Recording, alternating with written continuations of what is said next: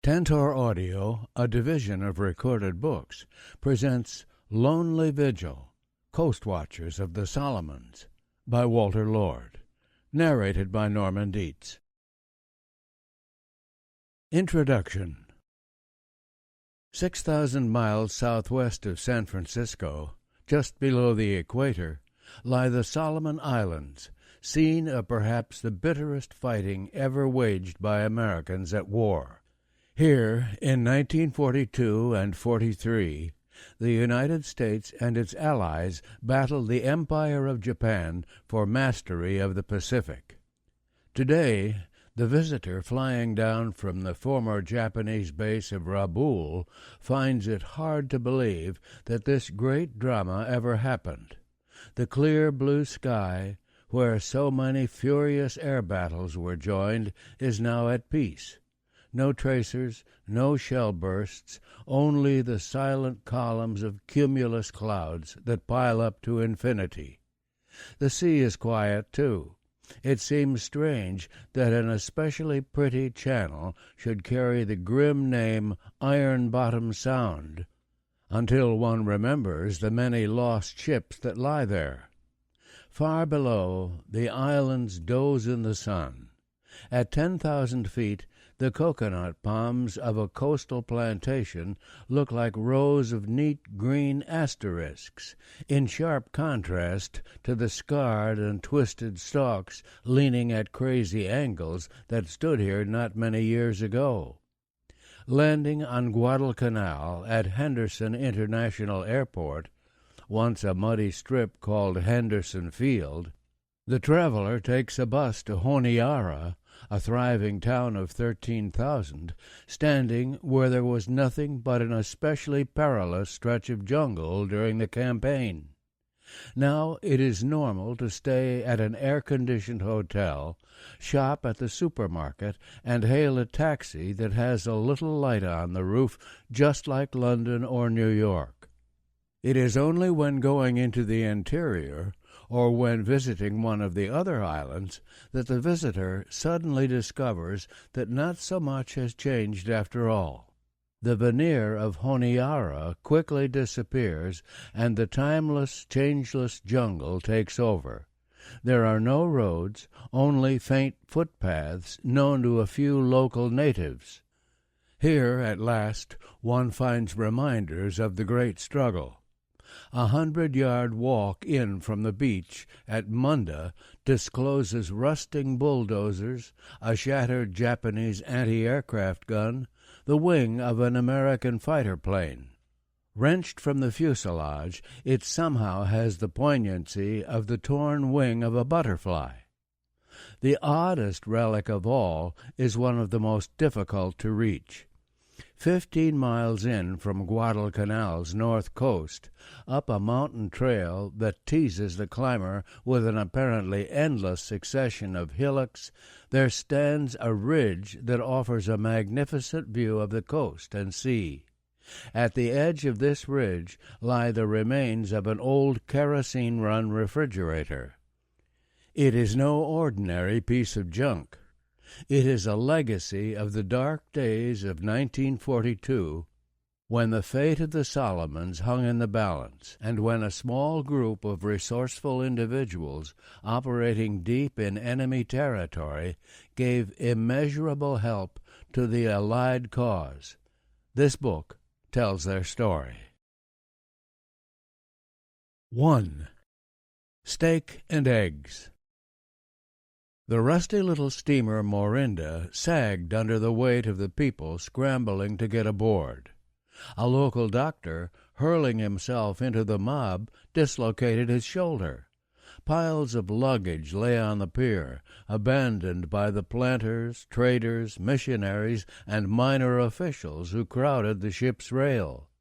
Tulagi, chief port and administrative center of the British Solomon Islands Protectorate, was in a panic, and so was the whole South Pacific.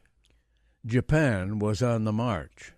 On December 7, 1941, Tokyo's policy of expansion had finally collided head-on with Washington's policy of containment in the sunny skies above Pearl Harbor. and now the Emperor's forces were sweeping south. With chilling speed they struck not only the bastions of American strength, but the whole jerry-built system of European possessions that for 100 years had meant order and stability in the Pacific. On December 23rd, Wake Island surrendered. Christmas Day, Hong Kong fell. January 3rd, 1942, Manila went. On the 12th, enemy forces invaded the East Indies. The 23rd, New Britain and New Ireland. The 30th, West Borneo. On February 1st, in perhaps the most unbelievable stroke of all, the Japanese laid siege to the supposedly impregnable British base of Singapore, after surging down the Malay Peninsula with terrifying ease. Even more frightening than the collapse of the Allied defense was the collapse of a great many preconceptions that had stood inviolate for a century. The invincibility of the Royal Navy, American technological supremacy, the limitations of a purely imitative Japan, the innate superiority of the Western fighting man, a conviction that the oil, tin, rubber, and other resources of Asia somehow belonged by inheritance, if not by divine right, to a few European powers, and an abiding faith that the Far East would always accept this state of affairs. As these comforting beliefs crumbled in the face of the enemy advance, Allied spokesmen desperately tried to explain away the disaster. There was little mention of the Japanese development of the aircraft carrier task force, or the coordinated tactics that sank the mighty British warships Prince of Wales and Repulse, or the fast-climbing Zero fighter plane. Instead, these easy victories were ascribed largely to stealth, trickery, a simian aptitude for jungle warfare. As the New York Times described the conquerors of Malaya, many of them wear sneakers and swarm up the boles of the coconut trees to the feathery fronds at the top and act as snipers.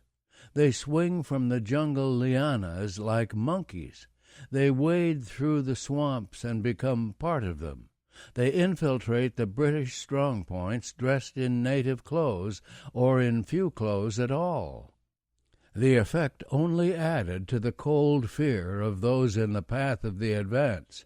Frantic civilians, white and native, abandoned their towns, burned their plantations, and fled down the roads and trails on trucks, carts, bicycles, anything. Thoroughly demoralized, the Allied troops reeled back, sometimes laden with loot and liquor. When Rabaul fell on January 23rd, it was clear that Japan would soon strike the Solomon Islands, a mere 200 miles to the southeast. Nor would this be a minor conquest.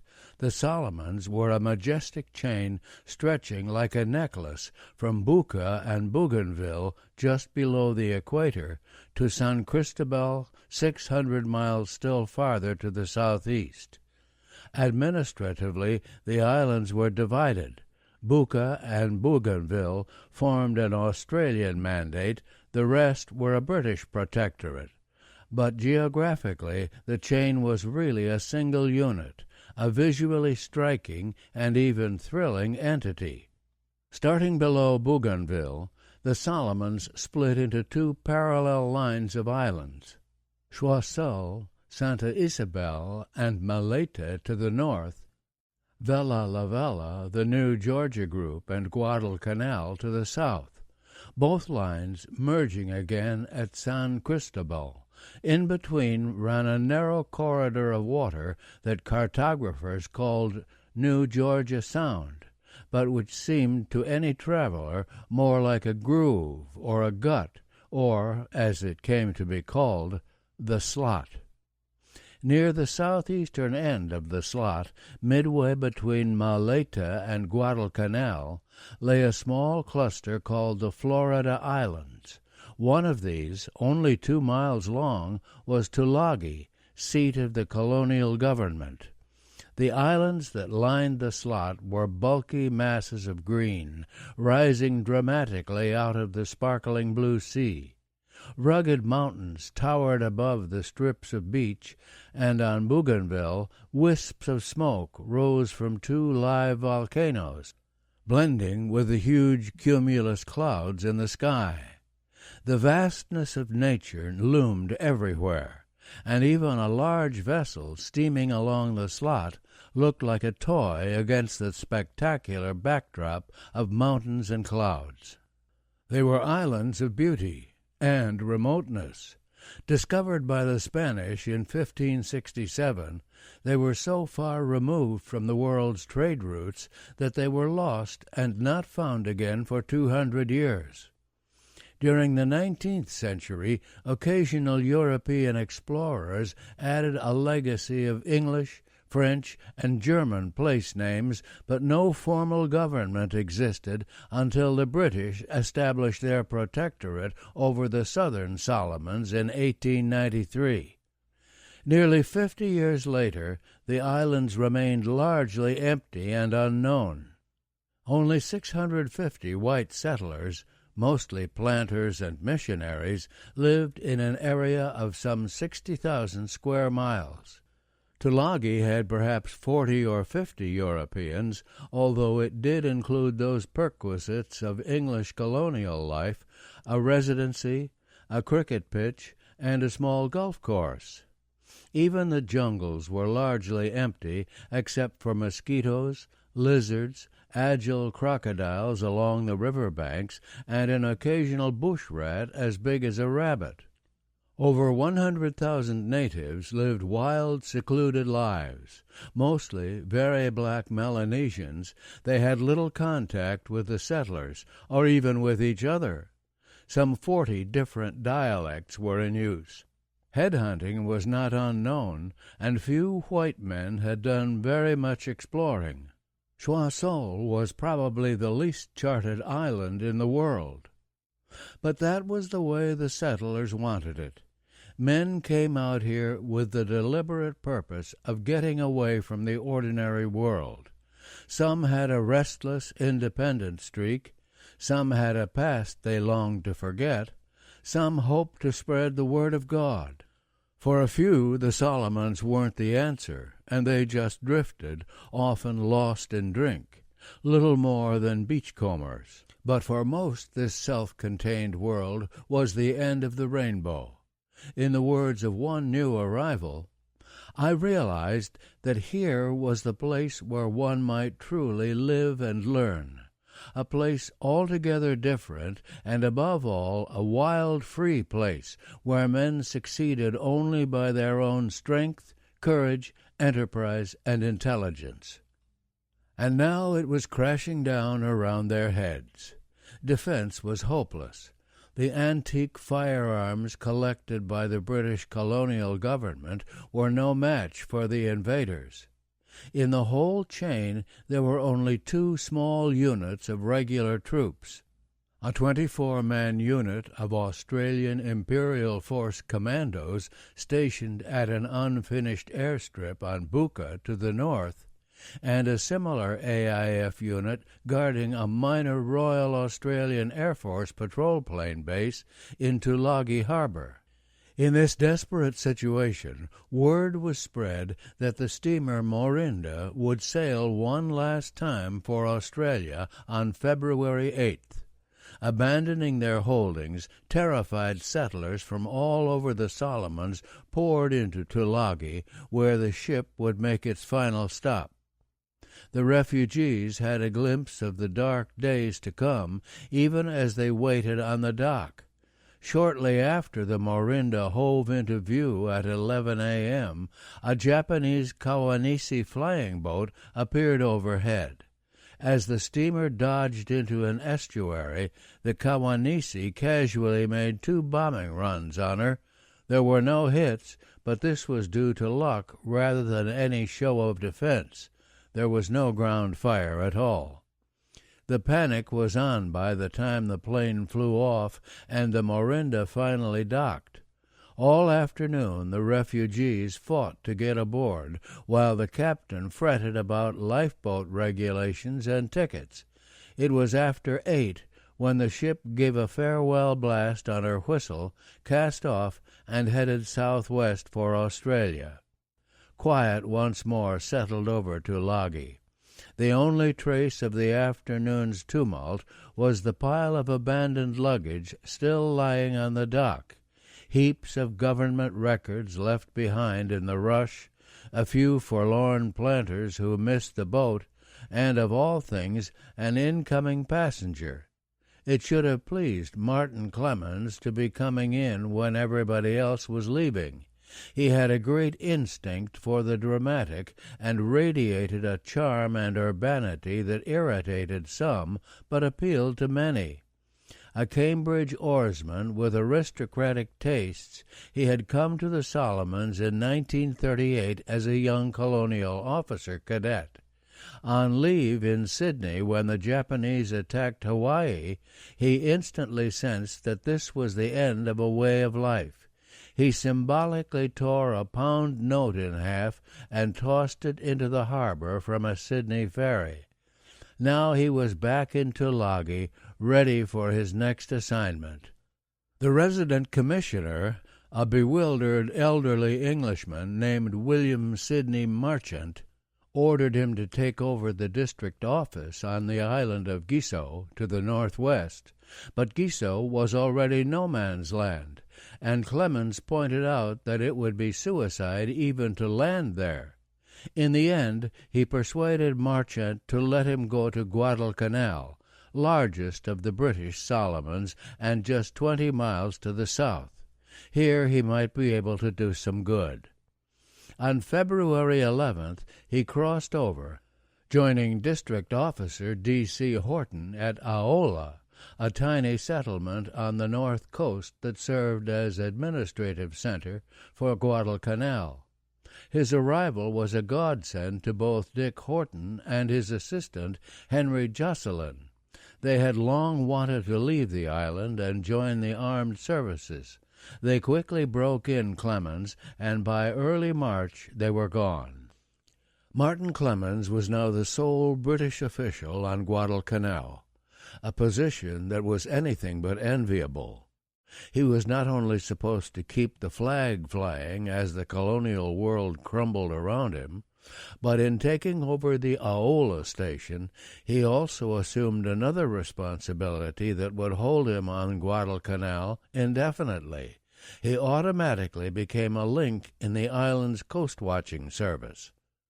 Developed by the Royal Australian Navy after World War I, the service aimed to establish a network of observers who might keep an eye on the country's vast unguarded coast in case of war. Gradually, the area was expanded to include New Guinea, the Bismarcks, the Solomons, and the rest of the strategic islands that girdle Australia's northeast coast. Since there was little defense money in the economy-minded 20s, the observers were volunteers drawn from local government workers, planters, traders, and missionaries. With the 1930s came the threat of Japanese expansion and the appointment of the Australian Navy's first full-time Director of Naval Intelligence. Commander R.B.M. Long was an affable career officer whose cherubic appearance concealed a brilliant mind and a skill at political wire-pulling. He saw gaps in the coast-watching system, and the outbreak of the European War in 1939 gave him the budget to do something about it. He put the problem in the hands of an old Naval College classmate, Lieutenant Commander Eric Felt. It was a happy choice. Felt tended to be distant and overly correct with his naval colleagues, but he was utterly in tune with the temperamental and individualistic islanders, as the long-time white residents of the Southwest Pacific were called. Squeezed out of the Navy by peacetime cuts in 1922, he had gone to New Guinea himself and was warden of the Waugh goldfield when called back for wartime duty. He knew the islands and the people thoroughly, and they knew and trusted him. Felt regarded the islands as a fence around Australia, with gaps and holes to be filled. Arriving in New Guinea on September 21, 1939, he began fixing the fence, and by mid-1941 the job was done. Over 100 coast-watching stations stretched in a 2,500-mile crescent from the western border of Papua New Guinea to Vila in the New Hebrides. Control stations at Port Moresby, Rabaul, Tulagi, and Vila coordinated operations in their respective areas, and these in turn reported to Felt's headquarters at Townsville in northern Australia. All the stations were equipped with teleradios, remarkably durable sets that would transmit either by voice or by telegraph key. They worked on storage batteries and had a range of up to 400 miles by voice, 600 by key. They were efficient but clumsy, for even when broken down into their component parts of speaker, receiver, and transmitter, each part weighed some 75 to 100 pounds. Then there were the batteries, the charging engine, and the benzene to run it. In all, it took 12 to 16 men to carry a set any time it had to be moved. At the outset, however, this didn't seem especially important. No one expected the Coastwatchers to be on the move. They would not be operating behind enemy lines. They were really lookouts or spotters in friendly territory, watching for any sign of hostile ships or planes. For sending messages, Felt taught his Coastwatchers a simple cipher system called the Playfair Code, which required no equipment other than a list of key words. It was not especially secure, but nobody thought that mattered. The information would be of only transitory value, and again the men would be in no danger of capture. Those neat assumptions collapsed in the shattering aftermath of Pearl Harbor. Quickly punching through Commander Felt's fence, the Japanese controlled New Britain, New Ireland, and the whole Bismarck Sea by the end of February 1942. These were harrowing days for the Coastwatchers in the path of this avalanche.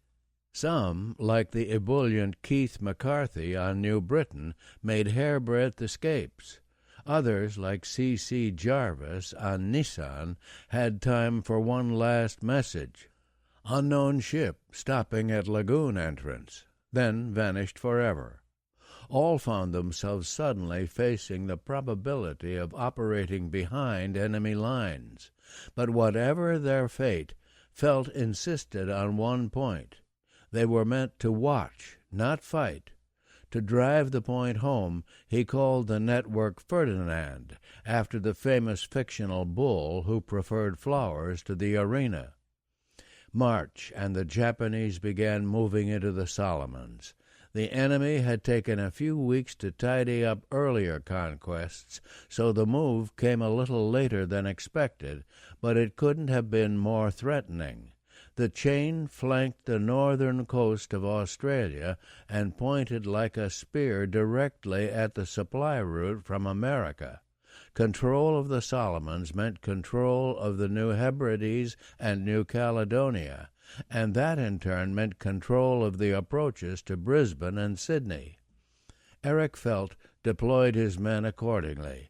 He planted 8 teleradio stations in the Solomons area, 6 directly in the path of the Japanese. 2 were on Bougainville, another in the central Solomons, and 3 on Guadalcanal, next to largest of the islands and the most likely place for an enemy airstrip. Of the 3 Coastwatchers on Guadalcanal, Martin Clemens at Aola was in the best position to cover the eastern end of the island. 18 miles to his west, about midway along the northern coast, Pay Lieutenant D.S. McFarland of the Royal Australian Navy manned another teleradio at Barande, a rubber plantation owned by the South Pacific trading firm Burns Phillip. All the way west was the third Coastwatcher, F. Ashton Rhodes, manager of the Burns Phillip copra plantation at Lavoro. Stocky, cheerful Don McFarland had been a buyer with an Australian dry goods chain before the war. Called up as a naval reservist in 1941, he landed more or less by chance in naval intelligence. Here he was picked up by Eric Felt and sent to Tulagi to coordinate coast-watching activities in the area and to serve as naval liaison with Resident Commissioner Marchant. As the Japanese advanced into the Solomons in March 1942, Marchant shifted his headquarters to Auki Maleta, 100 miles farther east, and McFarland, acting on previous instructions from Felt, moved to Guadalcanal. Unlike most of the Coastwatchers, he had no experience in the area, but he had a unique advantage. He quickly came under the wing of Kenneth Dalrymple Hay, an old-timer who managed the Burundi plantation. Stubborn, independent, and immensely wise in the ways of the islands, Hay characteristically refused to join the exodus south. He watched the panic with contempt, then retired to Burundi and began collecting an immense amount of abandoned Burns Phillip stores. McFarland joined him, and the two spent most of April shifting supplies to 3 secret caches in the interior. When the Japanese came, their plan was to retire to an eminence called Gold Ridge, 15 miles inland and 2,800 feet up. From here there was a magnificent view of the coastal plain and the waters offshore. While Martin Clemens watched the east, they would handle the middle part of the island. Snowy Rhodes, concentrating on the western end of Guadalcanal, came from a prosperous Sydney family. He had been wounded in World War I, fallen on hard times in the 20s, and finally caught on with a lever plantation in the Solomons in 1933. Gradually he learned to recruit natives, shoot crocodiles, and get the most out of a grove of coconut palms. By now he was a thorough islander, tough, caustic, and highly individualistic. Rhodes has been earmarked for coast-watching work by Eric Felt over a year ago, but there weren't enough teleradios to go around. That was no longer a problem, and on March 24th, Don McFarland headed for Lavoro with Clemens and Hay. They assembled a teleradio, strung the aerial, worked out codes and schedules, and the new recruit was ready for business. April was a month of tense waiting on Guadalcanal.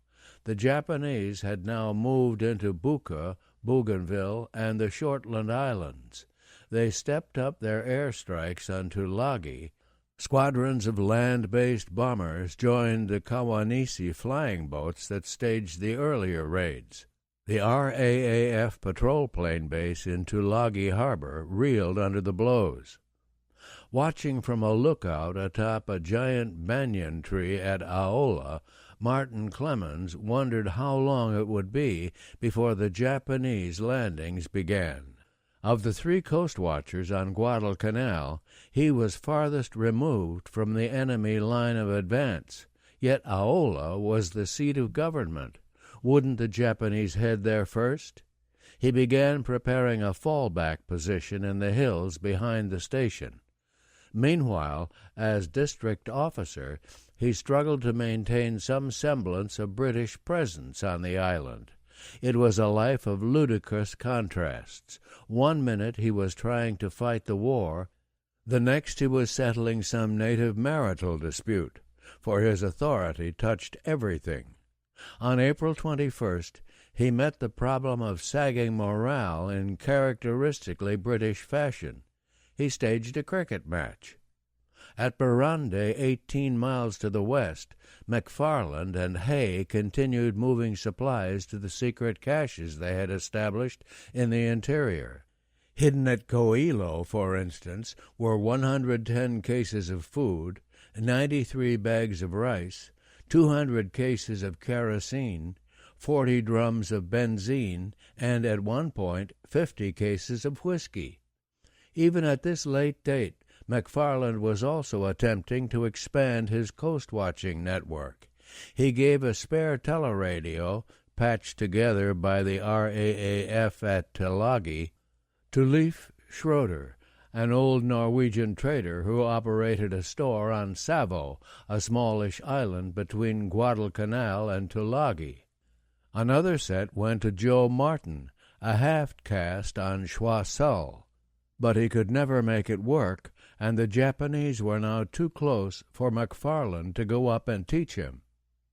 At Lavoro, Snowy Rhodes tried to run his plantation as usual, with occasional interruptions when Japanese planes raided Tulagi.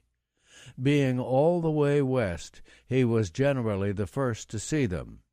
Then he'd break off and flash a quick warning to the AIF commando unit guarding the patrol plane base.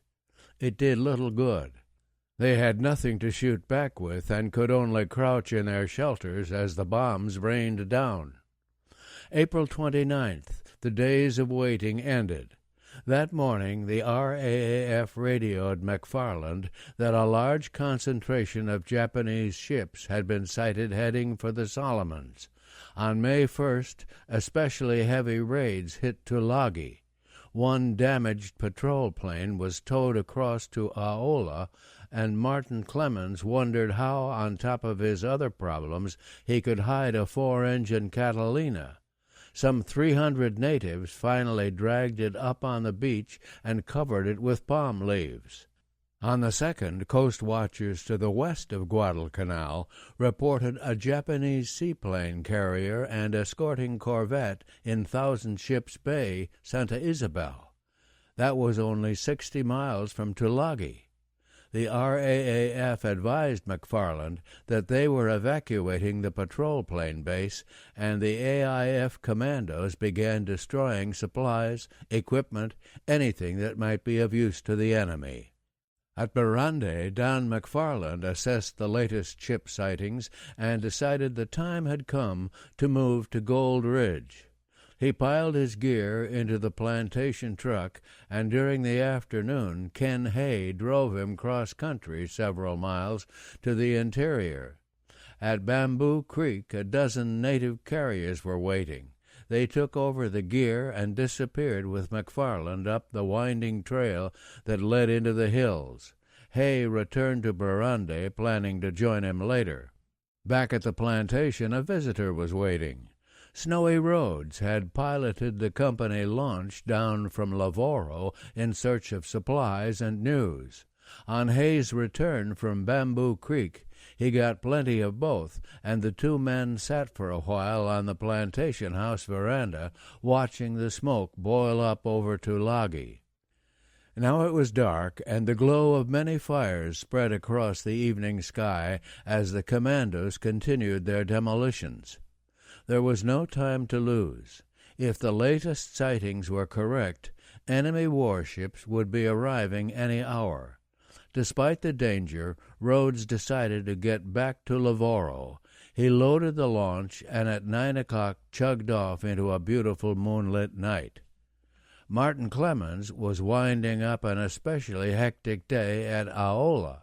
There were records to pack, supplies to disperse, defenses to organize, the crew of the damaged Catalina to feed, 3 boatloads of fleeing Chinese to deal with, and everything seemed to happen at once. Now, as the glare of the flames seared the sky over Tulagi, he tried to remember the code signal that meant the station there, VNTG, was closing down for good.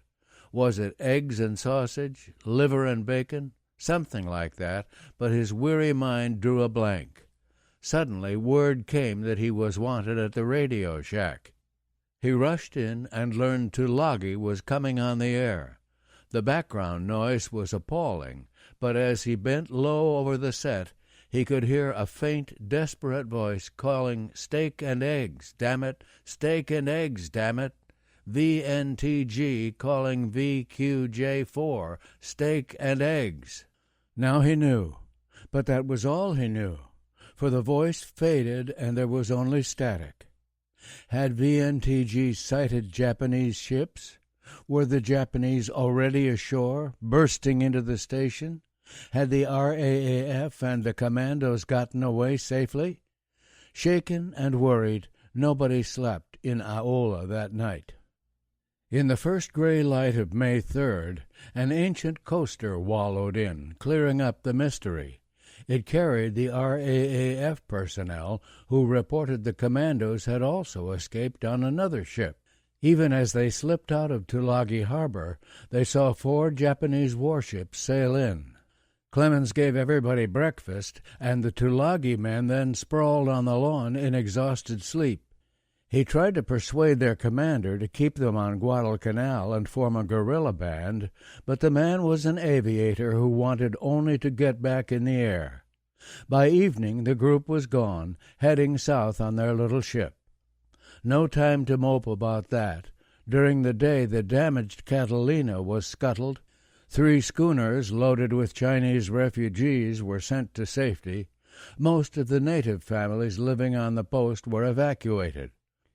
Whatever else he was doing, from time to time Clemens would dash to the teleradio, twiddle the dials trying to keep in touch with Don McFarland en route to Gold Ridge, or Snowy Roads isolated at Lavoro, or the control station at Auki on Maleta, which relayed his intelligence to Townsville. The best vantage point was the lookout post high in the banyan tree, where a native blasted away on a conch shell every time Japanese planes appeared. Occasionally Clemens himself climbed the ladder for a look. The weather was thick, but he made out 2 big ships, apparently transports, steaming into Tulagi Harbor. Actually, only one of the ships was a transport, but Martin Clemens was right in his hunch that a major Japanese landing was underway. Its early conquests digested, the empire was now on the march again. The plan was to seize both Tulagi and Port Moresby on the southern coast of New Guinea. This would give Japan control of the Coral Sea. Her bombers could then range from Port Moresby, hammering bases in Australia itself, while from Tulagi and its adjacent islands, the Fleet Air Arm could devastate New Caledonia, the Fijis, and Samoa, imperiling the supply lines between Australia and the United States. Combined with the decisive fleet engagement at Midway that Admiral Isoroku Yamamoto was already planning, the result should win the war for Japan. The Allies would see the futility of fighting and negotiate peace on Tokyo's terms. The 12 ships assigned to the Tulagi phase of the operation left Rabaul on April 29th, and it was the vanguard of this force that arrived in the early hours of May 3rd, just as the last defenders were clearing out. By 8 a.m., troops were swarming ashore from the transport Azuma San Maru. With them, acting as guide and interpreter, came a Japanese named T. Ishimoto. He had lived on Tulagi for years, working as a carpenter and as a quiet observer for His Imperial Majesty's government. The Japanese landings on Tulagi meant a whole new set of worries for the Coastwatchers on Guadalcanal. Would the enemy come right over? Nobody knew, and there was certainly nothing to stop them. Prodded by 2 strafing enemy floatplanes, Ken Hay decided to close down Barande and join Don McFarland on Gold Ridge right away. He spent the day packing up and that night loaded his truck to capacity. Hay liked his comforts and even included a kerosene-run Electrolux refrigerator. He then went to bed but was soon awakened by the beam of a ship's searchlight probing his house. It suggested he was leaving none too soon. At Aola, to the east, Martin Clemens had no sleep at all. He spent the night answering false alarms and checking his jittery native sentries. He was still at it around 6:30 a.m. on May 4th when a blast from the conch shell announced the approach of the day's first planes. But this time was different. Sweeping in from the south, 40 dive bombers and torpedo planes, all bearing the American White Star, poured down upon the Japanese shipping in Tulagi Harbor. Great balloons of fire and clouds of black smoke boiled up into the sky as the watchers at Aola looked on, first in disbelief, then in ecstasy. Someone began beating the station drum, and to Martin Clemens it seemed to say, "Come and see, come and see." Unknown to Clemens or any of the Coastwatchers, U.S. Navy codebreakers had learned about the Japanese operation, and now Admiral Chester B. Nimitz, Commander-in-Chief of the Pacific Fleet, was deploying his forces to meet the threat. Under Rear Admiral Frank Jack Fletcher, the carriers Lexington and Yorktown raced to the scene, and the planes hammering Tulagi were from the Yorktown, hovering about 100 miles to the south. That was just the start. Wheeling west, Fletcher now went after the other prong of the Japanese advance, the Port Moresby invasion force. In the Battle of the Coral Sea that followed, U.S. carrier planes sank one enemy carrier and seriously damaged another. American losses were even greater. Lexington and 2 other ships sunk, Yorktown badly hit. But Fletcher's purpose had been achieved. At 9 a.m. May 7th, the Port Moresby invasion force turned back to Rabaul. But the Japanese on Tulagi remained, far less crippled than they looked to the excited watchers on Guadalcanal, or to Leif Schroeder, the coast watcher on Savo. He had the best ringside seat of all. In fact, he was too close, for several Japanese survivors from sunken patrol boats soon came swimming ashore. Schroeder took to the bush, but not his assistant, George Borghese, an educated native medical practitioner. Borghese tended 2 badly burned sailors, and when a Japanese patrol arrived to pick them up, he asked to be paid for his services. He was immediately arrested and taken to Tulagi as prisoner. Here, under threats of execution, he was soon telling who the Coastwatchers were and where they were stationed. It was just as well Martin Clemens didn't know. He was discouraged enough already. During the evacuation of Tulagi, there hadn't been time to think about himself. There were the Australians and all those Chinese to ship south. Then, during the Japanese landings, he was so busy he barely realized that Don McFarland had left the coast for the hideout on Gold Ridge. Finally came the American strike, and who could think about anything else that day? But now they were gone, too. Everyone was gone but the Japanese, and Clemens suddenly came face to face with his own situation. He had never felt more alone. The empty district officer's house, with its simple furniture of government oak, seemed bare and cheerless. The last beer had vanished from the Electrolux in April. On the radio, through some atmospheric quirk, he could only get a BBC program aimed at West Africa. Restlessly, he turned to the wind-up phonograph, which boasted a miscellaneous collection of records left behind by various officials through the years. Normally, he played the Tony Martins, but on one of these first lonely nights he absent-mindedly put on a lugubrious number called "When You're a Long, Long Way from Home." It was too much. He broke down and cried. He was frightened, too, and not just of the Japanese. A month earlier, a prospector named Wilmot had been axed to death in his bed by a native. Was it an isolated incident, or did it presage an uprising in the wake of the ignominious flight of the European settlers? Every night Clemens went to sleep half convinced he wouldn't wake up in the morning. But he struggled on, certain that his own staff was loyal, whatever the feelings of the population. To start with, he had 18 native constables under Corporal Andrew Langabia, an earnest man who liked to stamp to attention with a crash that shook the office pilings.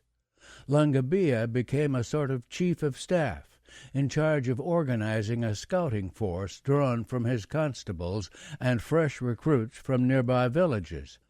They quickly proved both brave and resourceful. A native named Bingiti was soon making regular canoe trips to Tulagi, bringing back the latest on what the Japanese were doing. Clearly, the scouts were willing enough. More difficult was the problem of teaching them to report what they saw.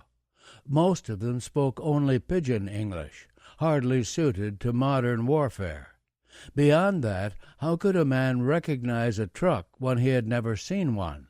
How could he tell the difference between a cruiser and a destroyer when he normally called all naval vessels men-o'-war? Apparently a carryover from the distant days of Captain Cook and the early explorers. Trial and error gradually produced a series of curious but workable frames of reference. A gun barrel, all same small fella beer bottle, proved to be a 3-incher. As yet, Andrew Langabia's scouts had brought no intelligence suggesting the Japanese might be coming over to Guadalcanal, but Clemens was taking no chances.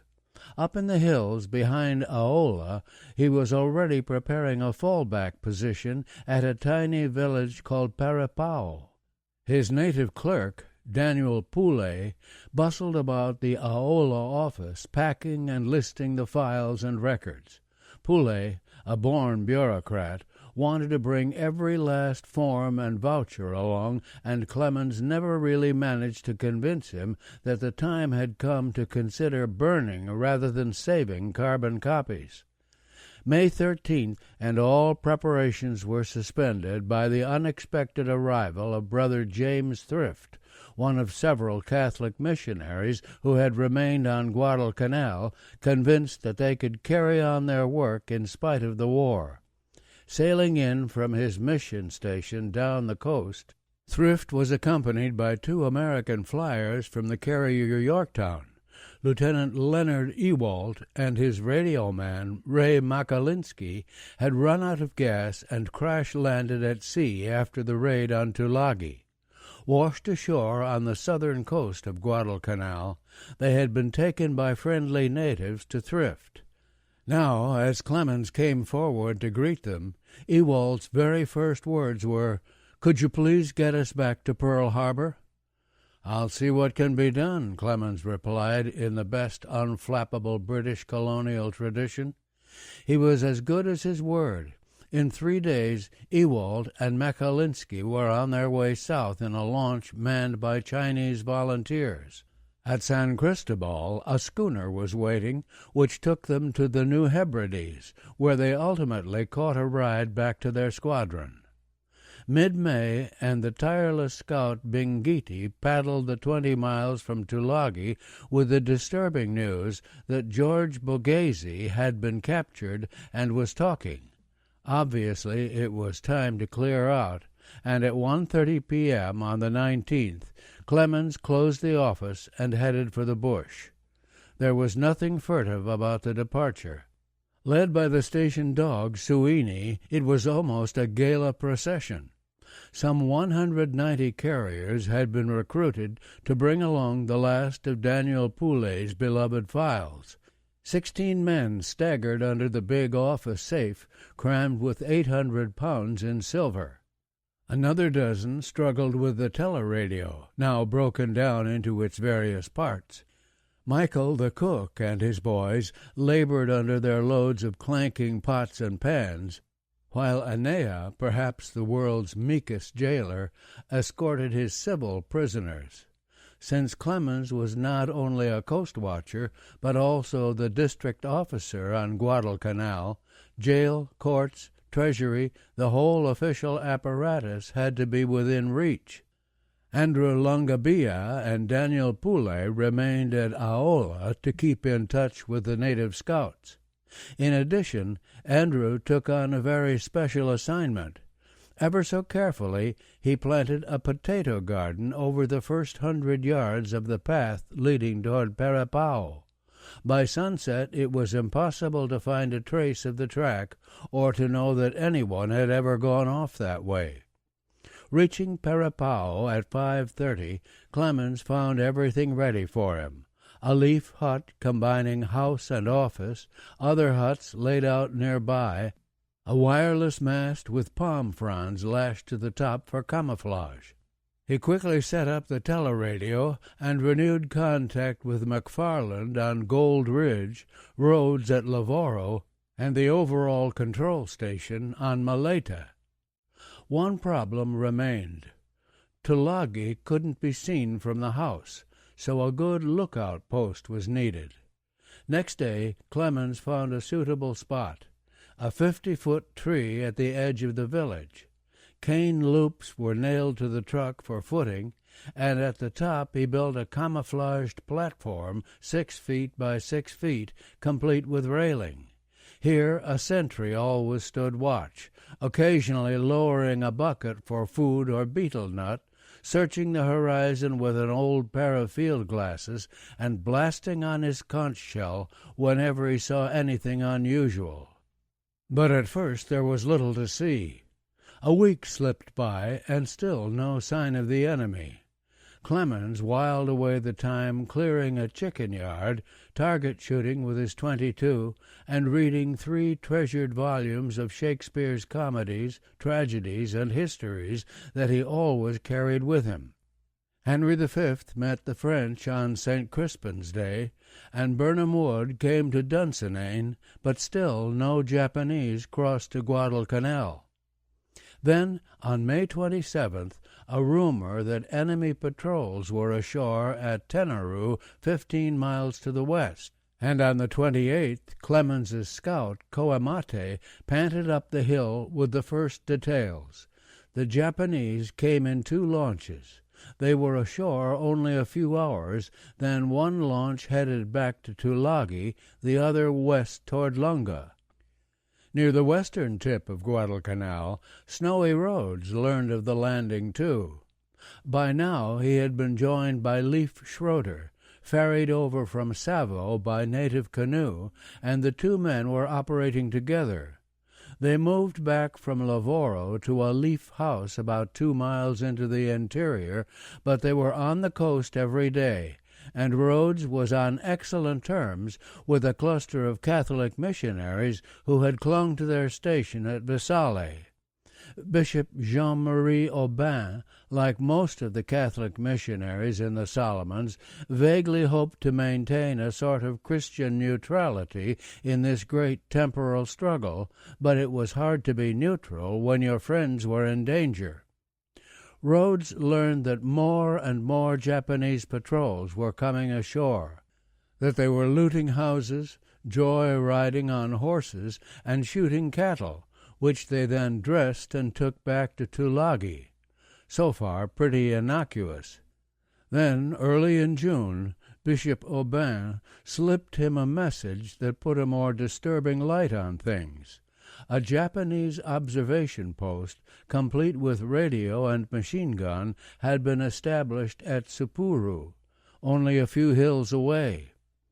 Don McFarland, now established with Ken Hay on Gold Ridge, was also aware of the mounting Japanese activity. June 8th, a body of troops arrived from Tulagi, and neat rows of tents sprouted on Lunga Plain. On the 19th, a destroyer anchored off the beach and began ferrying more men and supplies ashore. On June 20th, Martin Clemens's scout Chimi confirmed the destroyer and brought first word that the Japanese had built a wharf. That afternoon, clouds of smoke hung over Lunga as troops began burning off the tall kunai grass that covered the plain. "It looks as if the nips are going to stay," Clemens noted in his diary that night, and all the Coastwatchers knew that a whole new phase was about to begin. From now on, they would be operating deep behind enemy lines. How they would fare operating alone on an island against an enemy army only time could tell. 2. Alone. What were the Japanese up to? Martin Clemens, Don McFarland, and Snowy Rhodes tossed the question back and forth as they prepared for the dangerous days ahead. The three men were in frequent, if erratic, contact, sometimes by teleradio, sometimes by native runners who darted back and forth over the trails that laced the hills and jungles.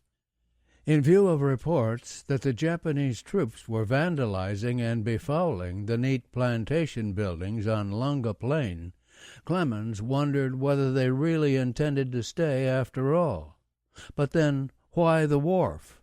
Perhaps only to ship things off the island. Snowy Rhodes was wondering, too.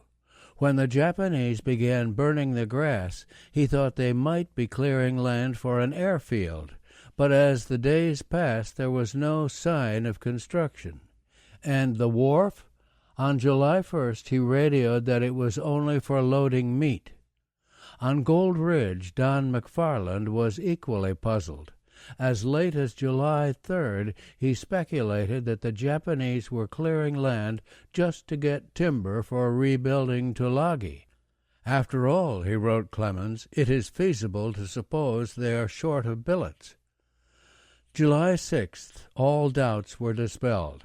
That morning, a 12-ship Japanese convoy came steaming down the slot and anchored off the mysterious wharf. While destroyers screened the work, the freighters and transports disgorged 4 heavy-duty tractors, 6 road rollers, 2 generators, an ice plant, 100 trucks, a completely equipped infirmary, and dozens of cases of a soft drink labeled Mitsubishi champagne cider. The miracle of the bulldozer had not yet been revealed to the Japanese, but for earth-moving they brought along the beginnings of a miniature railroad, 2 tiny locomotives, and a dozen hopper cars. 2 construction battalions also streamed ashore, along with 400 fighting troops to guard them. The Coastwatchers knew none of these exact figures, but their native scouts made them well aware of what was going on. Judging from the equipment, Snowy Rhodes's first hunch was right. The Japanese were building an airstrip. From Townsville, Eric Felt urged his 3 men to find out everything they could about it. The new Japanese move meant a drastic change in the lifestyle at Gold Ridge, 2,800 feet up and directly behind Lunga Plain. Don McFarland and Ken Hay were ensconced in a comfortable 5-bedroom house, built as headquarters for the European manager of a gold mining company.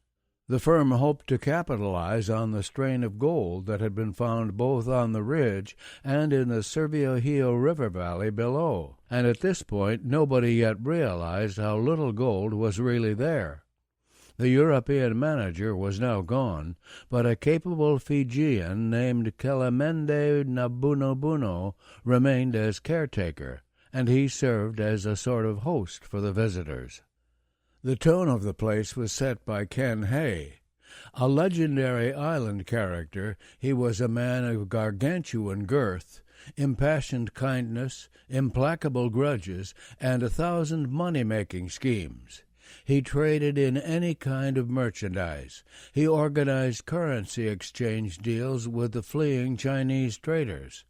Quite naturally, he was also involved in the current gold mining operations. He believed in living well, as attested by the Electrolux refrigerator, hauled up the mountain by a dozen natives, and now the showpiece of the establishment. Hay wasn't about to let living in the bush destroy the good things in life. He even insisted that his butter be served in ice.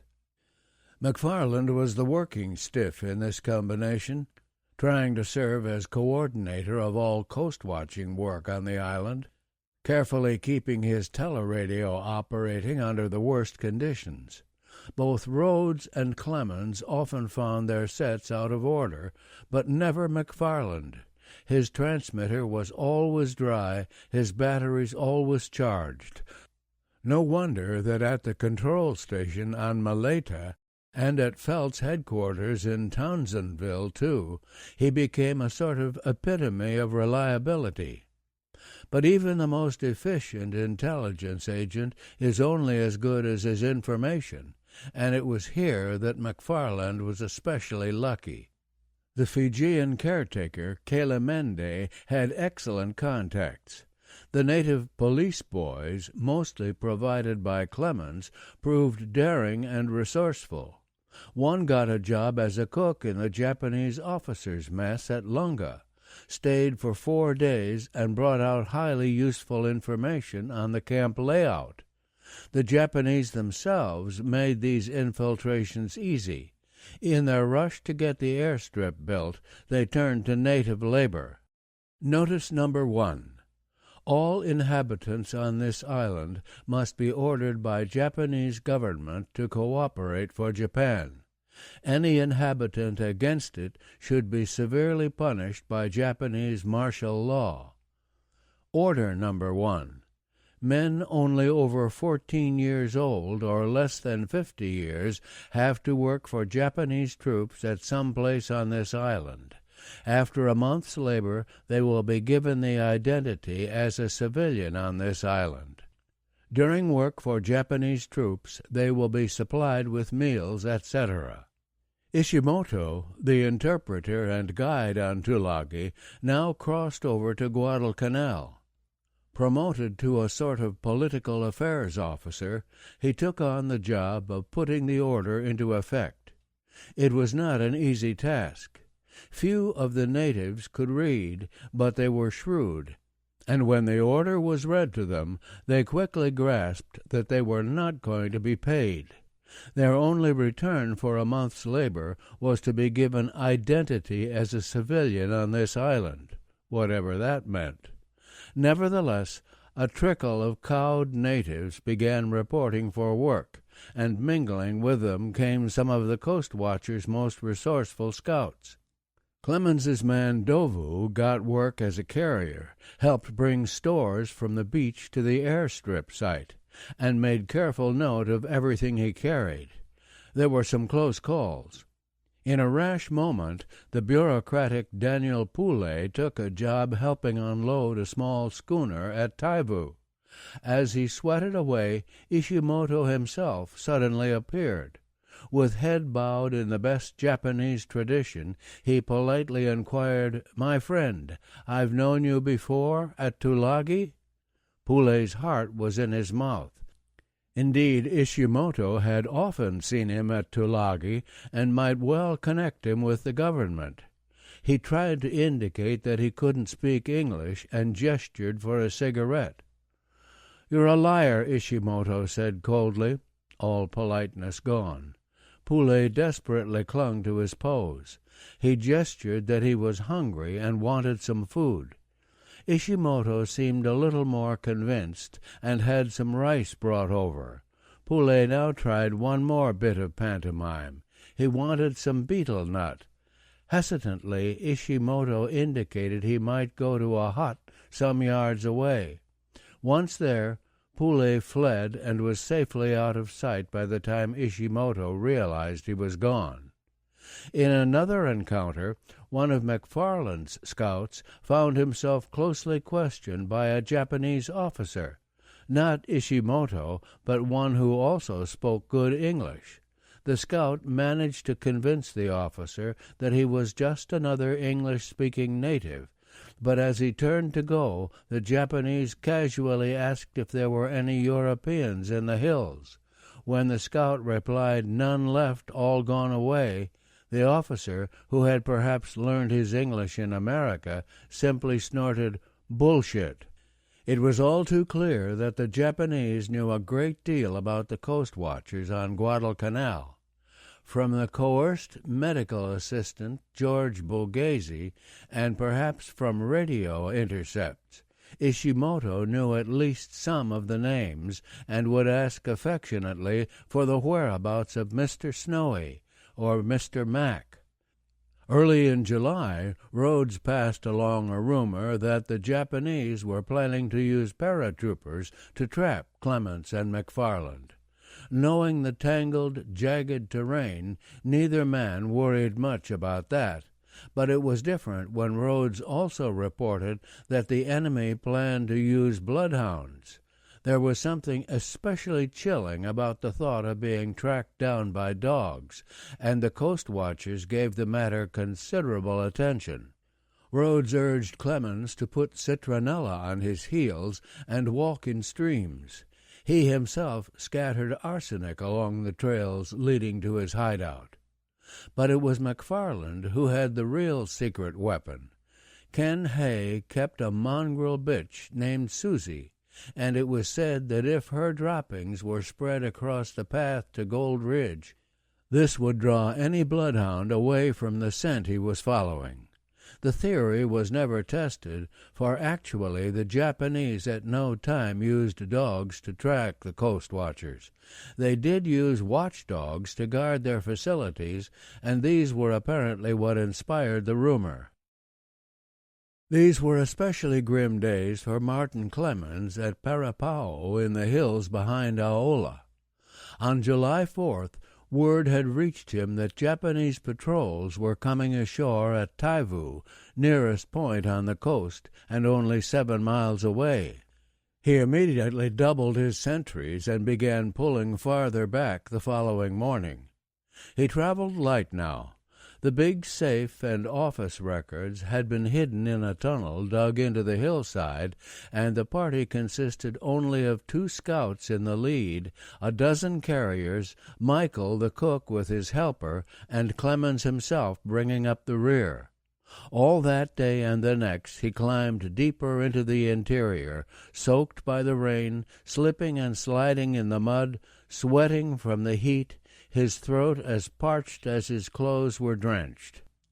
Finally, on the evening of the 6th, the little group reached an isolated, tooth-like rock, hundreds of feet high, connected to the surrounding hills by a thin ridge only 4 feet wide. Atop the tooth perched a tiny native village called Vungana. It looked as safe as Edinburgh Castle, and the view of the coast was magnificent. Here Clemens decided he would make his next stand. Yet the outlook was anything but cheerful. Native loyalty in some villages was beginning to waver. The Japanese were reported coming down the south coast behind him. His radio batteries were low. He was running out of water. On July 8th, he radioed the Malaita control station a gloomy assessment of his situation. "Cannot do very much good for much longer. Have you instructions?" He began to think about getting off the island. There were a couple of boats hidden on the south coast. Maybe he could reach them. That same day he radioed Gold Ridge asking whether McFarland intended to evacuate and suggesting that the government catch be left for Clemens himself, if need be. Back came the laconic yes. The strain grew, and on the 14th Clemens asked his diary a rhetorical question that caught all his weariness and discouragement in just 4 words. "O Lord, how long?" Snowy Rhodes felt the pressure, too. Ishimoto had visited Visale looking for Europeans, and while Bishop Aubin managed to fend him off, there was no telling how long the old man could play dumb. Nor could the Japanese fail to notice the track that Rhodes had by now beaten between the coast and his hideout in the hills. July 9th, he decided it was time to move. Traveling mostly at night, a party of 24 carriers brought his rice, kerosene, benzine, and the teleradio down to the west coast of the island. Here everything was loaded into his launch, hidden for just this emergency, and again, traveling by night, he headed down the coast. 12 miles, and Rhodes was at the mouth of the Hilavo River.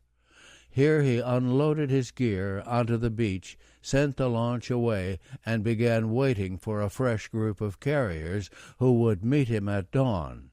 It was still dark, so he hid his supplies under some coconut fronds and lay down in the sand for a nap.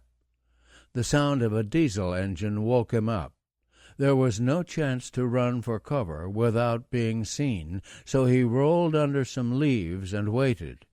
In a few seconds he could make out a Japanese barge edging along the shore toward him. Aboard were about 40 soldiers and the ubiquitous Ishimoto. Rhodes hardly dared to breathe. If he was seen, he was lost, as the barge crept within 100 yards. Then, finding nothing, it chugged on down the coast. An hour later the carriers arrived with 2 canoes, and Rhodes was on his way up the Hilavo. A 2-mile paddle, another mile of walking, and he finally reached his new hideout, a leaf house built in the foliage near the river bank. Here at last he felt safe for the moment. At Gold Ridge the situation looked so dangerous that on July 8th Eric Felt ordered Don McFarland to fall back to the most inaccessible part of Guadalcanal and keep radio silence until needed again. McFarland lingered on, but he began preparations to withdraw and even talked evacuation with Martin Clemens. The place seemed dreadfully exposed. Nor was security helped by 3 more refugees. The newcomers were F.M. Campbell and his 2 teenage sons, Jack and Pat. Campbell had been an early district officer who married a native girl, retired to grow copra, and was now mining gold on land leased from the government just below the ridge. Along with another doughty individualist named Andy Andreessen, Campbell had continued prospecting regardless of the war swirling around him. As the Japanese swarmed onto Lunga Plain, he complained in a note to Martin Clemens, "It's all very upsetting and not conducive to the health or good gold digging." At last, as Japanese patrols began fanning inland, the Campbells decided they should, as young Jack later put it, forget prosperity and head for Gold Ridge. Andreessen remained at his house by his claim, but he led scouting parties for McFarland, occasionally coming up to the ridge to discuss the latest developments. There were now nearly 100 people clustered on Gold Ridge, counting McFarland's scouts, Hayes' servants, and about 30 natives brought along by the Campbells. Only McFarland and the scouts had much to do. The rest settled back, relaxing uneasily, surrounded by danger for literally hundreds of miles. They argued, drank, hunted, practiced target shooting, and played endless games of rummy with a worn deck of cards supplied by Martin Clemens.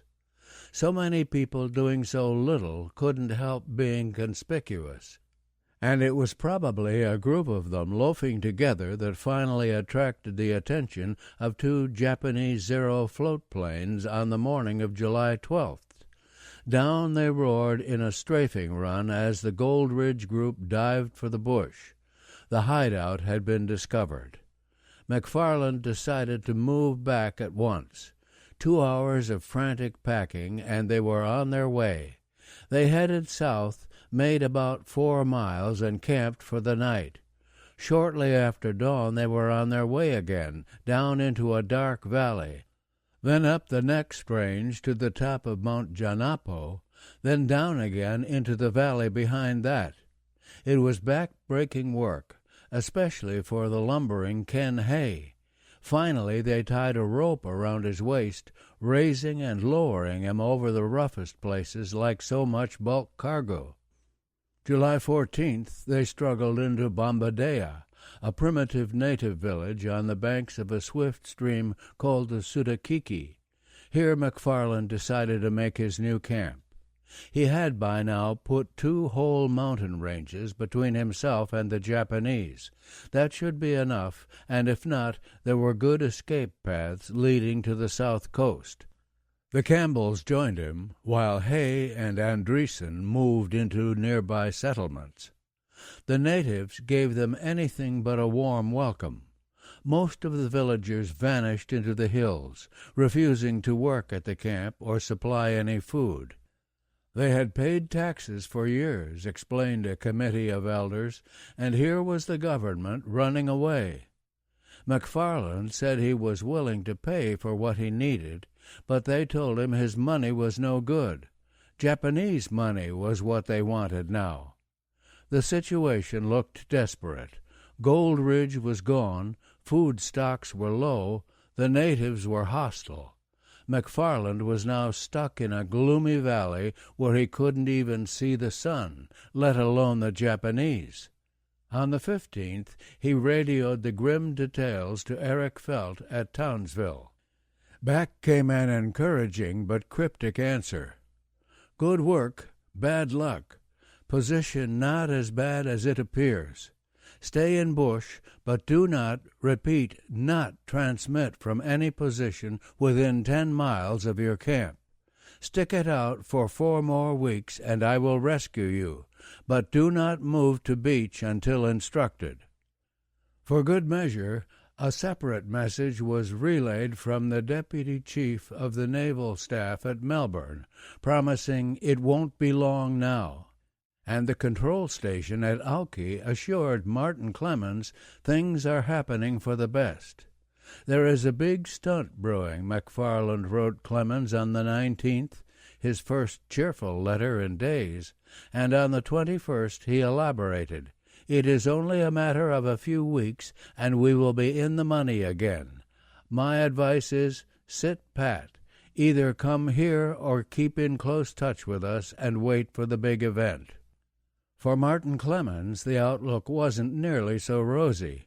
His carriers had vanished, his teleradio wasn't working, and worst of all, he learned from the natives that Ishimoto had visited Aola for the first time with a lugger full of troops.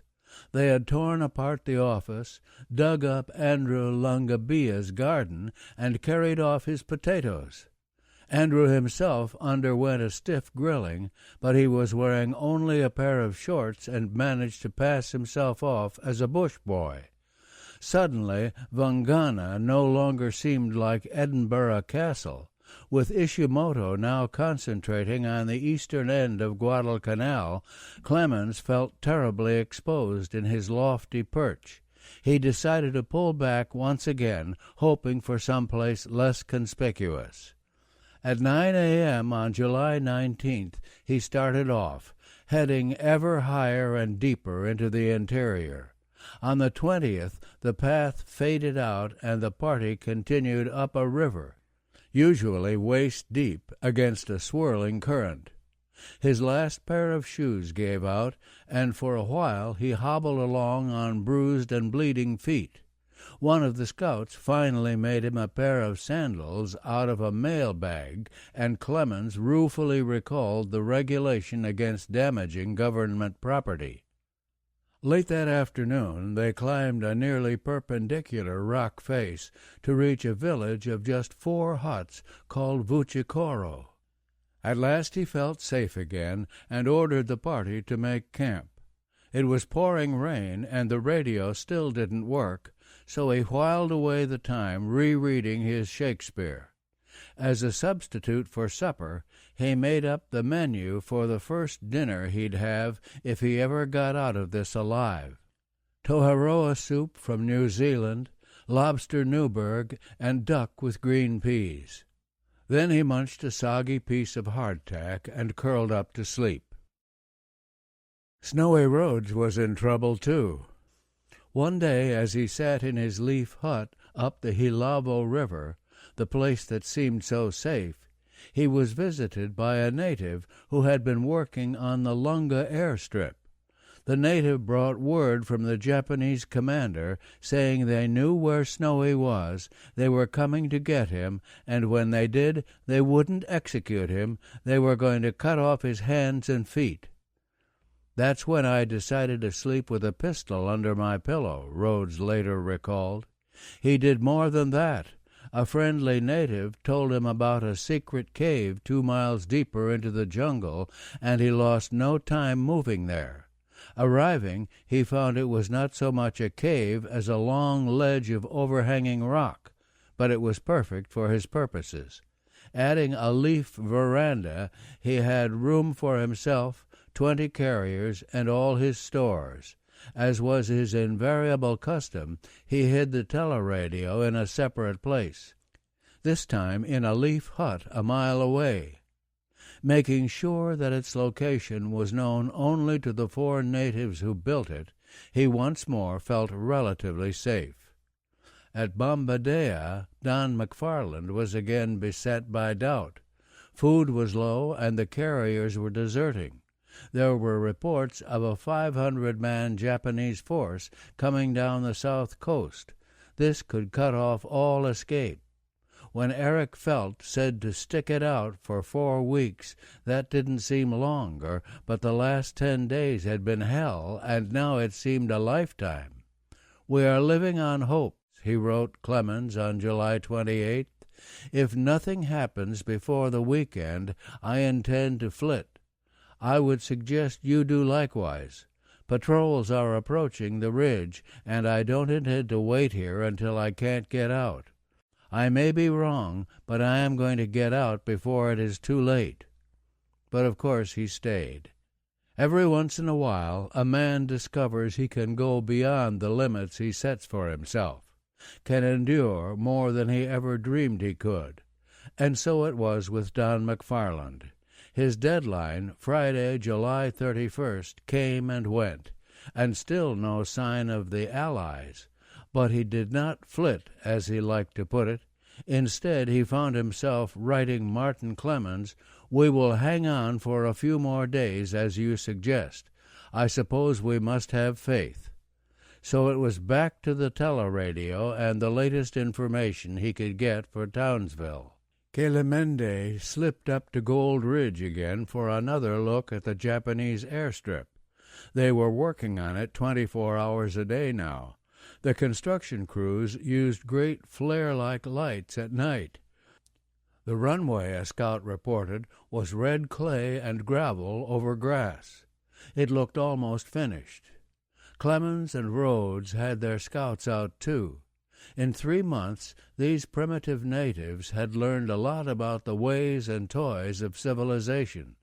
They now reported trucks and tractors and destroyers with breezy familiarity. Yet there were mix-ups. On July 29th, Bingiti reported planes with wheels on Halavo Beach at Tulagi. If true, this meant there was a second Japanese airstrip. Clemens's teleradio was working again, and he immediately relayed the report to Townsville. To McFarland, this was simply incredible. Halavo Beach was only 20 yards long, and he was right.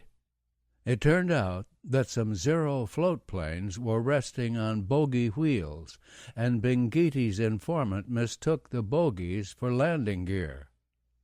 On August 1st, Daniel Poulet sent Clemens a particularly detailed report with a map of Lunga Plain showing tents, workshops, bomb sheds, and a wireless station.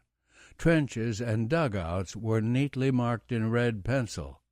There was no way to forward the map, but Clemens radioed the information to Townsville. Back came an urgent query for the exact location of the wireless station. Clemens managed to oblige in 10 minutes. Still, how much longer could they last? McFarland was now living mainly on potatoes and a melon-like fruit called pawpaw. Clemens on taro root and an occasional pumpkin. Native support was falling apart, and this could be fatal. With it, the Coastwatchers might somehow luck through. Without it, they were lost.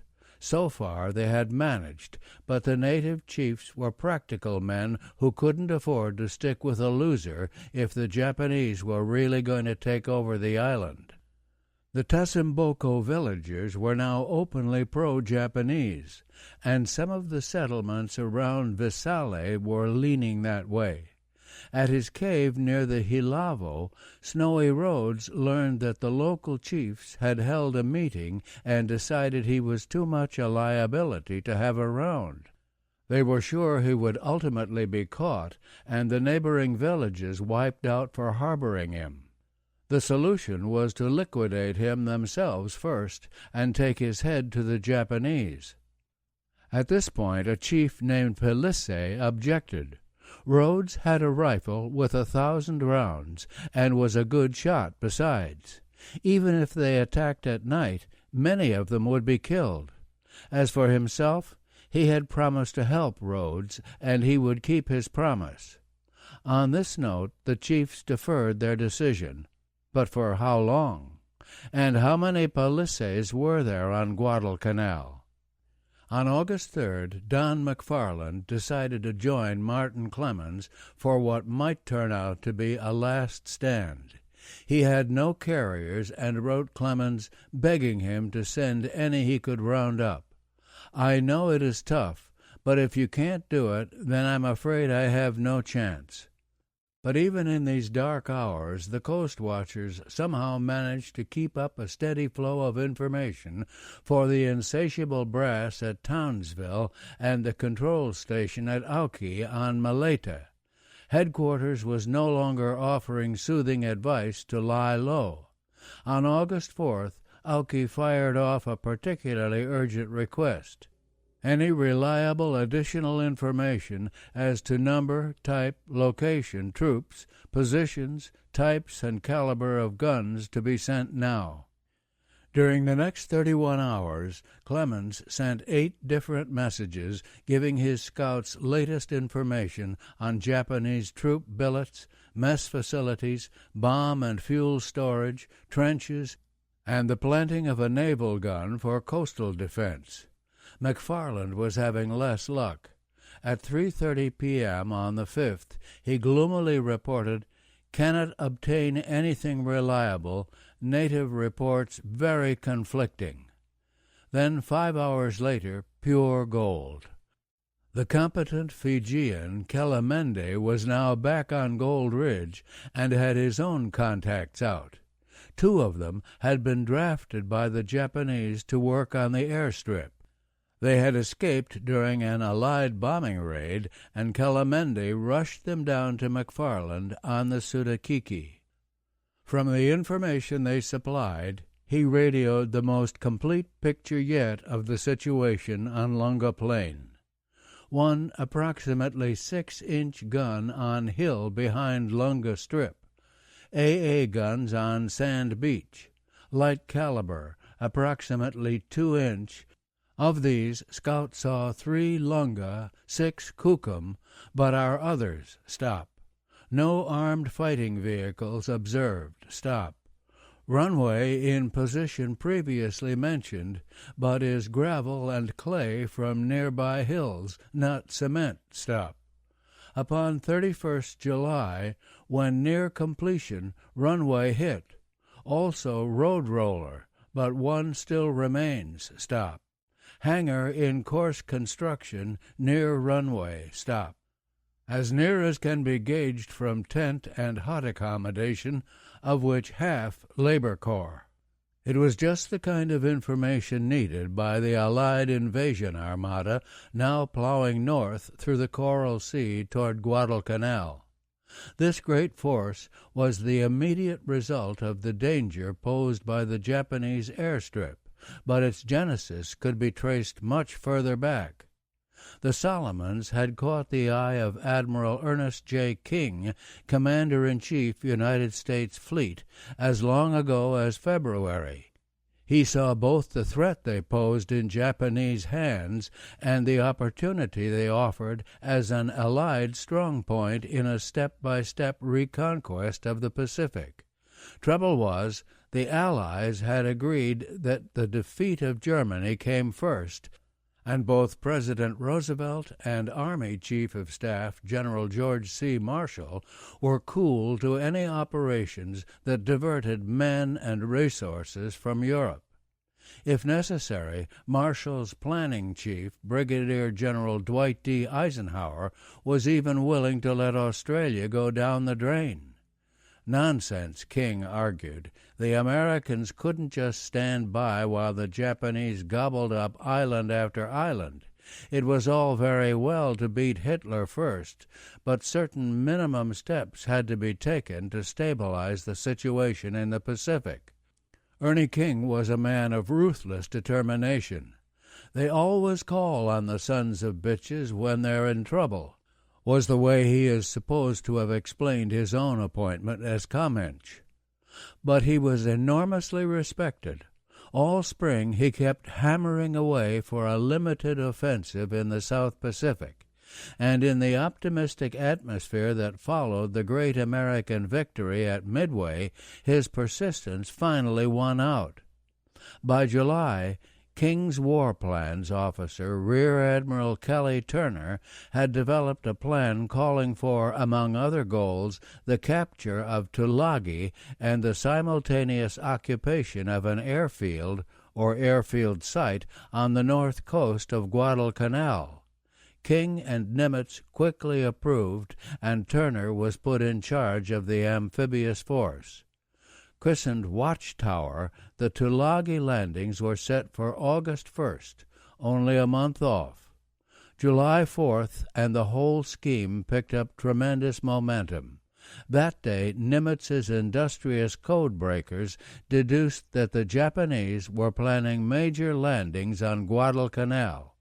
Coastwatcher messages and aerial reconnaissance soon made it clear that the enemy was already doing just what the Americans planned to do: build an airstrip on Lunga Plain. This airstrip, eyed so avidly by both sides, suddenly became the focal point for the whole operation. It was what made Guadalcanal, code-name Cactus, so important.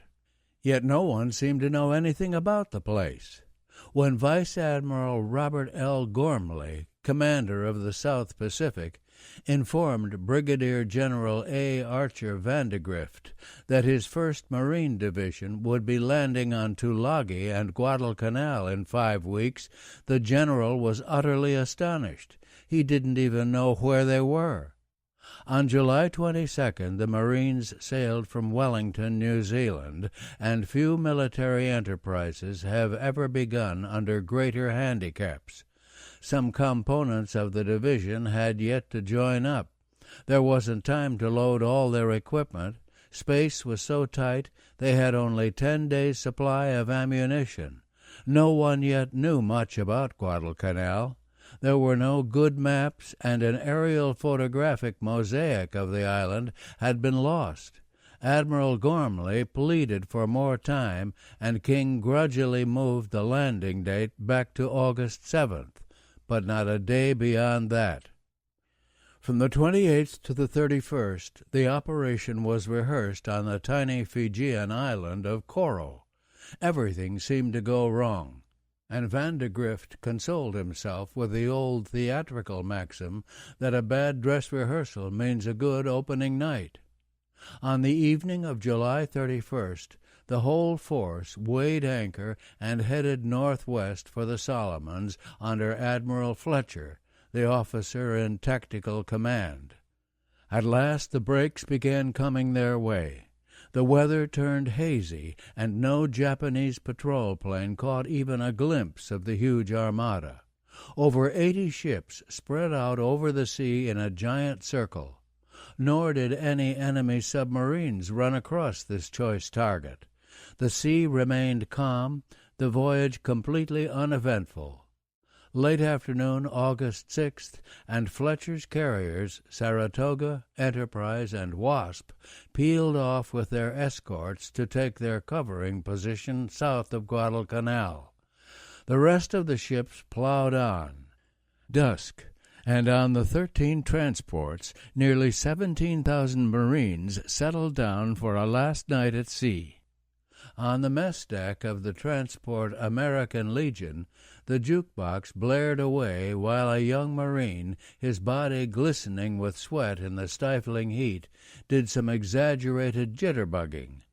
On the flagship Macaulay, Kelly Turner moodily thought of a passage written in 1939 by the British military analyst Liddell Hart. A landing on a foreign coast in the face of hostile troops has always been one of the most difficult operations of war. It has now become almost impossible. One Guadalcanal captain, Tay Monzon of the Imperial Japanese Navy, had good reason to be pleased. The 2,571 construction troops under his command had done wonders in the month they had been building the airstrip on Lunga Plain. The field was nearly finished. Repair shops, bomb sheds, a fine medical clinic, and a pagoda-like administration building were ready. Only a small middle section of the runway remained to be graded.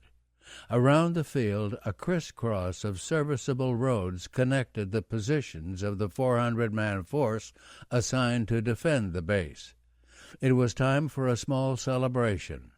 On the evening of August 6th, Monson ordered an extra ration of sake for all hands, and it was announced that, thanks to their industry and patriotism, planes would start landing in a few days. In the mountains to the east, Martin Clemens spent a fruitless day. His scout Bingiti had just returned from Lunga, but the man was exasperatingly vague. Yes, he thought the strip could now be used. No, he wouldn't say any planes had actually landed there, but he wouldn't say they hadn't. It was all very frustrating. Clemens had left his perch on Vuchikoro, hoping he could operate more effectively at Matanga, a village closer to the coast. Today it didn't seem to make much difference where he was. He felt disgusted and depressed. He was hungry and his feet hurt. Starting his diary entry for August 6th, he asked rhetorically, "Is nothing going to happen after all?" This same evening, Pat and Jack Campbell, the teenage sons of the old gold miner F.M. Campbell, stood on Gold Ridge looking down at the field. They had come up from Bombadea to see if anything new was going on. But to their surprise, all was dark. For the first time in days, the Japanese weren't working by flare light. Contemplating a wasted trip, the boys joined the Fijian caretaker, Kalamende, in the manager's house and went to bed. Jack woke up before daybreak on Friday, August 7th, and just couldn't get back to sleep. For a while he tossed and turned, but it was useless. Finally, he slipped quietly out of the house so as not to disturb Pat or Kalamende, sat down on the grass near the crest of Gold Ridge, and stared into the empty night. Soon the first hint of dawn streaked the eastern sky, and gradually he could make out the dark bulk of Lunga Plain stretching below him toward the coast. It was going to be a cloudy day, so it was still fairly dark, when suddenly, a little after 6 o'clock, a series of flashes erupted from the sea. Next, the distant boom of guns, and then more flashes and explosions as shells ripped into the shore. Pat and Kalamende came bounding out of the house, and the three of them watched in excitement. Still more flashes, and as the day grew brighter, they could see that the channel between Tulagi and Lunga was literally covered with ships. Cruisers and destroyers lay close in, pounding the shore, and behind them waited an array of freighters and transports. Beyond these, other warships were pounding Tulagi across the channel. Now there were planes, too, sweeping in from the south, dive-bombing the beaches, raking the shore with machine guns. A gasoline dump exploded, sending an orange balloon of flame into the sky. Down in the valley of the Sutakiki, Don McFarland could see none of this, but he heard the gunfire, saw the waves of carrier planes, and knew what it all meant. The days of worry and waiting were over. Felt had been true to his word. Deliverance was at hand. Snowy Rhodes at his cave and Martin Clemens at Matanga could also hear the guns and see the planes, and they too felt a surge of immense relief. Twisting the dials of his teleradio, Clemens caught snatches of carrier jargon and bursts of American slang. "Kalu Calais, oh what a day," he scribbled in his diary at noon. "On combat radio, I hear Tulagi is taken. And at 12:05, Marines land on Gavutu. Wizard!" For the American commanders leading the assault, it was hard to believe it could go so easily. They had taken the Japanese completely by surprise. It was late morning before any fighting developed, and then, as so often happens in war, the pattern was quite different from what had been expected. All the advanced planning assumed that Guadalcanal would be hard, Tulagi easy. Actually, the reverse was the case. Most of the Japanese combat troops in the area were on Tulagi and its neighboring islands. Holed up in caves and dugouts, they fought to the last man. No such problem on Guadalcanal. The Japanese were mainly construction troops with little stomach for fighting, and the 400-man defending garrison couldn't make much of a dent. Together they all fled west into the bush. The Marines pushed in and along the coast, incredulous at first, then exhilarated. Would it all be this easy? Not if Vice Admiral Gunichi Mikawa could help it. Like everyone else at Rabaul, the commander of the Japanese Eighth Fleet had been caught off guard by the blow. Now he quickly hammered out a counterstroke. Planes scheduled to raid New Guinea would attack the Allied shipping off Guadalcanal instead. All submarines would concentrate on the Solomons. A transport load of troops would head there right away. Mikawa himself would pool together all available warships, 5 heavy cruisers at Cavite, 2 light cruisers and a destroyer at Rabaul, and attack the Allied force. At 9:30 the planes were on the way. 27 high-level bombers, followed by 17 Zero fighters, took off from 2 different airstrips, wheeled into formation, and headed southeast. It was the shortest course possible, a straight line to Guadalcanal, passing over the southern coast of Bougainville.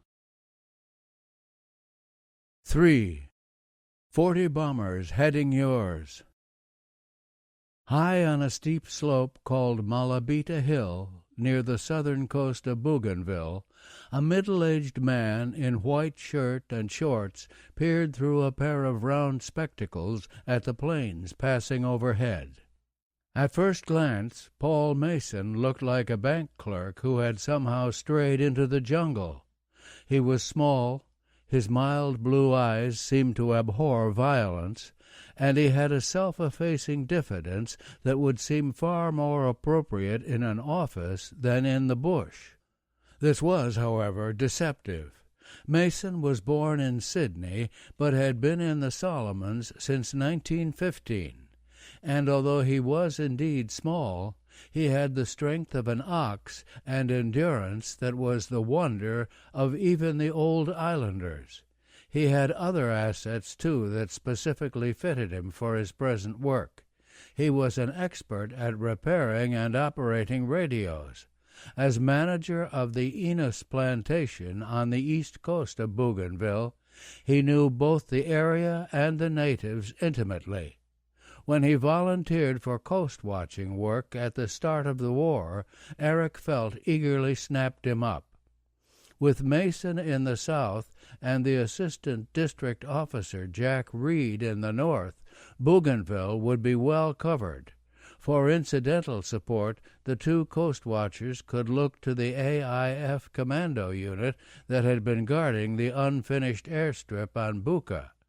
Driven off by the Japanese, these men were now operating on Bougainville as small reconnaissance teams under their commander, Lieutenant John H. Mackey. So far, nothing much had happened. Mason first stationed himself behind the town of Kieta, working informally with 4 of Lieutenant Mackey's commandos. After the Japanese raided Kieta on March 31st, the commandos withdrew to Mackey's camp to the north, and for several days Mason was alone with 2 natives. Then, about April 10th, he was joined by 4 more of Mackey's men, who had been routed by a Japanese patrol from their station at Buen on the south coast. This proved an unhappy combination. The usually mild Mason was in a snappish mood, perhaps because he felt the commandos had been careless in almost letting themselves get caught at Buen. To make matters worse, one of them, Sapper Douglas Otten, had a badly infected leg and naturally was of little use. After a week of it, the commandos left, hoping to work their way north and join the rest of Mackey's detachment. Slim Otten soon realized he just couldn't go on. His leg was acting up, and like it or not, he would have to go back to Mason. One of the others, a happy-go-lucky wireless operator named Harry Wigley, then said he'd stay too, so the group split up, with Otten and Wigley returning to Mason's camp. To their surprise, Mason was all smiles. It turned out he had a special dislike for the 2 men who had gone on north, but nothing against Otten and Wigley. From now on, the 3 men formed a happy, cheerful team. Wig did the radio work, Slim processed the intelligence, while Mason, as he modestly put it, sat back mostly giving free advice. His first decision was to re-establish the observation post at Buen. From here they could keep an eye on the Japanese naval anchorage in the Shortland Islands and cover almost any traffic starting down the slot. Malabita Hill, a few miles behind Buen, offered the perfect vantage point, and Mason opened shop there around May 1st. He was just in time to see a segment of the Japanese fleet setting out for the big fight developing in the Coral Sea.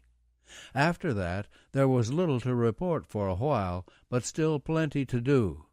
The camp was short of everything, and much time was spent on the teleradio trying to arrange a supply drop by one of the big RAAF patrol planes based at Cairns in northern Australia. The flyers were willing enough, but inexperienced at this sort of work. The first drop was 70 miles off target. Undaunted, Mason borrowed a bicycle from a native, pedaled and walked to the drop site. He found nothing, so it was 70 miles back again, all for the exercise. Eventually, the RAAF's aim improved, and Buen received not only food but other supplies, including a petty officer's cap and insignia to give Mason naval status.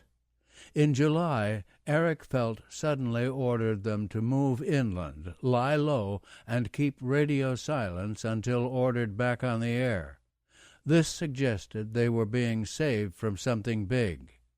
At the same time, to confuse any Japanese eavesdroppers, Felt gave Mason new call letters. Once back on the air, he was to use the first 3 letters of his sister's married name.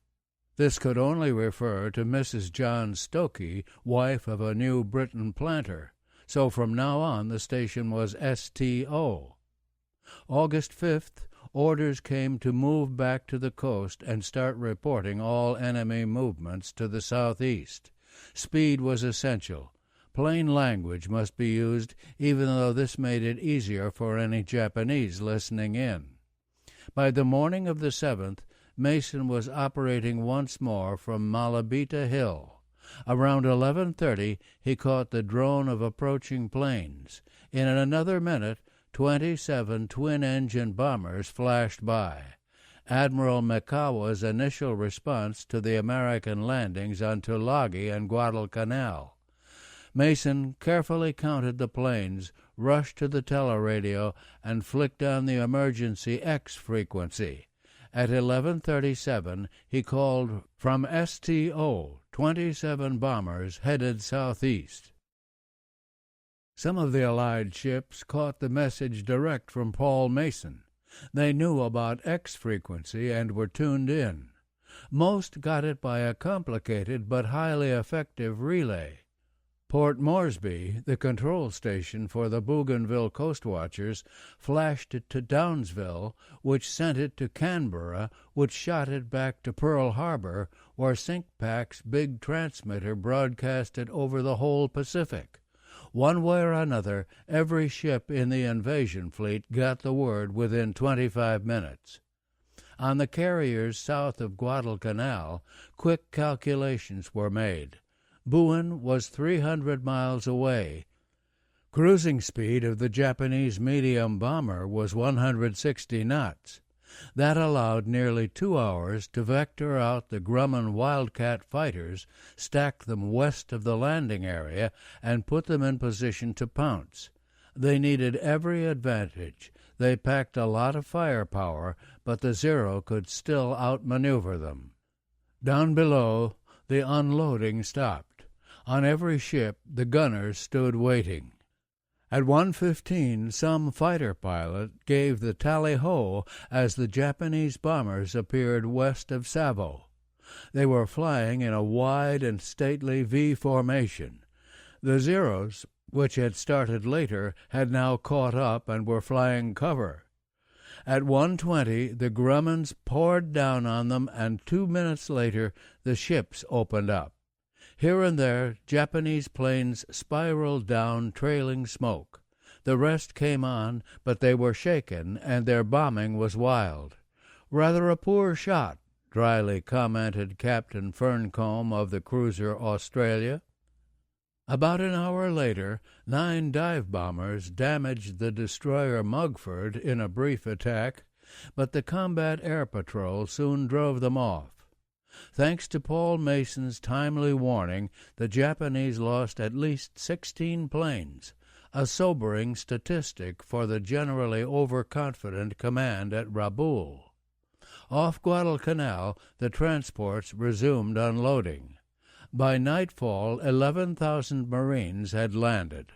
Ashore, the troops were fanning out west and southwest, still against virtually no opposition. The advance party bedded down in a grove of palms and amused themselves cracking coconuts. At enemy-held Rabaul, too, it was a quiet night after the day's excitement.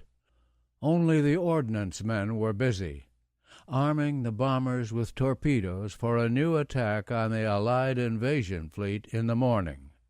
At 8 a.m. on the 8th, planes began taking off. Some 44 torpedo bombers and fighters altogether. With the torpedo planes going first, they took off in stages, wheeled into position, and once again headed southeast on a direct course that would take them over Bougainville. 5 miles behind Aravia, a small mountain village in northern Bougainville, Coastwatcher Jack Reed bent over the dials of his teleradio. This morning, August 8th, was his first opportunity in 2 days to tune in. He had been so busy the day before that he just took a chance that nothing much was happening. He was, in fact, always busy. A dark, wiry, brisk man of 36, Reed had been in the New Guinea Public Service for 12 years, but had never been on Bougainville until November of 1941. He had arrived then as assistant district officer at Sohano, and never really had a chance to know the area before the war was upon him.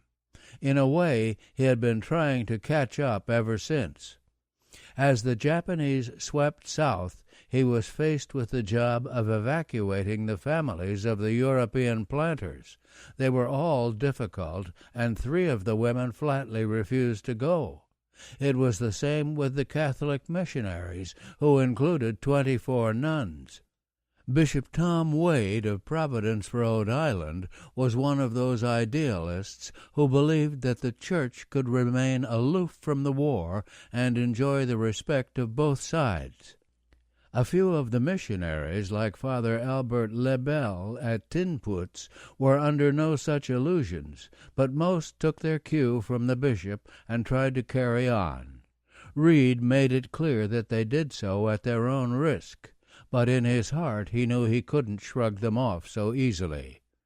When the first Japanese bombs fell on January 23, 1942, Reed moved from his exposed station at Sohano to the hills behind Aravia. Next, a quick trip to Kieta on the east coast, where the remaining Europeans had panicked and fled, and the natives were looting the town. Reed restored order, then headed back to Aravia, checking the various plantations and missions along the way. By now, Lieutenant Mackey's commandos were camped nearby, and when their communications collapsed, Reed took on their radio traffic as well as his own. March 31st, and the Japanese began landing at Buka Passage. The move trapped Mackey, who was visiting an outpost on the island of Buka with several of his commandos. Reed rushed a warning to them, then arranged their rescue with the help of a resourceful Fijian missionary named Usaya Sotutu. In the dead of night, Sotutu put Mackey and his men into a canoe and slipped them back to Bougainville. The Japanese soon got wind of all this from natives living on the passage, but Reed had his natives too. Sotutu organized a scouting network of mission boys, and a giant bearded constable named Sergeant Uwika had marvelous contacts. The teleradio churned out a steady flow of information to Eric Felt, particularly on the unfinished Buka airstrip, which the Japanese had taken in March and were now busily completing. July 14th, and Reed was told, like Mason down south, to lie low and keep radio silence until further instructions. And like Mason, he was given new call letters to use. They would be his daughter's initials. This could only refer to Judy Eleanor Reed, so from now on the station was JER. Then nearly 3 weeks of watchful waiting. But unlike Mason, Reed didn't have to move back into the interior. He was already there. He had picked out his observation post at Pora Pora in April, but it was so good, 2,500 feet up and rarely any clouds, that he decided to save it. The natives could never keep a secret very long, so why risk blowing it too soon? But now the time had come, and by the morning of August 8th, Reed had packed his supplies, lined up his carriers, and was almost ready to go. It was at this point that he decided to tune in one more time before dismantling the teleradio for the journey. He aimlessly turned the dial to the 7 megacycles frequency, where he could sometimes pick up interesting aircraft traffic. The air was alive with the chatter of American carrier pilots and their ships. They were tossing about place names on Tulagi and Guadalcanal, and it was thrillingly clear that the big show was on. In fact, that Tulagi was already won. Reed sat glued to the set, relaying the news to the natives who crowded around, and it was Sergeant Uwika who first heard a new sound, a dull, throbbing roar that grew louder every second.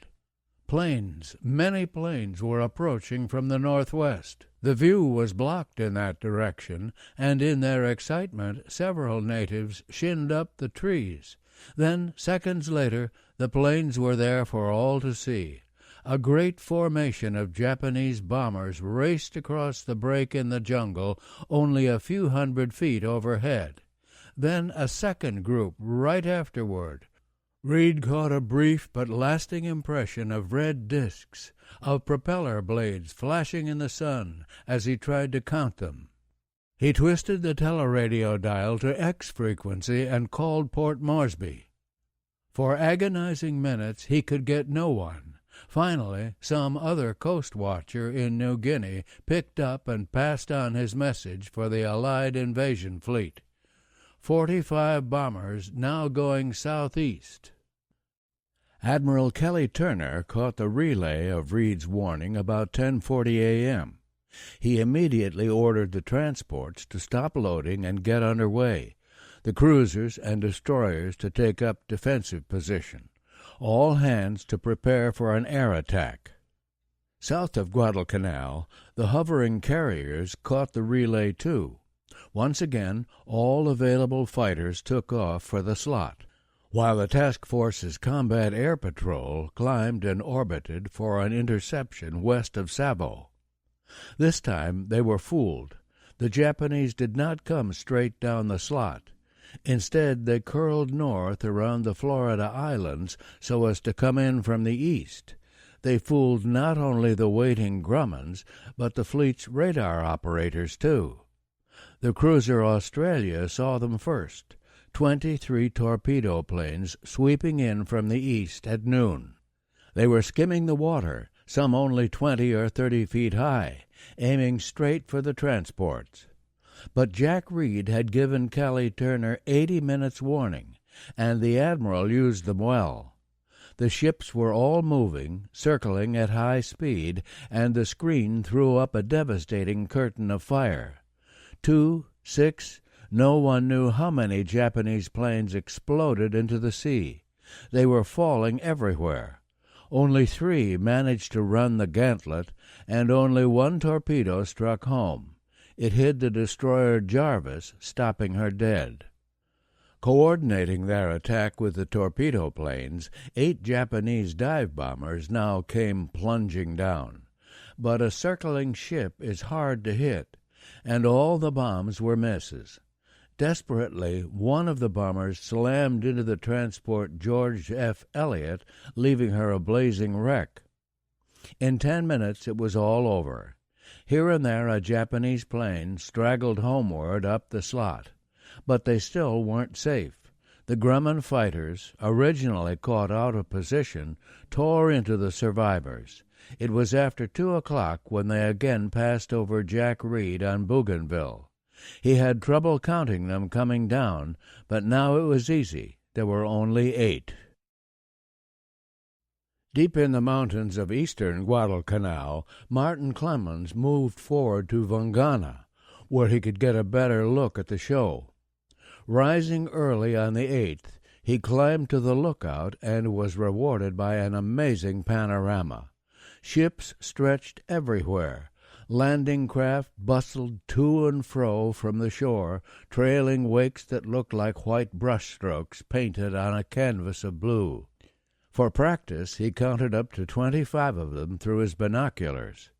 He watched the airstrikes at noon, too, and was awed by the immensity of it all. The puffs of smoke that first filled the sky, the flashes of every conceivable color, the bedlam of every imaginable sound. He was so excited he forgot to eat, and considering how hungry he was, he must have been excited indeed. As the calm of evening finally settled on the scene, he jotted his impressions in his diary, closing with the words, "And so ends another splendid day." Splendid indeed. The Marines overran the main Japanese camp, captured all sorts of supplies and equipment, and at 4 p.m. took the greatest prize of all, the almost completed airstrip. With understandable optimism, General Vandegrift wrote his wife that evening, "The fighting is over now, and we have the place we set out to take."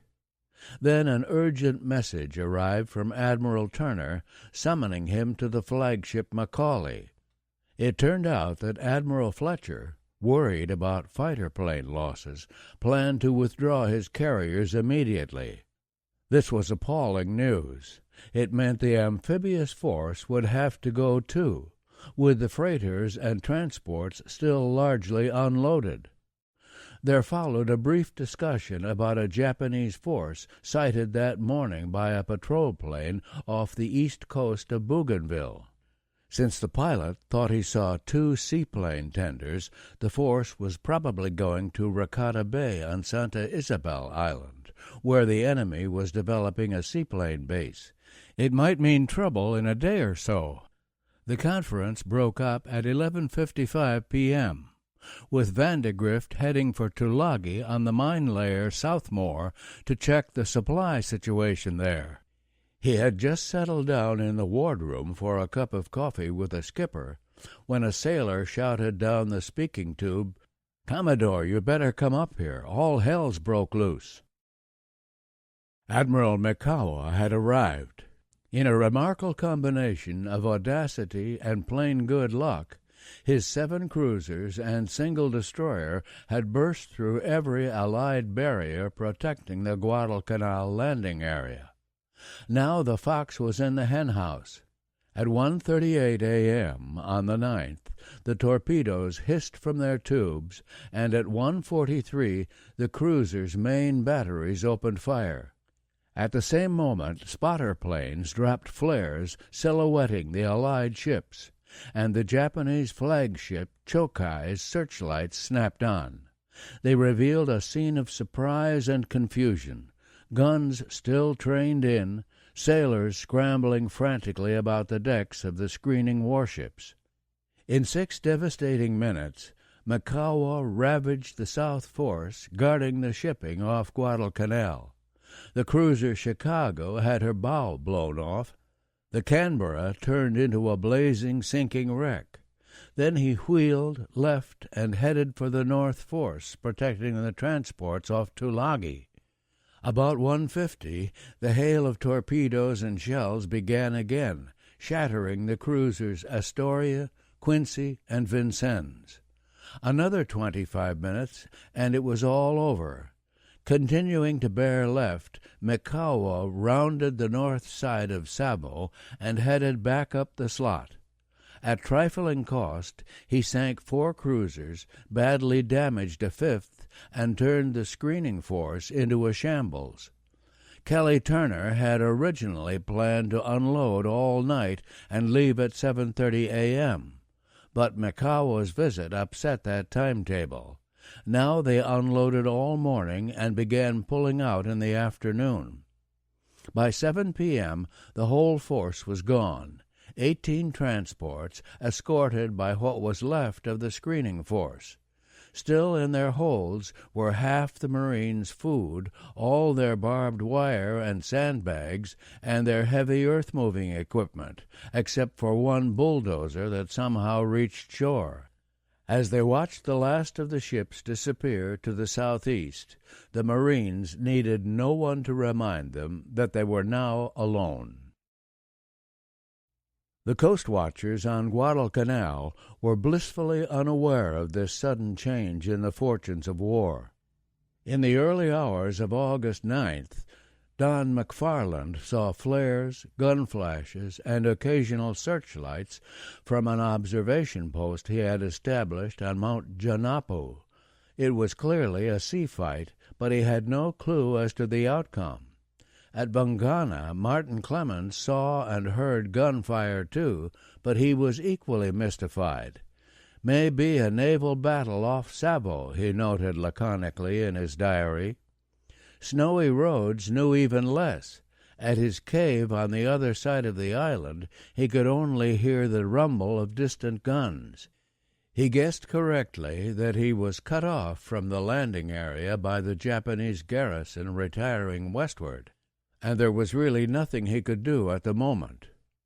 McFarland and Clemens, on the other hand, now had to decide whether to stay put or come down and join the liberators. For McFarland, the choice was easy. His naval orders said to remain in the bush, and that's what he would do. For Clemens, it was not so simple. Like McFarland, he was a coast watcher working for the Navy, but he was also district officer, the only government official on the island, and he wanted to be near the center of authority. Beyond that, there was his yearning to be where the action was. What seemed dangerous but strangely satisfying work yesterday now struck him as drearily tame. "It's too anticlimactical, sitting here like birds in the wilderness," he complained in a note to Ken Hay on the 13th. Later that afternoon he found the solution. A U.S. Marine Corps field message arrived from his friend Charles Whitty, manager of the Lever Brothers plantations in the Solomons, who was serving the expedition as a guide. American Marines have landed successfully in force. Come in via Volavanua and along the beach to Ilu during daylight. Repeat, daylight. Ask Outpost to direct you to me at 1st Regimental CP at Lunga. Congratulations and regards. Hardly official instructions, but good enough. Clemens packed up the teleradio, organized his carriers, and at 7:35 on the morning of August 14th started downhill for the beachhead. The guard at the Marine outpost just east of Volanovua raised his rifle but held his fire. The little group marching down the beach toward him on the morning of August 15th was like no military formation he had ever seen. 2 rows of nearly naked natives, closed up and rifles at the slope, were stepping along with smart precision. Leading them, accompanied by a small dog, was a white man in tattered shirt and shorts, but wearing an immaculate pair of black dress Oxfords. Martin Clemens was entering the American lines. It had taken 2 days to come down from Vangana because there were isolated Japanese units roaming about, and he didn't want to run into them. Then, when he finally reached the coast, he realized he still wasn't safe. He was about to face the biggest danger of all, trigger-happy Marine sentries. He had no identification, knew no password. The best course, he decided, was to put on as snappy a show as possible. He hoped the Marines would be convinced that whoever he might be, no Japanese would approach in this way. So he closed the column, dressed his ranks, and as his own contribution he squeezed into the Oxfords which McFarland had sent him some time ago. They were much too small, hurt his feet dreadfully, but if it contributed to the overall effect, no sacrifice was too great. The strategy worked. The Marine Guard, after what seemed a lifetime, lowered his rifle and beckoned the group in.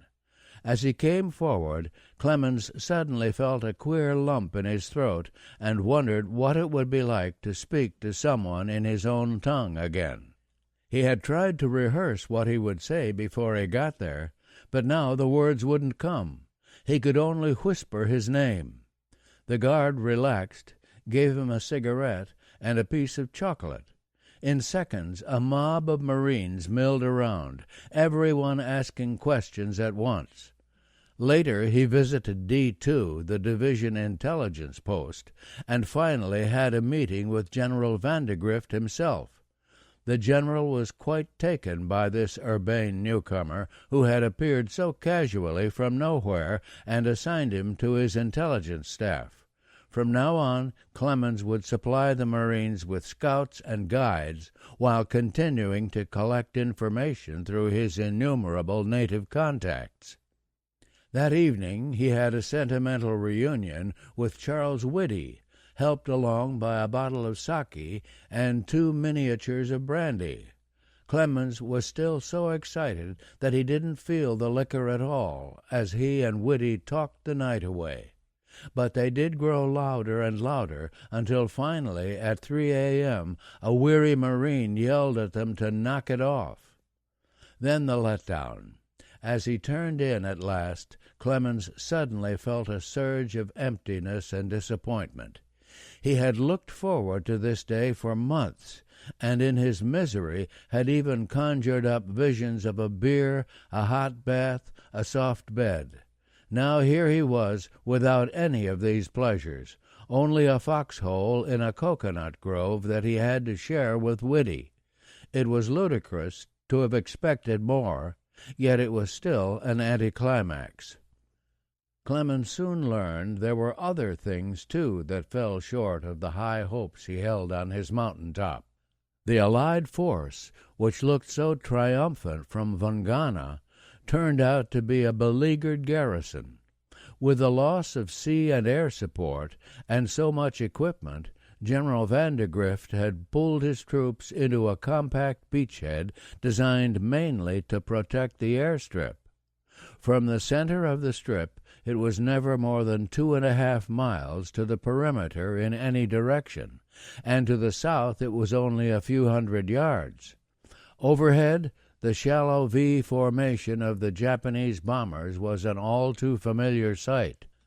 The promptest warnings from Mason and Reed did little good as long as there were no fighters to intercept them. The first step was to get the airfield in flying shape.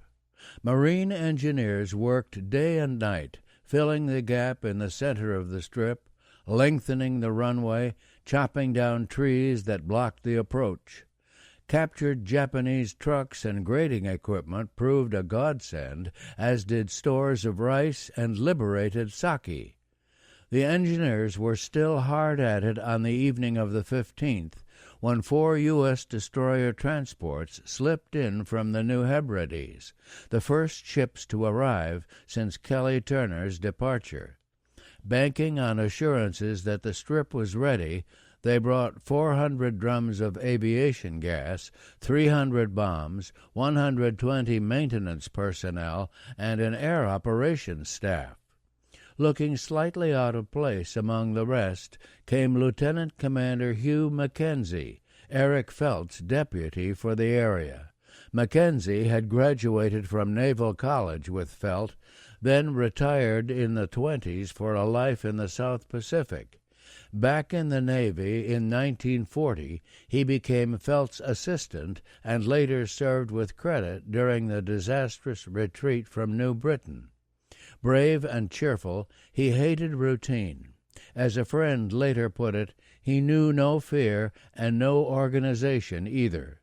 Yet he had a good overall grasp of things, and most important of all, he knew how to get along with Americans. Now he had come to set up Coastwatcher headquarters right on Guadalcanal. The network could then receive and disseminate emergency messages direct, rather than rely on the somewhat cumbersome relay system currently used. To help him, Mackenzie brought along a naval assistant, a civilian radio expert, and a native refugee from New Ireland named Henry Raymond Martin, who had attached himself to Mackenzie at Vila as the only person he could find who spoke his brand of pidgin English. It proved a fortunate association, for Raymond was a skilled and intuitive mechanic. They got their first taste of the tense atmosphere on Guadalcanal a few minutes after landing. A Marine sentry almost bayoneted the dark-skinned Raymond when he couldn't pronounce the password Lilliputian. Next morning, Mackenzie started looking for the right location for the teleradio. All the good places were already taken, and he was finally stuck with a spot nobody else wanted, a dugout built by the Japanese just north of the airstrip. It would obviously be on the receiving end of every enemy raid. The dugout itself also left much to be desired. It was really a narrow covered trench, about 50 feet long, but only 5 feet deep. No one could stand up straight in it. Along each side ran a ledge cut into the soft black earth. This was used both for sitting and for storing equipment, including the precious teleradio. The roof was of coconut logs covered with Japanese sandbags, and Mackenzie soon discovered it leaked. Alongside the dugout he erected a Japanese tent, ripped and torn by shrapnel. It, too, was available because nobody else wanted it. The tent served as both an office and a refuge when the air in the dugout got too thick. 3 radio operators lent by the Marines slept here, while Mackenzie himself bunked in a Japanese shack about a half-mile away. It took only a day to install the teleradio, string the aerial between 2 palms, and plug a field telephone into the central exchange, called Texas Switch. On the morning of August 17th, Mackenzie proudly opened for business, using the call letters HUG for local traffic and KEN when contacting the outside. This proved confusing, and eventually the station became simply and universally known as KEN. It came on the air none too soon. On the 18th, the Japanese staged their first air raid aimed directly at the Strip, now christened Henderson Field, in honor of a Marine squadron leader lost at Midway. Jack Reed, as usual, gave nearly 2 hours advance warning. KEN phoned the alert to Air and Division headquarters, warning flags fluttered, a bicycle siren wailed, and everything ran like clockwork, except that there were still no fighters to intercept. As the Japanese bombers unloaded, the staff of KEN had their first experience with Hugh Mackenzie in an air raid. He wouldn't take cover. Fascinated, he stood on the steps of the dugout watching the show. Even though a Marine was cut in two about 50 yards away, he seemed oblivious to the danger. The staff concluded that here was a fine leader, if only some miracle kept him alive in the days ahead. That night, the embattled Marines learned they faced a brand-new peril. Sometime after 11 p.m., outposts along the beach noticed a break in the soft, steady rhythm of the sea lapping the sand. Heavy waves came rolling in, obviously the wash of ships passing eastward at high speed. The sharpest eyes could see nothing, but 3 hours later the outpost heard the wash again. This time the ships were passing westward. A Japanese night landing to the east seemed a good bet, and early on the morning of August 19th, Martin Clemens was asked to supply native guides and scouts to help find out. Daniel Poulet was assigned to a Marine patrol, and a little later Sergeant Major Jacob Vuza led out a native patrol on his own. Vuza was a colorful character. Physically big by Solomon's standards, he had served for years as a police constable on various islands in the chain. Autocratic and headstrong, he had been reprimanded more than once for taking the law into his own hands. Most recently, he had been stationed on Malaita, but with the outbreak of war, he had been sent back to his home island, Guadalcanal, without explanation. At first, Clemens feared the effect such a stormy personality might have on his own team of natives, but his worries were groundless. Vuza rose to the occasion and quickly became a valuable addition to the scouting network. After the Allied landings, he entered the Marine lines proudly wrapped in a Union Jack, still working for Clemens as a scout and a guide. Leaving on the 19th, Vuza led his patrol south, then circled east and back north to the coast. He was carrying a small American flag that some Marine had given him as a souvenir, and he decided that it might be a dangerous thing to have on him if he should run into any Japanese. He turned off alone for Volonovua, planning to hide it in a house there and then rejoin his group. Too late. He walked right into a Japanese patrol. They found the flag and took him to the village of Tanavatu for interrogation. Here, Ishimoto appeared and began asking questions about American troop strength and dispositions. When Vuza just shook his head, the guards tied him to a tree and beat him with rifle butts. Still no answer. So they stabbed him in the chest with their bayonets, and an officer slashed his throat with a sword. Again, no answer. Finally, they left him for dead, still tied to the tree, and hurried on west. It was getting dark now, and they had serious business to attend to. Their goal was no less than the recapture of Henderson Field. They had been landed as the advance echelon of a much larger force, and their commander, Colonel Kiyono Ichiki, thought they could do it all alone. Now he was approaching from the east with 800 men, hoping to take the Americans by surprise. It was one of his patrols that caught Vuza. Another had considerably less luck when it was ambushed by a patrol of Marines, and soon General Vandegrift had enough information to guess what was up. He quickly adjusted his defenses, then got an unexpected boost around sunset on August 20th. Flown in from a carrier, 12 Marine dive bombers and 19 Marine fighters bounced down on Henderson Field. About 1:30 a.m. on the 21st, a bright green flare announced the start of the enemy attack. From the operations dugout at Lunga, Martin Clemens listened to the bedlam and watched the tracers ricochet across the sky. The guns were still blazing when, just before 7, he got an urgent telephone call from Lieutenant Colonel Edwin A. Pollock's command post at the front.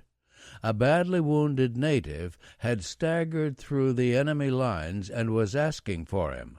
Clemens grabbed a jeep and, taking along Daniel Poulet, raced to the scene. It was Vuza. Somehow he had wriggled loose from the tree, then stumbled and crawled 3 miles back to a Marine outpost. Now he lay on the ground, nearly fainting from loss of blood, too weak even to sit up. Still, he refused any treatment until he could report everything he had seen. Clemens and Pooley dragged him behind the jeep, and Vuza poured out the best information yet received on the Japanese strength and weapons. Clemens relayed it on by field telephone, while the fighting continued around him. Even as he talked, a bullet smacked into the jeep. Vuza had more to say, but now it was personal. He firmly believed he was dying and dictated a long last message to his wife and children. Clemens took it all down, writing with one hand and holding Vuza's hand with the other. As he finished, Vuza collapsed and was rushed to the field hospital. Banking on his information, a Marine force now crossed the Ilu River to the south, falling on Ichiki's left flank and rear. Surprise was complete. The Japanese found themselves hopelessly trapped in a coconut grove, pinned against the sea and the main Marine line. By 5 p.m. it was over. The Marines always called it the Battle of the Tenaru, mistaking the river. But whatever the name, the first Japanese attempt to retake Henderson Field ended in disaster. At a cost of only 43 killed, the Marines virtually wiped out Ichiki's whole force. The colonel himself survived long enough to contemplate briefly the price he had paid for overconfidence.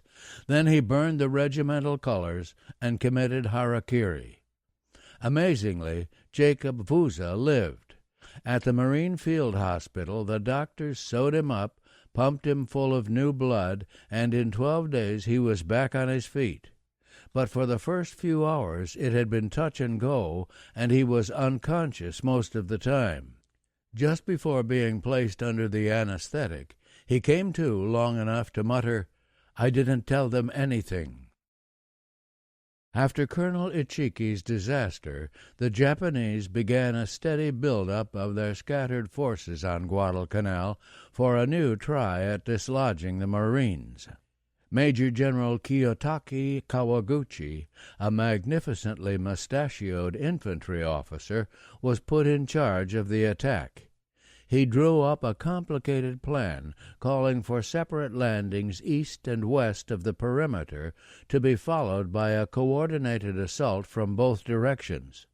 Starting August 28th, Rear Admiral Raizo Tanaka began ferrying the men south from the Shortlands. He relied on quick, darting destroyer thrusts, which he appropriately called rat operations, and which the Americans, with equal flair, called the Tokyo Express. At his lookout on Malabita Hill, near the southern tip of Bougainville, Paul Mason had a magnificent view of the Japanese anchorage in the Shortlands, and on August 29th he radioed unusual activity.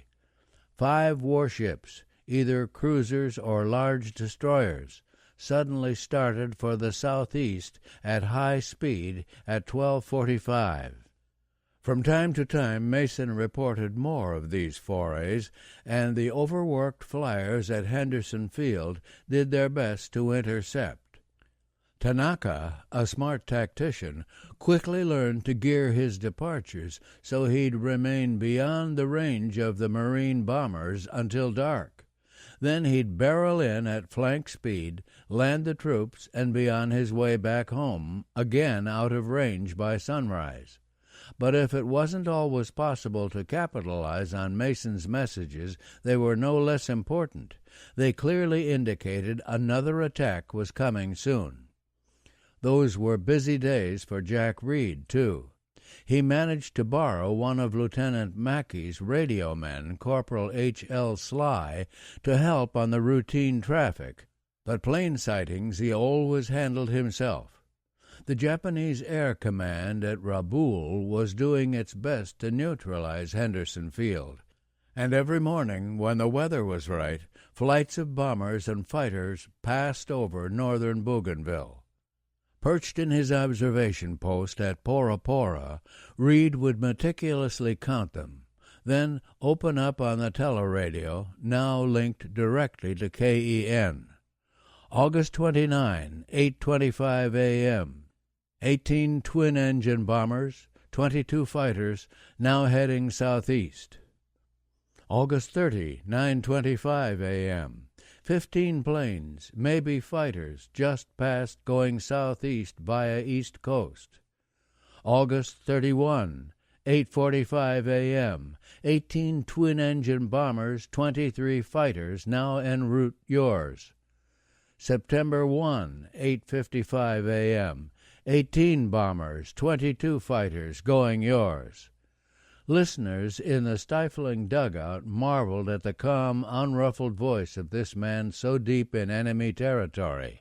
They were fascinated by the pithy brevity of his words. The warning, 40 bombers heading yours, used on one of these occasions, became a sort of catchphrase on Guadalcanal as a dry summation of impending peril.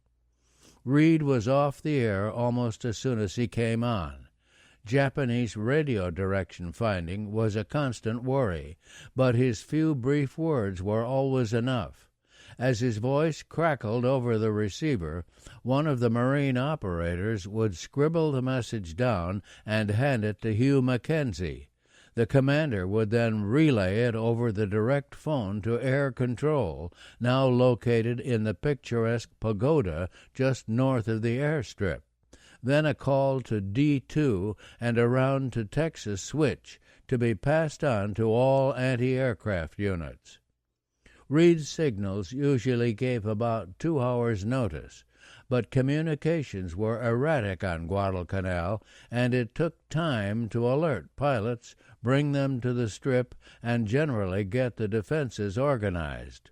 When the Japanese were about 50 minutes off, the warning flag went up on the pagoda, the bicycle siren sounded, and the fighters began taking off.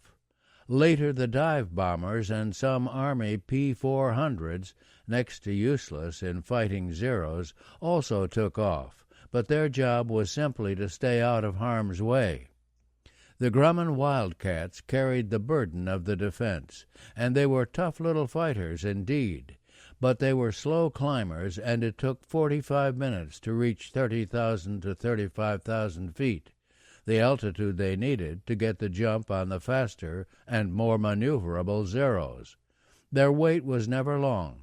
Straight down the slot the Japanese formation would come, the bombers almost invariably in their wide, shallow V, the Zeros roaming above and below them.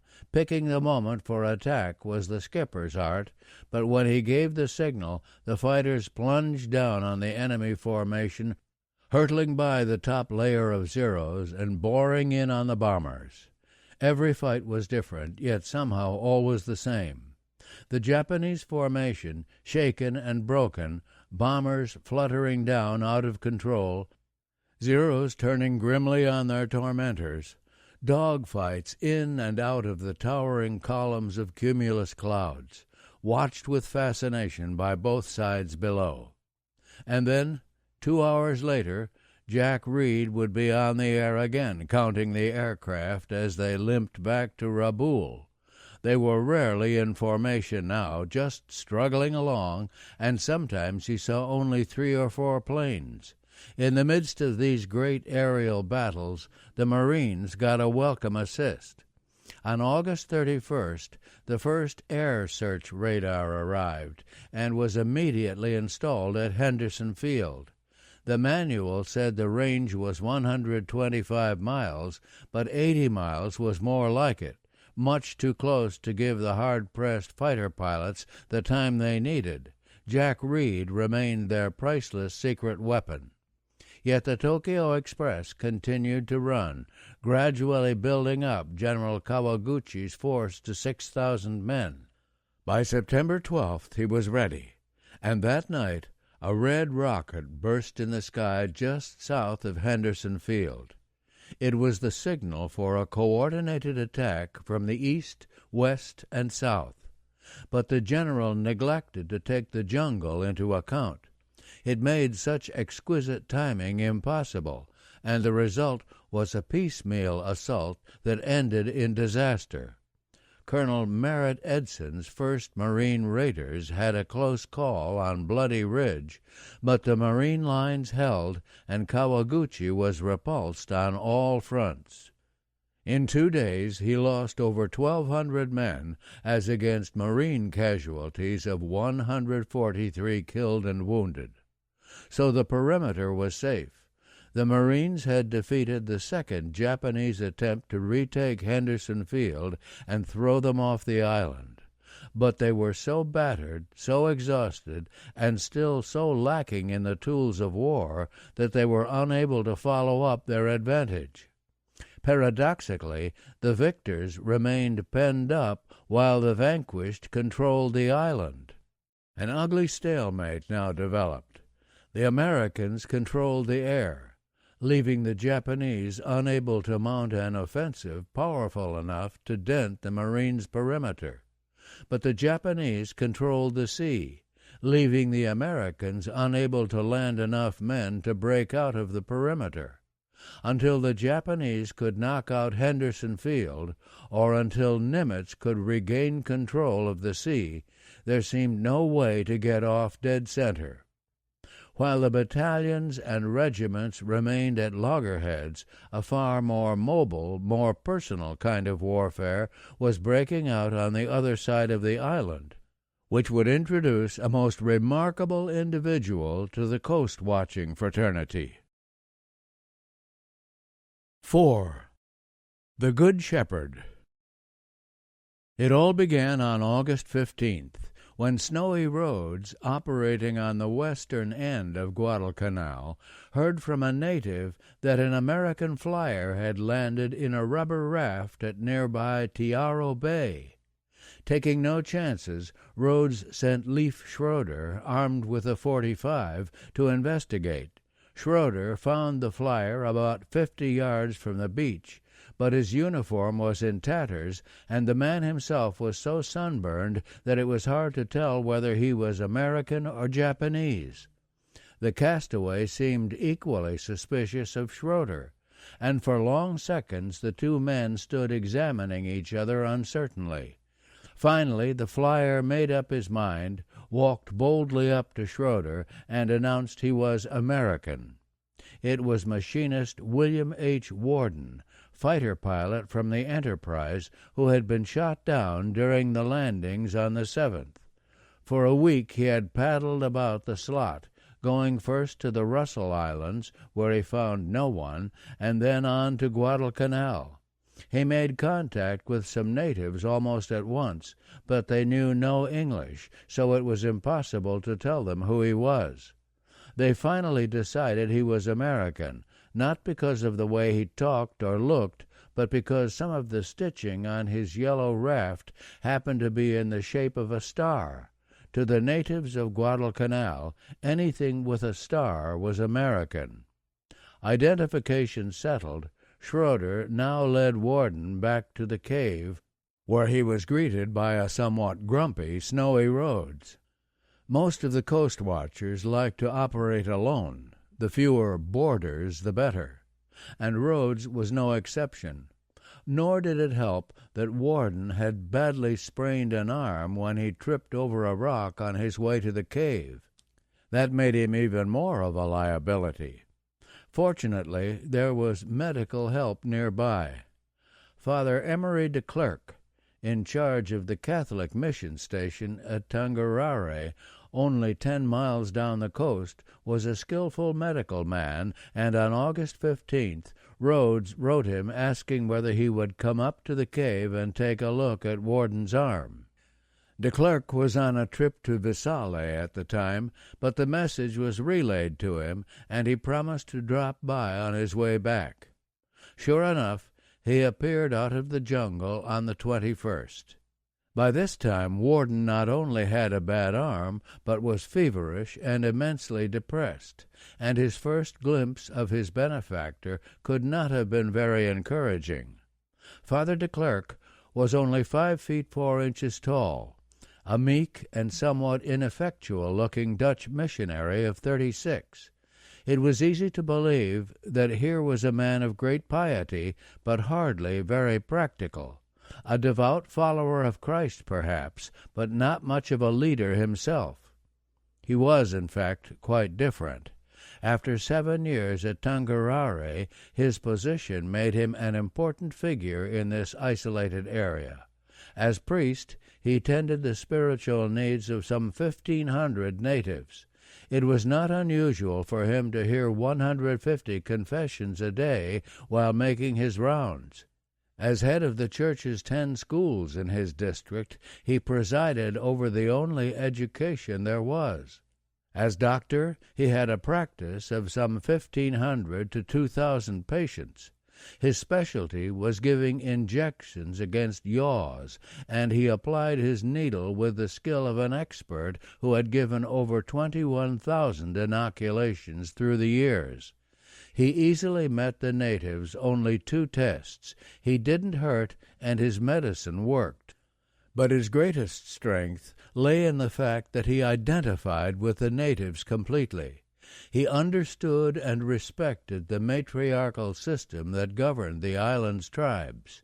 He recognized their property claims and cheerfully conceded that Tangarare really belonged to them. He demonstrated his sincerity by plowing almost all revenues back into the station. Nor did he favor his Catholics. Protestants and pagans found they received the same education and medical treatment. Finally, he paid the natives the supreme compliment of mastering their complicated Gari dialect. More and more the natives turned to him for advice and leadership, especially on matters involving the war. The whole business was quite beyond them. Most had no conception of nationality, and terms like Japanese and American meant nothing. Both sides were white, with the Japanese merely the new whites. For his part, Father de Klerk didn't put much stock in nationality either. He was not pro-Allied, he was pro-native.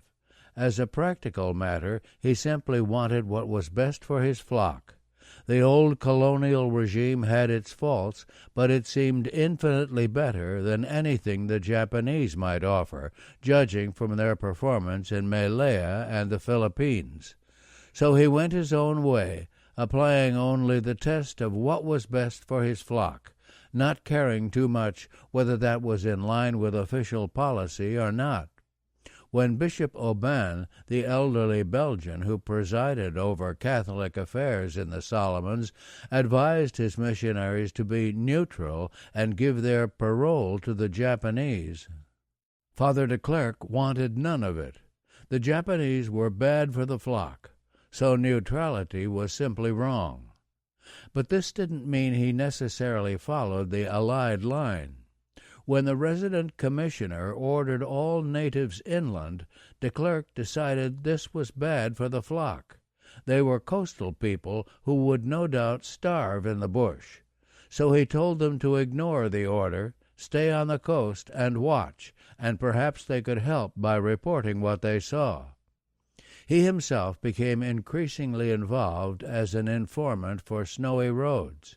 He wasn't committed to active resistance, but a steady flow of intelligence was in the flock's best interests, and he was prepared to supply it. At the same time, he began taking practical precautions in case the Japanese occupied Tangarari. He was especially concerned for the safety of his 3 European nuns. He prepared a secret hideout in the bush, a secret garden for food, a secret store of rice, and one more step on the road to active resistance, a secret hiding place for a rifle and shotgun. A third gun, a relatively harmless .22, he deliberately didn't hide. He felt the Japanese would never believe him if he said he had no guns at all. The pragmatic approach got its first test on July 10th. Shortly before sunset that evening, a big Japanese sampan, packed with troops, appeared around the point and headed for the anchorage. Father de Klerk rang the mission bell, told the children to stay away, go say their rosary. Then he put on his black cassock, and with Brother Michael, a visitor from Maru down the coast, he headed for the beach. A boat soon arrived with 4 Japanese officers and a landing party of tough-looking Marines. The leader introduced himself. He was Ishimoto, and he had come to talk over the new government. Soon they were sitting on the mission house veranda, the 4 officers very correct in straight-backed chairs, Father de Klerk and Brother Michael looking incongruously comfortable in deck chairs. Ishimoto explained that the British government had ceased to exist, but the missionaries would be allowed to stay if they obeyed Japanese army law and didn't try to contact the enemy. He then ordered a search of the compound for weapons. Father de Klerk assured him there was nothing except the .22, then almost fainted from fright when he noticed 2 brand-new shotgun shells sitting on a medicine cabinet in the very first building they visited. It was growing dark, and he managed to scoop them into the folds of his cassock without being caught. Back on the veranda, Ishimoto had a few more questions. Were there any whites still on the island? Absolutely not, declared Father de Klerk. Could he supply 500 men for a native workforce? Impossible. There weren't 500 healthy men in the area. Actually, the number was far higher. He suggested he might scrape together 300 if the Japanese would accept lepers and cases of advanced TB. Ishimoto said he'd settle for 150. Only once did Father de Klerk resort to the truth.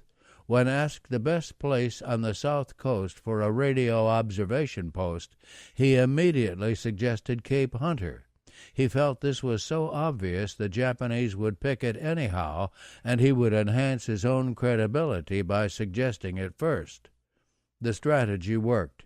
Ishimoto considered him such a good collaborator he didn't even require a parole. The meeting ended with Father de Klerk ordering his native boys to carry the Japanese officers through the surf to their boat. This they did, with much ribald comment in the Gari dialect. "They smell like parrots," one native cheerfully called out, as the Japanese officer thanked him for his courtesy. It had been an evening of lies and deception, but Father de Klerk was not bothered. The Japanese were gone, the station was safe, the shepherd had protected his flock. The next test came in the days following the American landings on August 7th. Up to this point, Father de Klerk had limited his activities to keeping Snowy Roads informed and taking protective measures at Tangarari. Now he found himself going a step or two further. On the 10th, he cut an emergency landing strip behind the compound. On the 16th, When he got Rhodes's letter asking him to treat Bill Warden's arm, he decided not just to visit the cave, but to bring Warden back and hide him at Tangarari. These were far bolder steps than any he had taken before. They made him definitely an activist. But Father de Klerk's conscience was clear. Sometimes the Good Shepherd had to do more than look out for his flock. He must take a stick to the wolf invading the fold. So now he was, sitting in Snowy Rhodes's cave, urging Bill Warden to come with him to Tangarari. It would be easier to treat his arm, there would be more chance of rescue by passing planes, less chance of capture by the Japanese. Warden hesitated. Rhodes had a radio, served with the Royal Australian Navy, ran an official Allied outpost. In contrast, this small, bustling missionary had no official status whatsoever. To go off with him seemed at the very least a bizarre thing to do. But Father de Klerk was a great persuader, and finally Warden agreed to go. They reached Tangarari at 8 o'clock that night, after a long, hard walk and canoe trip. Warden was still feverish and worried, but life began looking up after a shower and a pleasant supper produced by the smiling but always silent nuns. Father de Klerk dressed his arm, and then, best moment of all, presented him with a toothbrush and tube of paste. The days that followed were paradise. Every morning Father de Klerk trotted off on his usual rounds, while Warden loafed away the hours. He strolled the beach, played with the native children, relaxed in the veranda deck chairs, and browsed through the station's well-stocked library. Here he discovered the delights of P.G. Wodehouse. He ate well, there seemed to be a meal every 5 minutes, and his arm healed perfectly. Sometimes American planes passed, but always too high or too far out to see his signals. Bill Warden found he didn't mind that at all. The spell was broken on August 28th, when the missionaries stationed at Vigil began stumbling in with harrowing tales of conditions up north. The fighting had spread to their end of the island, forcing them to break their parole and go to the hills. Now the Japanese were after them, and the only solution was to keep running. Down the coast they fled and into Tangarari. 3 priests, 4 white nuns, 24 black nuns, 60 school children, and Bishop Oban himself, racked with dysentery and so weak he could hardly stand. They were settled only a day or so when rumors spread that the Japanese were again hot on their heels. In a wild panic, the whole crowd prepared to resume their flight. Father de Klerk tried in vain to reason with them. He had lookouts all along the coast. If anyone was really coming, there would be plenty of warning. Nobody listened. Finally he offered to make a reconnaissance himself, and the refugees hesitantly agreed to wait for the results. Before starting out, he made a brief but important visit to Bishop Oban's quarters. He explained he was taking a rifle. Could he use it if he ran into any Japanese? Yes, said the bishop, that would be self-defense. And now the big question. This is war, jungle war. If they spot me first, they'll certainly shoot me. If I spot them first, should I let them go and destroy us? No, said the bishop, I give you permission to attack if necessary. To Father de Klerk, nothing was more important than his bishop's permission to bear arms in active combat. It opened the door to all sorts of possibilities for the future. Now the shepherd could really take the stick to the wolf. At the moment it was unnecessary. There were, as he knew, no Japanese anywhere near. He returned late on September 6th to report all was well, and Tangarari enjoyed a quiet night. But by noon on the 7th, the rumors were spreading again, and Father de Klerk realized that he could never calm these frightened people. The only solution was for someone to cross the mountains to the American lines and arrange for an orderly evacuation. The trip would also offer a good opportunity to return Bill Warden, who by now was feeling quite guilty about his soft life in the tropics. It remained only to decide which missionary would make the trip, and inevitably the choice fell on Father de Klerk himself. September 8th, and they were on their way. Father de Klerk and Bill Warden took the lead, followed by 4 of Tungurare's most trustworthy scouts and 7 bush boys who carried the packs and presumably knew the trails. Hour after hour they struggled along, pulling themselves up the steep places by grabbing the grass along the path, then hanging onto vines to keep from falling when the trail turned down again.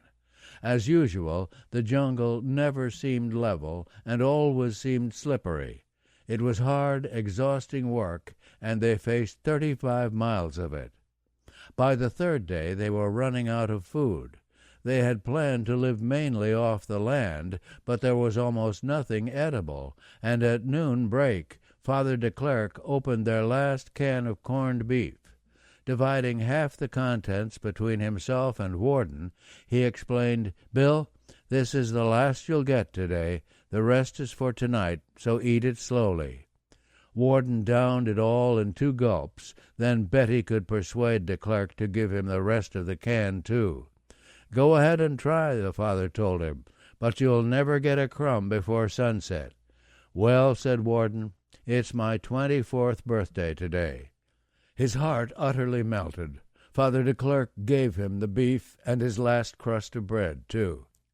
23 years would pass before Bill Warden confessed to his benefactor that it wasn't his birthday at all. Now there was nothing to eat, and that evening they were about to turn in hungry when an old native emerged from the jungle carrying the head of a pig. He gave it to the carriers, who graciously offered to share it. Bill Warden had seen better meals in his time, but tonight he was willing to settle for that. The following evening, the 11th, they finally reached Nala, a major village of 200 natives in the heart of the island. Here there was plenty of food and rest, provided they could win the sympathy of the people. But this was by no means automatic.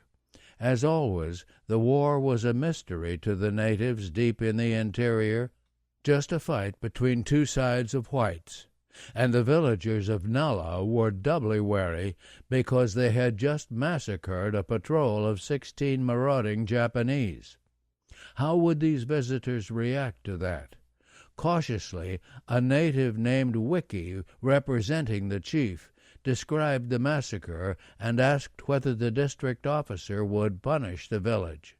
"Certainly not," Father de Klerk reassured him. "These new soldiers are enemies of all of us. You will be rewarded, not punished." That settled, the villagers outdid themselves to make the travelers welcome. Food was produced, accommodations were arranged in the luma, a sort of bachelor's quarters, and a runner was dispatched to Gold Ridge, only 8 miles away, where Don McFarland was again ensconced with his teleradio. Toward midnight, the runner returned with some white man food and a message of welcome. McFarland's note explained that the area between Nala and the American perimeter was crawling with Japanese. Why didn't de Klerk and Warden come to Gold Ridge instead and wait until it was safe for all to go down together? But Father de Klerk decided they would try to get through anyhow after a few days' rest. All the 12th and 13th they loafed at Nala, occasionally walking to a nearby hill which gave a good view of Lunga Plain and the sea. Kawaguchi's attack was on, and it was like sitting in a theater watching a show. Planes dog-fighting, parachutes floating down, ships maneuvering, guns blazing, and Henderson Field shrouded in smoke.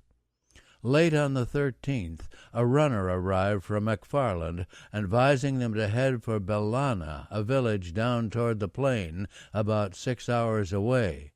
The Gold Ridge group would join them there, and a Marine patrol would be sent to escort them all down to the perimeter. It didn't work out. Father de Klerk and Bill Warden got through, but not the Marines or the party from Gold Ridge. There were simply too many Japanese in the area south of the perimeter. Disappointed, Father de Klerk gave up his plan to reach the coast and headed for Gold Ridge instead.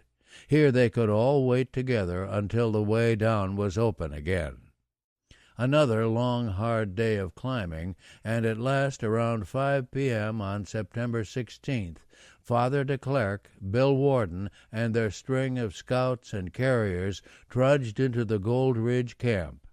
As a final touch to the trip, their guide, a mischievous youth from Balana, slipped them by the camp's whole system of sentries so that their actual arrival was completely unannounced. If this suggested something less than perfect security, for the moment nobody cared.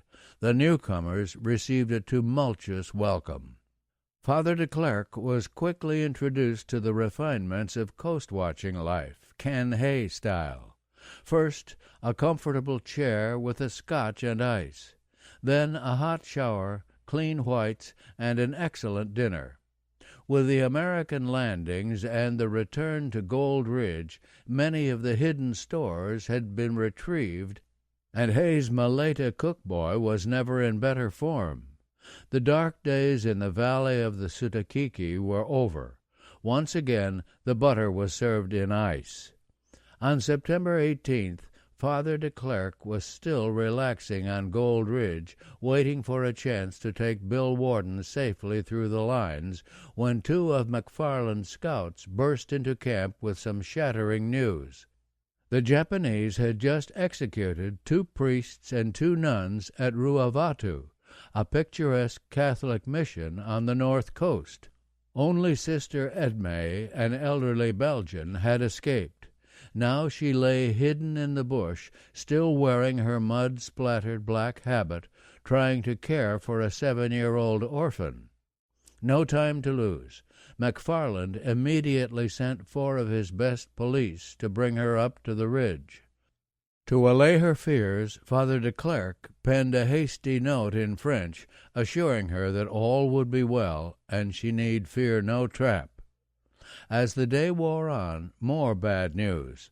Snowy Roads came on the air to report that the Japanese were now moving down the southwest coast, that the bishop and missionaries were abandoning Tongarare, that he and Leif Schroeder were getting ready to destroy their transmitter and clear out too. Next morning the picture was even darker. The missionaries were scattering into the jungle, and Rhodes himself would head south by canoe that night. On the 20th, McFarland radioed KEN, urging some sort of rescue operation, and a few hours later came the welcome reply: 2 PBY patrol planes would be sent to Tongarare to pick up everybody, missionaries and coastwatchers, on September 28th. Rhodes and Schroeder packed up the teleradio, left the cave for good, and headed down the Hilavo River to the coast. Here they picked up 2nd Lieutenant E.H. Farnham, an Army fighter pilot who had been shot down off Lavoro. Then the 3 of them climbed into Chief Pelisse's magnificent 20-man canoe and were paddled south through a beautiful moonlit night. They landed at Tongarare at dawn on the 24th, and Rhodes quickly set up the teleradio on Tsupuna Hill, about 10 minutes' walk away. With an abundance of optimism, he hoped this distance might be less embarrassing to the missionaries if the Japanese showed up. Turning in at Gold Ridge, Father de Klerk tried to piece together the latest developments. Contrary to earlier reports, 4 of the missionaries were still at Tongarare, but the rest were dangerously spread out. If they were ever to be evacuated on the 28th, there was a lot of organizing to do. Nobody was a more energetic organizer than Emery de Klerk. and he decided to head back to Tongariro at once. Bill Warden was now in good hands. Sister Edme would be safe in a day or so. There was really nothing to keep him here. 4 of the Nala men agreed to serve as guides, and with them in front and his own scouts behind, he set out after breakfast.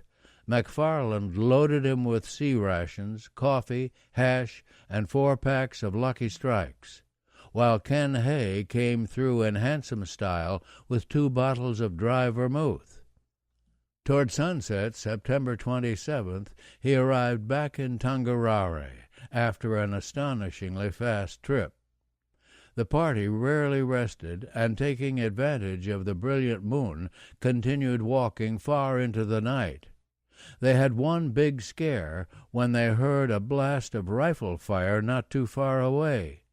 Japanese patrols were clearly in the area, but that made them travel all the faster. Approaching the mission, Father de Klerk sent messengers ahead, directing the various scattered parties to reassemble, and by nightfall everyone was back. Now he had Snowy Roads radio a request that had been brewing in his mind for some time. Would Marine Division Headquarters let him stay on at Tongariro after the others left? He knew the code, could operate the transmitter, and would do far more good there than if he came along.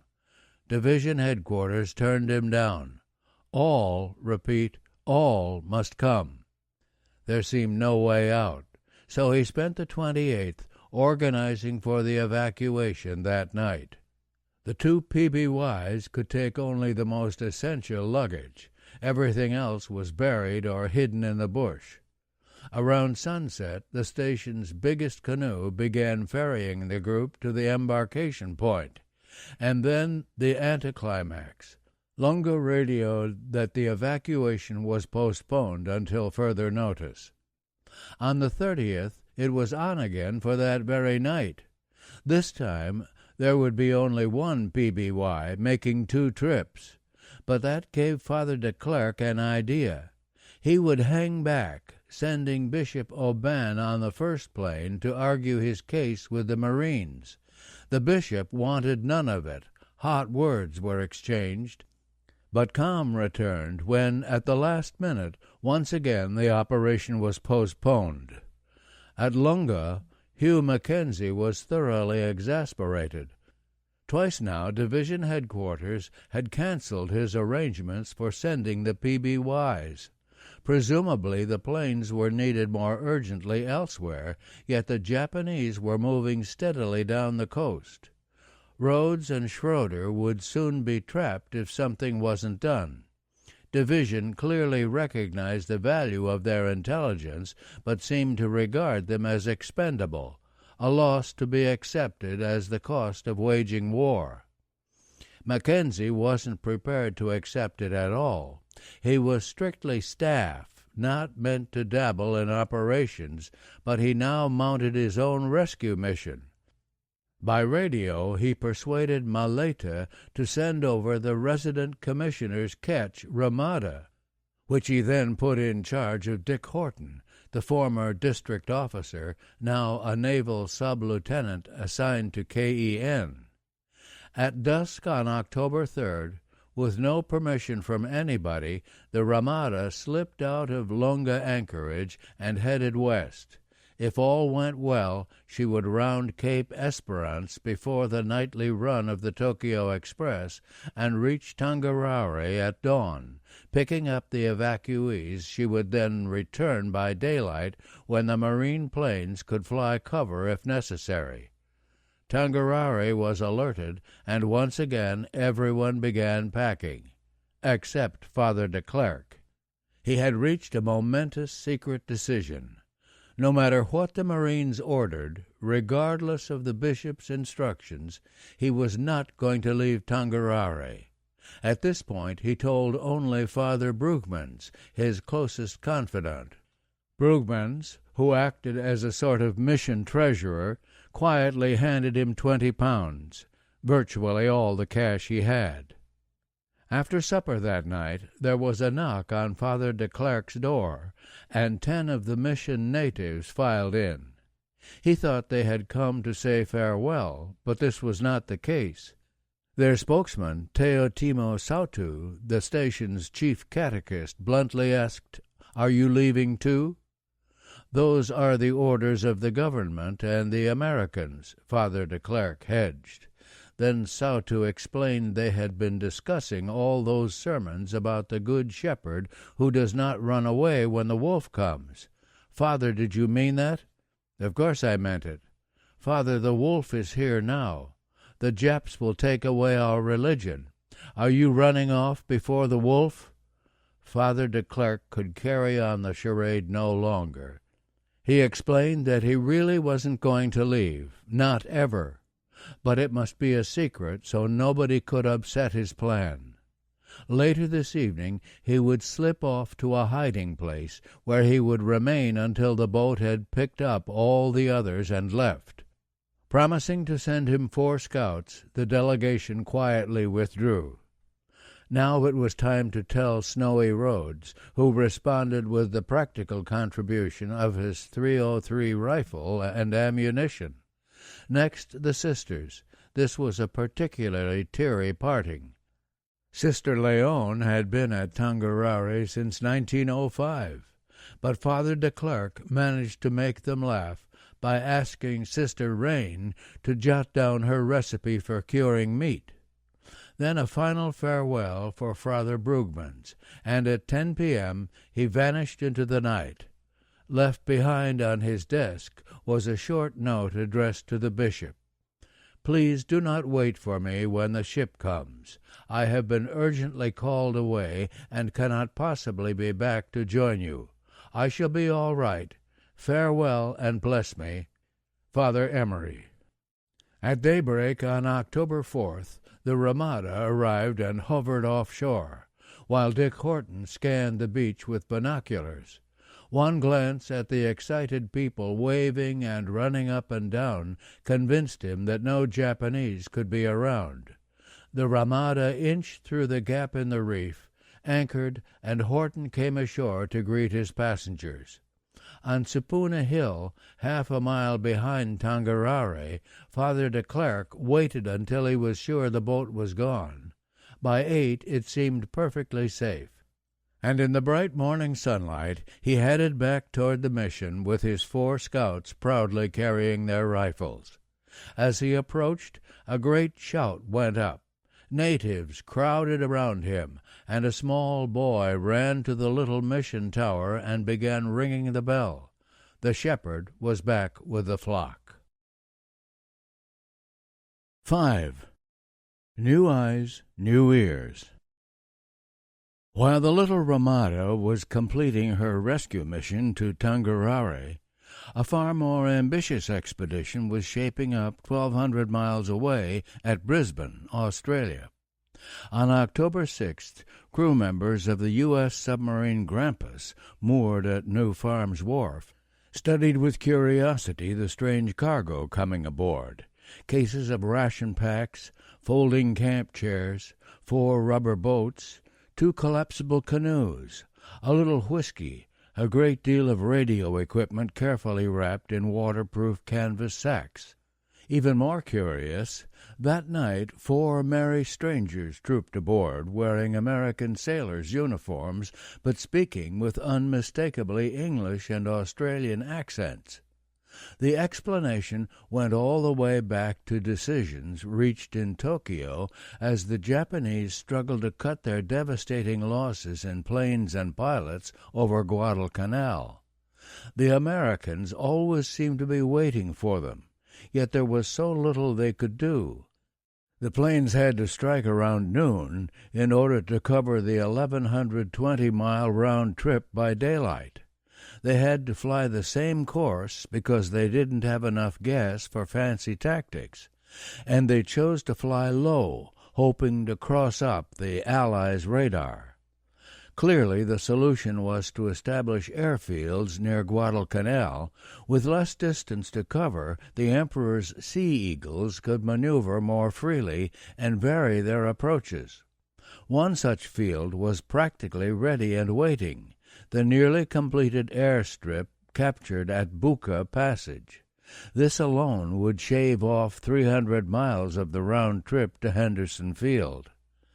By the end of August, construction troops and native recruits swarmed over the field, lengthening the runway and digging fuel dumps. From his perch at Poro Poro, just across the passage, Jack Reed watched the work with interest. On August 28th, he radioed KEN that the strip was at last operational. Fighters now taking off, circling, landing Buka Drome. Saw 14 up same time this morning.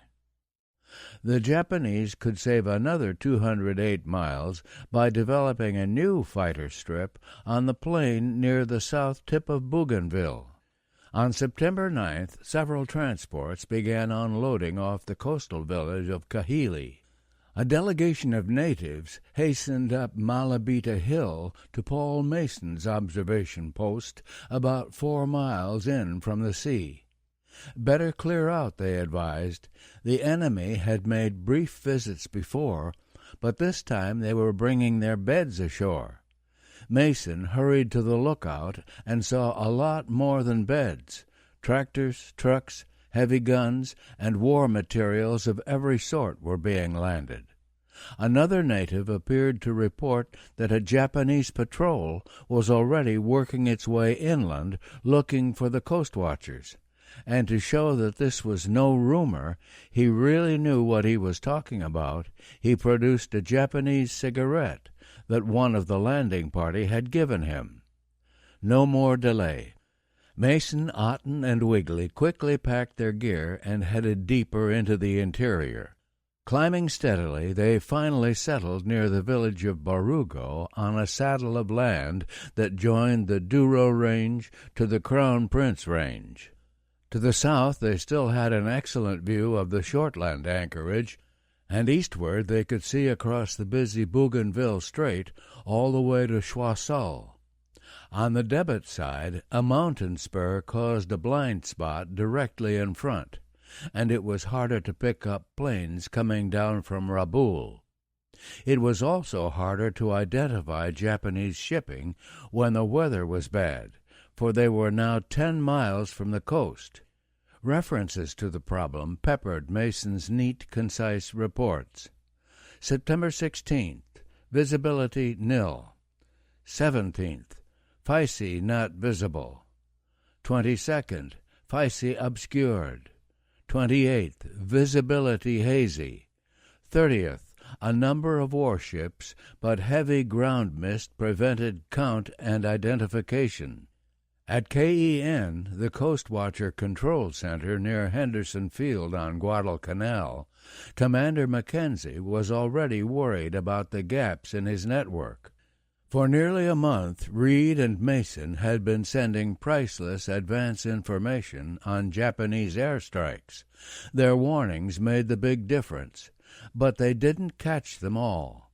On August 25th, and again on the 26th, for instance, both Bougainville watchers missed the enemy planes altogether, and by the time they were picked up over New Georgia by Donald Kennedy, the next coast watcher down the line, they were only 35 minutes out, too close to intercept.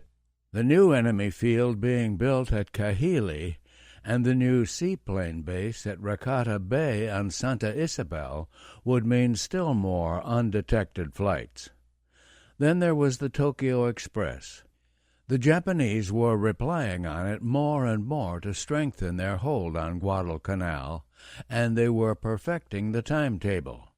By carefully gauging their departures from the Shortlands, the destroyers could remain beyond the range of the Henderson Field bombers until almost dusk, then run in fast, unload at Tassafaranga on the northwest coast, and be back out of range by dawn.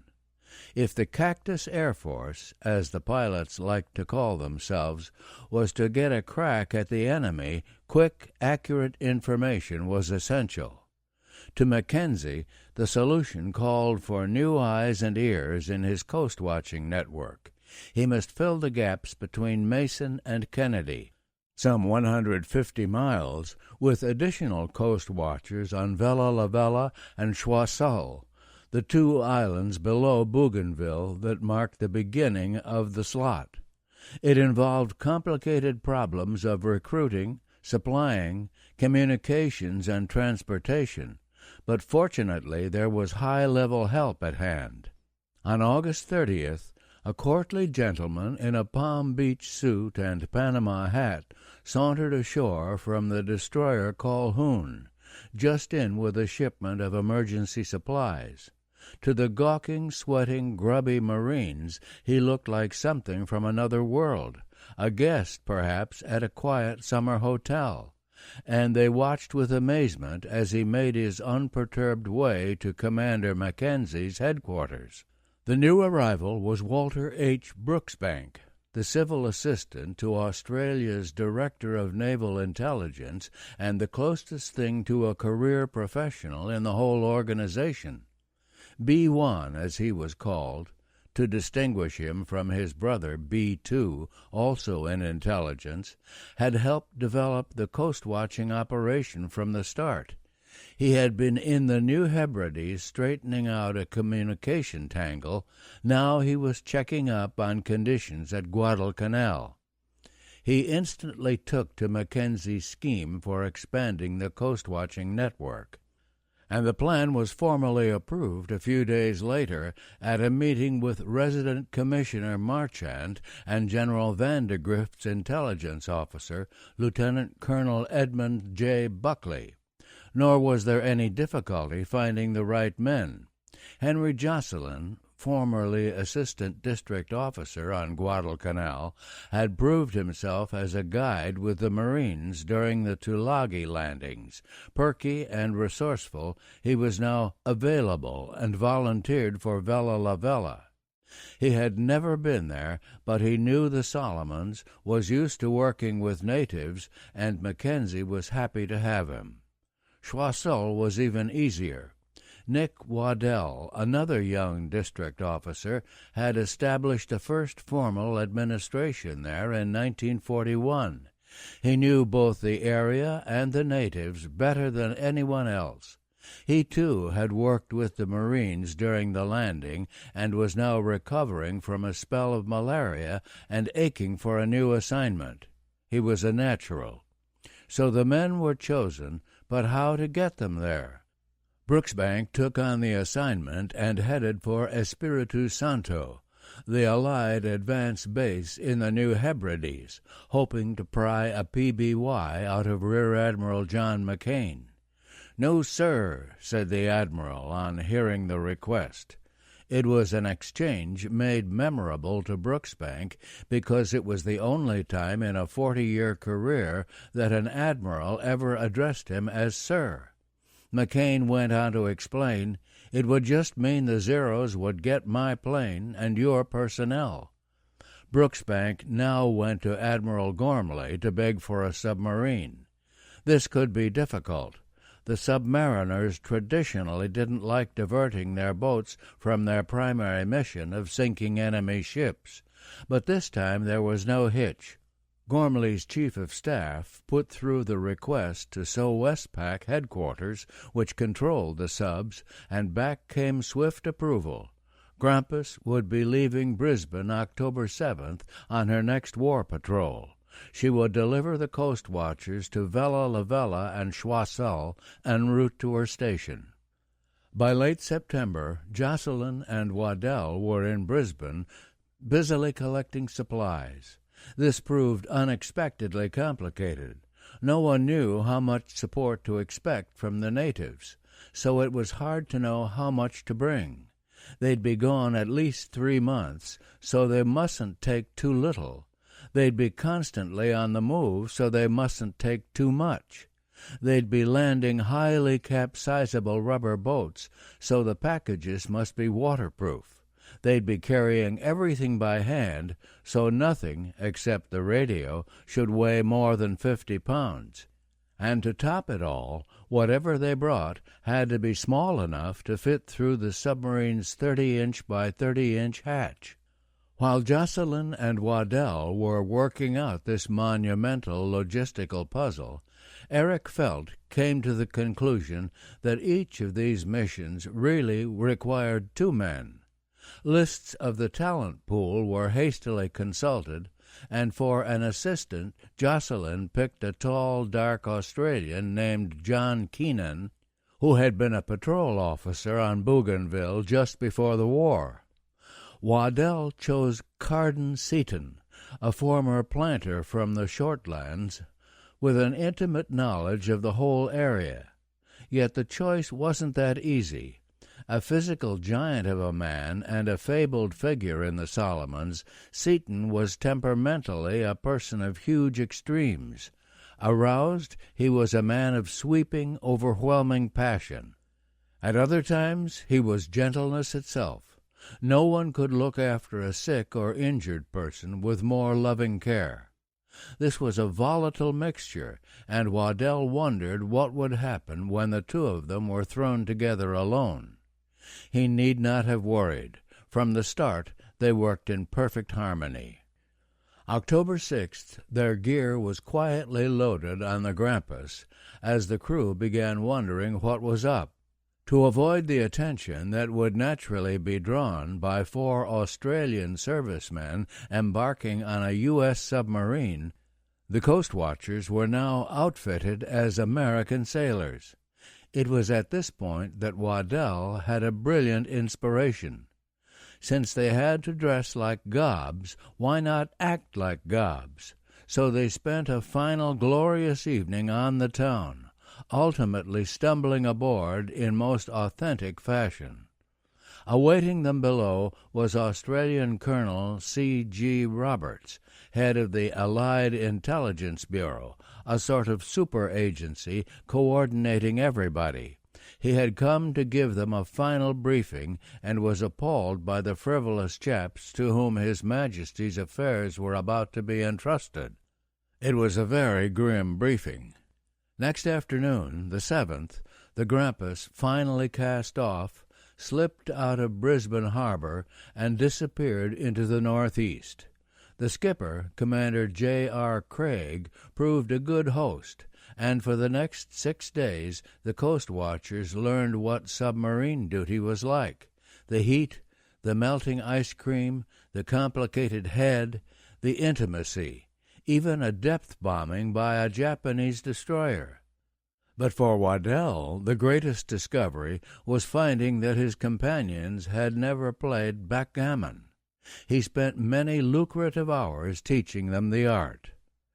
At 5 a.m. on October 13th, the Grampus lay submerged just off the northwest coast of Vella La Vella, and Commander Craig began a periscope inspection of the shore. From time to time he consulted a set of charts based on 19th-century German guesses and the estimates of frigate captains 100 years earlier.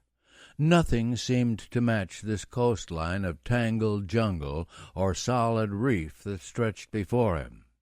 He called Jocelyn and Keenan to the scope, but they were no help. They had never been here either. The only person really familiar with the place was Carden Seaton, who assured everyone that there was a break in the reef, but he certainly couldn't spot it. All day the periscope probed in vain as the Grampus inched within 2 miles of the beach, about as close as Craig dared to go with these vague and ancient charts. About 3 p.m. they suddenly realized they were not alone. Several miles to the north, a Japanese destroyer appeared, also poking around the coast.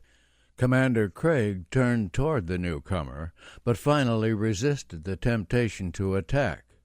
There could have been no more effective way to advertise the arrival of Jocelyn and Keenan. At 6:50 the destroyer headed off to the northwest, and the Grampus, too, pulled back from the coast. Surfacing, she recharged her batteries while Craig and the Coastwatchers debated what to do. Did the Jap know they were there? Was she looking for them? Should they go on with the landing? They finally decided they should. If the destroyer knew they were coming, she would have hung around, and if she was landing a reception committee, the sooner Jocelyn and Keenan got ashore, the better their chance of avoiding a meeting. At 1:29 a.m., the Grampus was back again, now surfaced only a mile offshore, just south of the Mundi plantation. Or where it was meant to be, there was no moon, but the tropical night blazed with stars. The sea was calm, oily calm, but the submarine rose and fell in the slow, heavy swell of the black Pacific. The crew undogged the after hatch, brought up the 2 rubber boats, inflated and launched them alongside the sub. Working as fast as possible, a sort of bucket brigade handed up the Coastwatchers' gear and stowed it in the boats. It was a tricky business on this slippery, heaving deck, and one hastily thrown food pack punctured the side of the second boat. Some optimist covered the hole with a piece of adhesive tape. The collapsible canoe was launched, and Jocelyn jumped into it. Tying a line around his waist, he attached it to the first rubber boat, which towed the second. Taking his paddle, he dug into the water, and the little flotilla shoved off at 1:42 a.m. Keenan had planned to paddle too, but the puncture ended that. Now he sat in the second boat, his thumb pressed against the hole like the little Dutch boy at the dike. Taking a sight on a star, Jocelyn struggled painfully toward the shore. From the conning tower, Commander Craig waved a silent farewell, and the Grampus slipped off quickly into the night. Slowly, ever so slowly, Jocelyn inched toward the shore. For a lone paddler towing 2 ungainly boats loaded with 2,000 pounds of equipment, he did very well. But it was 4 a.m. by the time he reached the reef. Leaving Keenan with the boats, he cast off and paddled south 200 yards, still looking for an opening. No luck. Just a solid line of white waves crashing against the coral. Time was running out. It would be daylight in an hour, and they must be ashore and under cover by then. They had no idea whether any Japanese were stationed along the coast, but they knew they were hundreds of miles within enemy territory, and they couldn't risk being spotted. The only course left was to head straight for the reef and shoot the breakers, hoping to land safely in the quiet lagoon beyond. For this daring maneuver, both Jocelyn and Keenan transferred to the first rubber boat, towing the other boat and canoe behind them. They paddled with all their strength. Catching a wave just right, they surged over the reef and in a cascade of foam and spray landed safely in the lagoon. The canoe followed, but the second boat, now hopelessly waterlogged from the puncture, caught on a spur of coral, spun sideways, and capsized. Crates and food packs swirled around in the surf as Jocelyn and Keenan scrambled back to save what they could. Scooping up everything in sight, they put it all in the undamaged boat. They had lost only 3 food packs and 1 case containing money, tobacco, a pair of binoculars, and 2 bottles of whiskey. Luckily, the teleradio, vulnerable to any kind of moisture, remained safe and dry in the first boat all along. By 5 a.m. they were across the lagoon and hauling their gear ashore. Dawn streaked the eastern sky. There was not a minute to lose. Back and forth they hurried, carrying the cases and packages into a clump of mangrove trees that sheltered the beach. By 5:45 everything was hidden, even the rubber boats, and they slipped under the trees themselves, just as a big Kawanishi flying boat thundered by, examining the shore on early morning patrol. Following a quiet breakfast, courtesy of the Grampus galley, they pitched a small tent and prepared for a little rest. A wave of indescribable exhaustion overwhelmed them both. After a week in the submarine, they were in poor shape anyhow, and the night's work had drained them completely. They collapsed on their cots and slept as though drugged. Their clothes were still wet, but it didn't matter. Nothing mattered. At this point, the whole Imperial Japanese Army could have come marching down the beach, and it wouldn't have mattered. They spent the first 2 days mostly eating and sleeping, then cautiously began to explore the shore. There was still no sign of anyone, native or Japanese, and the war seemed very far away, except when the Kawanisis occasionally prowled by. On October 16th, they reached the Mundi Mundi plantation, about a mile down the beach. In better times, it had been a busy center of the copra trade, but now it was deserted. They moved into the empty plantation house and gradually transferred their gear from the beach to a hiding place about a mile up the Mundi Mundi River. Half a mile in from the stream, they found a 300-foot hill, perfect for the teleradio. Here they built a camouflaged lean-to, covering it with sheets of galvanized iron from a plantation shed. Next, the back-breaking work of bringing up the transmitter, charging engine, and all the rest. It was a job that normally took a dozen native carriers, but they still hadn't seen another human being. October 22nd, and the great moment was at hand. They were ready at last to begin sending to KEN. Jocelyn turned on the transmitter and felt the supreme satisfaction of making that initial contact, and then the supreme frustration of having the set go dead on him. Nor could they get it going again. They tried every trick they knew. Nothing worked. Nick Waddell and Carden Seaton, the team assigned to Choiseul, were having their frustrations too.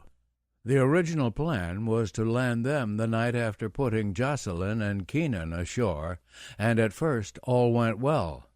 The Grampus spent October 14th making a periscope reconnaissance of the coast off Nassipusi Point, drew back and charged her batteries at dusk, then began her final approach on the surface. By 11:15 they were almost there, but that was as far as they got. At this moment, an urgent message arrived from Southwestpac. A big Tokyo Express was expected down the slot. They were to drop everything and take station immediately off Visu Visu Point on the northern coast of New Georgia. Naturally, it was a letdown. Still, Nick Waddell identified with that strange exhilaration submariners always feel when closing a target. He got his fill. Off Visu Visu, the Grampus took on 3 Japanese cruisers and 6 destroyers. Lining up one target, Commander Craig fired a spread of 4 torpedoes, then dived deep to await results. He never knew whether he got a hit, but he certainly got attention. 16 depth charges poured down on the submarine, close enough even to throw Waddell off his backgammon game. 4 days of chasing and being chased, then new instructions to get on with the Coastwatcher mission. On the night of October 19th, the Grampus once again sneaked toward the northwest coast of Choiseul, and at 12:35 a.m. on the 20th, Craig lay to about a mile off Nassipusi Point. The crew were now old hands at the game, and in 20 minutes the boats were launched and loaded.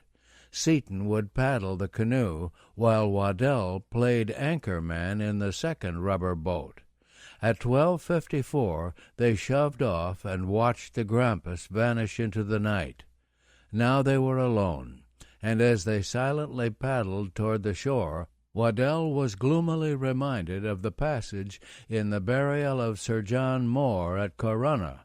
Not a drum was heard, not a funeral note, as his course to the rampart we hurried. Fortunately, there was little time for morbid meditation. About halfway to shore, a strong cross-current caught them and began sweeping them down the coast. It took 3 hours of hard paddling to reach the reef, and then they couldn't find the opening. Dawn was breaking, and in desperation they finally landed directly on the reef. Soaking wet, stumbling and falling in the holes in the coral, they carried their gear the last 50 yards to shore. By daylight, everything was safely hidden except the 2 rubber boats. These remained wedged on the reef, a pair of huge yellow calling cards announcing their arrival. No time to devise a clever solution. Taking their knives and bayonets, they stabbed and slashed at the rubber until all the air was out. Then they dragged the limp carcasses to cover, too, just as the inevitable Kawanishi appeared on its morning patrol. Too tired even for breakfast, they now collapsed in the bushes that fringed the beach. Soon it began to rain, and they roused themselves long enough to build a small leaf hut. They were resting here when a native named Beni, walking along the beach, stumbled across them. In one of those happy coincidences that sometimes make life simpler, he recognized Nick Waddell from the old days when Waddell was trying to establish British authority on the island. It proved a joyous reunion, and soon Beni was telling the newcomers everything he knew about the Japanese on Choiseul. There were some, it seemed, at the northern end of the island, but few anywhere else. Beni now went off to round up a couple of Waddell's old police boys to form a nucleus of a scouting force. This would take a couple of days. Meanwhile, the 2 Coastwatchers simply marked time, drying their clothes and cleaning their guns. While they waited, they also debated an interesting question of policy. They had come ashore with just 2 bottles of whiskey. Should they drink it right away or stretch it out as long as possible, perhaps holding it to mark special occasions? They drank it right away. A more serious question was whether to open up on the teleradio.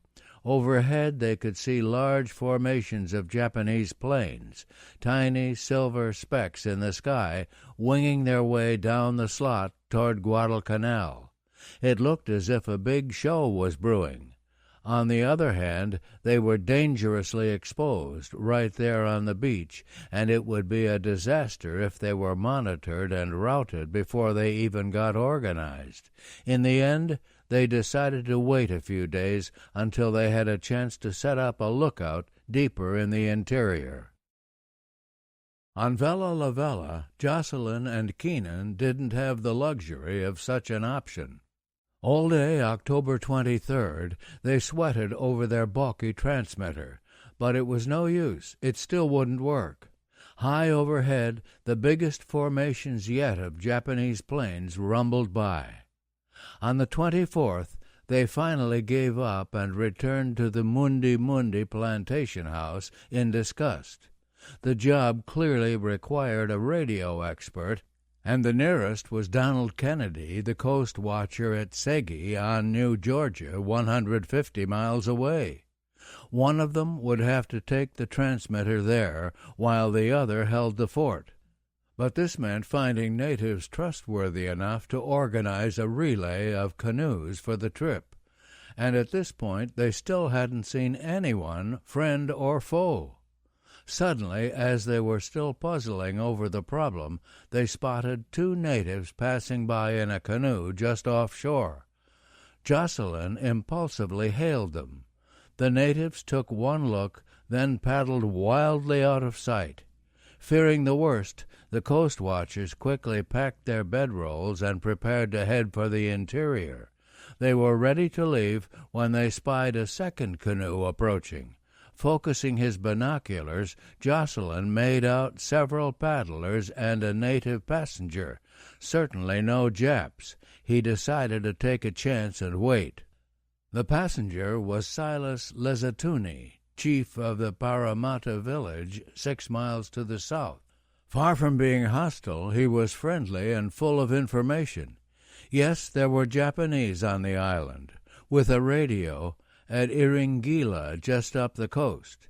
The natives had watched them landing from a warship, apparently the destroyer seen by the Grampus, and Silas was astonished to learn Jocelyn and Keenan had been ashore 10 days without his people knowing it. How could this thing have happened? Jocelyn decided this was no time to explain the invention of the submarine. Silas also confirmed that the Reverend A.W.E. Sylvester, a Methodist missionary, was still on Vella La Vella, living at Beulah on the southern end of the island. A good man to see, Jocelyn decided, before undertaking that 150-mile trip to get the radio fixed. He himself would go, while Keenan remained behind to set up an observation post, recruit some scouts, and start watching the Japanese at Iringila. Silas quickly arranged a canoe, and Jocelyn was off before dusk. The mounting tempo of Japanese activity told them that there was no time to lose. The waves of planes that poured down the slot heralded the start of the third Japanese attempt to recapture Henderson Field and throw the Americans out of Guadalcanal. First a regiment, then a brigade had not been enough. Now Lieutenant General Harukichi Hyakutake, commanding all Japanese operations in the Solomons and New Guinea, would use a whole division. What's more, he'd lead it himself. The build-up began October 3rd with a series of airstrikes. 1 bomber, 6 fighters, now going yours, radioed Jack Reed at 7:51 a.m. as the first planes passed over his station at the northern end of Bougainville. Then at 9:22, 6 fighters, now going southeast, and at 10:27, 28 planes passing from north to yours, far to westward, may be twin-engined, and still they came. 10:42, 6 fighters going yours. 1 p.m., 6 fighters now on way yours. 2:15, 13 fighters going yours. Off Guadalcanal, the Marine fighters were waiting. Pouncing on the Japanese, they broke up one attack after another. 10 Zeros were shot down, 20% of Raboul's long-range fighters, with the loss of only 1 Marine plane and no pilots. It would take a week before the Japanese air arm regained enough strength to strike again. The Cactus Air Force had less luck with the Tokyo Express. Fast runs were made on October 3, 5, and 8, landing not only troops, but guns, trucks, tractors, even tanks. General Hyakutake himself went down with the destroyers that left on the 9th. High in the hills behind Buin, Paul Mason on Bougainville watched them go, as he studied the ever-growing concentration of Japanese shipping that packed the Shortland anchorage. 2 months ago, he was pretty amateurish, sending descriptions like 1 two-funneled cruiser or 1 ship with large superstructure near foremast and conspicuous tower aft. Since then, he had done his homework well, mastering the penciled silhouettes sent him by Eric Felt. Today, the descriptions he radioed KEN were crisp and professional. Ships visible Buin area: 3 Nati, 1 Kako, 1 Sendai, 1 Tatua-class cruiser, 17 destroyers, 13 cargo ships, 1 tanker, 3 mystery ships. Could be large seaplane carriers. At 11 a.m., 1 Tatua-class cruiser and 5 destroyers went southeast. On Guadalcanal, General Vandegrift and his staff studied the message and tried to piece the picture together. Mason's report, aerial reconnaissance, captured documents, and the latest SyncPack radio intercepts all pointed to a new Japanese attack, bigger than anything that had hit the island yet. October 11th, KEN passed the word that still another Tokyo Express was heading down the slot. This time, a U.S. Navy task force was nearby. the first in these waters since Savo. And that night off Cape Esperance it gave better than it got. Yet the Japanese managed to land another load of howitzers, trucks, and personnel. On the night of the 13th, the Emperor's battleships turned up. For 70 minutes they mercilessly shelled Henderson Field with 14-inch guns. Dawn found the radio station destroyed, the pagoda a shambles, most of the aviation gas gone, a landscape spattered with spam from a direct hit on some ration dump. Casualties were light, but 85 of Henderson's 90 bombers were in no shape to fly. For the next several days, the Tokyo Express would face little opposition. Hugh Mackenzie came through the bombardment without a scratch, but he had a close call in the morning's first air raid. Normally, he never took cover on such occasions and seemed to live a charmed life. This time, however, he squeezed into a dugout, and inevitably a bomb landed right on top of it. Miraculously, he suffered only a dirty neck and emerged as nonchalant as ever. On October 24th, the big blow finally fell. After several postponements, General Hyakutake launched his all-out attack on Henderson Field. It was another of those complicated Japanese plans calling for perfect timing and coordination, and once again the jungle made that impossible. For 2 days, Vandegrift's Marines, now bolstered by Army units, threw every charge back. By dawn on the 26th, it was clear that the third Japanese attempt to retake Henderson Field had failed. For the weary victors, relief that they had come through again, and better still, a feeling that they had survived the worst the Japanese could do. At sea, too, the feeling was relief. The rejuvenated fleet came off well in several night engagements, the Japanese specialty, and now boasted a new exciting leader, Vice Admiral William F. Halsey, who replaced the competent but lackluster Gormley. At KEN, Hugh Mackenzie also felt a surge of relief.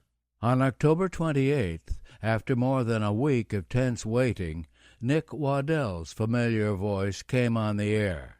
He and Carden Seaton were now established at the little village of Tagatagera on northern Choiseul. They were about 2 miles in from the west coast and had a magnificent view of Bougainville Strait, the Shortlands, and down the slot all the way to Vella La Vella. Station DEL, as they called it, should be of tremendous value in filling the information gap south of Bougainville. Jocelyn and Keenan were not operating yet, but from that single brief message before their transmitter broke down, Mackenzie knew that at least they had landed safely on Vella La Vella. Meanwhile, conditions were improving daily at KEN. A new dugout 200 yards farther north from the airfield, meaning 200 yards closer to safety, boasted such amenities as battery-powered lights and packing crates for seats. Not exactly the soft life, but all in all, the pressure did seem to be easing these last days of October. Yet this was illusory, for as it turned out, the Japanese were far from finished on Guadalcanal. Starving, ill-equipped, often in desperate need of medical attention, they remained tough, brave warriors steeped in the Bushido spirit of their homeland. Totaling some 23,000, they fully expected to make another try and were prepared to wait until the Tokyo Express brought reinforcements and opened up the supply lines again. Meanwhile, they still controlled the island and were in every sense a dangerous enemy to any allied fighting man rash enough or unlucky enough to be caught outside the perimeter. 6. Taking the stick to the wolf. One man unlucky enough to be outside the perimeter was Second Lieutenant Dale M. Leslie, a rangy young pilot with Marine Scout Bombing Squadron 231. Returning from a routine reconnaissance mission on September 28th, Leslie had been caught flat-footed by a Zero off Cape Esperance. His gunner killed, his cockpit blazing, he managed to bail out at about 700 feet and splashed into the sea several hundred yards from land. That evening he came ashore near Tabea, about 3 miles south of Cape Esperance and deep in Japanese territory. He started for the interior, but almost immediately ran into an enemy patrol coming along the trail. He fell flat and watched them go by. He went a few yards deeper into the jungle, but he was too tired to go very far. It was pouring rain, and the ants had a field day at his expense, but he lay down and slept the sleep of exhaustion. The next 11 days he moved gradually down the southwest coast of Guadalcanal, living on coconuts, sleeping where he could. He had heard there were friendly natives down this way, but all he ever saw were Japanese. On October 10th, he was still working his way down the coast when he came across an unguarded native canoe near a Japanese camp. Stealing a paddle from an empty hut, he then hid under a log to wait for the night. Hearing a rustling, he looked up, and there stood a Japanese soldier staring down at him. Leslie jumped from the log, the soldier yelled in alarm, and both of them ran. When things calmed down a little, Leslie returned to the beach to find a new hiding place until dark. He finally picked a fallen coconut palm that lay so its roots and the dirt clinging to them formed a sort of cave. He crawled in there and began to wait. Soon he had a curious feeling someone was near, and when sand began trickling down on him, he peeked out to see what was happening. A Japanese was sitting on the fallen palm right on top of him, eating supper. Leslie could hardly believe it. The Japanese even had thick glasses and buck teeth, the way they did in American cartoons. Leslie ducked back into his hollow and continued waiting. But now a new danger developed. The palm began sagging under the weight of the soldier, gradually caving in on Leslie. At first he tried to brace it with his hands and prop the Japanese up, but he was too weak to do this for long. Finally he hit upon the ingenious expedient of gradually letting the soldier down until the man grew so uncomfortable he moved to a better log to finish his supper. Darkness at last, and Leslie sneaked down to his canoe while other Japanese relaxed on the beach, smoking and chatting under the stars. He tried to keep a tree between himself and the troops, but just as he was about to shove off, they saw him and began shouting. He jumped in and paddled away, calling back an answering shout that must have convinced them he was a native, since they soon went back to their smoking. Now 3 more days of hide and seek as he slowly paddled south along the shore. Then, on the morning of the 14th, he reached a sunny, tranquil coast with no trace of the Japanese. A whole new world seemed to dawn. Plenty of oysters, papaya, bananas, and sweet potatoes. Leslie left his canoe at this point and began walking again. His heart surged with the feeling that help was near. Next day about noon he began to see tracks and came at last to a village full of natives. They took one look, and deciding he was Japanese, the entire population fled for the hills. He shouted as loud as he could, "American!" This didn't convince them, but they turned and came cautiously toward him, inspecting him from a distance with the greatest care. Persuaded at last, they swarmed around him, laughing and shaking hands. In fact, he had to shake hands with every single member of the group, about 150 altogether, down to the smallest child. He completely collapsed at this point, and the natives took him to a hut, where they put him on a reed cot and fed him some fish and potatoes. One of the villagers spoke a little English, and he explained that a white missionary lived nearby, and they would take Leslie there next morning. It was, of course, Father de Klerk, the Marist priest and occasional coast watcher on the south side of Guadalcanal. 2 weeks had passed since his decision to remain behind when the Ramada rescued the little group of Westerners stranded at Tangarare. He was now the only European on the south coast. He still liked to picture himself as just a shepherd looking after the flock, but his unique position made him far more than that. "I will take the place of the bishop and the government to give you advice," he told the natives in a short sermon just after the Ramada left. "Follow my advice always. Don't show lights at night. Keep away from the Japanese at Cape Hunter and Maravovo. Never help the enemy of our country." He was, in short, becoming more and more a war leader. It was inevitable.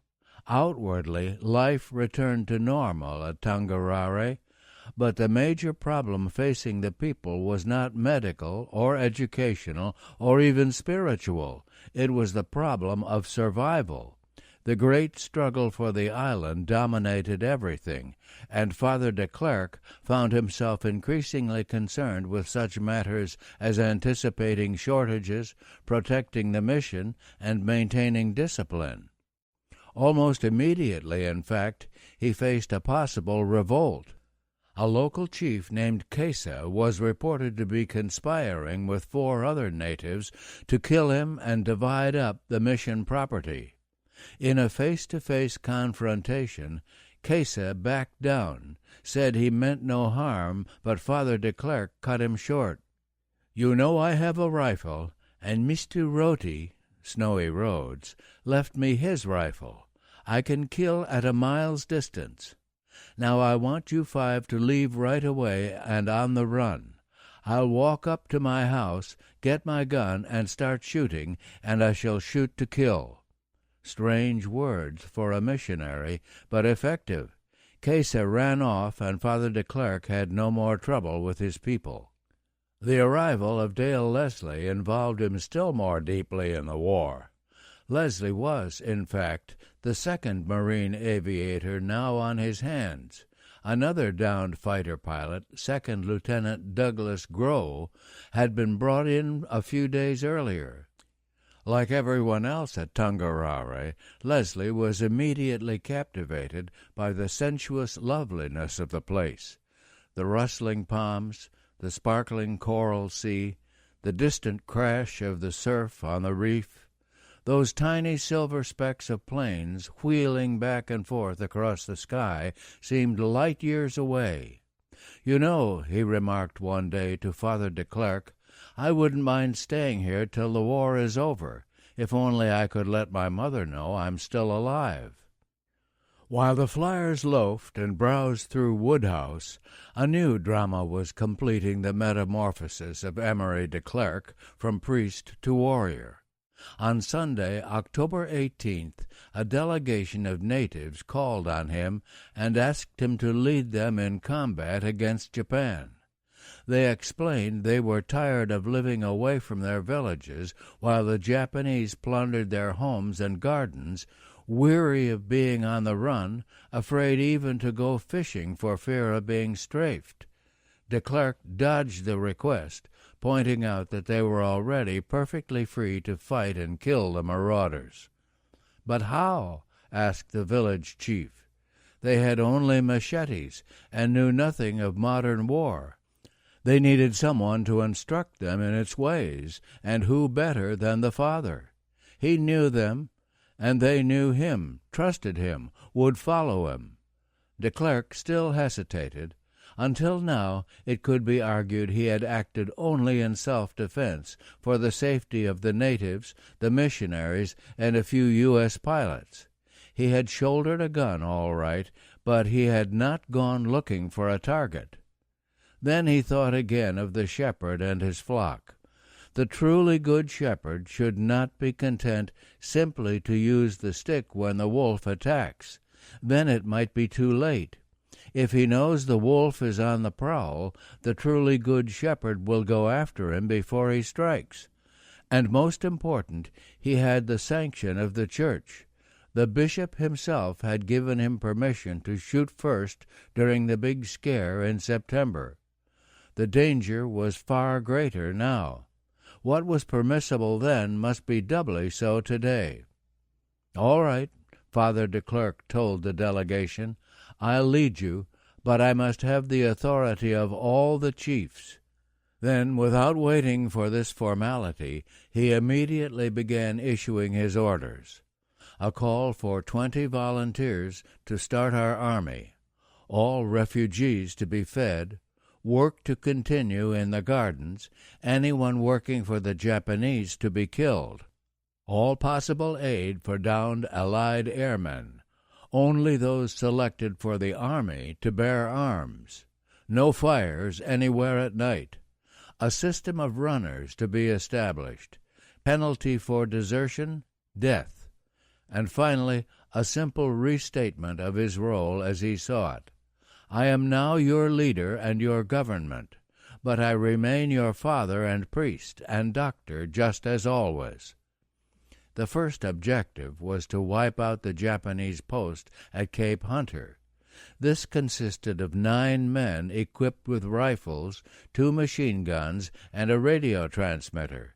They were said to be short of food, so Father de Klerk planned an ambush built around a decoy pig. He then wrote 2 local chiefs in the area inviting their cooperation. One turned him down, but the other, Joe Turukaya, promised to help. It was Father de Klerk's intention, when all arrangements were set, to go down to Cape Hunter and personally lead the ambush. But the next message from Joe Turukaya announced that the job had already been done. 8 of the 9 Japanese were killed, their transmitter dumped into the sea, the radio operator somehow escaped, but a lone Japanese hiding out in the jungle posed little threat. He was, in fact, never seen again. Meanwhile, there were other promising developments on the Tongarire front. On October 24th, after months of inattention, 2 U.S. planes unexpectedly appeared, circling low over the mission compound. Father de Klerk and Doug Groh were not on hand at the moment, but Dale Leslie began waving wildly. A pause, then the plane dropped a message wrapped around a flashlight battery. "Who are you? Where is the missionary? If you are a pilot, show rubber dinghy and Mae West." Leslie had no dinghy, but a spare one at the station served the purpose. The plane then dropped a second message, this one addressed to Father de Klerk, who by now had arrived on the scene. It was from General Vandegrift's Lieutenant Colonel Buckley, and it sought the Father's help on future operations. "If you accept, wave arms overhead. If not, stand still, arms down." It was an easy decision. The pilot acknowledged de Klerk's wave by dipping his wings, and then both planes flew off.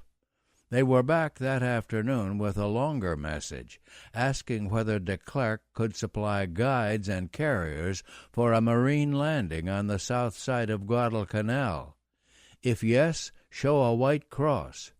The mission hospital was quickly raided for enough bandages to make the white cross. A busy week followed. Father de Klerk visited the neighboring villages, lining up carriers. Planes from Henderson came and went with messages. The 20-man army drilled and drilled.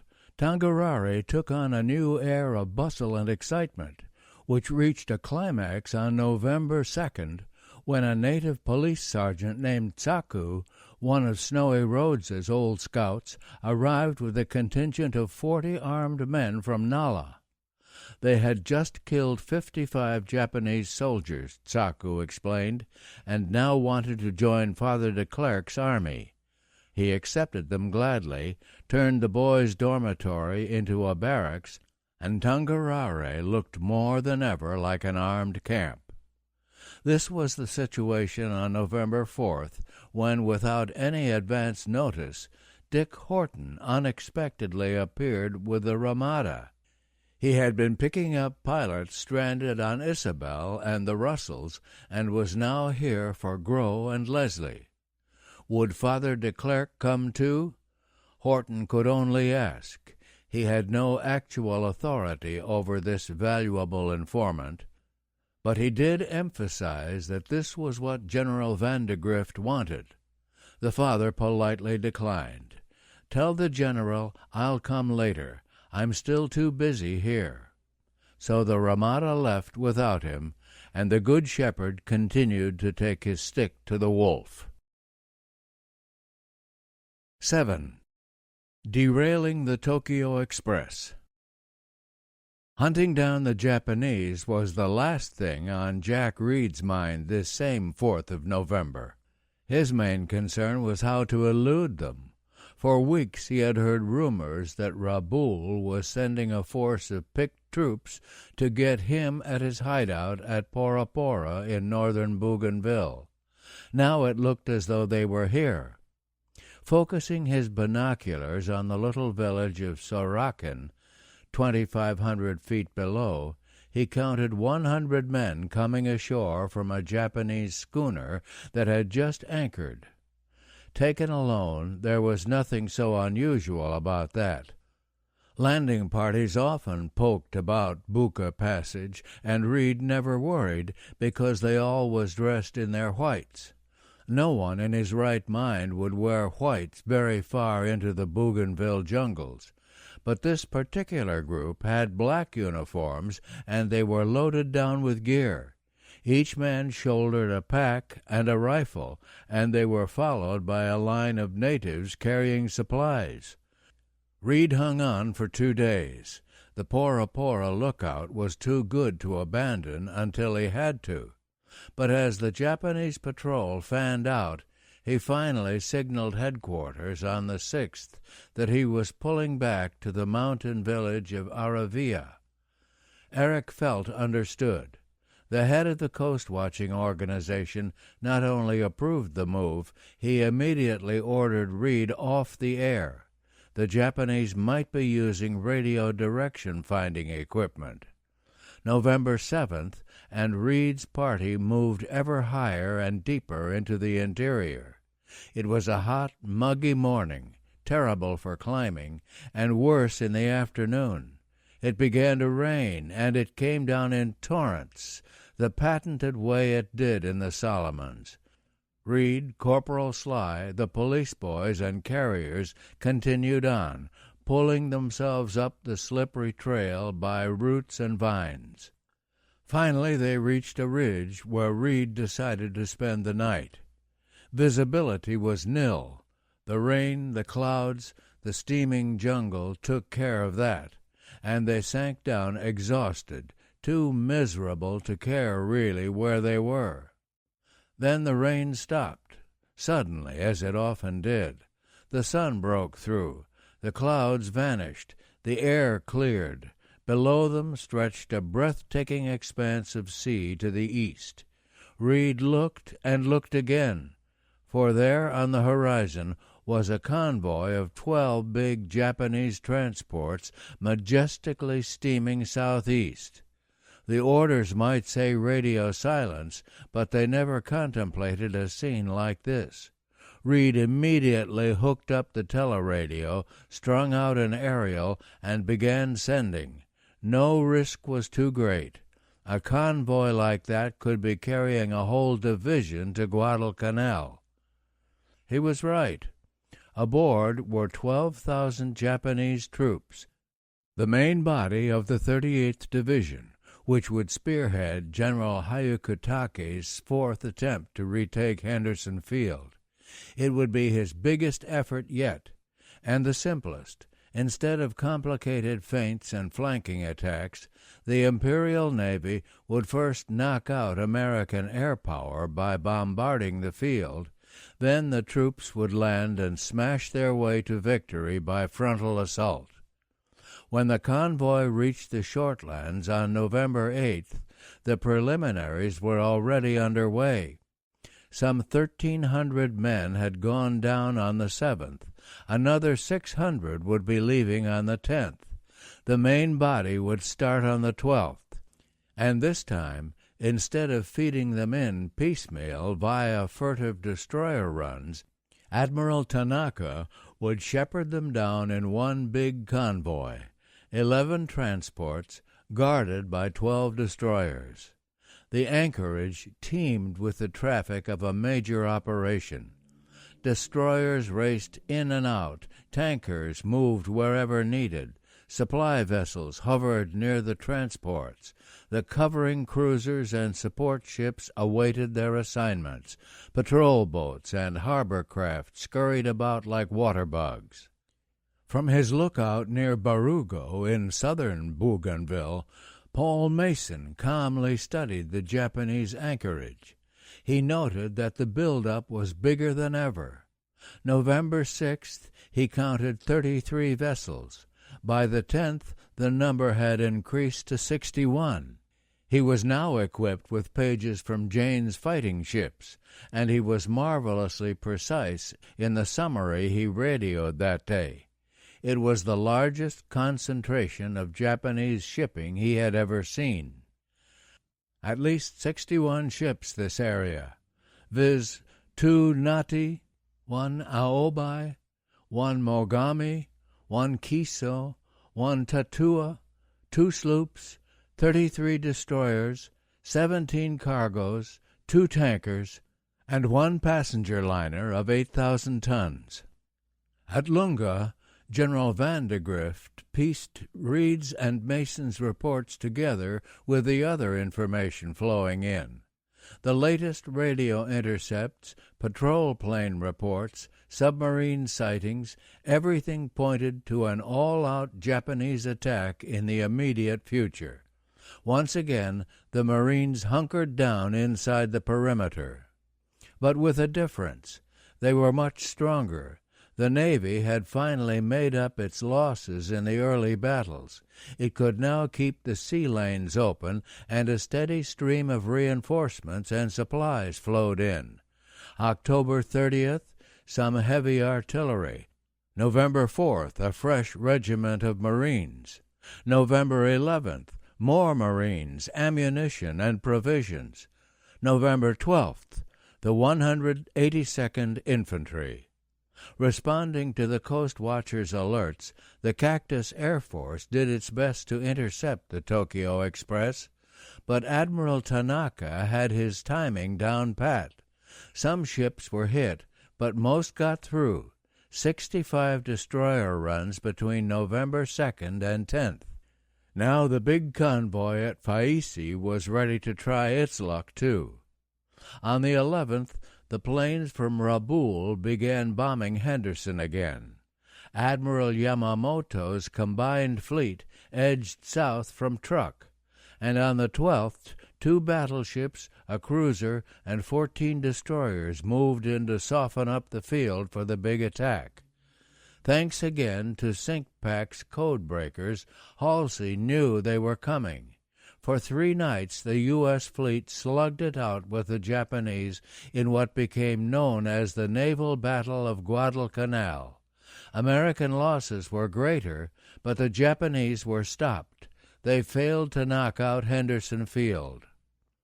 While the battle raged, Admiral Tanaka's big convoy started down the slot, returned to Faisi on hearing the bad news from the south, and then set out again on the evening of the 13th.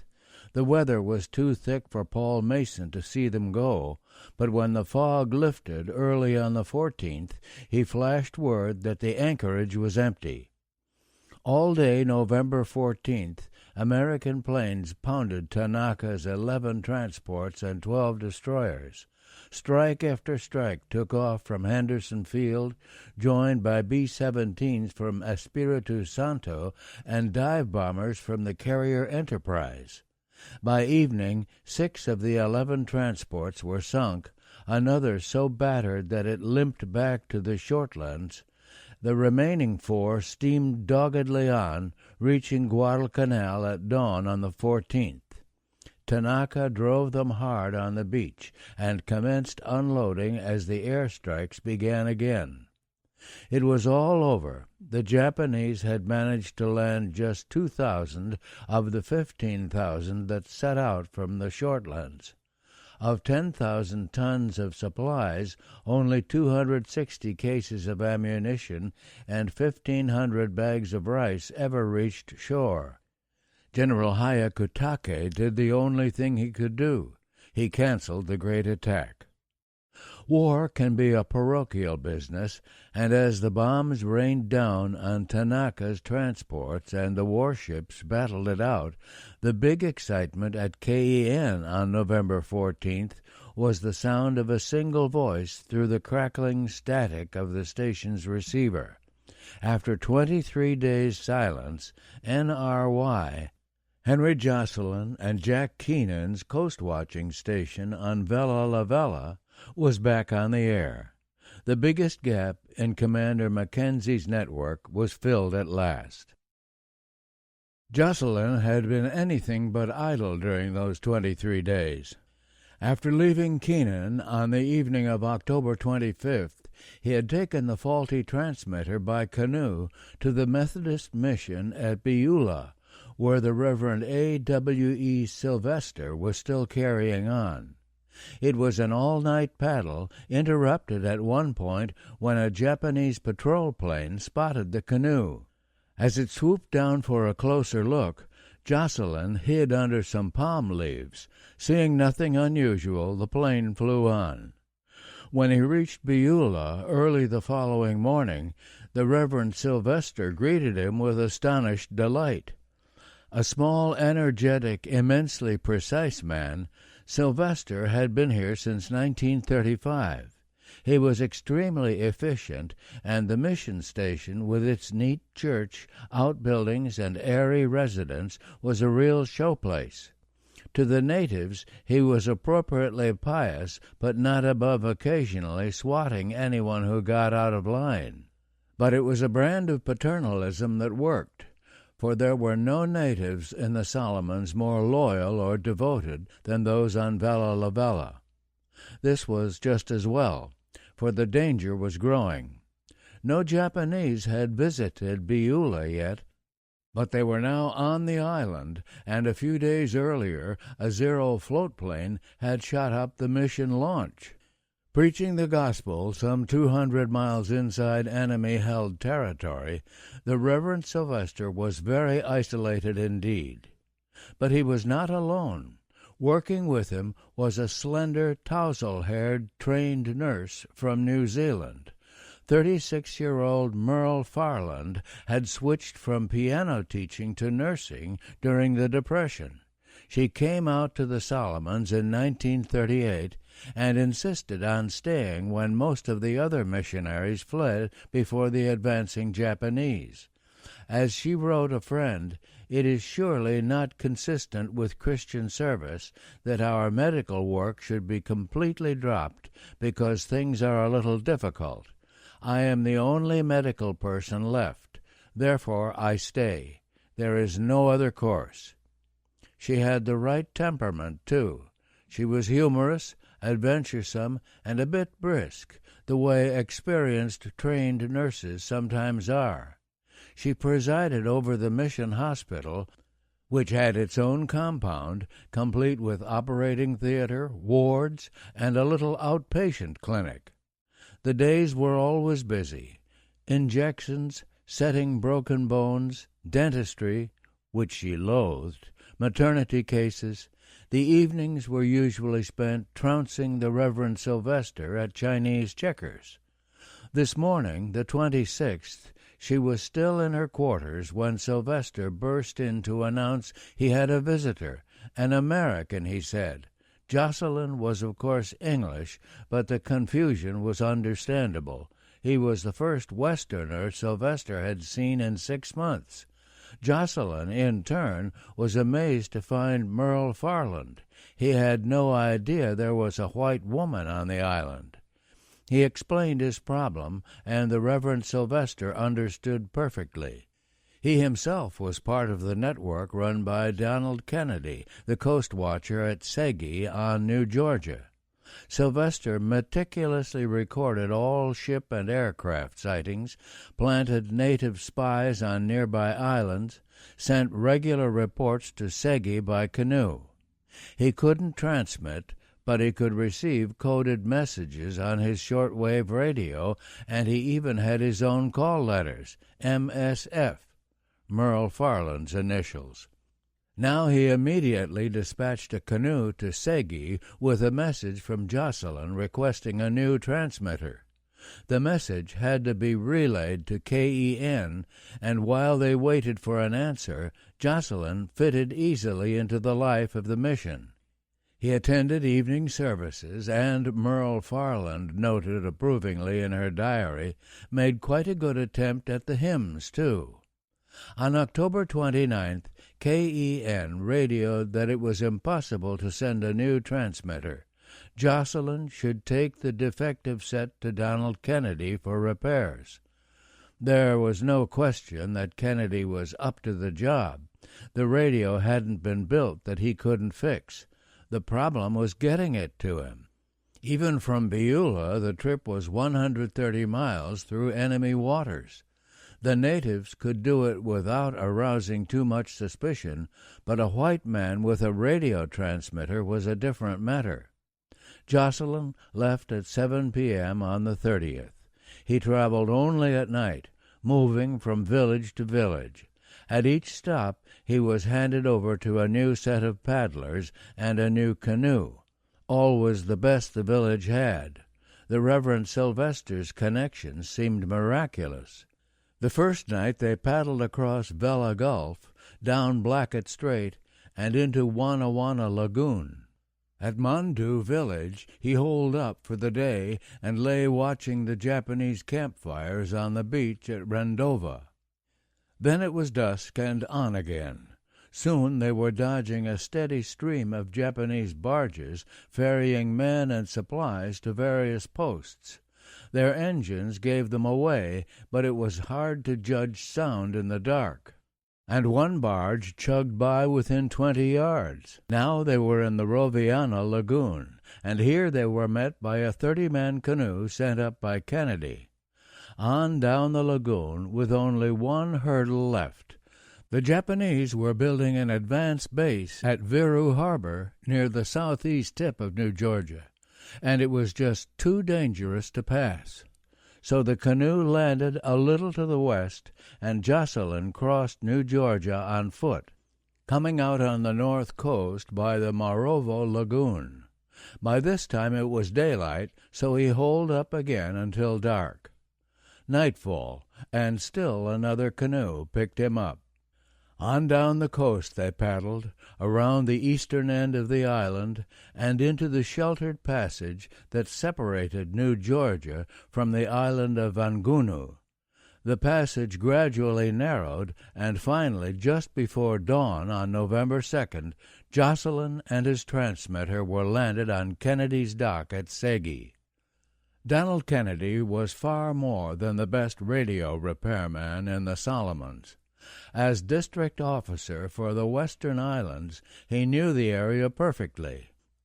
Originally on Santa Isabel, when the Japanese came, he instantly saw the greater advantage of Segi with its central location and protected approaches.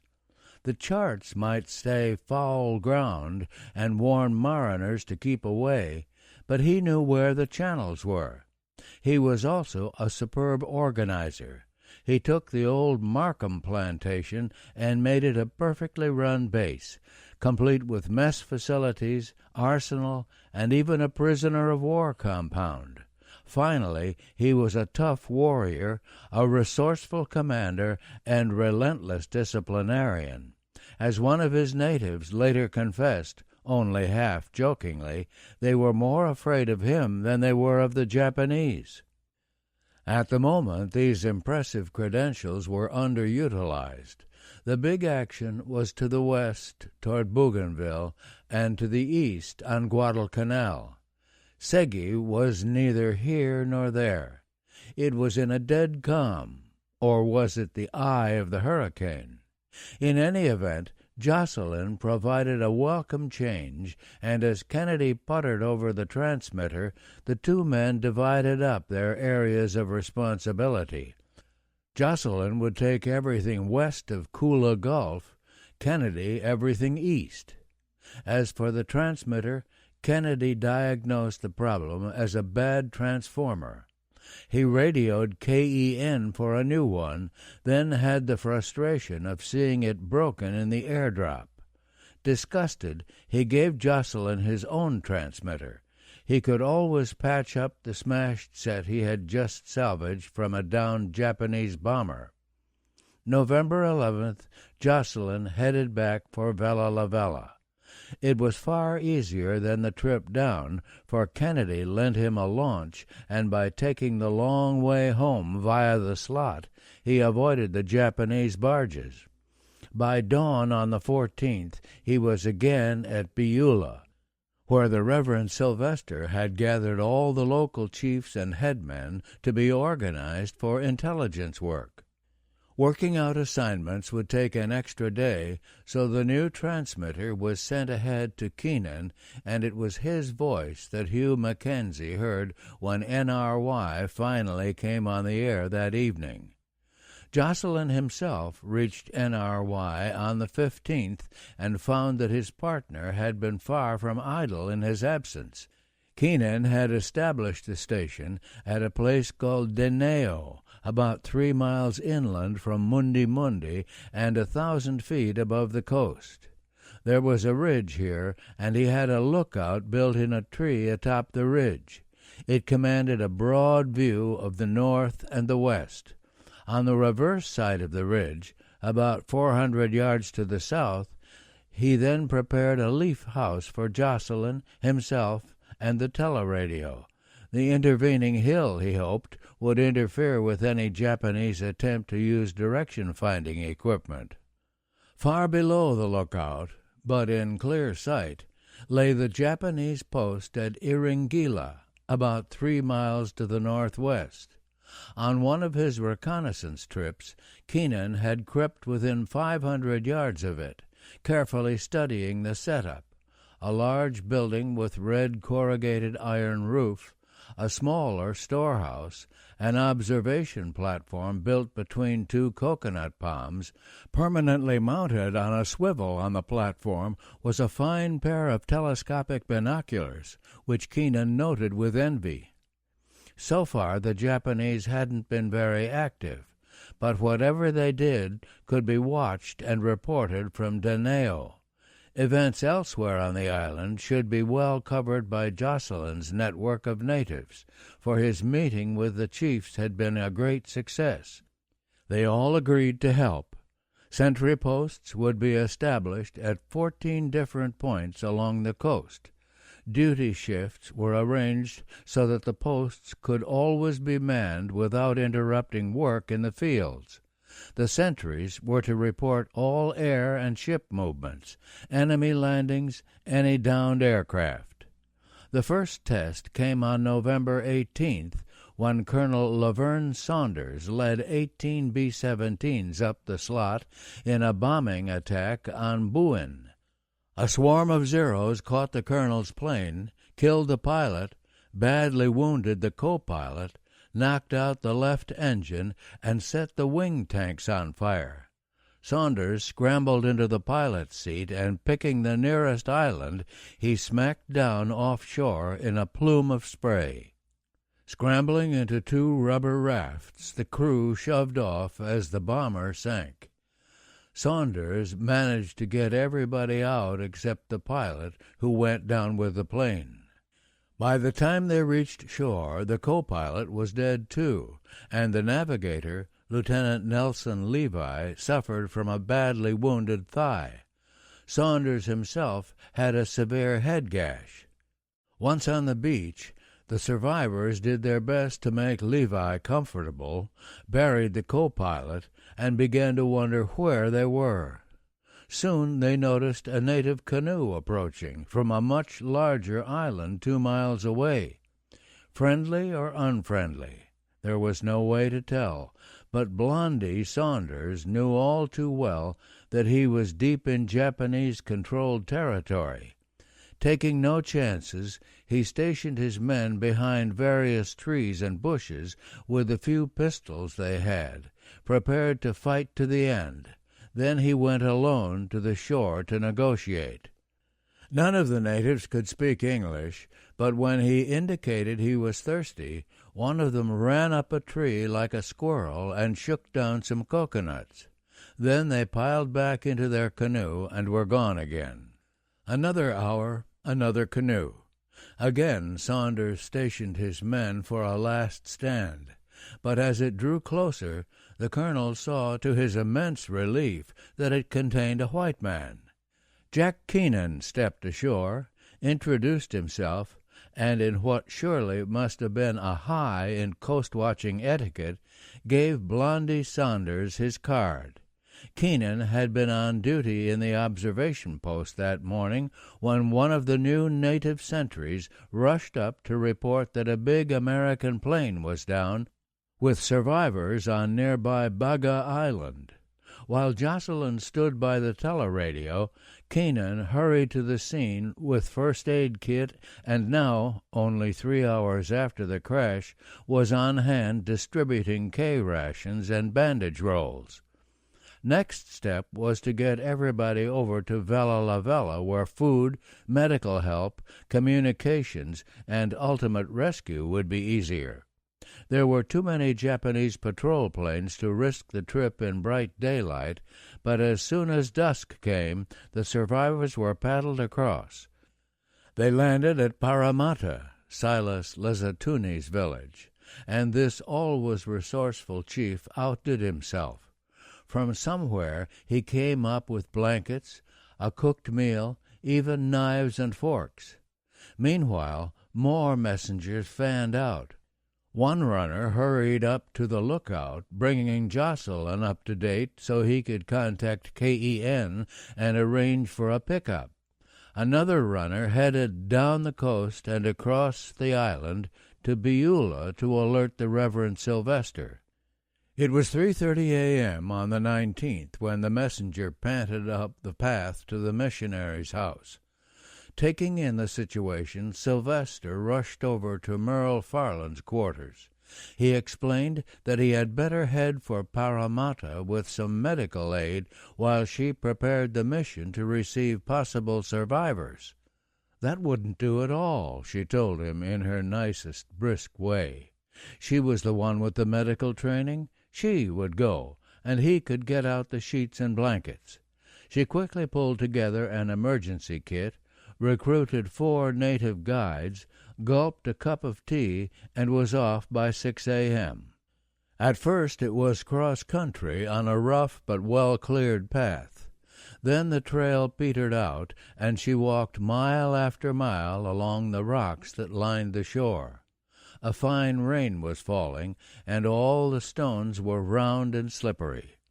Coming to a river, she climbed on the shoulders of one of her guides, and with the others ready to help if needed, they all crossed together.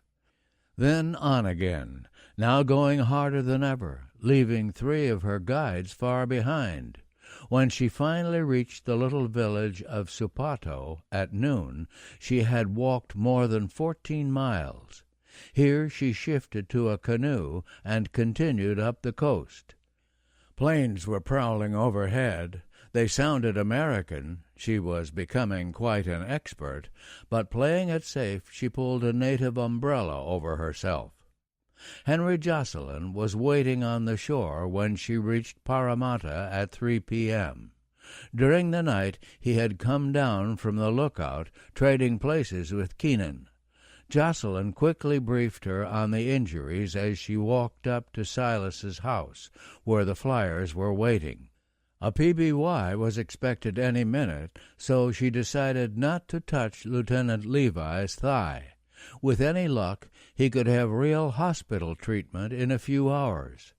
Turning to Blondie Saunders, she was just starting to unwind a bandage on his head when they heard the sound of approaching planes. The patient dashed out to investigate. It was the PBY, escorted by 3 Grumman Wildcats. While the fighters circled above, the big flying boat glided down to a perfect landing 100 yards off the beach. No time to lose. Japanese planes might turn up any minute. A canoe was launched, and the flyers loaded in.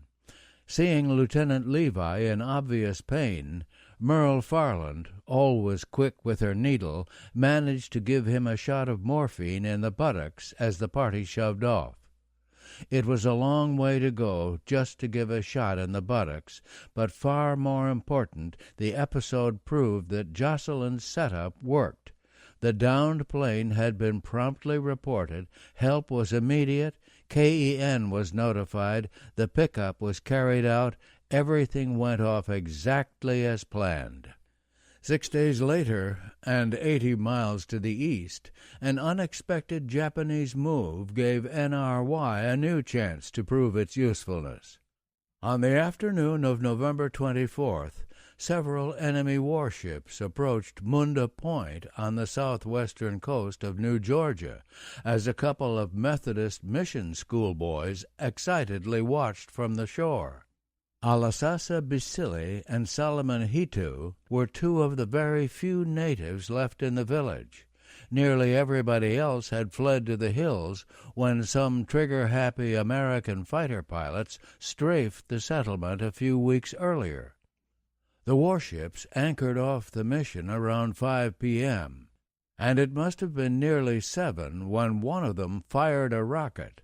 Landing operations began, and all night long the 2 boys watched a flotilla of small boats ferry in troops and supplies. They were so fascinated that they failed to notice an approaching patrol until too late.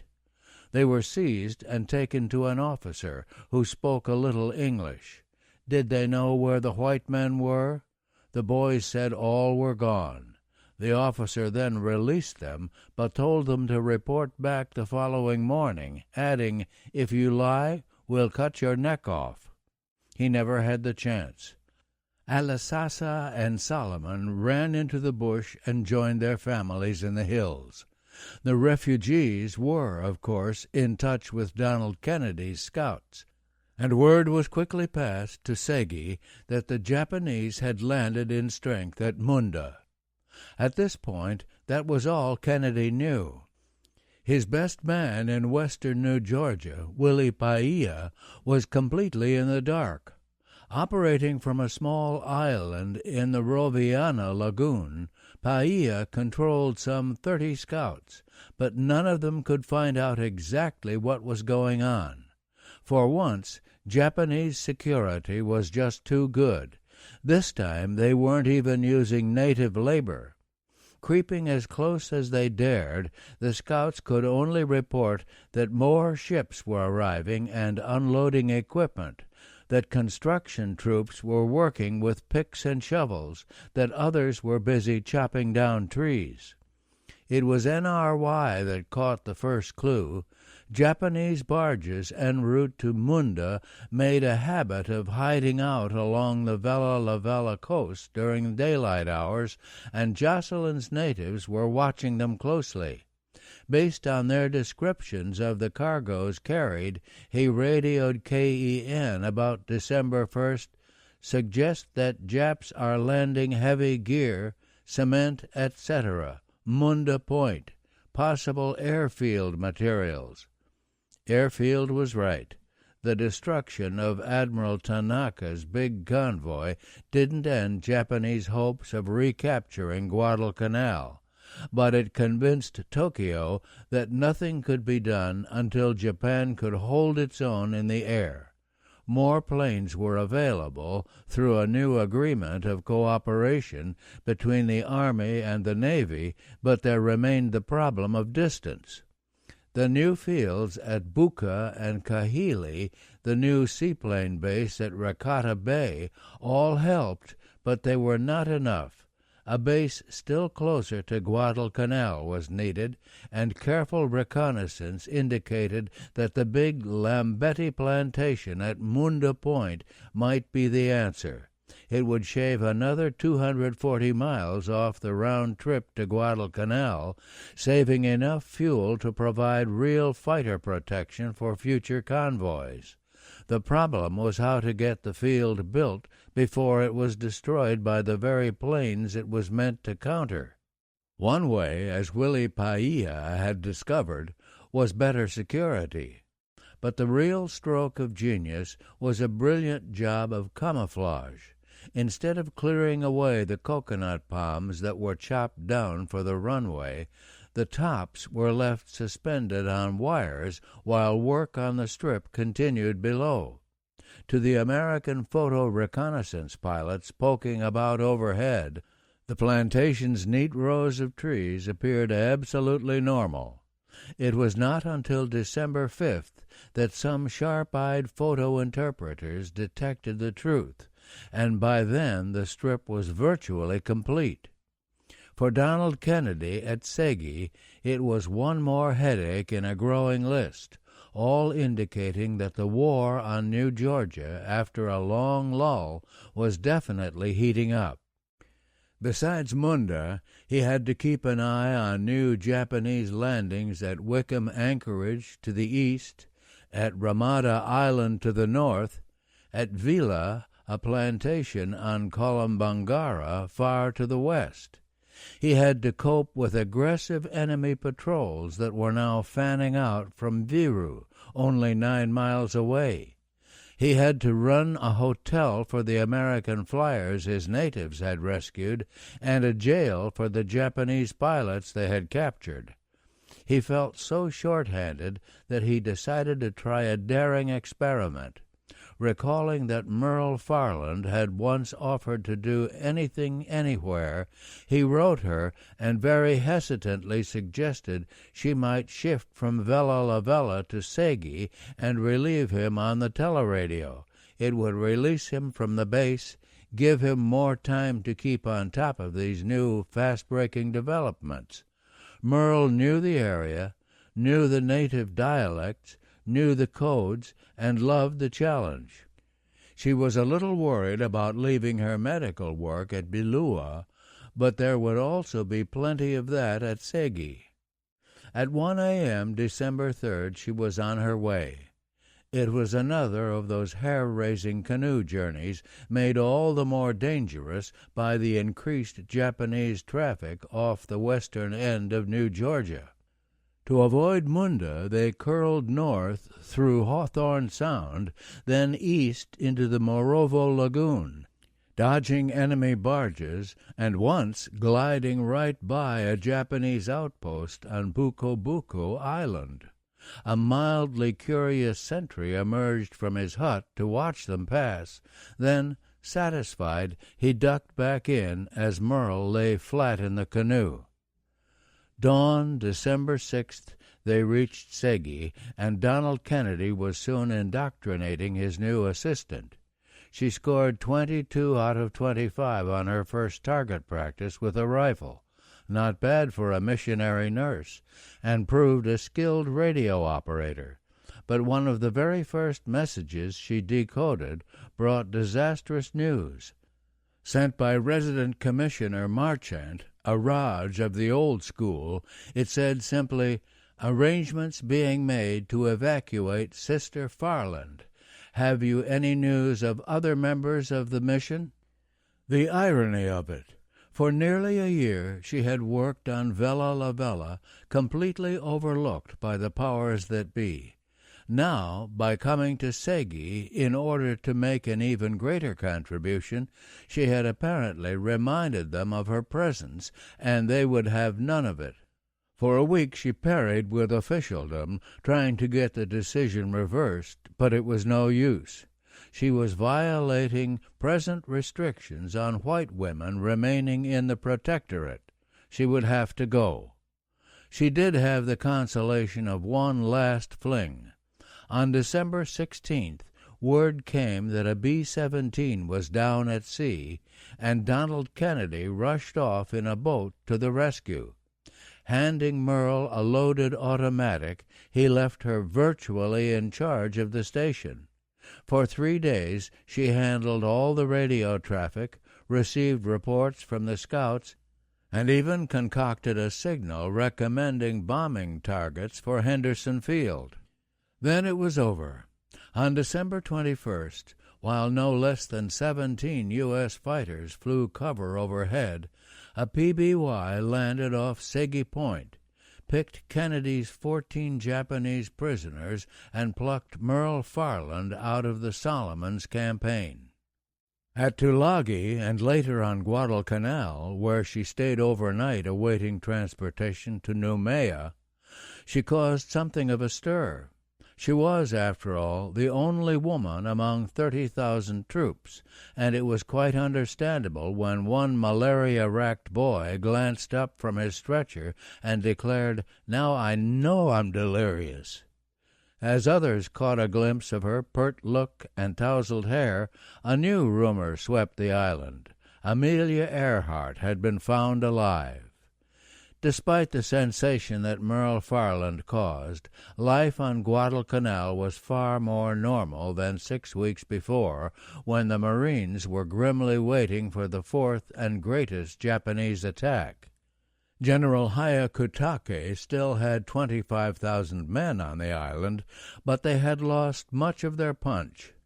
Naval losses had been high, particularly in destroyers, and the Tokyo Express just couldn't deliver supplies on the scale needed. The troops were now ragged scarecrows, weak from starvation, living on berries, roots, and leaves. In contrast, the American strength mushroomed. Army units were pouring in, relieving Vandegrift's battle-worn Marines. The new commander, Major General Alexander M. Patch, would soon have 35,000 fresh troops at his disposal. The Cactus Air Force now had 200 planes, including 100 fighters operating from a new airstrip beyond the range of Pistol Pete, as the Japanese guns that shelled Henderson Field were called. The Americans were no longer penned up in their hard-won perimeter. For one thing, the eastern end of the island was finally cleared completely of the Japanese by Lieutenant Colonel Evans Carlson's 2nd Marine Raiders. Originally, the raiders had been landed at Aola to guard the construction of a reserve airstrip. When the ground proved too swampy, Carlson's men headed back for Lunga on November 3rd, cutting through the jungle, living off the land, mopping up stray enemy units. Guided by Sergeant Major Vuza's scouts, they wiped out over 400 Japanese, losing only 16 Marines in the process. Finally, on December 3rd, they reached the hills overlooking Henderson Field. Here they had the satisfaction of destroying 2 of the Pistol Petes that plagued the airstrip. Surrounded by the carnage of this last fight, Colonel Carlson called his men together, explained that they would be entering the American lines next morning, and led them all in singing the Marine Corps hymn. The natives were so moved, they persuaded the Marines to add, so that everyone might join in, a chorus of Onward Christian Soldiers. Meanwhile, other American troops began probing south and west. On November 19th, a U.S. plane dropped a message to Father de Klerk at Tangarare, asking if he could provide guides for a patrol of 20 men to be landed the following night. Of course he could. It was what the commander-in-chief of the South Coast had been longing for, and on the evening of the 20th they arrived on the faithful Ramada. At last Father de Klerk and his native troops were part of the big show. Tangarare even acquired a code name, Pineapple, with the father serving as base commander. On the 21st, he guided the patrol up the coast for a reconnaissance behind the Japanese lines at Maravovo and Lavoro, and on the 30th he returned to Lunga with them to get supplies and hold conferences on future operations. He arrived just as the army was taking over from the Marines, and General Patch took to him right away. When de Klerk returned to Tungurahua on December 5th, he had ample stocks of food, rifles, ammunition, a case of hand grenades, and a complete U.S. uniform bequeathed him by some departing Marine. The shepherd could now take the stick to the wolf in earnest.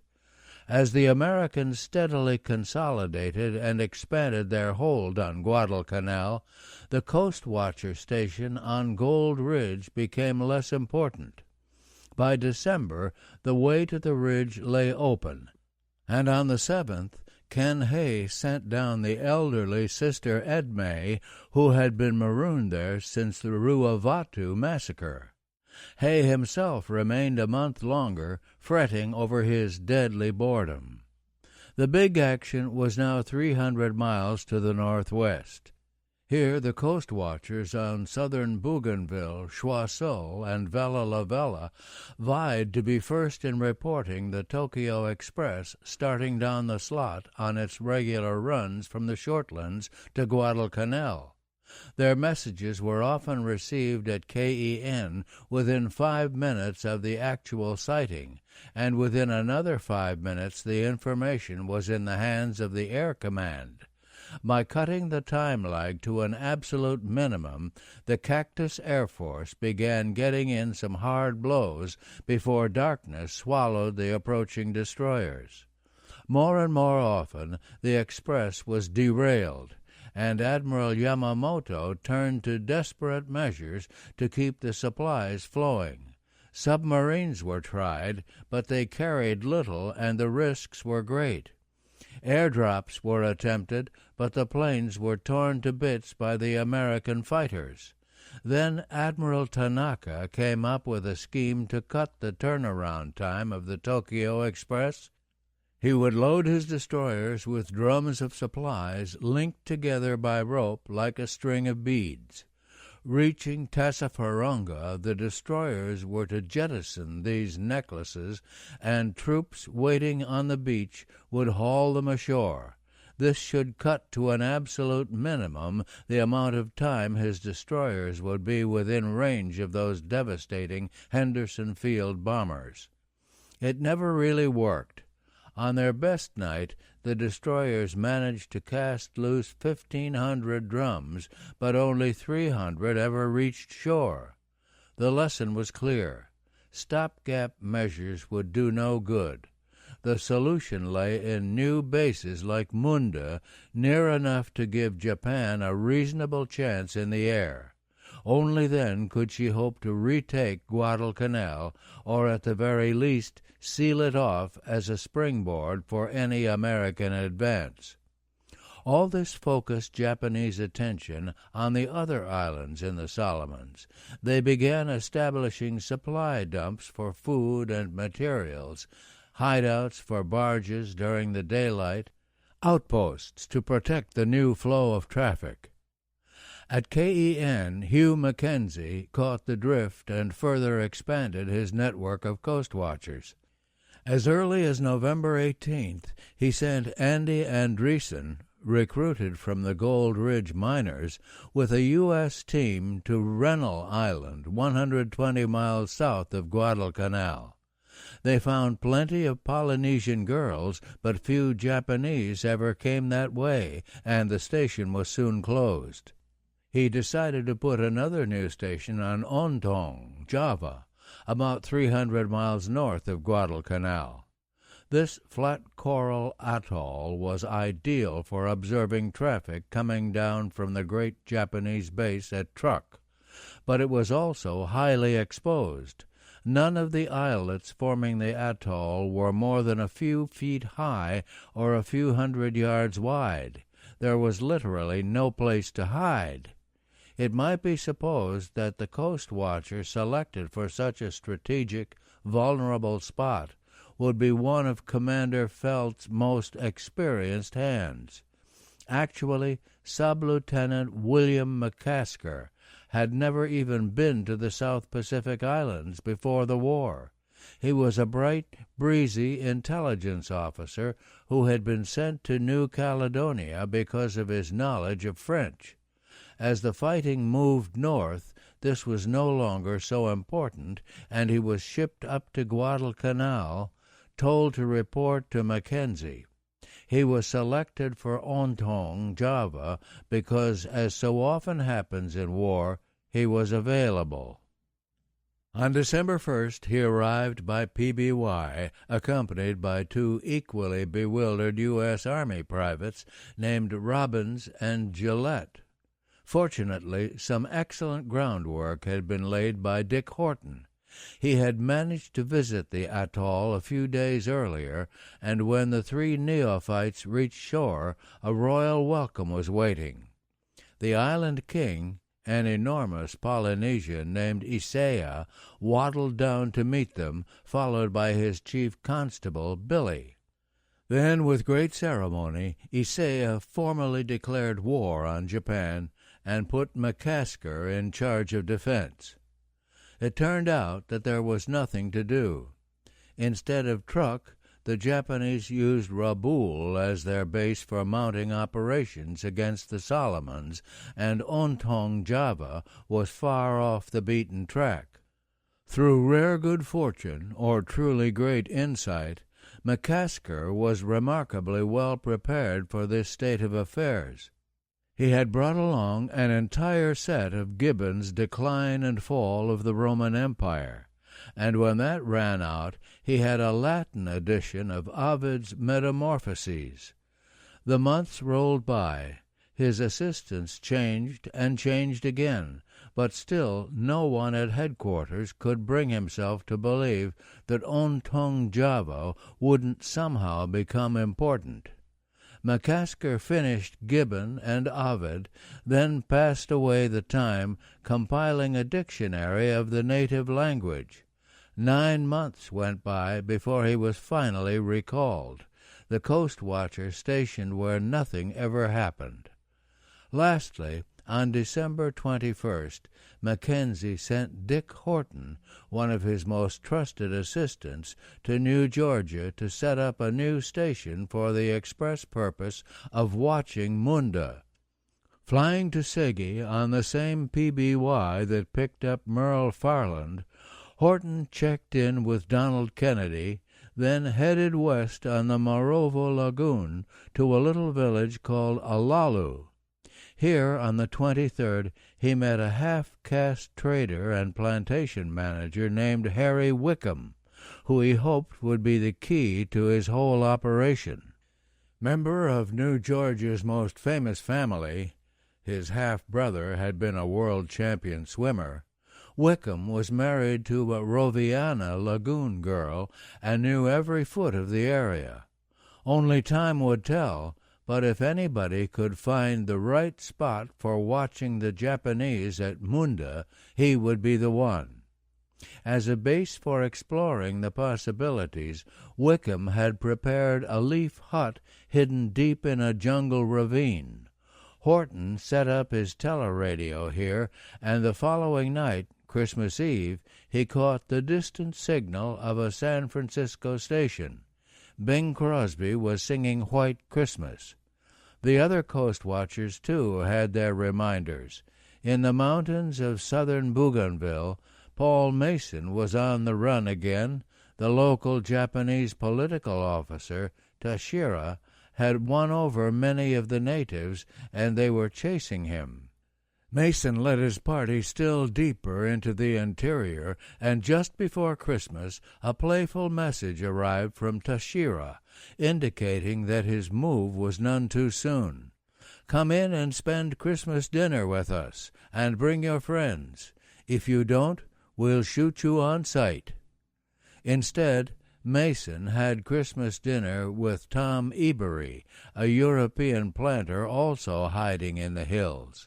It was nothing special and ended abruptly when a scout rushed up to report that the Japanese and their native friends were closing in. At Tongariro, Father de Klerk took time out from patrol work to return to the little mission church to hold midnight mass. Some 400 people packed the place. It seemed like the old days until, near the end, the distant rumble of guns reminded them how different it really was. At Noumea, the teeming Allied base 800 miles to the south, Merle Farland went to Major General Miff Harmon's big Christmas party. Everybody was there.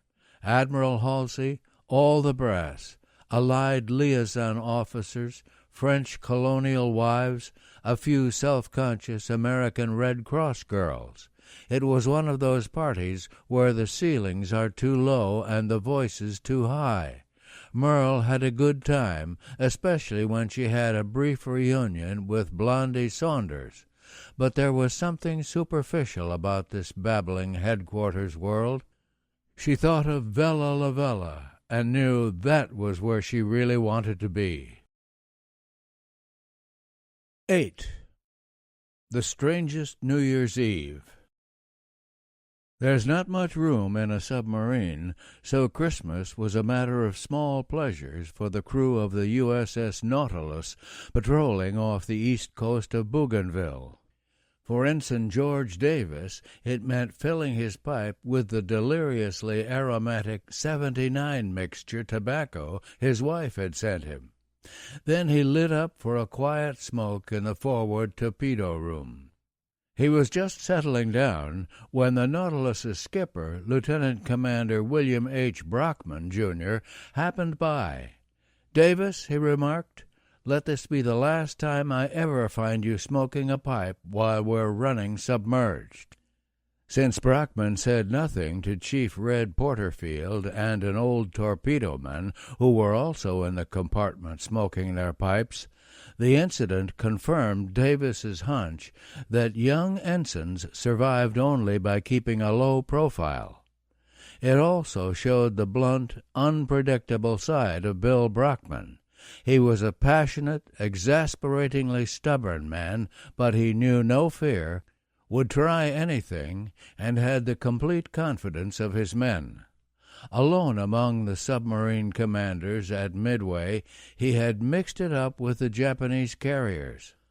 Later he carried a detachment of Carlson's Marines in their commando raid on Makin. Now he was bringing the Nautilus from Pearl Harbor to Brisbane for whatever new exploits lay ahead. There was no hurry, and on December 29th he was still hovering off Bougainville, hoping for some fat target, when at 4 a.m.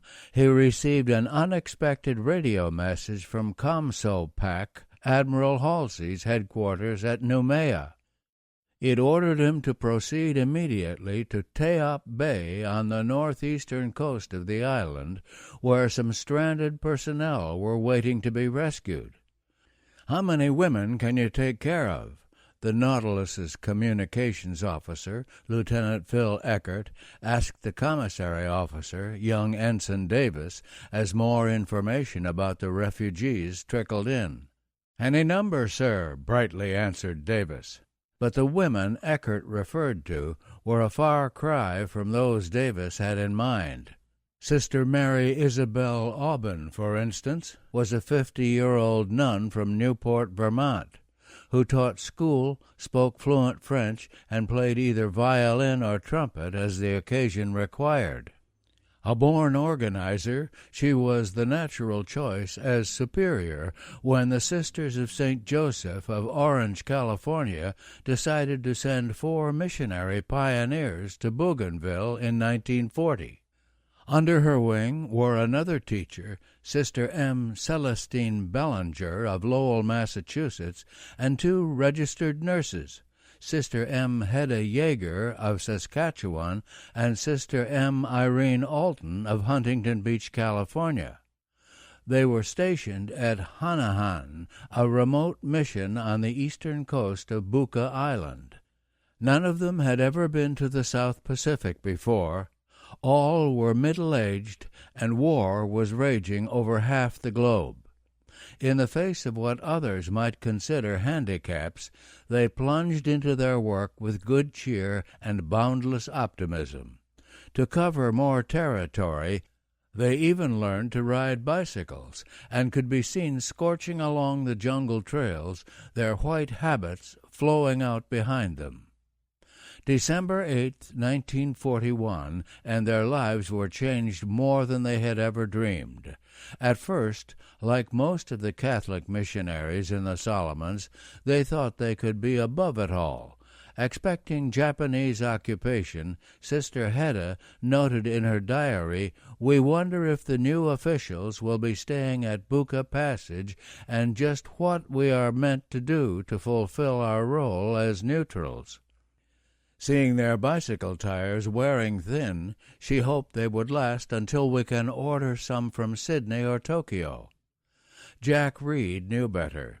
He urged them to leave while they could still get out, but they wouldn't hear of it. Then, early in March 1942, the Japanese began landing on Buka, and on the 16th they executed Australian planter Percy Good and carried off Father James T. Hennessy, a Boston priest stationed at the northern end of the island. The news shook Hanahan, only 17 miles away. Father Lamar, the missionary in charge, immediately ordered the sisters south. On March 22nd, they crossed over to Bougainville, and by the 30th they were at Asitavi, 90 miles down the east coast. But the Japanese were moving south too, and Bishop Tom Wade, the American-born prelate who was personally escorting the nuns, decided to disperse them. Sisters Hedda and Celestine remained at Asitavi, while Sisters Isabel and Irene were sent to Monetai, a small inland mission still farther south. Here they found a lone German priest named Father Muller, living in the most primitive conditions. He gallantly gave them his own leaf hut, but this was no treat. It swarmed with mosquitoes, roaches, and a family of precocious rats. The two nuns gamely carried on. Sister Isabel began teaching school and was soon giving trumpet lessons to Father Muller. Sister Irene resumed her medical work, eventually visiting inland villages where no white woman had ever been seen before. July 5th, the war once again came closer. The Japanese occupied Kieta and seized Bishop Wade, who happened to be visiting a nearby mission. They held him for an anxious month, then released him on August 2nd and left Kieta as suddenly as they had come. The bishop made his way on foot to Monetai, greeting the sisters with a little song, just released from jail. He now faced an ordeal far worse in its way than the entire Japanese army. He had a horrendous toothache. Knowing that Sister Irene had a set of dental instruments among her supplies, he asked her to pull the offending molar. She politely demurred, explaining that she had seen dentistry performed, but had never actually done this sort of thing. The bishop told her that now was the time to start, or he would have to do the job himself. She finally agreed to try her skill the following morning and asked the bishop to say a mass for the success of the operation. More tangible help was on the way. Sister Isabel found a French textbook on dentistry and translated the chapter on extracting molars. That night the two sisters studied the diagrams together, trying to match the instruments they had with those illustrated in the book. Wednesday, August 18th, Bishop Wade said the Mass as promised and appeared promptly at 8:30 for his dentist appointment.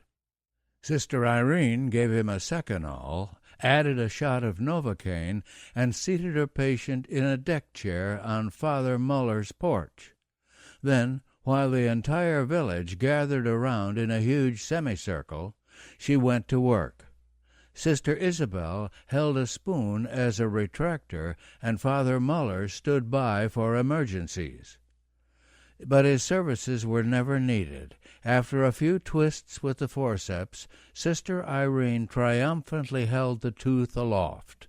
The crowd broke into wild applause, and the bishop said it didn't hurt at all. Minus a molar, but free from pain, Bishop Wade headed north to learn how the other missions had fared during his month in Japanese custody.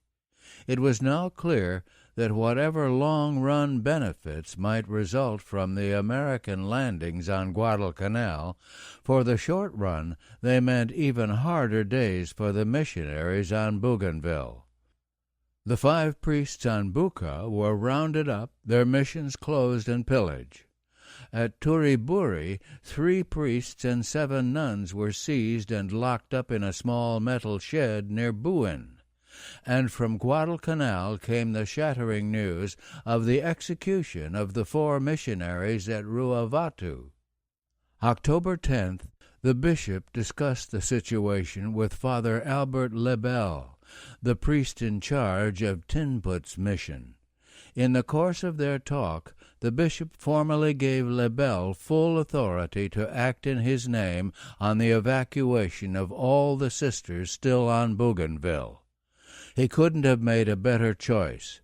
Born and raised in Brunswick, Maine, Father Lebel had been in the Solomons for 13 years, the last 10 on Bougainville. He knew every trail and shortcut. He was now about 40, old enough to have a backlog of experience, yet young enough to take the physical beating of living in the bush, always on the move. He had boundless energy. Even on Sundays at Tinput's, as soon as Mass was over, he would immediately open his clinic and start treating cases. Most important, Father Lebel could get along with anybody. Bougainville had more than its share of eccentric Europeans, and there was always the latent clash of interests between missionaries, planters, and government officials. Getting things done required enormous tact and patience, and the ability to adjust to other people's whims. Albert Lebel learned this early in life. He had to. He was the 14th child in a family of 17. Diving into his assignment, he decided that the first step was to prepare a safe, convenient place where the nuns could be collected until rescue was arranged. There were at least a dozen sisters involved, and at the moment they were scattered among 5 different mission stations as much as 90 miles apart. Here his intimate knowledge of the island came in handy. About 90 minutes' walk from Tinput's was a little village high in the hills called Tsipatavai. The natives were trustworthy, and he knew the chief well. Best of all, it was near Teop Harbor, sheltered water, free of the Japanese and ideal for evacuation whether by boat or PBY.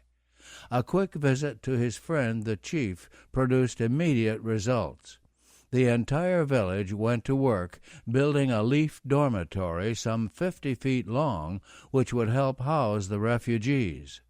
Now to get them there. Farthest away were 4 Marist sisters at Soveli, deep in the interior, 90 miles to the south. Father Richard O'Sullivan, a priest who had escaped from the Buin area, escorted them up.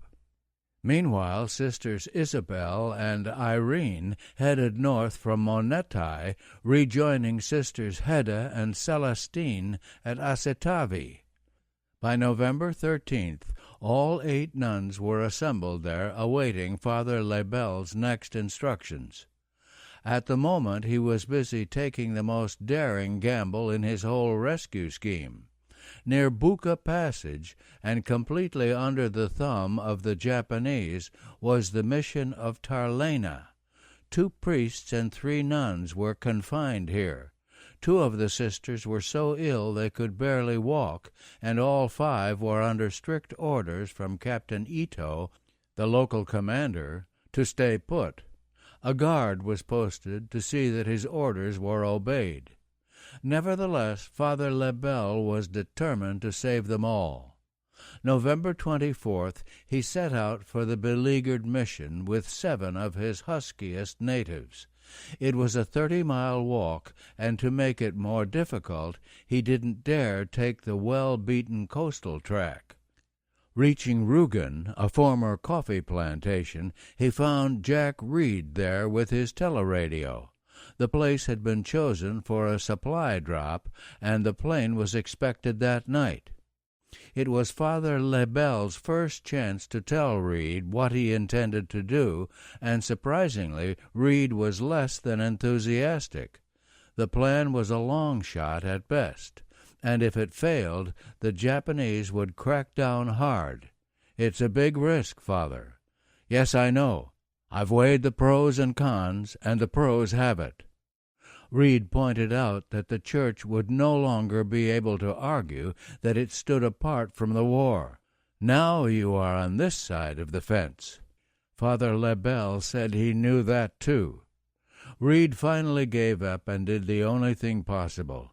He asked how he could help. A good police boy would be useful, Father Lebel suggested, so Reed lent him Corporal Sally, one of his best. The expedition continued on across the island, reaching the village of Chabai at dusk. Now they were on the northwest coast, just 5 miles below Tarlena.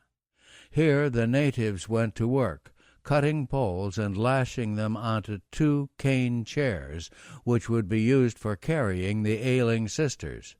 Then they ate and rested for what was bound to be a long, hard night. After dark, 2 of the natives sneaked through the bush to Tarlena and made contact with Father McConville, the priest in charge. They quickly reported that Father Lebel was waiting nearby, and a brief meeting was held where the arrangements were explained. Luckily, the sentries had taken the night off, and the coast was clear. But there was no time to lose. Once the Japanese learned they were gone, the chase would begin, and the missionaries must get as big a lead as possible. Father McConville agreed to have everyone ready in an hour, and rushed off to alert the other priest, Father Morel, and the 3 sisters who were just getting ready for bed. By 9 p.m. they were on their way, silently hurrying through a moonlit night. In the lead were the natives carrying the cane chairs with the 2 nuns who couldn't walk, Sister Claire, old and worn out, and Sister Remy, who had a bad knee. Just behind was Sister Henrietta, who could get along on her own. Then came a large half-caste family, Bobby Pitt, his wife, and 5 children. Then a blind native girl and her companions, and finally Fathers Morel and Lebel. The departure was so sudden that Father McConville lingered behind to attend to a few details. He caught up with the party later. They had to keep moving, and it was an exasperating moment when Father Morel fell into a deep mud hole and lost his pipe. The entire caravan ground to a halt while he sloshed around on his hands and knees trying to recover it. In desperation, Father Lebel promised to give him another, but Morel would have none of it. This was his favorite, and for long minutes he continued to hunt, while Father Lebel pleaded and even tugged at him in vain. The search was fruitless, and the procession continued, with Father Morel now brooding in resentful silence. November 26th, they finally reached Tsipitavai, and it turned out that Father Lebel's faith in the mountain villagers had not been misplaced. The dormitory, another smaller bamboo house on stilts, various outbuildings, even a small church stood ready for the refugees. Now to get the 8 sisters waiting at Asitavi. Led by Father O'Sullivan, they headed up the coast on December 5th in a small motor launch lent by a Chinese trader. Around noon on the 6th, they staggered into Tsipetavai, weary, bedraggled, but still proudly wearing their white habits. They compromised their standards only to the extent of substituting navy blue veils to make them less conspicuous from the air. At last, Father Lebel had all his nuns collected together, 11 at Tsipetavai, plus 3 more at Tinputs, less than 2 hours away. Anticipating this day, he had for some time been working on Jack Reed, trying to get the Coastwatcher to arrange an evacuation. Reed would have liked nothing better. He considered the nuns on Bougainville a weight around his neck, but it was no simple matter to get a plane or a ship. Several times during November he had queried Eric Felt about the chances of evacuation, but nothing materialized. At Lebel's urging, he again tried on December 16th. The answer was the most discouraging yet. No planes or ships available, nor were any likely in the future. Reed felt the only course left was to move the nuns deeper into the bush, plant food, and sit out the war. "Impossible," said Father Lebel. He continued his prodding while he tried to think of some new argument, some new approach that might yield better results. Meanwhile, the group at Tsipetavai was growing. Mrs. Edie Hewson, a planter's widow who had fled from her holding on Buka, suddenly turned up. Then came Mr. and Mrs. Claude I.H. Campbell, who owned a magnificent 7,000-acre plantation at Rouen on the north coast, about 3 hours away. Like most Bougainville planters, Campbell was fiercely independent and had resisted all Jack Reed's efforts to get him and his wife to safety when the war broke out. The plantation was his life, and since it was isolated and without military significance, he hoped the Japanese wouldn't notice the place. It worked out that way for nearly 9 months, but his luck ran out in the early hours of December 22nd. At 2:45 a.m., an enemy schooner and some landing barges appeared without warning. A raiding party stormed ashore, and the Campbells barely managed to clear out before their house was seized.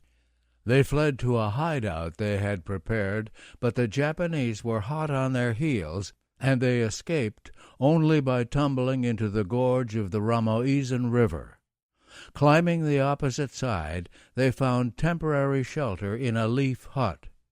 While here, they learned the Japanese had burned their house and told the natives they would be back in a few days to kill the Campbells and all the English. Taking a scrap of paper, Claude Campbell scribbled a hasty note to Father Lebel. "We are distressed and stranded at this place. Appreciate you come to see us immediately.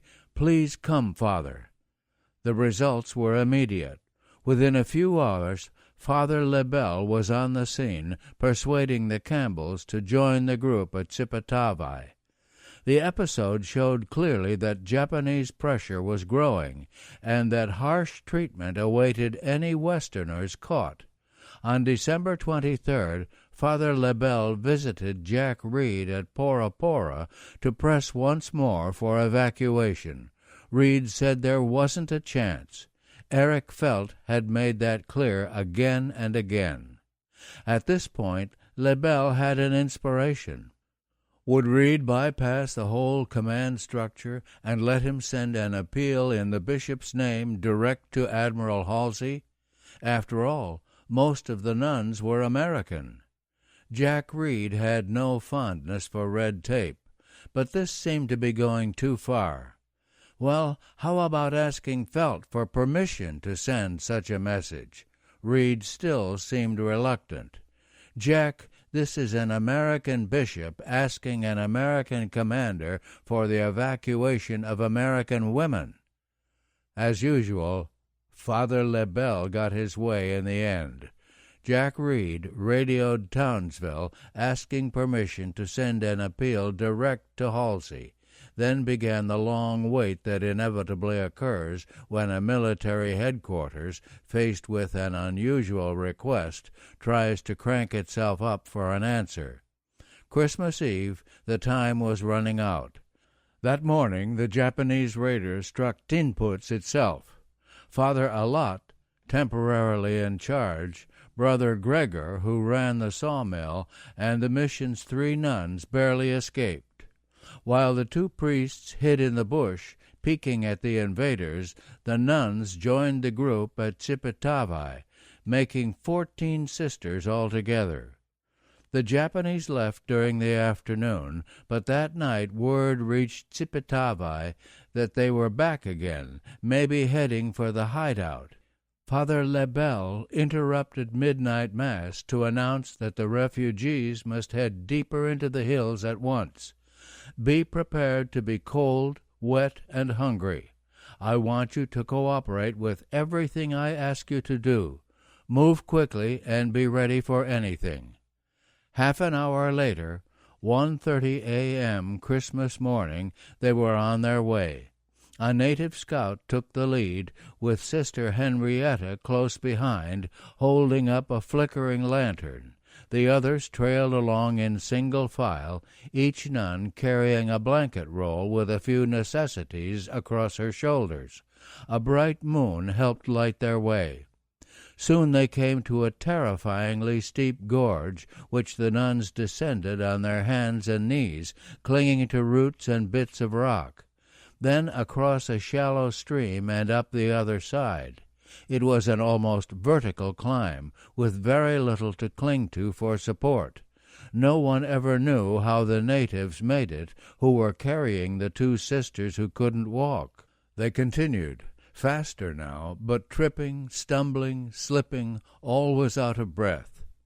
At 3 a.m. they rested briefly at a mountain village, where the natives, awakened by this strange intrusion, stared at them in frightened bewilderment.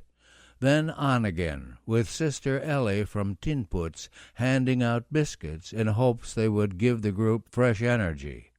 The first rays of dawn began to brighten the sky, and everyone took new heart. They were now so high they could see the ocean through the trees. Surely their ordeal must be just about over. But Father Lebel wanted one more gorge between his party and the Japanese, so they made yet another harrowing descent and climb. Now at last he was satisfied, and they sank down on logs, resting their heads on their knapsacks. Father Lebel himself continued for a few yards until he found a good level spot suitable for a camp.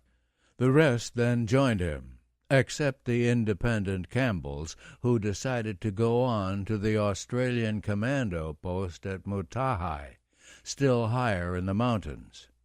When the others reached the campsite, it was a very different Father Lebel they found waiting for them. During the long flight he had set the perfect example. All was in good spirits, all was full of energy, but now that they had reached their goal, the strain was telling. He slumped on the ground, shoes and stockings off, trying to ease the pain of his bleeding feet. He had deep circles under his eyes, 3 days' growth of beard. He hadn't slept for 52 hours and looked it. The nuns tried to make him comfortable. One of them bathed his feet. Another made him a hard drink, spiking it with a shot of rum. Another spread some banana leaves over the ground. Then they wrapped him in a blanket and put him to bed. The natives began clearing the bush and building a lean-to out of branches and vines. They worked fast, but most of the nuns were too tired to wait. Finding some huge taro leaves, literally 6 feet long by 4 feet wide, they laid these on the ground, curled up on them, and went to sleep. During the afternoon, 3 of the Australian commandos arrived to report that the Japanese had re-embarked and everyone could safely go back to Tsipitavi. But Father Lebel decided they had traveled enough this Christmas Day, so they spent the night in camp, sitting under the stars, singing all the carols they knew, and ending with the Magnificat. It was a day late, but next morning Father Lebel got the best Christmas present he could have wanted. A runner arrived from Jack Reed with permission from headquarters to send a message direct to Admiral Halsey requesting evacuation. There was just one condition. It couldn't be over 200 letters long. Lebel lay down in the thick jungle grass to think the matter out. This was his one chance to go straight to the top. He must make the most of it. There were, it seemed, 3 points to stress. First, that American women were involved. Second, that they were in deadly danger. And third, that rescue was practical. But how to say all that in 200 letters? In the end, he beat his quota, using only 171. Urgently request immediate evacuation of American women from Bougainville. Stop. Fear repetition of crimes on Guadalcanal. Stop. Teap and Tinput's harbors safe and convenient. Stop. Eternally grateful. Wade. He shrewdly decided that Bishop Wade's name would carry more weight than his own, and felt no qualms in using it, since he had full authority to act in the bishop's name. The message worked. December 28th, Jack Reed received word that a submarine would probably be sent, and on the 29th he was told it would be coming to Teap that night. This was moving too fast. Father Lebel's party was now back at Cipatavai, but it would take Reed himself 2 days to get over from Pora Pora. Since all communications depended on his teleradio, he persuaded headquarters to hold everything until he could reach the scene. He started off early on the morning of the 30th, after sending a runner to Cipatavai, alerting the group there to be ready to move at a moment's notice. At the same time, he sent messages to several other people he hoped to get out, even though they hadn't been mentioned in Father Lebel's appeal. There were, of course, the Campbells and Mrs. Houston. Another spunky widow who had stayed on for a year was Mrs. Chris Faulkner, who had a plantation right at Teap Harbor. Then there were several other planters still hanging on, like Alf Long and Max Babbage down near Numa Numa. With luck, he could get them out, too. Finally, there was Fred Urban, the Austrian manager of Haku Plantation near Tinputz. He not only was an enemy alien, but he had been in touch with the Japanese when they first landed. They let him remain on his plantation, and there were rumors of further contact. To Jack Reed it all smacked of collaboration, and he had held what amounted to a court-martial. Father Lebel, who had great faith in Urban, rushed to his defense. In the end, Reed allowed him to go back to Haku on condition that he have no further contact with the Japanese. Urban obeyed to the letter. But Reed remained suspicious. This looked like a good opportunity to get rid of him, and he was told to start packing. All parties had been alerted by the time Jack Reed reached the village of Tasku at noon on December 31st. He was about an hour inland from Teap Harbor, as close as he dared bring the teleradio. Hooking up the set, he alerted KEN that he was in position and was told the submarine would probably come that night. Lieutenant Mackey, who was now on hand with some of his Australian commandos, hurried down to the beach to collect canoes, prepare signal fires, and hoist a white sheet in the trees, a prearranged signal to the submarine that all was well.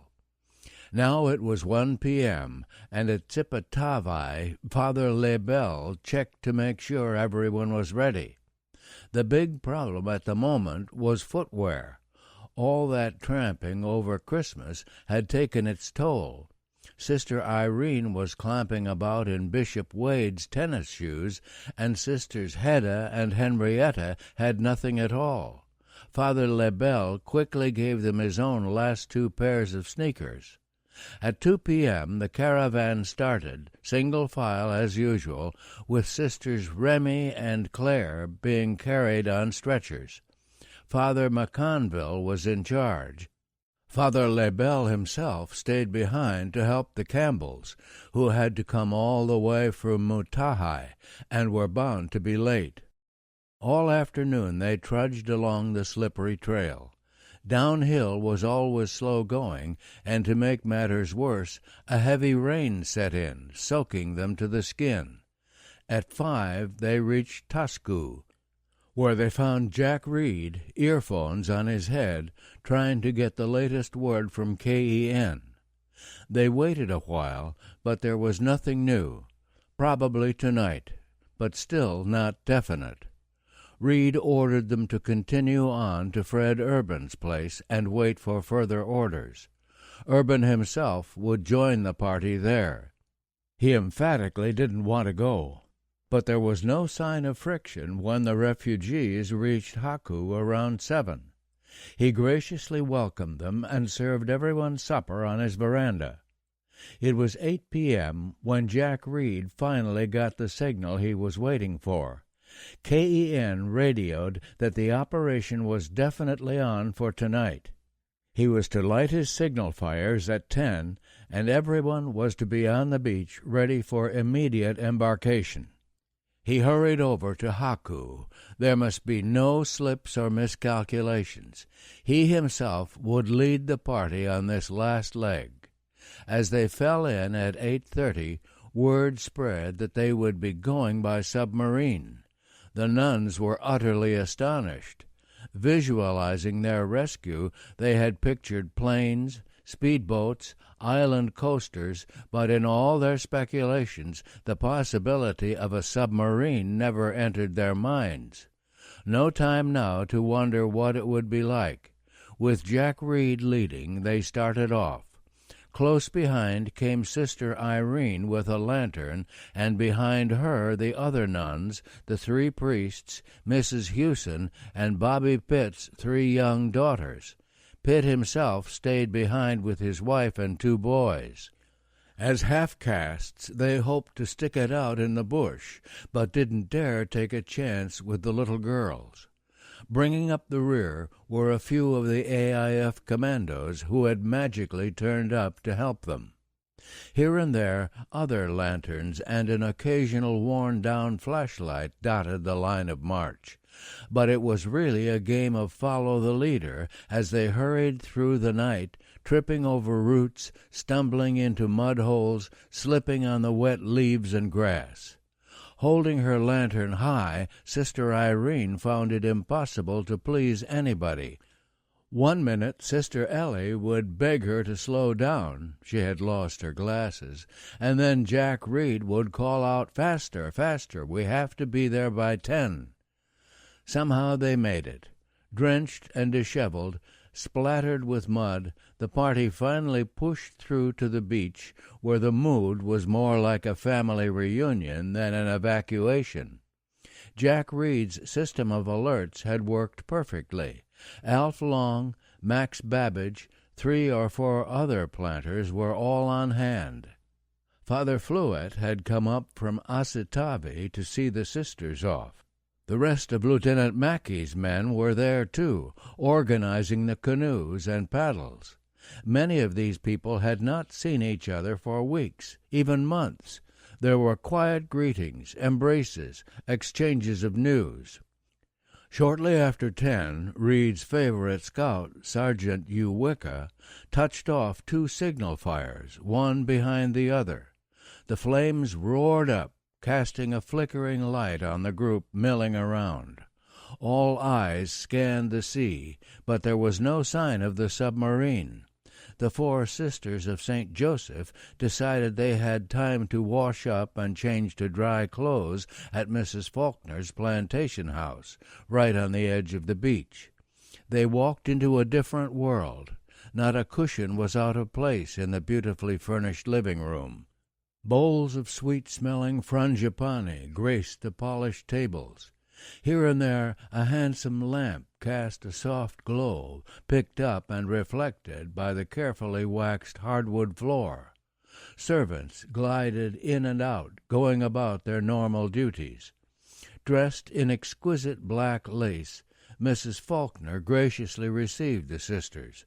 Having assumed she would be in the last stages of packing for the evacuation, they looked at her in astonishment.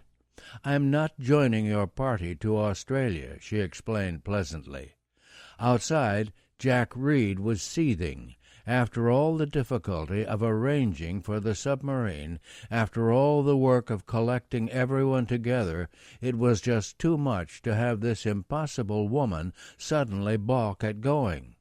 Nor did he intend to have her on his hands just when the Japanese were increasing their pressure, and he needed all the mobility he could muster. Dropping by the house from time to time, he begged, pleaded, argued, threatened. Mrs. Faulkner remained adamant. She wouldn't go. He finally told her she was going even if he had to use force. She seemed unmoved. Meanwhile, a new problem was boiling up. There was still no sign of the Campbells. True, they had to come all the way from Mutahai, but they were now far behind schedule. Finally, Father Lebel, who had stayed behind to help them along, appeared on the beach to report that they were on the way, but lagging badly. They had been on the road for nearly 20 hours and were just about all in. Jack Reed had the perfect man for this crisis. Sergeant Bill Dolby was one of Lieutenant Mackey's best commandos, combining great physical strength with rare determination and resourcefulness. Reed quickly sent him up the trail with Private Waterhouse and a team of natives. If anybody could get the Campbells moving, Dolby would do it. Back on the beach, all eyes continued to search the sea. It was now after 11. Sergeant Eureka's signal fires blazed ever higher into the night. But still no sign of the submarine. The nuns, again in clean white habits, stood around in little groups, talking to pass the time. Some of the commandos had messages for home, and notes were scribbled by the light of the fires. In her beautiful house, Mrs. Faulkner continued to play the gracious hostess. Jack Reed wondered what he would do when the ultimate confrontation came. But where was the submarine? How could it take this long? Bill Brockman was doing his best. All day the Nautilus had been submerged 10 miles off Teop Harbor, most of the time examining the shore with her periscope. There was no sign of the sheets that were meant to be displayed if the coast was clear. On the other hand, a periscope at 10 miles wasn't the ideal way to check this out. Brockman designated a 3-man shore party for the night's work. All were volunteers, but that was a bit of a euphemism. CBM Red Porterfield, for instance, had to go because he was the only man on board who really knew how to handle small boats. He decided that the most important person to have along was a good motorman. The Nautilus had 3, but one was a little slow, another too meek. That left only CMM Mo Kilgore, who moved fast and wasn't meek at all. In fact, his mastery of 4-letter words stood out even among a crew not known for its restraint in language, so Kilgore volunteered too.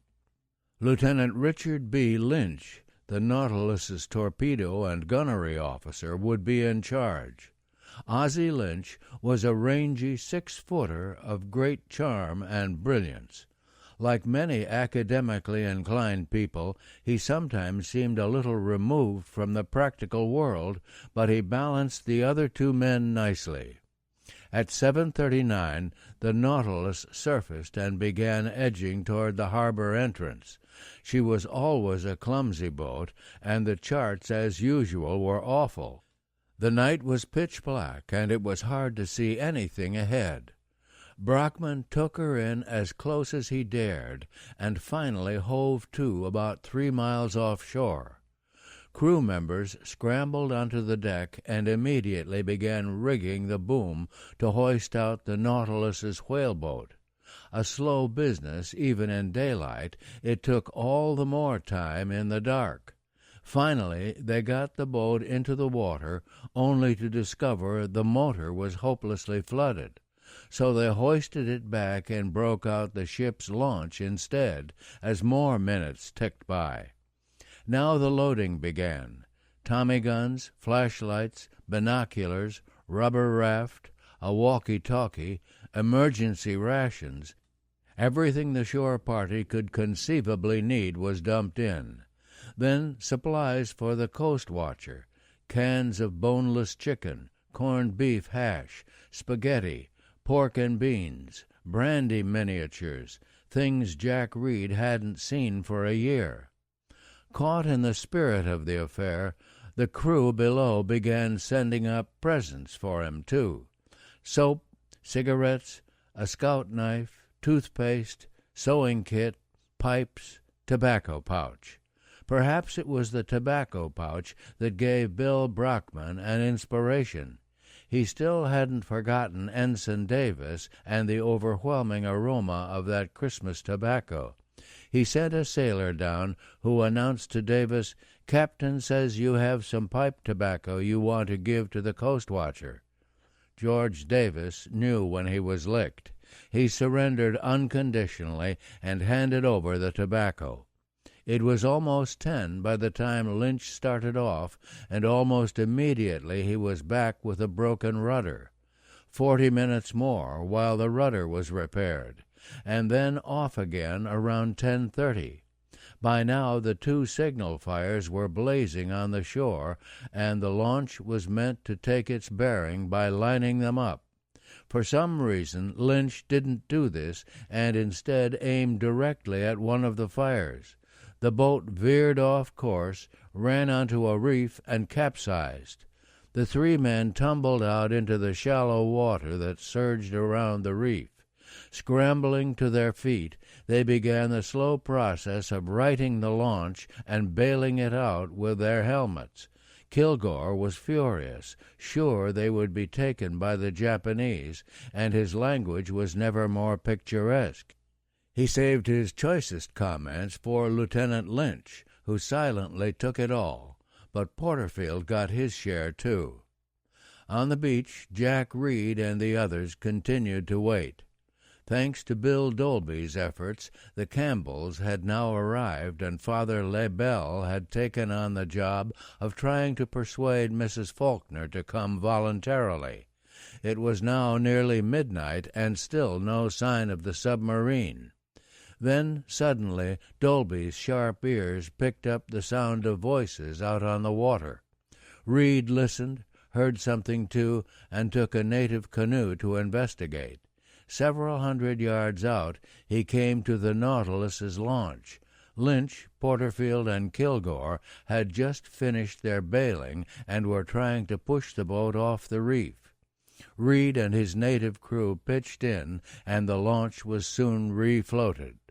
The culmination of this joint effort came when one of the Americans reminded Reed that it was New Year's Eve and handed him a brandy miniature from the supplies they were bringing in.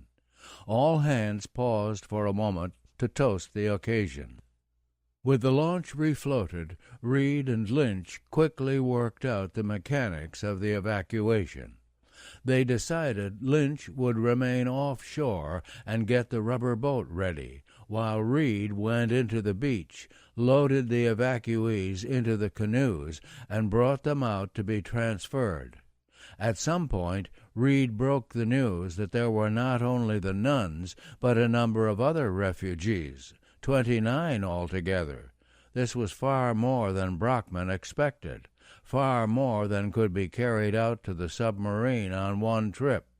It was agreed to take out the women and the pit children first, then, if Brockman approved, bring out the men on a second lift.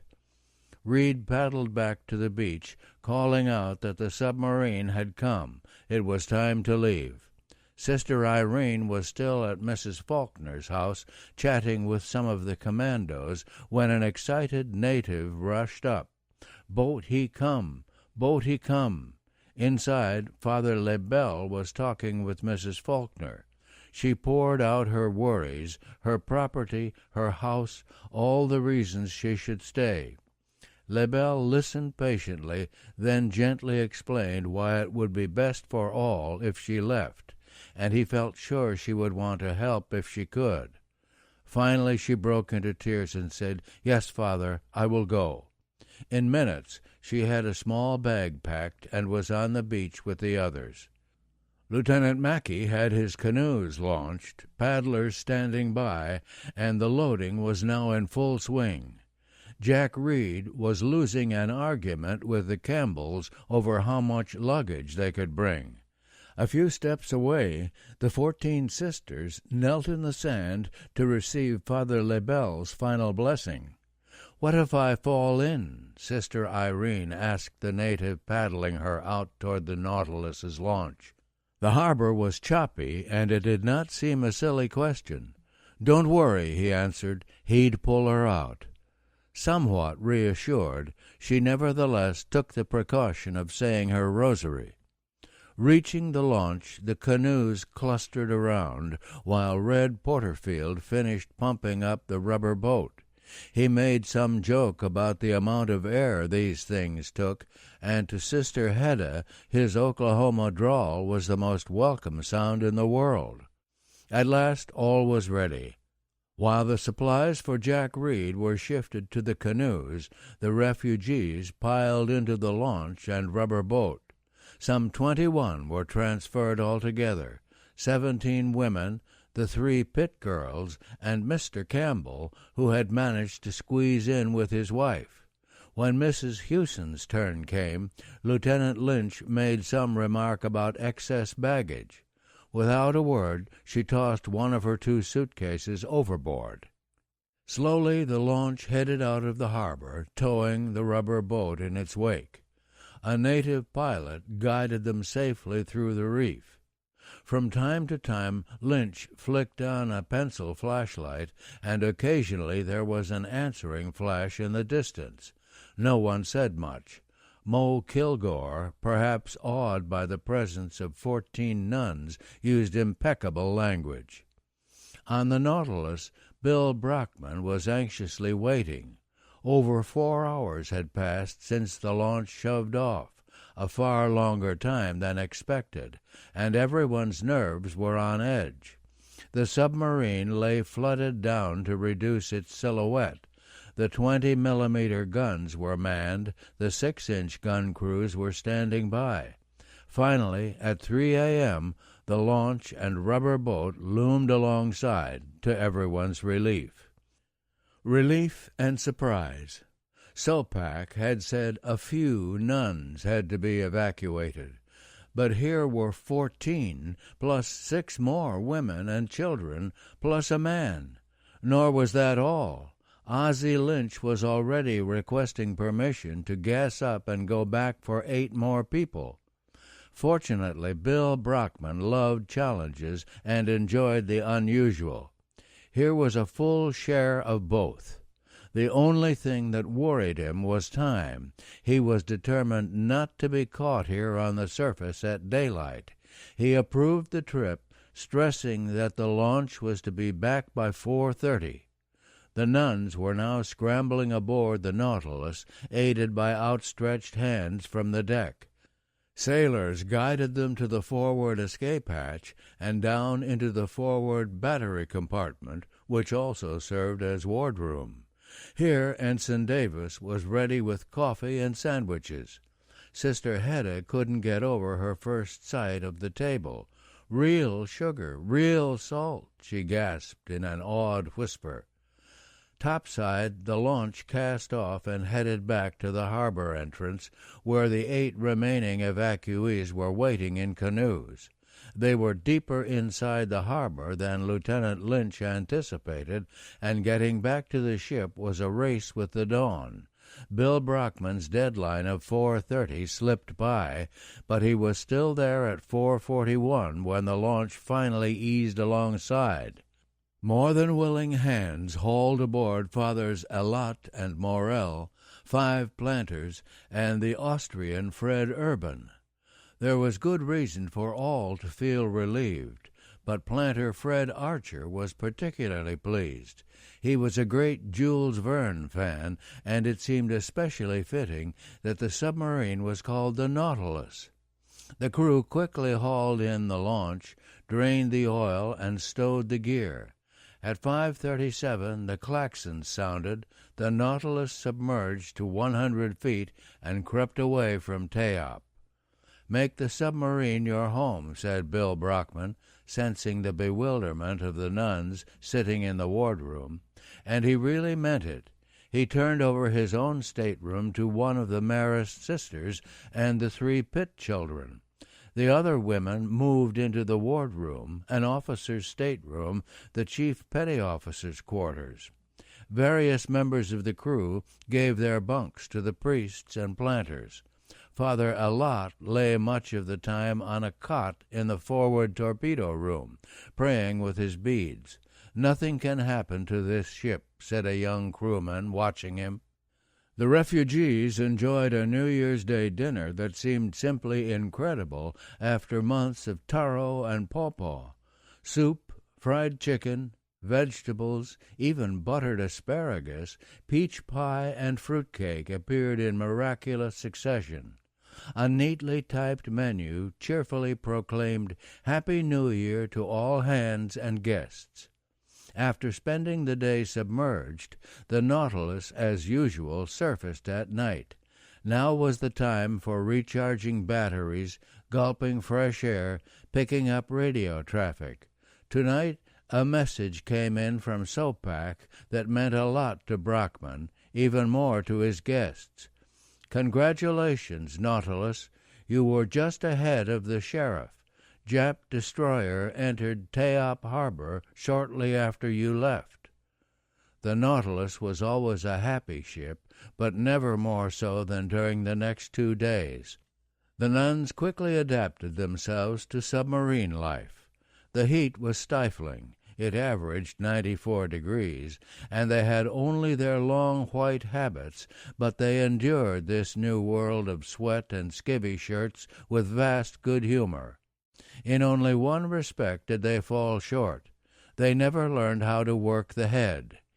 Flushing the toilet on a submerged submarine was an immensely complicated business in 1943, and the facilities on the Nautilus seemed invented by Rube Goldberg.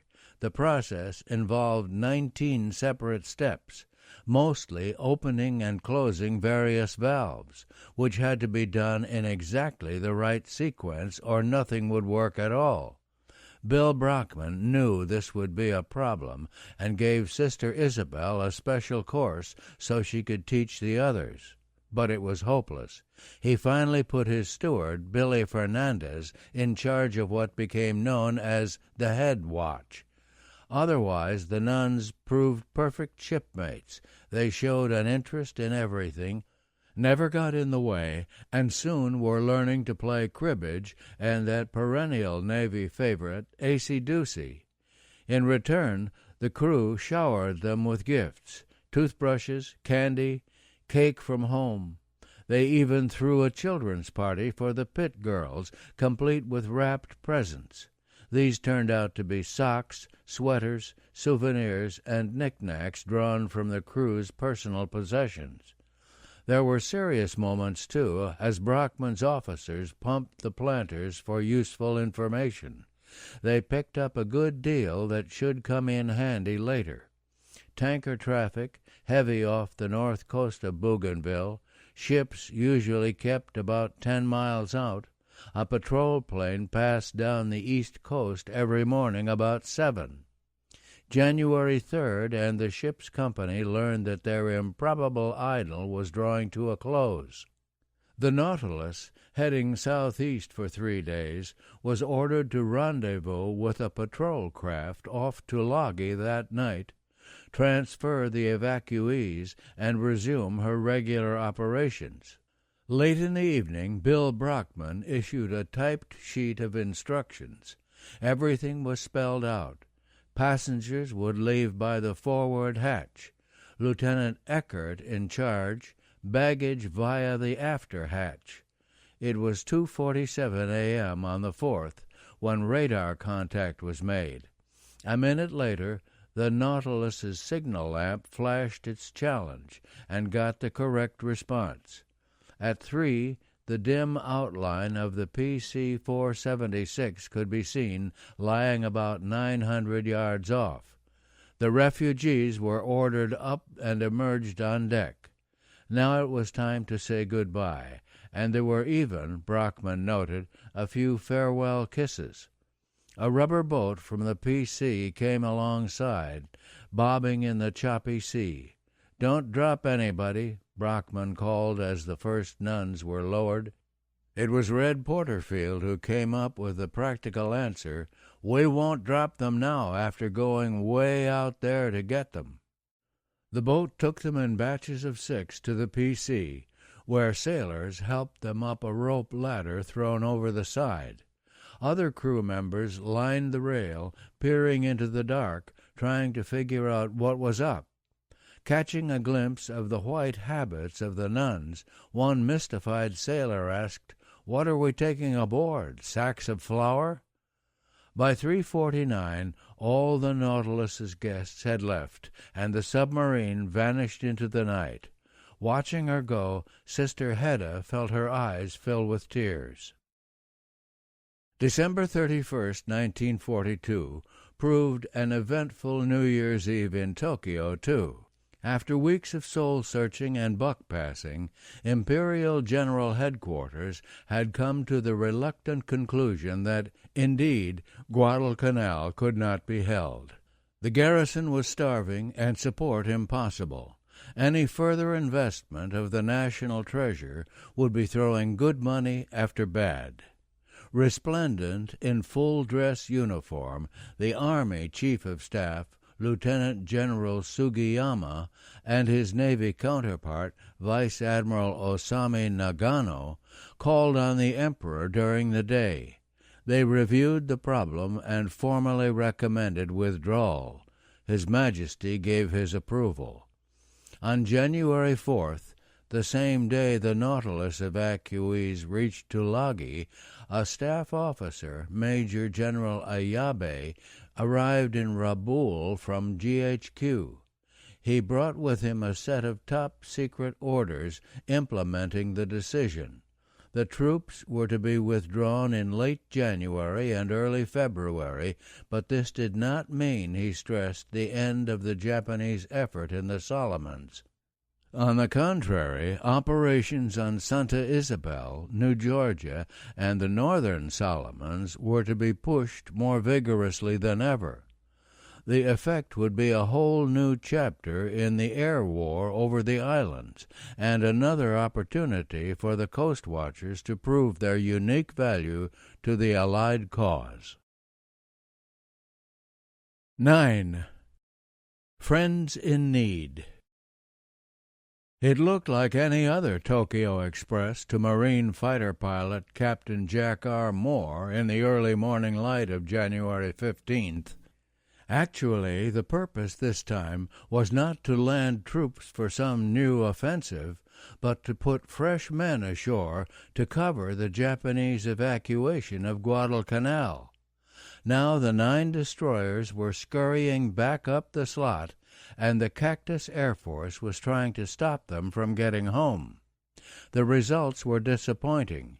No hits, and Moore's Grumman caught a burst from a covering zero, his oil pressure fell, the engine froze, and he splashed heavily into the slot. Breaking out his rubber boat, he found himself midway between New Georgia and Santa Isabel. It was a toss-up, but he chose Isabel and began paddling east. The distance was perhaps 30 miles, but he hadn't reckoned on the current. It took 3 days to get there. On the afternoon of the 18th, he was offshore looking for some sign of life, when 2 natives in a canoe paddled alongside. They spoke no English, but seemed to know what they were doing. With reassuring smiles, they escorted Moore to their village, bathed and fed him, and lashed together a leaf shelter where he could rest. Next morning they put him in a canoe and took him down the coast to another village. Here, too, everyone seemed to know what they were doing. Early on the 20th, guides and carriers appeared and took Moore over the mountains to the eastern side of the island. Now another group of equally efficient natives took over, and the canoe trip resumed. At last they came to a village called Tataba, near the southeastern tip of Isabel. Here they were met by a good-looking, well-proportioned young man with dark skin and European features. He, too, had an air of self-assurance, partly because Moore was no less than his 14th visitor from the sky. Jeffrey Cooper was the only coast-watcher in charge of a station who was born in the islands. His father, Henry Cooper, was a German trader-planter who had come out before World War I, settled on Santa Ana off the eastern end of San Cristobal, and built up a splendid plantation. Like many European planters in the Solomons, he was lonely and found a native girl unlike most of the others. He married her. Born in 1917, Jeffrey developed into a bright, personable boy, but given the colonial world of the time, with its rigid racial barriers, there was no place for him in the white planter society of his father. For a young man of mixed blood, there was only one route open to a good education and some semblance of professional status. This was to become a native medical practitioner. The NMPs, as they were called, were trained in the Fijis and came back to serve the district officers as medical assistants. While not technically a doctor, an NMP was about the closest thing to a doctor that most natives ever saw. When the Pacific War began, Jeffrey Cooper was NMP on Rennell Island, south of Guadalcanal, working under Donald Kennedy, district officer for the whole Western Solomons. Brought back to Tulagi as the Japanese tide swept south, Cooper continued his medical work for a time at Aola and later on San Cristobal. Mid-February 1942, Kennedy recruited him for a new job. By now, most of the European planters had fled, often leaving their workers, migrants from other islands, stranded without food or money. The only solution was for the government to repatriate them back to their own islands, and Kennedy undertook to do this with Cooper as his assistant. Using the district sloop, YI, they first cleared Rennell, then New Georgia, and early in March headed for the Shortlands.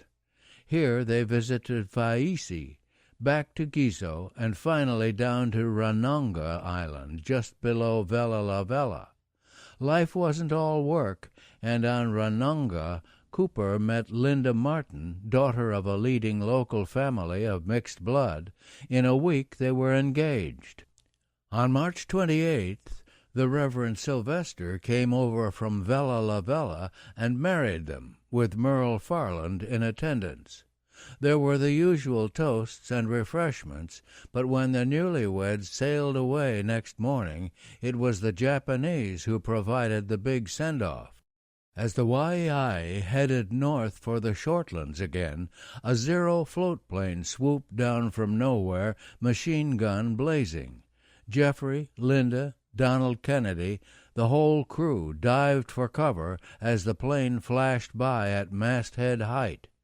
It circled and made another run, in fact 5 runs altogether, but the pilot must have been a poor shot indeed, for he failed to score a single hit. Continuing on, they reached Faisi that night, where two Catholic fathers invited them to stay at the mission. Kennedy toyed with the idea, but finally decided to head for Choiseul Bay, their next stop, without further delay. It was just as well. Early the following morning, the Japanese stormed ashore in a surprise landing on Faisi. It was the start of Japan's big advance down the Solomons that culminated in the capture of Tulagi and Guadalcanal. Had the Waiai remained, the whole group would have been trapped. Kennedy and Cooper knew none of this at the time.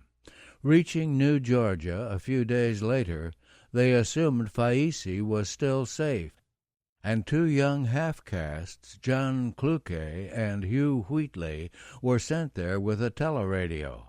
The Japanese snapped them up as they landed, and the ominous silence that followed was the first clue that the Shortlands were gone. The Waiai now headed for the southeast coast of Santa Isabel, where Kennedy had established a base at a village called Mahaga, overlooking Thousand Ships Bay.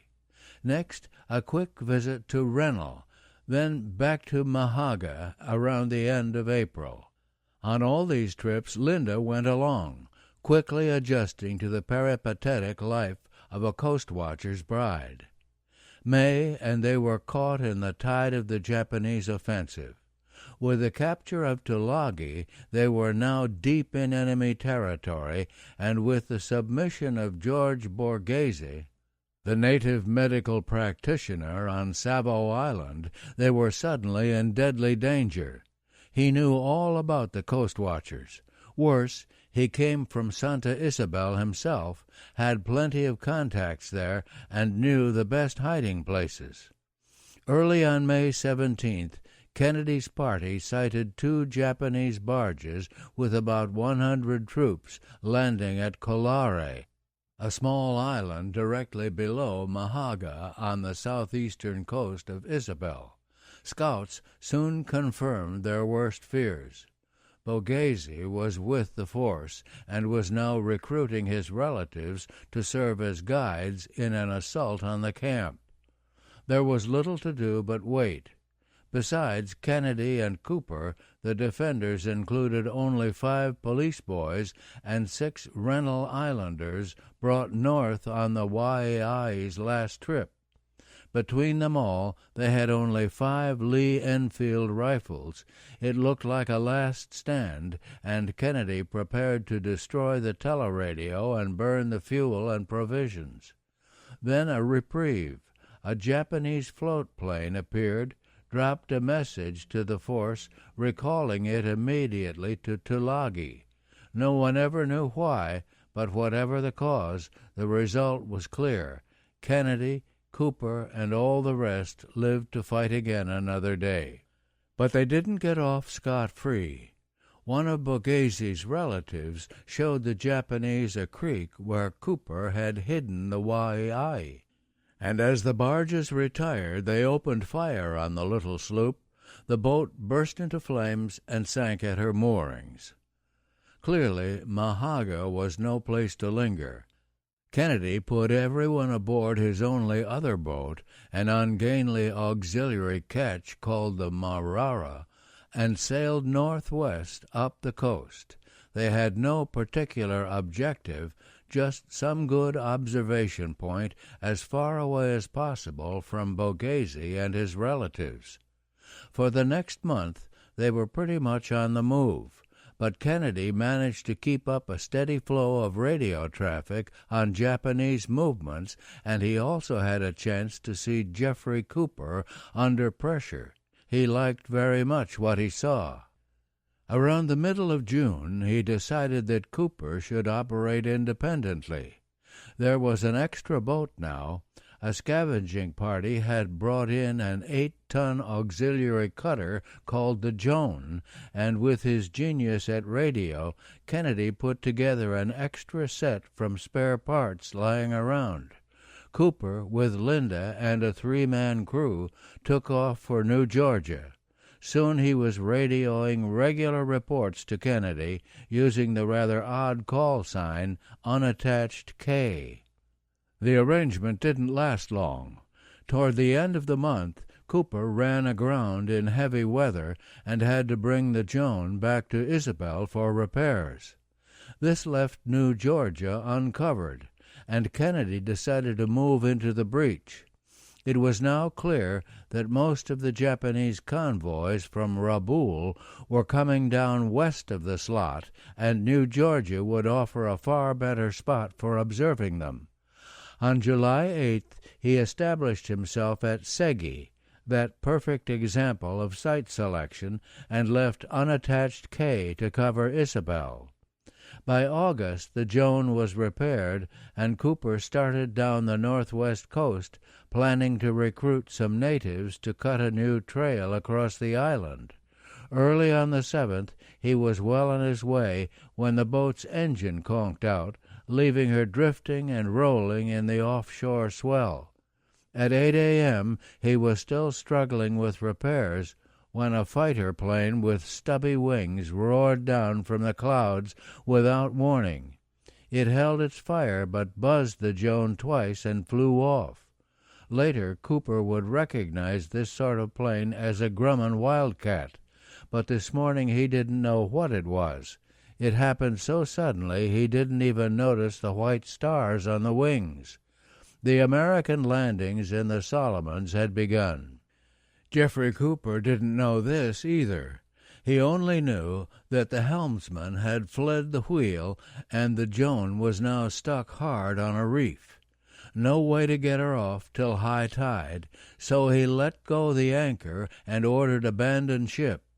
Loading the teleradio into the dinghy, he led the crew to a nearby beach. He was still there around noon when he spotted 27 Japanese bombers flying southeast. 2 hours later he watched them fly back, far fewer now, and chased by American fighters. Some Zeros turned up, and dogfights erupted all over the sky. 3-4 planes careened into the slot. Around 4 p.m., the Joan floated free of the reef on a rising tide, and Cooper completed his repairs. He then chugged out to look for survivors of the great air battle, but saw no one. As dusk fell, he headed back down the coast and into an ever-narrowing creek. Huge cypress-like trees lined the banks and almost touched overhead. As far as he knew, it had no name, but he called it the Kilokaka hiding place, after the name of a nearby village. On August 9th, he learned there was a survivor from the great air battle after all. A native runner arrived to report that a flyer had been picked up on the beach and was now resting at a village near Mufu Point. American or Japanese? The native said he couldn't tell the difference. Well, what did he look like? Short and rather stocky, answered the native. This sounded too much like a Japanese for comfort, and before going to the scene, Cooper dashed off a note asking the stranger to identify himself. To the aviator shot down, whether you be ally or otherwise, report to me immediately. Jeffrey Cooper, Base Defense Officer, Santa Isabel. In a couple of hours the runner reappeared with an answer. I am unable to travel. Gordon E. Firebaugh, Lieutenant J.G. USN. Cooper now hurried to the village, somewhat reassured, but not completely. His hand was on his pistol as he entered the leaf hut where the flyer was staying. One glance was enough to dispel all doubts. But it seemed that Lieutenant Firebaugh, too, had his worries. What are you going to do with me? He asked. I don't know whether you are a British or Japanese agent. Cooper said British, and the alliance was formally sealed with a handshake. Firebaugh, it turned out, was a fighter pilot from the carrier Enterprise covering the landings at Tulagi and Guadalcanal. Shot down during the dogfight on the 7th, he had bailed out of his burning plane and landed in the sea. Although his legs were burned and his Mae West leaked, he somehow managed to swim first to a tiny offshore island and later to Isabel itself. Here he was quickly found by the natives, and since then his only problem had been the local witch doctor, who wanted to treat his legs. Perhaps tomorrow, Firebaugh tactfully suggested.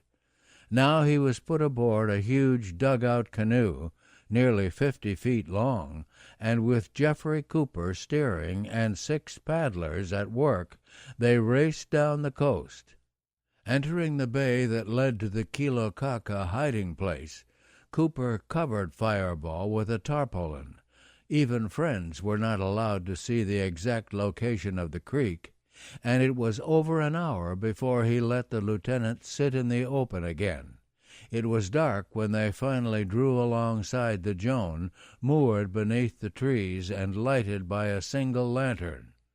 Helped aboard, Firebaugh was introduced to Linda, given a meal of rice and yams, and treated to a roll-your-own cigarette that was so strong it made his head spin. His quarters proved to be a mattress on top of the after cabin. The Coopers slept below, while the crew kept to the bow of the boat. Early next morning, unattached Kay went on the air, reporting Firebaugh's rescue and requesting a plane to pick him up. It seemed a reasonable request. The Americans always had plenty of everything. But this was 30 hours after Savo, and headquarters truthfully replied that they had no planes. Would Cooper bring him to Tulagi? Understandably, they didn't add that the whole Allied fleet had been destroyed or dispersed, and the trip would be entirely through enemy waters. As dusk fell on the 14th, the Joan cast off, glided down the creek into the bay, and turned southeast along the coast. The tide was low, and they ran aground countless times during the night. Cooper would then wade the anchor to deeper water, giving something to pull on as they pushed with poles and rocked the ship loose. At sunrise, they turned up a tributary and hid for the day under some trees. They were far behind schedule. During the morning, Cooper vanished into the jungle to visit a friend. Later, the friend himself appeared, paddling alongside the Joan in a canoe. To Firebaugh's surprise, he turned out to be Chinese. Chun Cheong had been a prosperous storekeeper in Tulagi. When the Japanese approached, he didn't flee south with the rest of the Chinese community, but moved his family into the jungle and was now determined to sit out the war.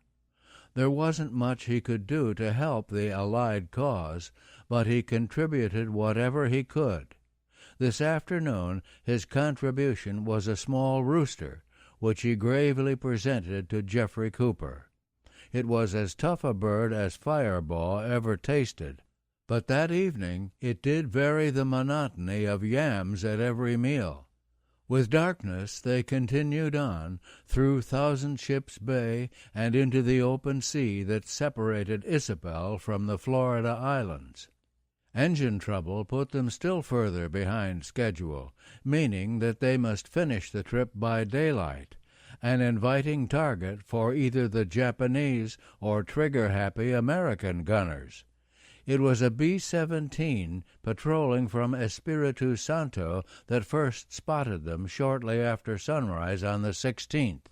It circled them low, guns bristling, and the Joan had no colors to hoist. Firebaugh desperately signaled U.S. Navy by semaphore, and to everyone's relief, the plane apparently understood. It flew off, and an LST appeared which escorted the Joan to a pier in Tulagi Harbor. As a marine inspection party came aboard, Jeffrey Cooper emerged from his cabin. For the past week he had been barefoot, usually wearing only an old pair of shorts, Now he was resplendent in a beautiful green shirt, spotless tan military trousers, tan shoes, and an Aussie hat with one brim turned up. A small automatic pistol in a black leather holster hung from his waist. He looked splendid, and no one would suspect that he had not slept in 48 hours. Back on Isabel, August 18th, Cooper received a radio message from Resident Commissioner Marchant, probably inspired by Donald Kennedy, to establish a permanent coast-watching post at Tataba. He was now formally incorporated into the Coastwatcher network and given the official call sign ZGJ-6. At Tataba, he moved into a leaf house with Linda and the teleradio and gradually built up a staff of 12 native assistants. 2 natives were always on watch, the rest used as needed. Linda cooked for them all.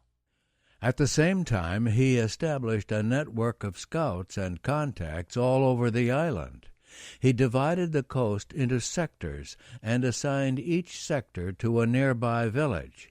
Natives in canoes covered the entire shoreline at least once a day. He had no trouble getting volunteers.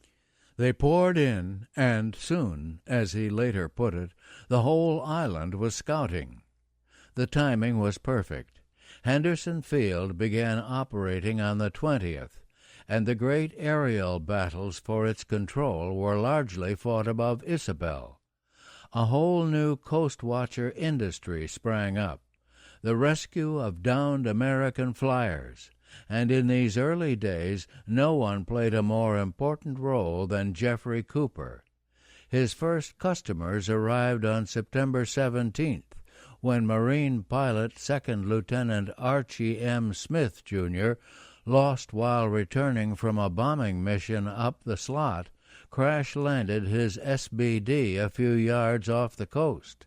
Smith and his gunner, PFC Tommy Costello, came ashore on San Jorge, a small island virtually contiguous to Santa Isabel. After a harrowing night, when every firefly looked like the glowing tip of a cigarette held by some Japanese, they swam to Isabel itself and spent the next night in a deserted house near a native village. A Japanese calendar on the wall was not reassuring. On the 19th, they awoke to the sound of native drums, and Smith had visions of cannibals, a large pot, and himself as the entree. But they couldn't hide forever, so they took a chance and revealed themselves. Several of the natives spoke pidgin English, and they made it clear that the American must go to the Chinaman. This led to a series of canoe rides into the interior. Finally, they came to a European-type sloop hidden in the bush. Up in the rigging, wearing a western shirt and shorts, was the Chinaman. It was, of course, Chun Cheong. He escorted Smith and Costello to his leaf house, and for the next 2 days they relaxed in style. Even though a fugitive, Chun Cheong saw no reason to live like one. His beds were comfortable, the meals delicious, especially breakfast, which featured pancakes wrapped around apricot preserves. Meanwhile, Chan made use of the network of scouts and runners to alert Jeffrey Cooper. ZGJ-6 immediately contacted Henderson, and arrangements were made for a small amphibian to pick up the flyers on the 22nd. Everything went off so smoothly that it wasn't even necessary for Cooper to be on hand. He felt a little bad about this, and along with his final instructions, he sent Smith a brief message of apology. "I am sorry it has not been my pleasure to meet you two and have you as my guests, but I have no doubt Mr. Chan Cheong has been a good host, better than I could have been in these hard times." 2 weeks passed, and Cooper's network was tested again. On October 5th, Lieutenant Commander John Eldridge, skipper of the dive-bombing squadron VS-71, was forced down off the southwest coast while returning from a strike on Japanese shipping. Reaching shore, Eldridge and his gunner, ACRM L.A. Powers, Jr., were almost immediately found by Cooper's scouts and brought to Tataba. They were evacuated by amphibian that very afternoon. The quiet, competent Eldridge was desperately needed to lead his squadron at Henderson Field. Another 2 weeks, and 2 more members of VS-71 turned up.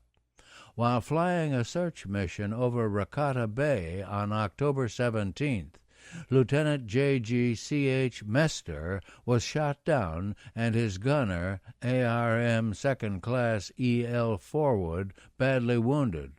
Picked up by the scouting network, they were brought to Tataba, and Cooper radioed for an urgent pickup.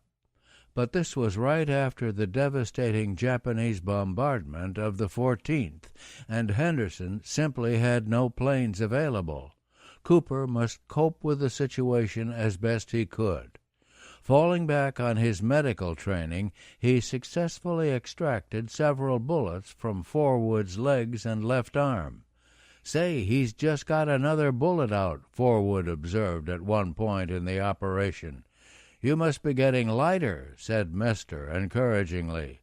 Mester and Forwood were still at Tataba on October 25th, when Marine fighter pilot Second Lieutenant John Henry King ran out of gas, splashed down just offshore, and was added to the group. King's plane was almost intact, and Cooper hauled it up on the beach. Proud to have saved the U.S. government the cost of a new fighter, he notified Henderson and waited for someone to retrieve it. He was still waiting 34 years later. These were trying days for the stranded flyers. General Kawaguchi's attack, the third great offensive to recapture Guadalcanal, was in full swing, and there was evidence of hard fighting everywhere. Air battles in the sky, warships knifing through the slot, and on the 25th, a big display of fireworks practically on Jeffrey Cooper's doorstep. Late that afternoon, Henderson Field bombers caught the Japanese cruiser Yura about 7 miles offshore and sent her blazing to the bottom. The airmen at Tataba took turns watching the show through Cooper's binoculars and longed to be part of it. When Kawaguchi's last assault had finally been crushed, a landing barge arrived from Lunga on the 29th and picked the flyers up. They were hardly gone when Cooper's organization brought in still another flyer, First Lieutenant Wallace L. Dinn, an American Air Force fighter pilot based at Henderson. Like others before him, he had fallen afoul of the Japanese anti-aircraft gunners at Rakata Bay, who seemed to have been among the best in the business. The fighting on Guadalcanal had simmered down now, and on November 3rd, Dick Horton brought over the Ramada with a load of supplies and picked him up. Cooper's next customer was already on the way. On the 1st, Marine fighter pilot Second Lieutenant Michael R. Yunk had also been clipped by the AA gunners at Rakata Bay. Splashing off the northwest coast near Austria Sound, he paddled southeast in his rubber boat. On the 4th day, he finally met a party of 3 natives roasting a pig on the beach. Using a combination of pantomime and pidgin English, he tried to explain that he was an American aviator. He put on, he felt, a very good show, spreading his arms like wings, flying up and down the beach, pointing his fingers like machine guns, and adding sound effects. The natives watched for about 30 seconds. Then the youngest spoke up with flawless British accent. "I understand. You are an American aviator.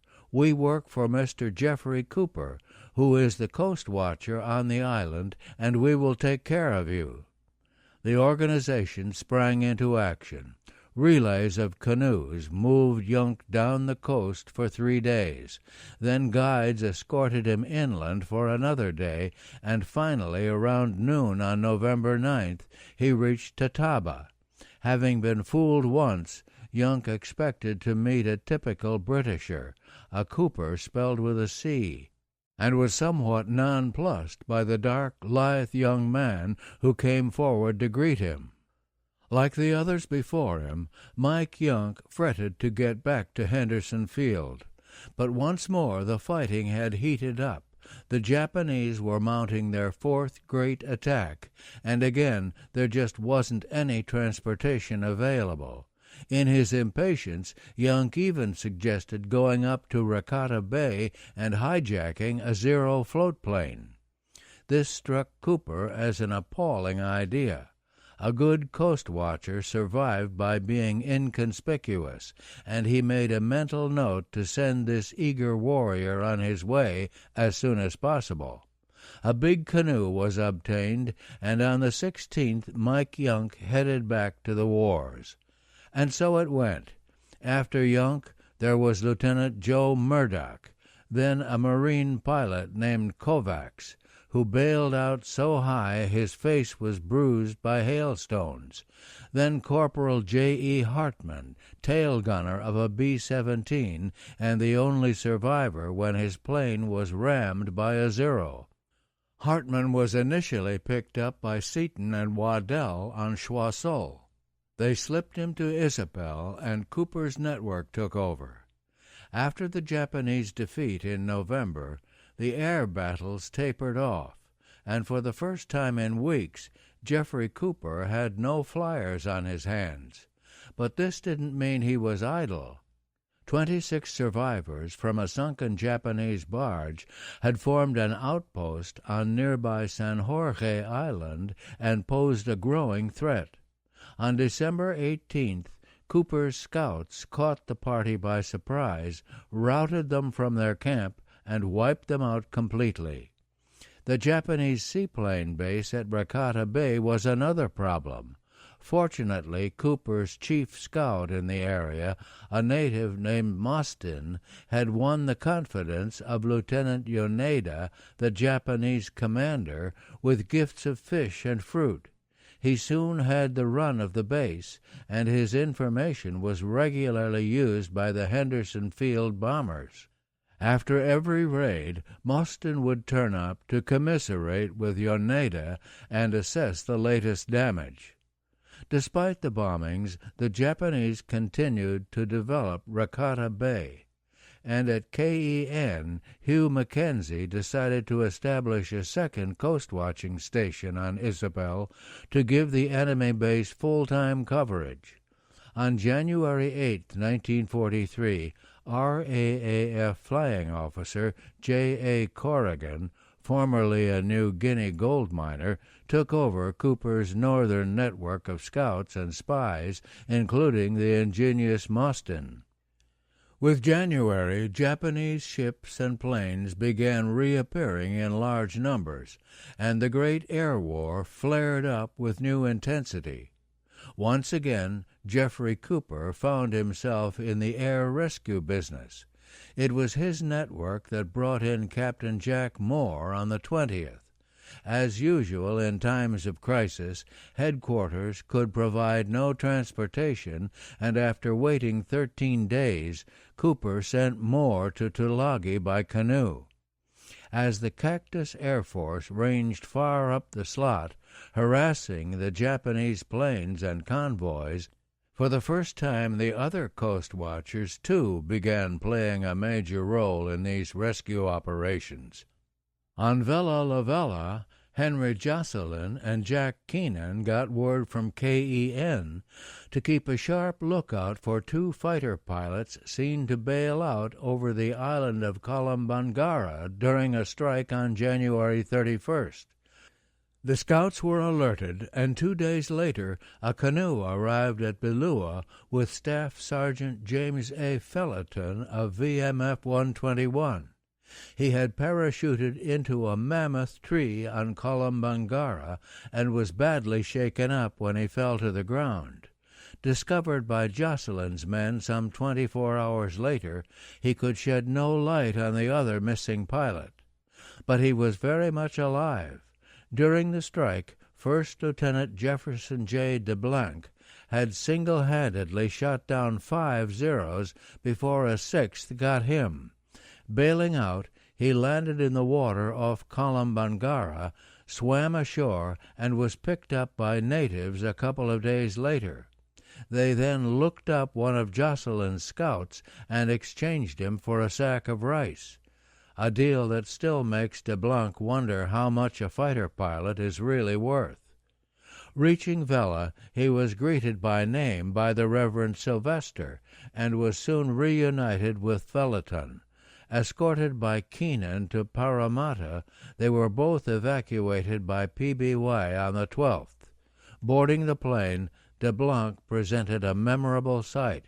He was now wearing a complete Japanese uniform and carried as a souvenir a 9-foot native spear. On New Georgia, Donald Kennedy was getting his share of flyers too. On February 4th, American fighters and bombers caught some 20 Japanese destroyers coming down the slot. They were covered by Zeros, and a wild dogfight developed off Visu Visu Point. Navy Lieutenant Bob Sorensen, flying an F-4F, found himself chased by 4 of the Zeros. He sent one down smoking, but the other 3 got him, and he splashed down in the Morovo Lagoon off Batuna Mission. Encountering some natives next morning, he was paddled over to Segi, where Kennedy greeted him with a very reserved British "How'd you do?" 4 other flyers from the battle soon joined him, a Marine fighter pilot named Leeds, 2 gunners from a downed TBF, and a captured Zero pilot. They were taken out in a week by a PBY. On Choiseul, Nick Waddell and Carden Seaton played host to 4 more participants.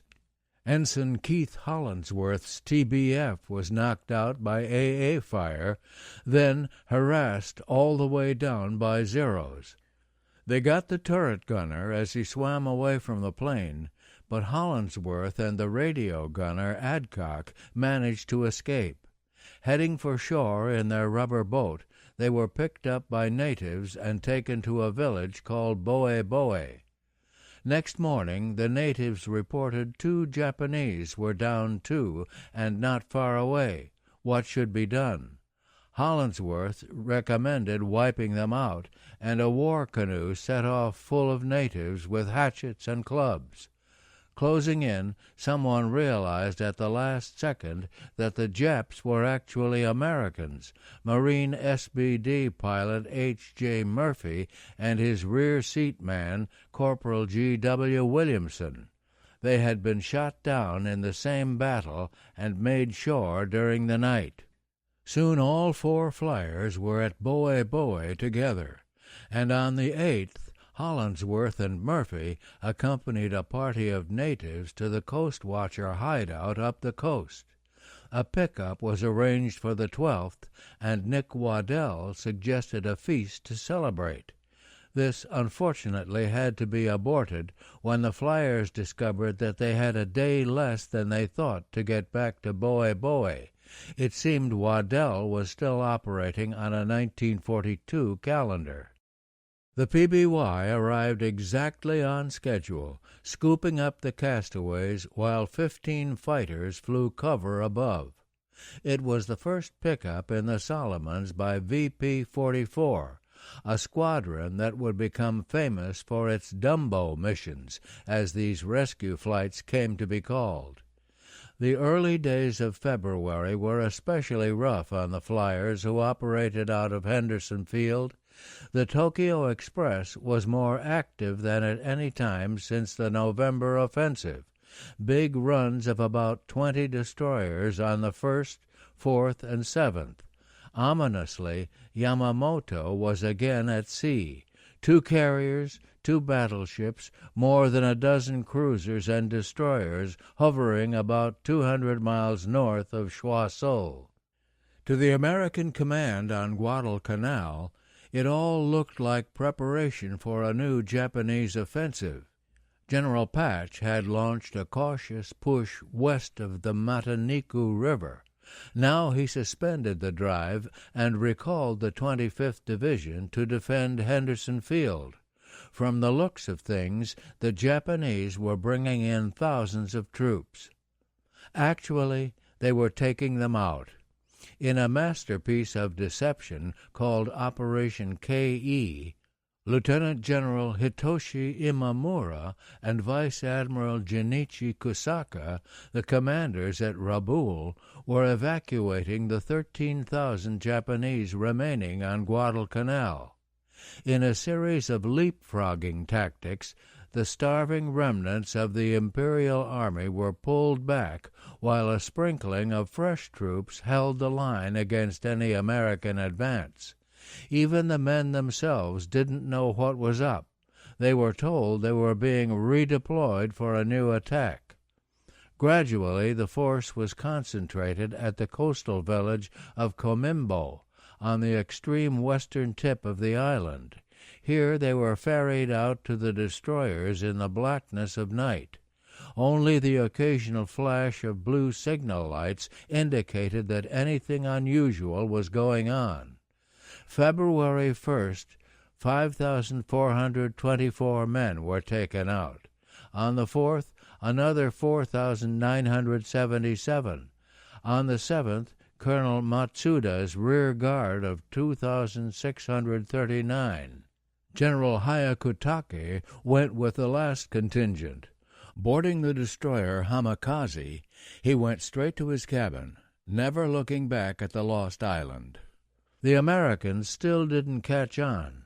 Planning a classic pincers movement, Patch had landed a well-equipped force southwest of the Japanese position on February 1st. The spot was picked by Father de Klerk, now wearing a U.S. Army second lieutenant's bars pinned on him by General Patch himself. On the 7th, this force began moving toward Cape Esperance as the main body of U.S. troops advanced from the east. The pincers snapped shut on the 9th, but caught nothing. The Japanese were gone. The spotlight shifted to the Central Solomons as Tokyo moved to strengthen its hold on the other islands. Occasional cargo ships and an ever-increasing number of diesel barges headed down from Faisi, pouring men and supplies into the seaplane base at Rakata Bay, the airfield at Munda, a supporting strip at Vila on Kolombangara, the advance base at Viru, a dozen other outposts along the way. Paul Mason was gone now, driven out of Bouen and trying to join Jack Reed in northern Bougainville. But from their lookout on Choiseul, Nick Waddell and Carden Seaton usually caught the traffic as it left the Shortlands. Then Henry Jocelyn would pick it up as it passed Vella La Vella, either to the east down the Vella Gulf or to the west, hugging the coast and hiding out during the day near Baga Island. Finally, Dick Horton, now established on a ridge high in the hills of Rendova Island, would catch the shipping as it unloaded at Munda or headed on for some other point. Using his 10-power artillery binoculars, Horton could even see trucks and individual Japanese working on the runway. Back on Guadalcanal, KEN would receive their reports and pass them on to the Airstrike Command. It was all very routine now, and everything seemed in order when Eric Felt arrived on an inspection tour in mid-March. Then, without a hint of warning, on the 20th he suffered a coronary stroke. He survived, but was sidelined for good and replaced by Lieutenant Commander J.C. McManus, a wiry Australian with long experience in both intelligence and the South Seas. It might have been a disaster, felt had such close ties with so many of his men, but McManus proved a skillful, tactful replacement. Through all these weeks, Waddell, Jocelyn, and Horton continued to radio their ship and barge sightings, generating new business for the flyers at Henderson Field. On February 27th, for instance, Nick Waddell reported a large freighter escorted by 2 corvettes leaving Faisi at 1 p.m. At 6:40, the Cactus Air Force struck, sinking all 3 ships within sight of Choiseul. For the first time, Waddell had the satisfaction of personally seeing the results of his reporting. Another time, acting on a message from Jocelyn on Vella La Vella, SBDs delivered a devastating attack on the cargo liner Toamaru. They left her in sinking condition, and the crew abandoned ship.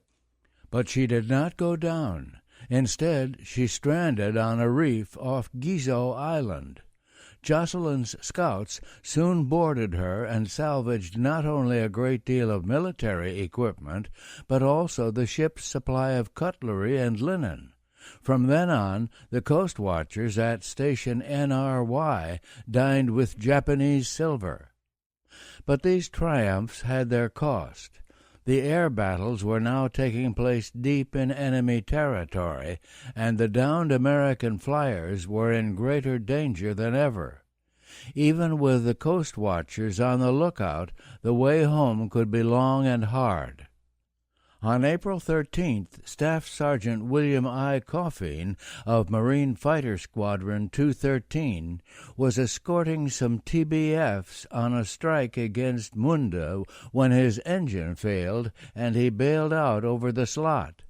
Landing halfway between Kolombangara and Choiseul, he managed to scramble into his rubber boat just as 2 sharks flashed by.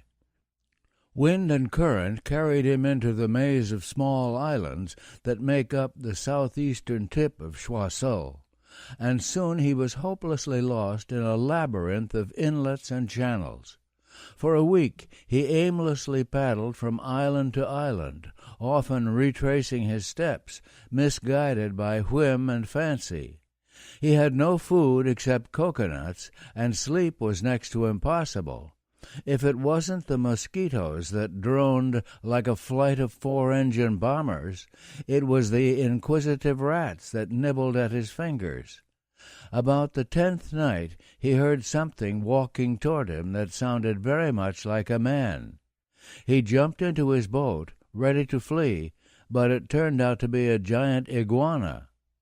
3 weeks must have passed when he stumbled on an island that boasted a European house. A sign proclaimed it to be the Salacana Plantation Estate, Solomon Development Company. But the proprietors were long since gone. The only sign of life was a crafty old hen, which he pursued in vain for nearly 2 days. He did find about a dozen eggs in the hen house. All were rotten, but went down surprisingly well. Back in the boat, he continued his aimless paddling, vaguely hoping that if he could once reach the mainland of Choiseul, life would somehow improve. He grew steadily weaker, his body was covered with sores, his teeth were loose, and his mind began to wander. On the 32nd day, a great storm swamped the boat. Somehow he got it ashore and dumped it. By now he was raving and screaming, completely delirious, and shortly after he shoved off again, he collapsed in exhaustion. A native in a canoe eased alongside. Attracted by the commotion, he had been discreetly following the boat for some minutes. Now he politely inquired whether Coffeen was American or Japanese. "Me American," said Coffeen, and passed out. After resting at the native's hut a couple of days, Coffeen was taken to Bowie on Choiseul, and here Nick Waddell's scouts took over. They relayed him up the coast by canoe, dodging several Japanese barges, and on one occasion paddling right by the campfire of an enemy outpost.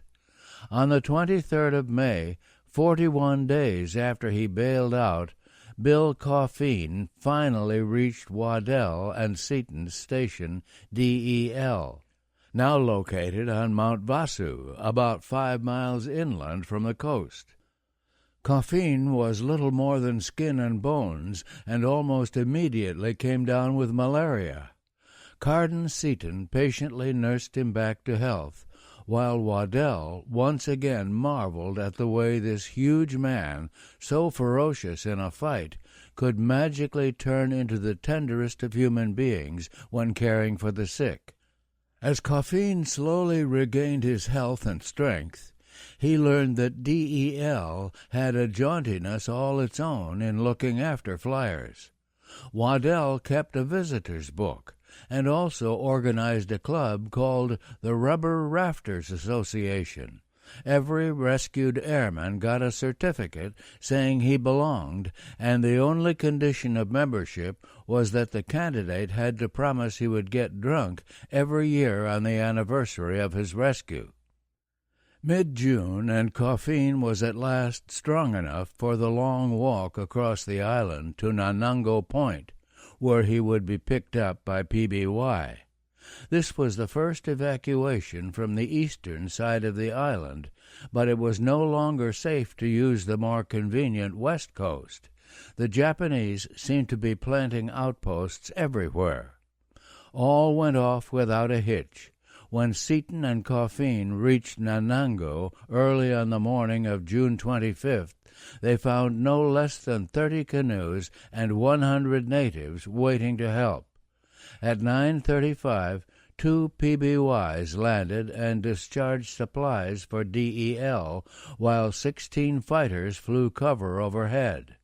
20 minutes later, Bill Coffeen said his goodbyes, boarded one of the planes, and headed home, exactly 73 days after his odyssey began.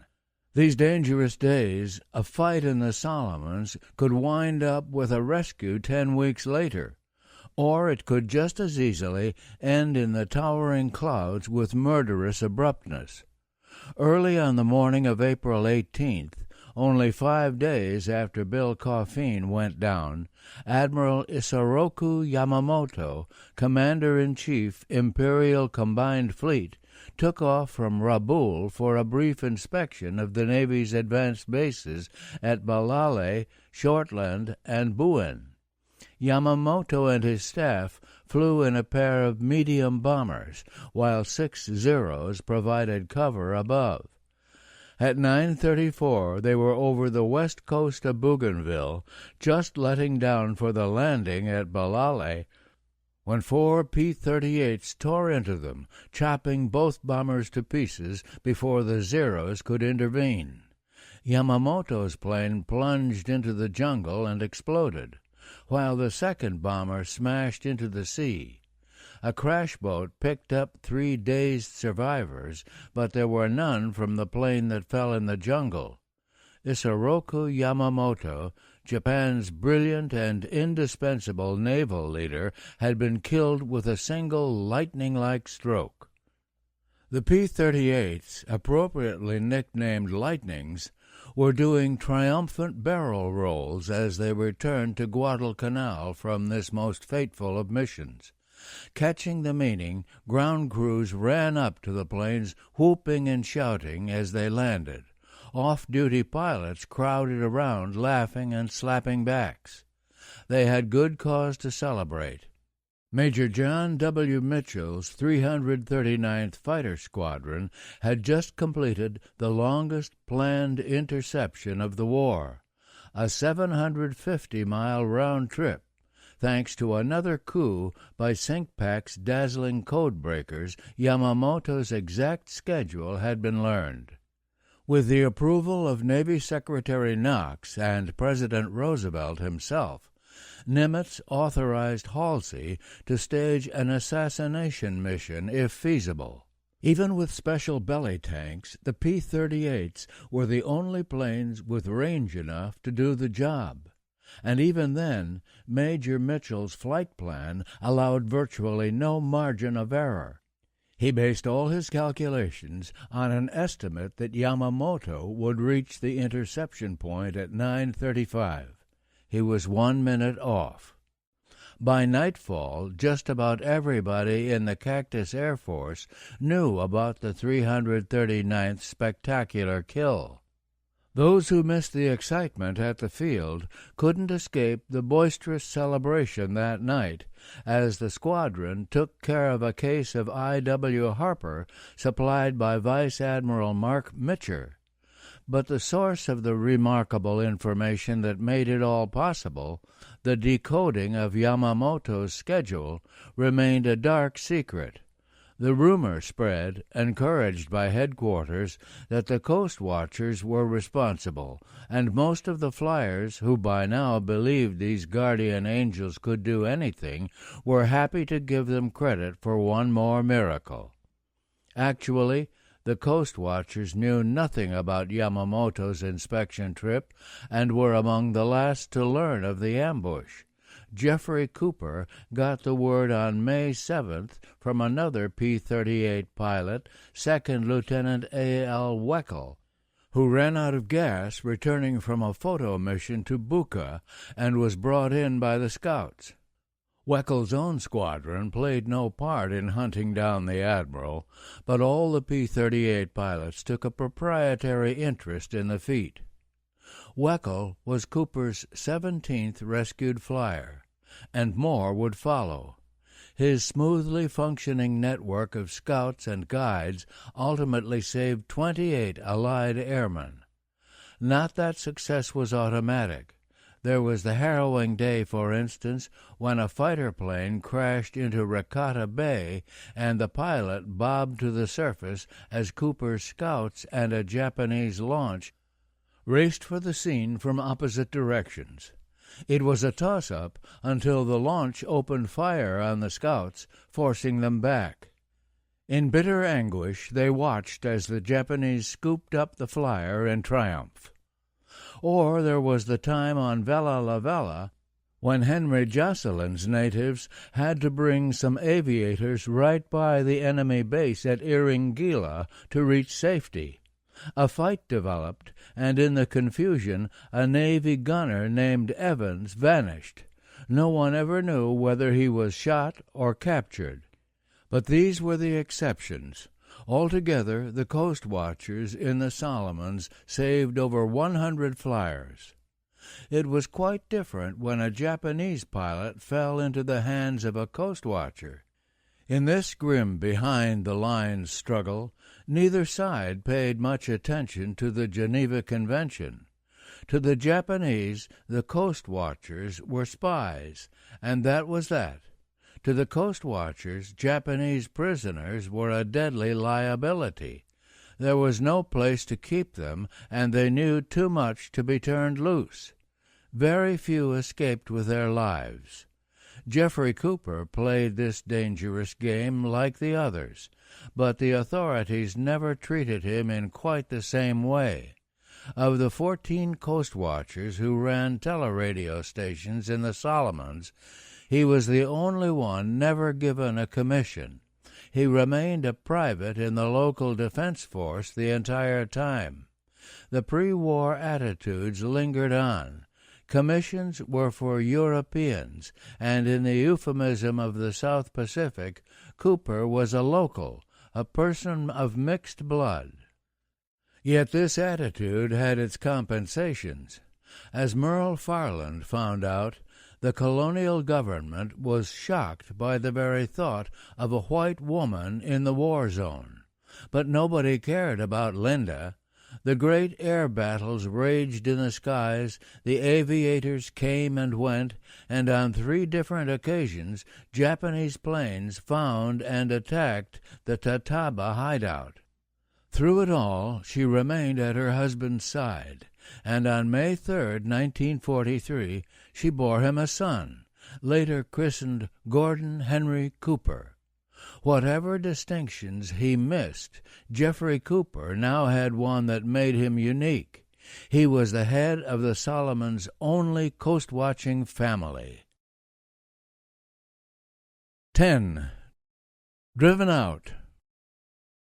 Compared to the birth of a baby, a supply drop was a comparatively minor complication in the life of a coast watcher, and Jack Reed was not unduly worried about the drop scheduled for northern Bougainville on the night of April 26th. After some wildly inaccurate drops in the early days, these affairs were now almost routine. Guided by the signal fires, the plane, usually an RAAF Catalina of 11 or 20 squadron, would circle down to about 500 feet and begin a series of runs over the drop site. Each time it passed, crew members would toss out some containers. Fragile things like radio parts would float down by parachute. Bulk items like rice and sugar would hurtle to the ground, double-packed in jute bags. Never too much on any one pass, so as to concentrate the drop in the area bounded by the fires. When the last container had been jettisoned, the plane would usually waggle its wings, sometimes flash a good luck on its signal lamp, and disappear again into the night. On the ground, the coast watchers would gather in the containers, smother the fires, and vanish as quickly as possible.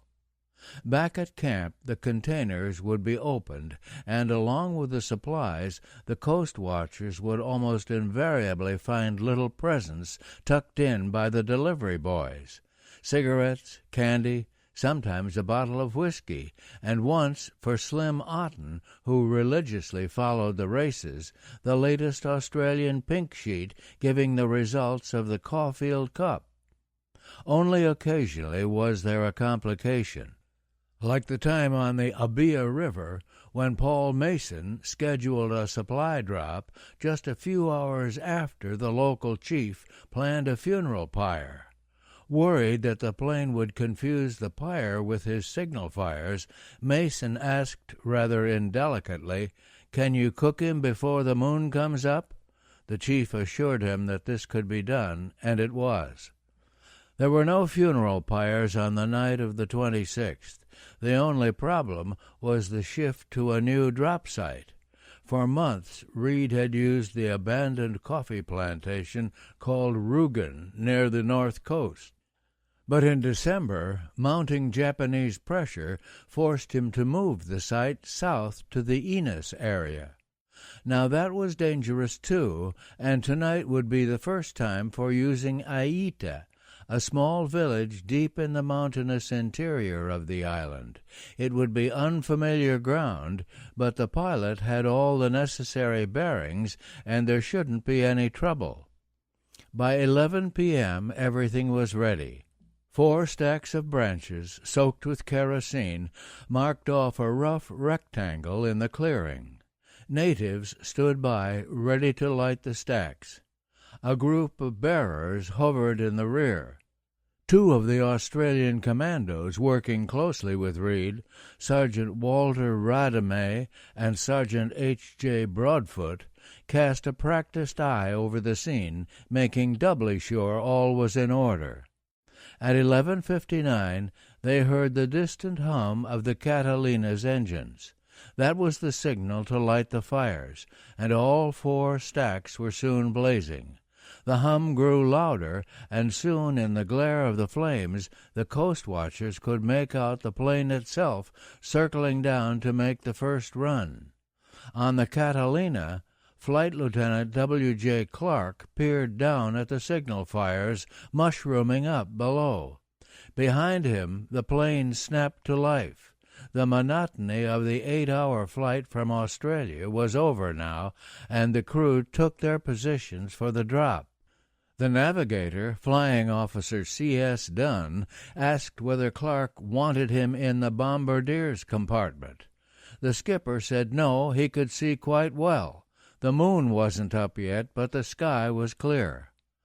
Corporal H. Yates removed the gun from the port blister, and Pilot Officer C.J. Twist crawled in with the headphones. They would be making the drops from here, and Corporal J. Fenwick squeezed into the blister compartment to help. About 12:15 the drops began. Circling to the left, Clark swung low over the fires. The men in the blister pushed out the first container, watched the parachute open and float lazily down. Still circling to the left, Clark came by on his second run. Another parachute floated down. Clark asked if the third chute was ready, and Pilot Officer Twist said not yet. Instead of continuing his left-hand circles, Clark now swung to the right, planning to fly a sort of figure-8 to use up time. Perhaps it was a downdraft, or a miscalculation, or the unfamiliar terrain. Whatever the reason, the plane clipped some trees near the top of a ridge, sliced off its starboard wing, and plowed on through the bush for 300 yards in a long, tearing crash. Then silence, except for the trickle of gasoline as it leaked from the ruptured tanks. But men still lived in the wreckage and were soon calling to one another. Flying Officer Don and Sergeant F.G. Thompson managed to crawl free. Others were moving around but trapped in the tangle of metal. No one could find a flashlight, and since it was obviously too dangerous to strike a match, they decided to stay as they were until dawn. At the drop site, Sergeants Broadfoot and Radame didn't see the crash, but they heard it all too clearly. They immediately doused the signal fires and divided their men into two search parties. It was Broadfoot who finally located the wreckage at 6 a.m. and summoned the others by firing his pistol. One by one they freed 4 survivors still trapped in the plane. Twist, Fenwick, and Yates, who had been handling the chutes, and Corporal R.H. Wettenhall, one of the helpers. Flight Lieutenant Clark, his co-pilot, and the engineer were all dead and left in the wreckage. Most of the survivors were too badly injured to walk, so the plane's bunks were used as stretchers to carry them to the Australian Commandos camp at Aita. Here they were given first aid, plus the good news that they might be evacuated almost at once. A U.S. submarine was due tomorrow to land and pick up some personnel at Teopasina, just 15 miles away. That operation would be rescheduled for April 29th. With luck, they could make it. But luck was something they didn't have. After an early start on the 28th, a heavy rain set in, turning the trail to grease and at some points blocking it with flash floods. It was the 30th before the last of the party even got to Dorii, and that was only halfway to the coast. The sub had come and gone. Jack Reed decided the airmen should remain for the time being at Dorii. Here they were as safe as anywhere and could be treated by Sergeant Radame, who had good medical training. Once they were mobile again, they could be taken out when the next opportunity came. And the opportunity would come, Reed felt sure, because his situation was steadily improving. Things had progressed a long way from those dark days in December and January when the Japanese had Paul Mason and himself on the run. First, Mason managed to join him on January 28th, and the two men were now operating together. In addition, the Army agreed to replace Lieutenant Mackey's commandos, worn out after 18 months in the bush, with fresh men reporting directly to Reed. The first 12 replacements came at the end of March on the U.S. submarine Gato, landing at Teop, where Bill Brockman had picked up his nuns on New Year's Eve. Creeping into the harbor submerged on the 28th, Lieutenant Commander Robert J. Foley raised his periscope to find a Japanese schooner sitting at anchor a few yards away. Evening, and it was still there. A radio message from Jack Reed put off the landing until the following night. At dusk on the 29th, the Gato was back, this time approaching cautiously on the surface. The schooner was gone, and signal fires blazed on the beach. The submarine hove to only 100 yards offshore, and a canoe appeared alongside with Jack Reed. He welcomed the new arrivals and presented Foley with a small problem in arithmetic. The orders said the Gato would be taking out 12 of the original commandos, plus another 12 refugees. But waiting to go were the commandos, 3 elderly Belgian nuns just rescued from Buin, 9 island women, and 27 children, 51 altogether. How many could Foley fit into his submarine? All of them, said Foley, who evidently believed the Gato wasn't full as long as he could dog down the hatches. A swarm of native canoes now went to work, ferrying the replacements in and the evacuees out. In an hour the job was done, and the Gato stood to sea, her forward torpedo room turned into a nursery. Until she transferred her charges 2 days later, one 10-month-old baby would sleep nowhere except in the arms of a giant bearded torpedo man named Phillips. Back at Teap, Jack Reed began clearing the beach even before the Gato was out of sight.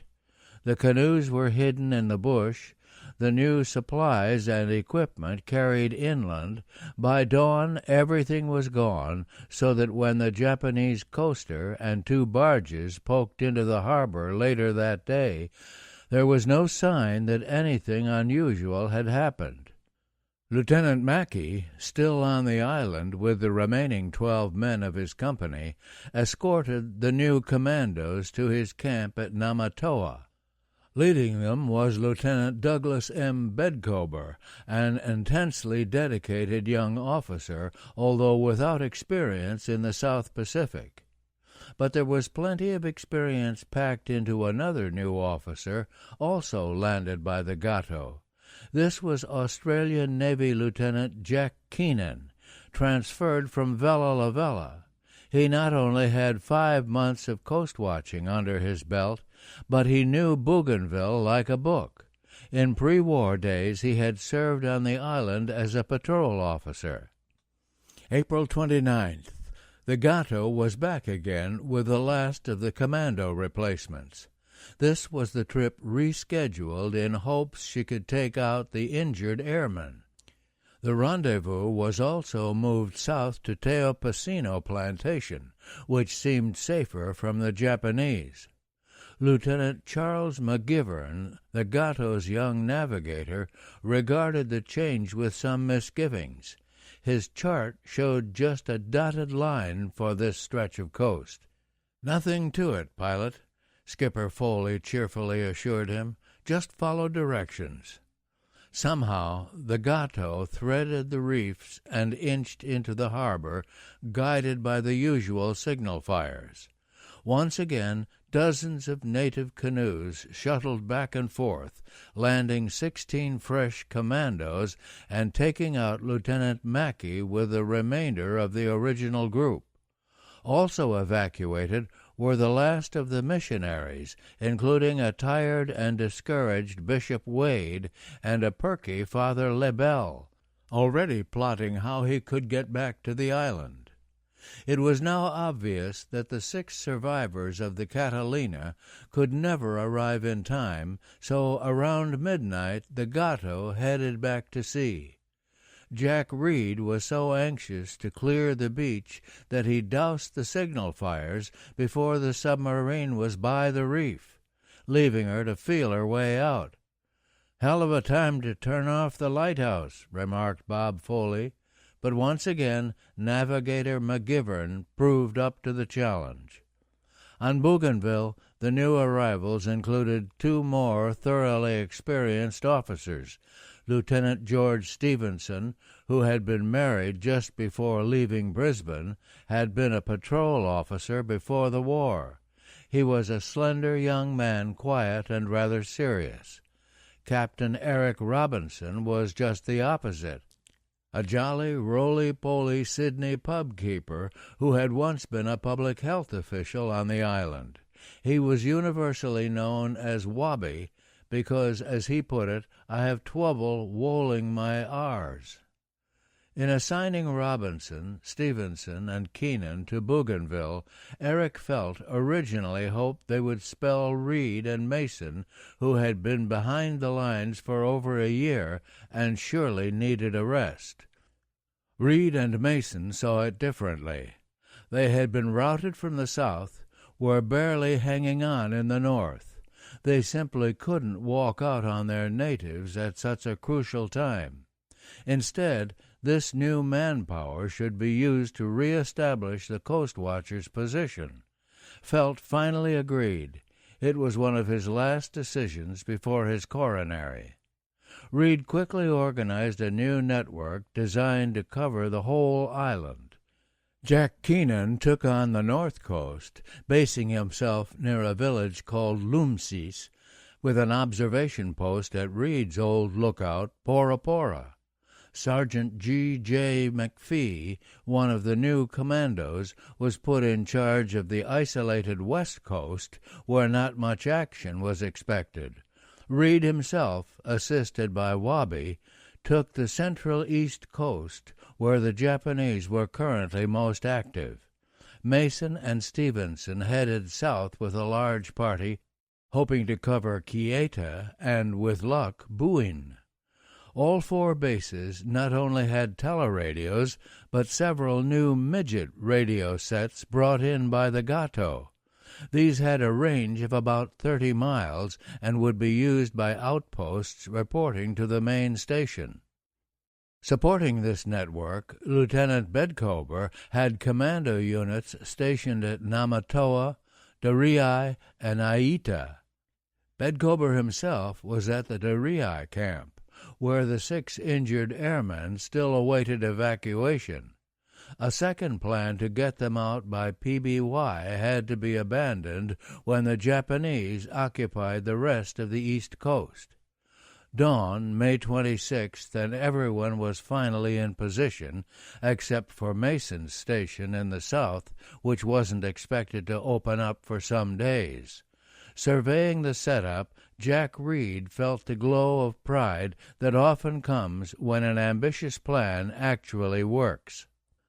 Then, a little after 9 a.m., the roof fell in. At the Pora Pora lookout, Sergeant W.V. Florence and Corporal N.L. McLeod were just finishing breakfast when one of their scouts dashed by their hut, shouting, "The Japs are here!"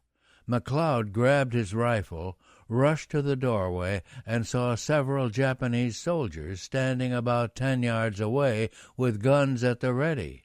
He got off one shot, then bolted into the bush and down the mountainside, losing both his rifle and revolver in the process. Sergeant Florence stayed behind long enough to smash the radio on the floor. Then, seizing his Tommy gun, he too plunged down the mountain. Like McLeod, he lost his revolver and, in addition, his shoes. The Japanese made no attempt to follow either man. They were content to loot the camp and lob grenades in the general direction the fugitives fled. At Lumsis, the main coast-watching station for the north, Jack Keenan knew from his native contacts that the enemy was on the prowl. Early on May 26th, he tried to warn Pora Pora, but couldn't get through in time. Around noon on the 27th, it was clear his turn would come next. His scouts reported an enemy patrol scrambling up the trail that led to his camp. No time to lose. Keenan and his commando assistant, Corporal A.R. Little, hastily hid the teleradio and went bush. An hour or so later, they could hear the snapping and crackling of blazing bamboo as the Japanese burned their camp. May 29th, they returned to the ruins, recovered the hidden teleradio, and set off to find a new campsite. Just after leaving, they met Sergeant Florence stumbling through the jungle, and he told them what he knew of Pora Pora. For 3 days he had been thrashing around alone in the bush, his flesh torn by vines, his bare feet cut to ribbons. He was in no shape for duty. Keenan packed him off to Dorii to join the convalescent airmen.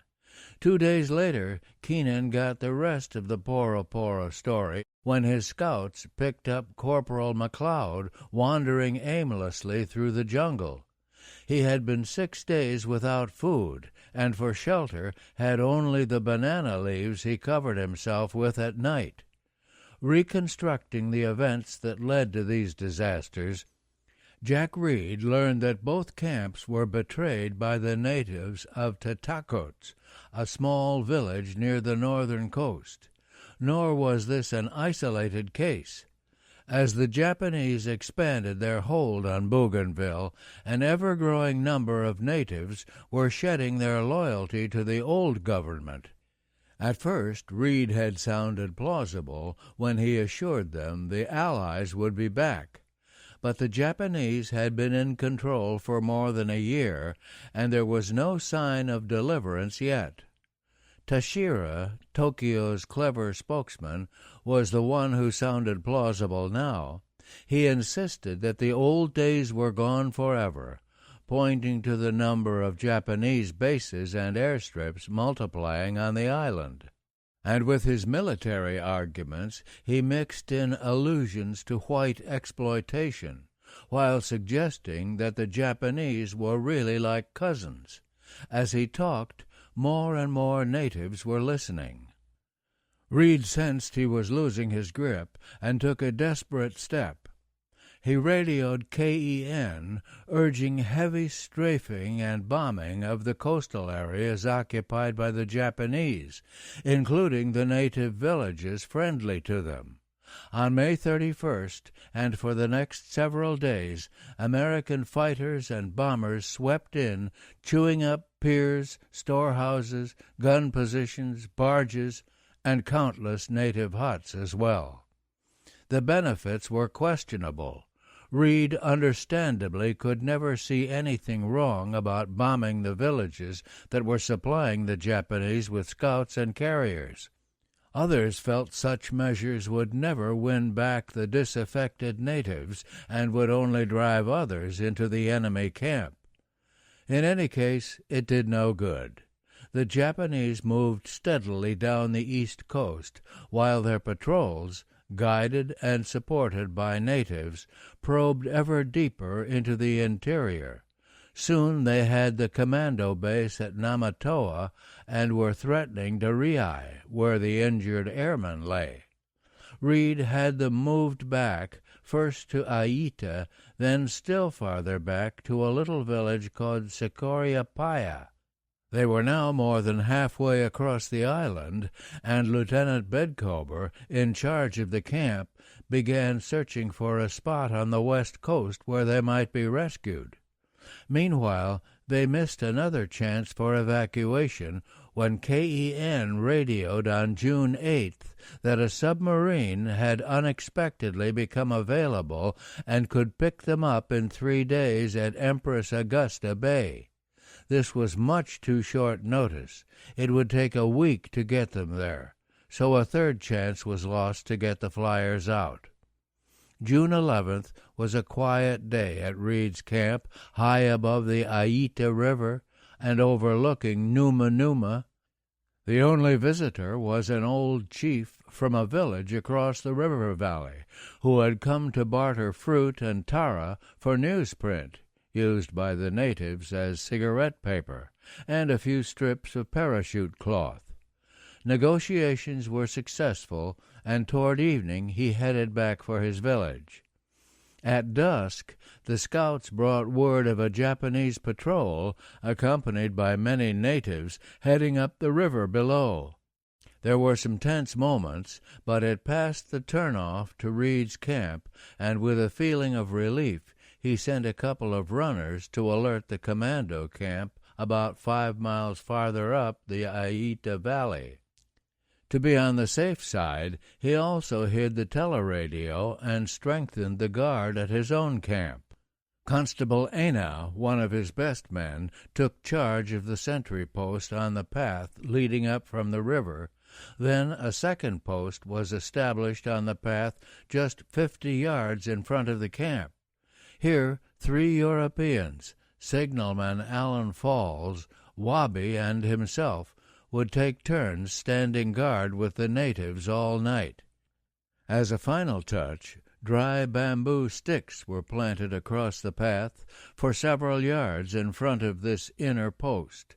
Anyone clever enough to get by Sergeant Ana would still give himself away the instant he stepped on those sticks. At 9 p.m., Signalman Falls relieved Wabi and began standing guard with the giant bearded Sergeant Yawika and Reed's servant Womaru. Each of them had a rifle and a couple of grenades, but there was not the slightest hint of trouble. All was quiet except for the occasional rustling and small stirring sounds that are so much a part of the jungle at night. Suddenly the crackle of bamboo. Thinking it might be a friendly scout who didn't know about the warning system, Sergeant Uwika challenged. No reply. Falls then fired a tentative shot in the direction of the sound. He was answered by a roar of gunfire that split the night. The 3 guards emptied their magazines, threw their grenades, then ran for it as 2 light machine guns joined the barrage. At the camp, Reed and Robinson grabbed their guns, dived through the thatched side of their hut, and plunged into the bush. The scouts were scrambling for cover, too. Only Constable Iamulu hung back briefly. He remembered Reed's repeated warning to the natives that any traitor who led the enemy to his camp would be the Coastwatchers' prime target. Now Iamulu paused long enough to shoot the first native he saw with the Japanese. It was the old chief who had visited them that afternoon. For a few minutes Reed and Robinson lay in the bush, watching the Japanese storm the camp. Grenades and automatic fire cleared the way, and a horde of yelling natives followed them in. Long after the camp was taken, they continued to rake the bush with submachine guns, but never the narrow area where the 2 men lay. It seemed so strange that Reed began to wonder whether a second force of Japanese might be approaching from their own direction. In any case, it seemed wise to clear out as fast as possible. Hoping to reach the Aita River far below, they now headed down the mountainside together.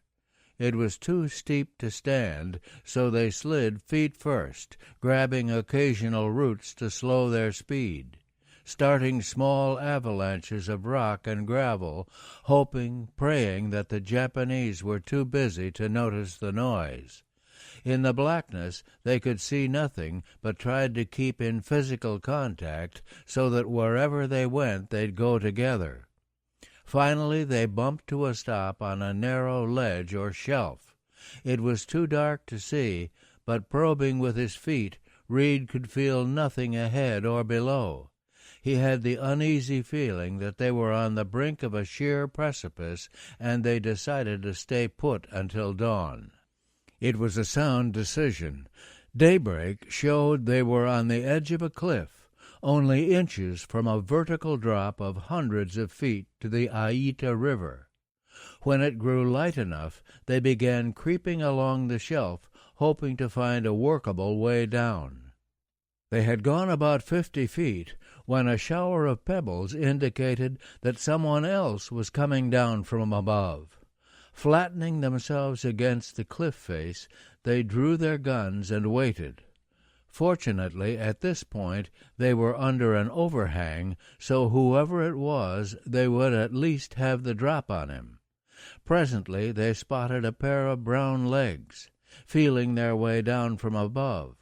Then another pair, and yet another. It looked like a party of natives on their trail. There was no escaping, and both Reed and Robinson had always resolved never to be caught alive. Wabi let go a burst from his Tommy gun. There was a yell of pain, and a voice cried out in pidgin English not to shoot. The new arrivals were half a dozen of their own scouts, trying to escape the same way. Fortunately, the wounded native had only a grazed leg, not enough to put him out of action, and the combined party ultimately reached the river and safety. Learning that the Japanese raiders had moved on, Jack Reed led his group back to the camp on June 15th. Only charred ruins were left. All stores and gear were gone. The teleradio batteries and charging engine smashed, but the teleradio itself had not been discovered. Reed retrieved it and headed for the commando base at Aita, hoping to find new batteries, another charging engine, and some benzene to run it. The commandos were all gone. Hearing the gunfire at Reed's camp, only 5 miles away, they had cleared out and were now somewhere to the west. Offsetting this, Reed found Sergeant Falls, Eureka, and Womaru hiding nearby. His natives were also drifting in, and to his amazement he gradually realized he hadn't lost a single man in the attack. If he could only get the teleradio going again, he'd be back in business. A charging engine turned up in the gear abandoned by the commandos. Then a 12-volt storage battery was salvaged from the wrecked Catalina. Finally, some benzene was located when Jack Keenan arrived from Lumsis, reporting that he had been attacked again. This time he had to leave the area. His cache of benzene had been abandoned, and a couple of natives were sent to get it. Meanwhile, Reed worried about his parties in the west, especially Lieutenant Bedcober, who was guarding the injured airmen at Sikoriyapaya. When last seen, the Japanese raiders were headed that way. On the 19th, he sent Keenan to check the situation and, if possible, use Sergeant McPhee's teleradio to arrange a supply drop. Jack Reed's worries were well-founded. A little after 9:30 on the morning of June 16th, as Bedcober's men lazily watched a B-24 duel with several Zeros overhead, a blast of machine gun fire ripped into their camp, catching everyone totally by surprise. Fighting back with submachine guns, 5 of the party, 3 commandos and 2 flyers, managed to break out of the trap and escape into the bush. Doug Bedcober himself stayed behind. He could have gone with the others, but that would have meant leaving Flying Officer Dunn and Corporal Fenwick, 2 of the injured airmen. Cut off from the rest, these 3 tried to escape into the hills, but it was no use. Early in the afternoon, Fenwick was captured and put into a leaf hut guarded by 2 sentries. Some hours later, just as the moon was rising, Bedcober was brought in too. Finally, at daylight next morning, a party of Japanese soldiers appeared, dragging Dunn's body. He was shot through the chest, but it was never clear exactly when or where he was killed. Along with Bedcober and Fenwick, 1 other prisoner was taken. The camp cook, a native named Sabaan, had gone off on an errand shortly before the attack and walked right into the advancing Japanese. The 3 prisoners were lined up during the morning of the 17th, and with troops both to the front and the rear, the force marched to the west coast. On the 20th, as they slowly moved north, Sabaan was sent to a stream to wash a saucepan of rice. That was all the opportunity he needed. He plunged into the bush and escaped. Bedcober and Fenwick were not so lucky. They ended up at Rabaul, where they were eventually executed. nor did the 5 who got away survive very long. With few arms, and in some cases barefoot, they struggled east across the island, hoping to link up with one of Reed's outposts. Near Numa they were seized by local tribesmen and turned over to the Japanese. It was never clear what happened afterwards. Some natives said they were sent to Rabaul and executed, others that they were lined up and shot at Numa. 2 of the injured airmen were still relatively safe. Sergeant Thompson was back on his feet and helping Sergeant McPhee cover the west coast. Corporal Wettenhall, also recovering, had a closer call. Just 45 minutes before the Japanese struck, he had left the camp with 3 of the commandos to prepare a supply drop site. They heard the firing, guessed what had happened, and went bush. This party reached Reed on June 19th and gave him his first information that all might not be well at Sikoriapaya. There was more bad news when Keenan's benzine arrived on the 22nd and the teleradio worked again. KEN reported that Bedcover's camp had definitely been captured, that McPhee was hard-pressed, that Mason had gone off the air after reporting that his presence had been betrayed to the enemy. The game was up. All the parties were either destroyed or on the run. None were producing intelligence, and the Japanese were closing in on all sides. On the night of June 24th, Jack Reed composed a long message to KEN. My duty to now report that position all here vitality serious. After 15 months, occupation almost whole island now pro-Japanese. Initial enemy patrols plus hordes pro-Japanese natives have completely disorganized us. Position will not ease. Believe no hope reorganize. Our intelligence value nil. In last fortnight, all parties have been either attacked or forced to quit. Reluctantly urge immediate evacuation. Next morning he showed it to Robinson and asked what he thought of it. I like the word reluctantly, was Wabi's only comment. So at 5:13 a.m. on June 25th, Jack Reed contacted KEN and with heavy heart sent the message off.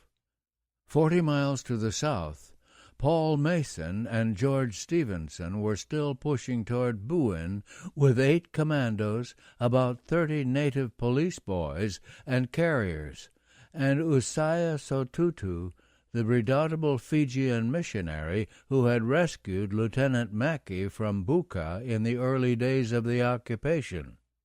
They had been off the air since June 22nd, but this was to foil the enemy's direction-finding apparatus, not because they were on the run. True, the Japanese did know the party was in the general area, but exactly where was another matter. On June 25th, they reached Dubonami, a small village at the foot of the Crown Prince Range, the dramatic mountain chain that dominates the southern half of Bougainville. Mason's goal was to cross the range and continue south on the eastern side, an area he knew well from his days of watching the Tokyo Express. Unfortunately, he didn't have enough carriers to get everything across the range at one time. With the Japanese riding high, most natives were scared of serving the Coastwatchers these days. The solution was to divide the party and make 2 trips.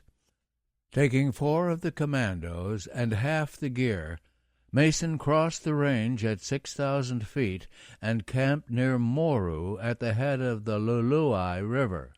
Early on the 26th, he sent the carriers back to Dubonami, where Stevenson was waiting with Usaya Sotutu and the rest of the party.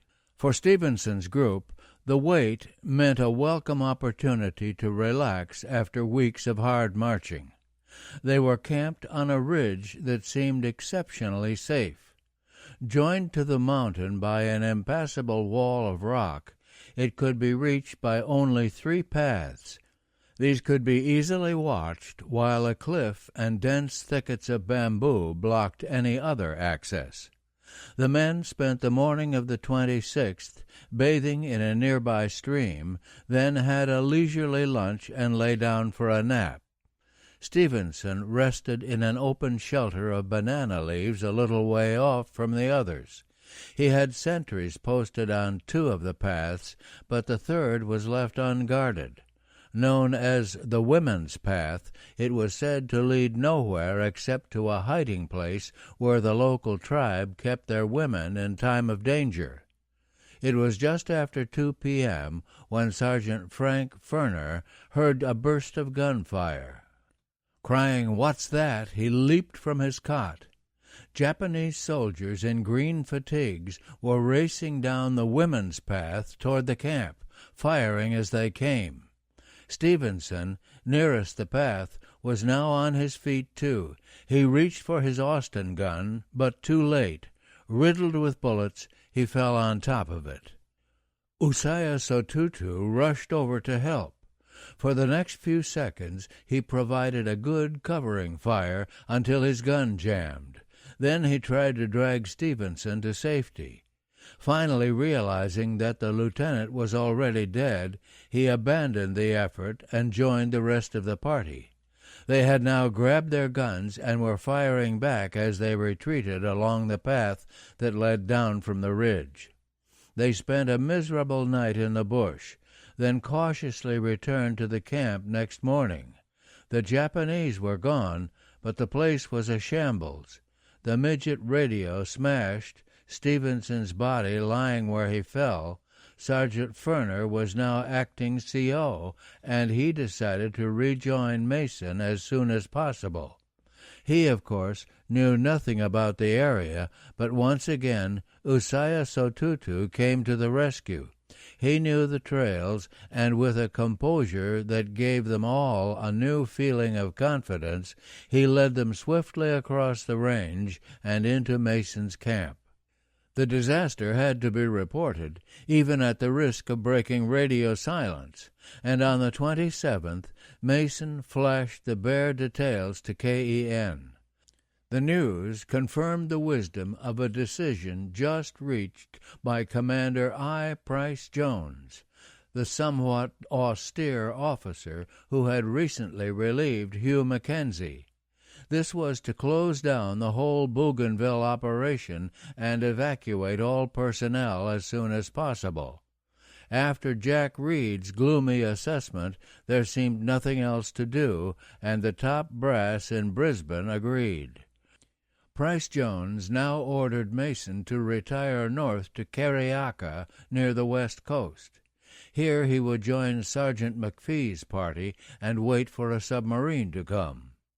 Early on the morning of June 29th, Paul Mason began the long, hard trip back. Once again, he would have to travel over half the length of Bougainville, dodging Japanese patrols that knew he was there and were closing in to get him. He had done it in December and January, but this time would be harder.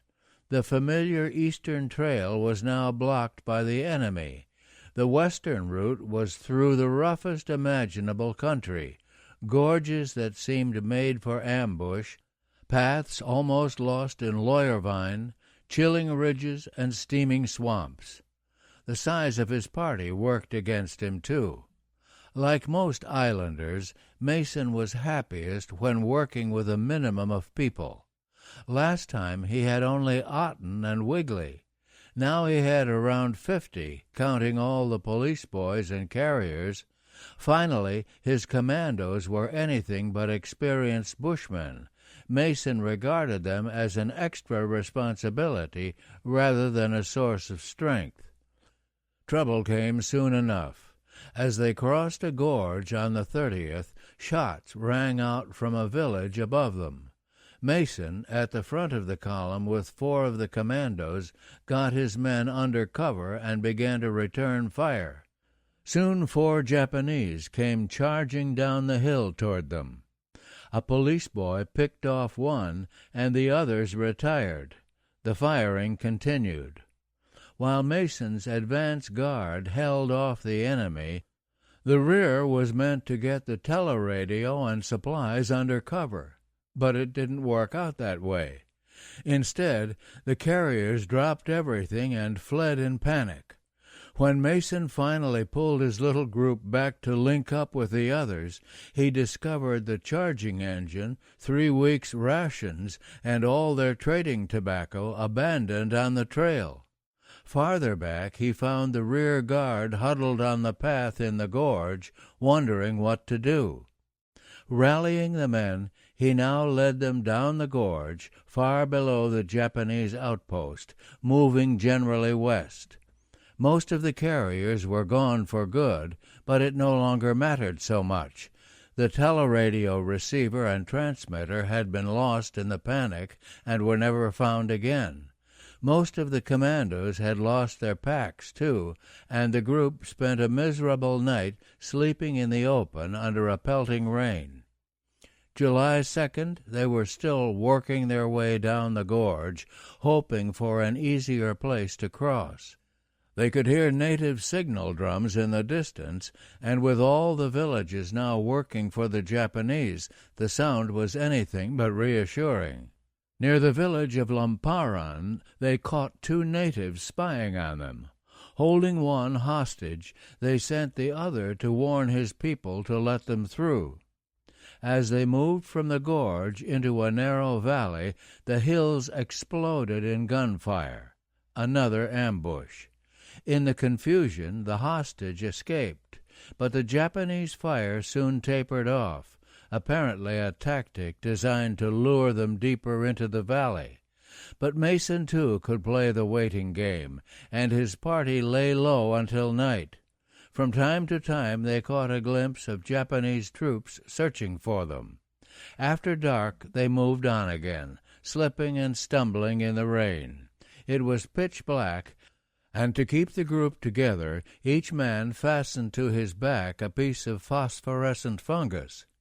Finally clear of the valley, they continued on, always working their way north and west, sometimes through steaming lowlands, sometimes along ridges so high that bitter winds swirled around them at night. Most of the time they had little food, none at all for one 34-hour stretch, but on July 6th they enjoyed a real windfall. Near the village of Mom, they shot a stray one-eyed pig, then captured another in somewhat better shape. The feast that night suffered an interruption that tended to dampen the appetite. One of the missing carriers turned up with a note written on a sheet of paper from one of the lost packs. My dear Ansacs, we all admire your bravery. You have done your best for Great Britain. You are advised to give yourselves up. The Japanese are not a cruel people, as the lying propaganda of the United States would tell you. You will die of hunger in the jungle. You will never reach your friends in Buka, as all the jungle trails are watched by the Japanese soldiers and the sharper eyes of the natives. Signed, Commander of the Japanese Army. On second thought, Mason found the note encouraging. For the past 8 days he had been completely cut off from the world and had no idea whether Reed's people had been caught or not. Now this note, with its boast that you will never reach your friends, must mean that they were still free. With new heart he trudged on. By July 12th, they were north of Empress Augusta Bay and up against the jagged limestone ridges of the Emperor Range. It was the toughest climbing of all. Again and again they struggled up to the 5,000-foot level, then plunged down into a valley, only to face still another climb. At least the natives were friendlier. Most of them had never seen either a Japanese or a white man before, but they cheerfully fed these ragged strangers. By now the long marches and constant hunger had taken their toll.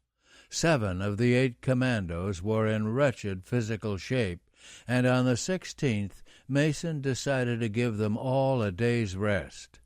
As they relaxed, the local natives told him about some soldiers camped a day's march to the north. They sounded like Reed's men, but he couldn't be sure. After all, he was dealing with people who couldn't tell the difference between an Asiatic and a European. Playing it safe, Mason sent 2 police boys ahead to investigate. They carried nothing in writing, just an oral message giving his position and numbers, to be delivered if the soldiers were friendly. They turned out to be Jack Keenan's party. Under Reed's orders, he had taken charge of all operations in the West and was concentrating everyone at Caracas, pending evacuation by submarine. Mason's men were the last to be accounted for, and to spur them on, Keenan sent guides to meet them with rations of tea and meat. When they wearily trudged into Caracas on the 19th, Paul Mason had pulled off a miracle. He had led his men 80 miles through enemy territory over the most impossible terrain in the face of constant harassment by hostile natives and past every trap set by the pursuing Japanese. It had taken him 3 weeks. When Keenan signaled that Mason had linked up, Jack Reed was still some miles to the east, working his way toward the coast. With him were Eric Robinson and an assortment of police boys and Chinese refugees. Learning from KEN that a submarine could be provided on 4 days' notice, Reed gave the go-ahead signal and radioed Mason to take charge of the evacuation. His own party, he explained, was blocked by the Japanese and couldn't get to the beach in 4 days, but it was all important to take off those already assembled as soon as possible. Then, if the submarine returned for a second pickup in another 4 days, he and his people would be on the shore and ready to go. SOPAC gave its blessing, and Mason began moving his group to the coast. Collecting at Atsinima Bay, they were a very mixed bag. 22 commandos, the last 2 survivors of the Catalina, 7 Chinese who had been hiding in the hills, 24 native scouts and police boys, 4 native wives and children, a stray Fijian, and, of course, Keenan and Mason. Conspicuously absent was the tireless Usaya Sotutu, who went off with 5 of his best scouts to help Reed. By the morning of July 24th, Mason's whole party was at the beach. A native named Bombay planted 2 sticks in the sand, then carefully stretched a white cloth between them. In the evening there would be signal fires, too, but the sub was supposed to make its landfall during the day, and the cloth marked the spot where the party was waiting. It would be easy to miss on the wild, uncharted coast, and Mason could only hope some sharp-eyed sailor would see it. There it was at last. All day the U.S. submarine Guardfish had been cruising submerged along the coast, searching for the white cloth the evacuees were meant to display. The navigator, Lieutenant Richard H. Bowers, vainly swept the shore with his periscope. None of the landmarks stood out, and his ancient German charts were hopelessly vague. Where, he wondered bitterly, was that vaunted Teutonic thoroughness? Then, around 4 p.m., the periscope suddenly picked up a blotch of white against the jungle green. It had to be, could only be, the marker they were looking for. The skipper, Commander Norval G. Ward, took over. He had been exec on the Gato at Teop and was now an old hand at this sort of thing. He eased the Guardfish down to the bottom and waited for the night. After dark, Ward surfaced and lay quietly offshore, waiting for the signal fires. As they blazed up, he inched closer to the beach, swinging completely around and backing the last few yards. Now the forward and after torpedo room hatches opened, and dim figures appeared lugging 8 uninflated rubber boats. A series of sharp hisses broke the still night as the plugs were pulled and the boats inflated. Launched and manned, they moved clumsily toward the shore. They were next to impossible to row, and one sailor muttered, "My shipping over papers didn't say nothing about this. Next time I'll read the fine print." On the beach, the evacuees watched with mounting excitement as the little flotilla shot the breakers and spun ashore. In half an hour the first boats were loaded and on their way out again. Now they were even harder to row, and one capsized in the surf. Righting it, the men clambered back in, grunting and cursing, but with no loss except an officer's cap that floated away in the night. On the guardfish, Bob Ward watched incredulously as the motley collection of Australians, Chinese, natives, men, women, and children swarmed aboard. "We gathered a bit more of a crowd than we'd anticipated," Paul Mason explained, adding apologetically, "There are still some more on the beach." When the submarine finally headed out to sea, a total of 62 evacuees were jammed aboard. Down below, Sergeant Ferner could hardly believe his eyes. After those 3 hungry weeks with Paul Mason, the smell of the coffee, the sight of the hot white bread, was more than he could grasp. Rarely, if ever, has anyone regarded Spam with greater awe or keener anticipation. On Bougainville, Jack Reed waited until the radio confirmed that Mason's group was safely away, then moved his own party swiftly to the coast. Everything was working out exactly as he planned. There had never been any Japanese blocking his way to the shore. He could easily have made the rendezvous in time, but headquarters had told him there wasn't room in the submarine for all his natives, and he was determined not to leave any behind. The only solution was to cook up a pretext that would require the sub to make 2 trips. July 28th, Reed's party assembled at Cunua, a coastal plantation several miles north of the Mason pickup. This time there were only 22 to go, 14 loyal natives and Chinese refugees, Usaya Sotutu and his 5 scouts, Eric Robinson, and Reed himself. That evening he watched the signal fires blaze for the last time. The guardfish, having transferred her first load to a sub-chaser, reappeared on schedule, and the pickup came off without a hitch.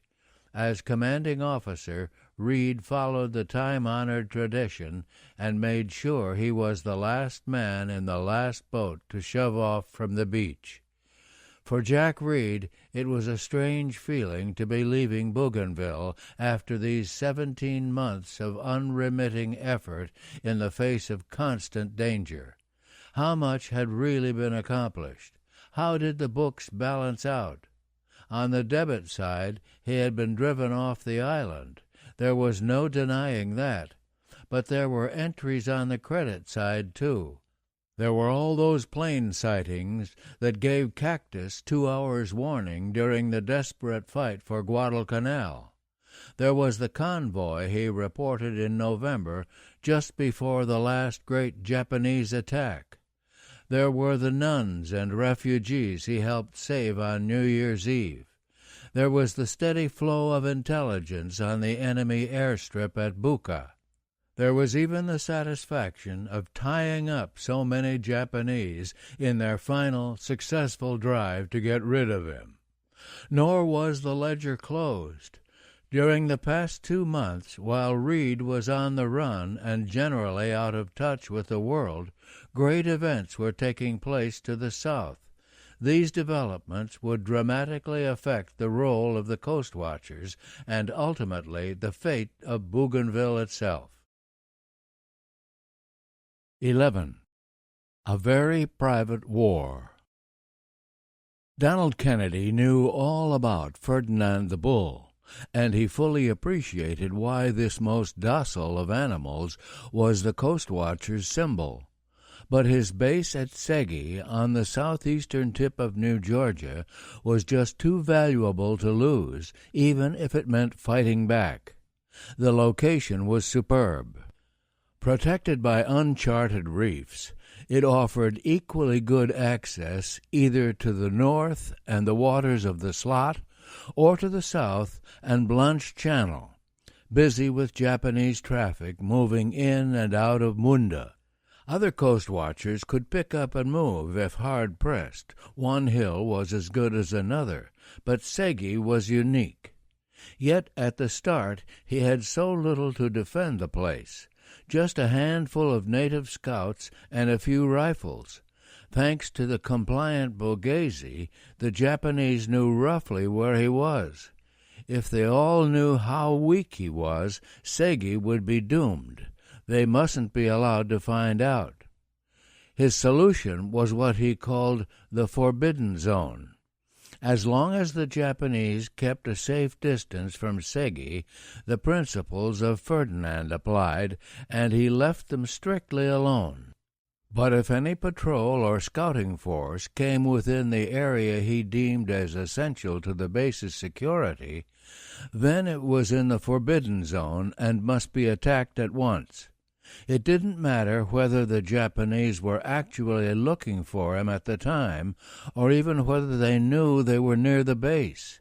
It was enough that they might discover him. Total annihilation was the rule. Every man in the enemy party must be killed or captured.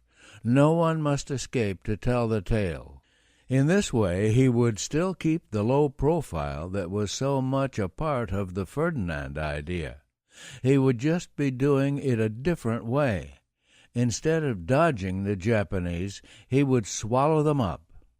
At first, some minor success, then a big one. About 10 a.m. one bright morning in November 1942, a native scout burst into camp with the news that 2 Japanese barges were holed up in the Marovo Lagoon, only 5 miles north of camp. They were heading east with supplies. Certainly they weren't looking for Segi, but they might discover the base, and Kennedy wasn't about to risk the chance. They were in the Forbidden Zone. Gathering a force of 23 men, including 2 American flyers awaiting evacuation, he hurried to the scene, first by boat, then on foot. Urging the men on was his second-in-command, a burly, good-humored half-caste who had been somewhat redundantly christened William Billy Bennett. An experienced sailor and competent mechanic, he had also been a medical dresser, cook-boy, and school-teacher at various times in his 22 years. He was loafing at Munda when Kennedy recruited him in 1941, and he quickly proved an invaluable aid. He was not only versatile, but highly articulate. Before every engagement, he would psych up the scouts like a coach giving a locker-room pep talk before the big game. There's no record of what he said this time, but it certainly worked. Kennedy's little force struck at 7 p.m., pouring a devastating fire into the 2 barges, which were moored right against the shore. A Japanese machine gun opened up briefly, but was soon knocked out, and all was silent. Billy Bennett boarded one of the barges, only to be greeted by a Japanese sailor who jumped him with the handle for lowering the landing ramp. Bennett bayoneted him, and there was no more resistance. He now threw a lighted dry-leaf torch into the second barge and scrambled aboard. In the glow of the flames, he saw a Japanese lying on his stomach a few feet away, aiming a rifle at a scout on the shore. Bennett fired at him point-blank, taking off the top of the man's head. Hearing some sounds below, he next tossed a grenade down the engine hatch, slammed the lid, and rashly sat on it. He somehow escaped injury in the blast that followed, and the battle was over. Every Japanese was killed, their weapons carried off, their barges towed into deep water and sunk. No trace of them remained whatsoever. To the enemy command at Munda, it was one more mysterious incident where their personnel simply vanished. To Kennedy, it was a bonanza.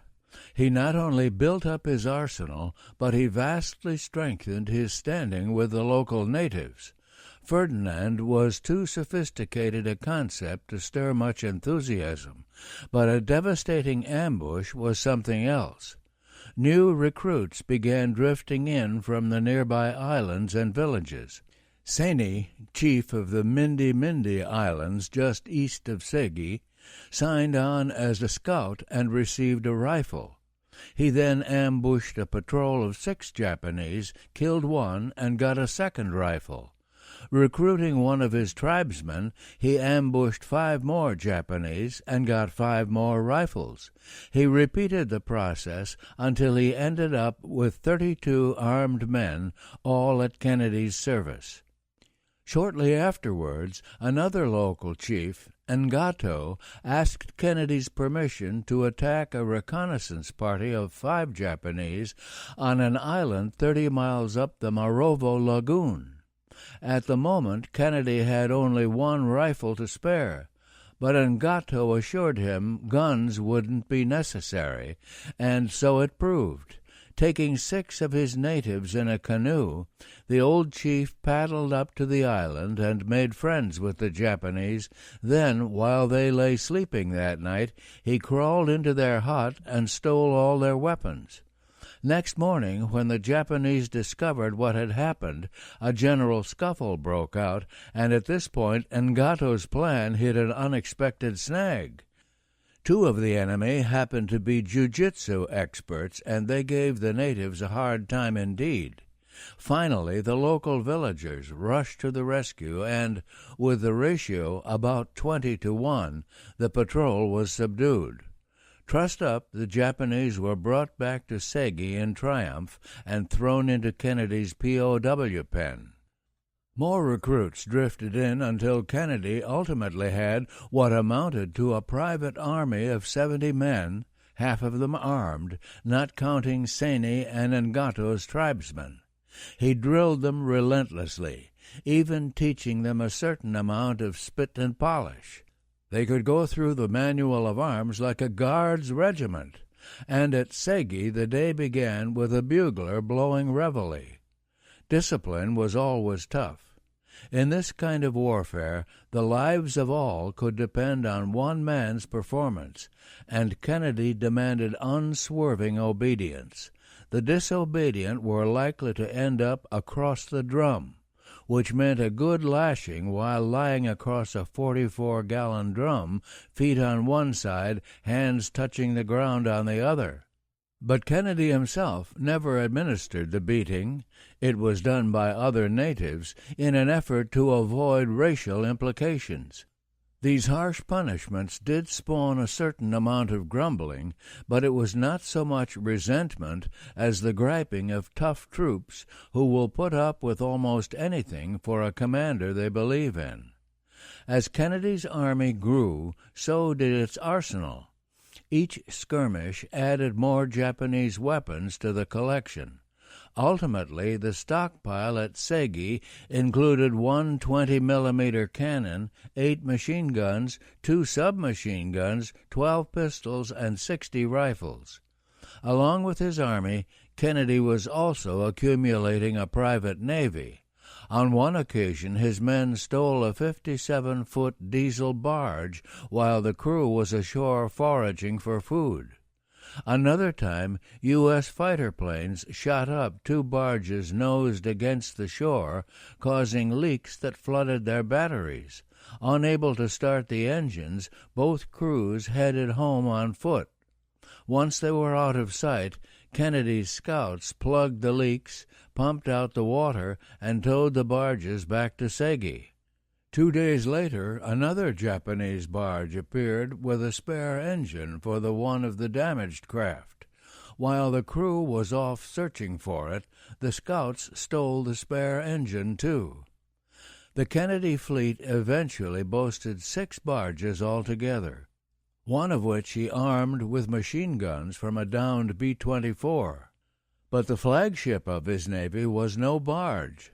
It was the 10-ton schooner Dundavata, a marvelously picturesque 2-master with wheezing engine that formerly belonged to the Seventh-day Adventist mission on Choiseul. With Billy Bennett coaxing her along, she could make 7 knots in a following sea. The Dundavata's big chance came in April 1943. 2 of Kennedy's scouts arrived one evening to report that a whaleboat loaded with Japanese was coming up the Morovo Lagoon from Wickham anchorage. It was methodically probing every isle and inlet along the way, obviously trying to locate the coast-watching base. There was no time to lose. The information was already late. The scouts had been delayed by a native missionary named Punda, who did not believe in the war and tried to argue them out of reporting back. He failed, but they did listen and lost some valuable time. Kennedy hurriedly rounded up a dozen men, and the Dundavato shoved off from Segi that night. Turning east down the Morovo Lagoon, the little schooner looked about as warlike as she ever could. Her upper works were camouflaged with leaves and branches, and a 50-caliber Browning machine gun was mounted on the bow. She also carried 2 lighter machine guns salvaged from a couple of downed Zeros, and nearly all the crew had rifles. Kennedy, Billy Bennett, and most of the men were on the Dundavata herself, but a few were towed in canoes trailing behind. At daybreak, one of Kennedy's outlying scouts paddled up to report that the Japanese were ashore on an island just ahead. This was far closer to Segi than Kennedy expected to meet them, and he had to scrap his previous plan for interception. Improvising on the spur of the moment, he anchored behind another island nearby.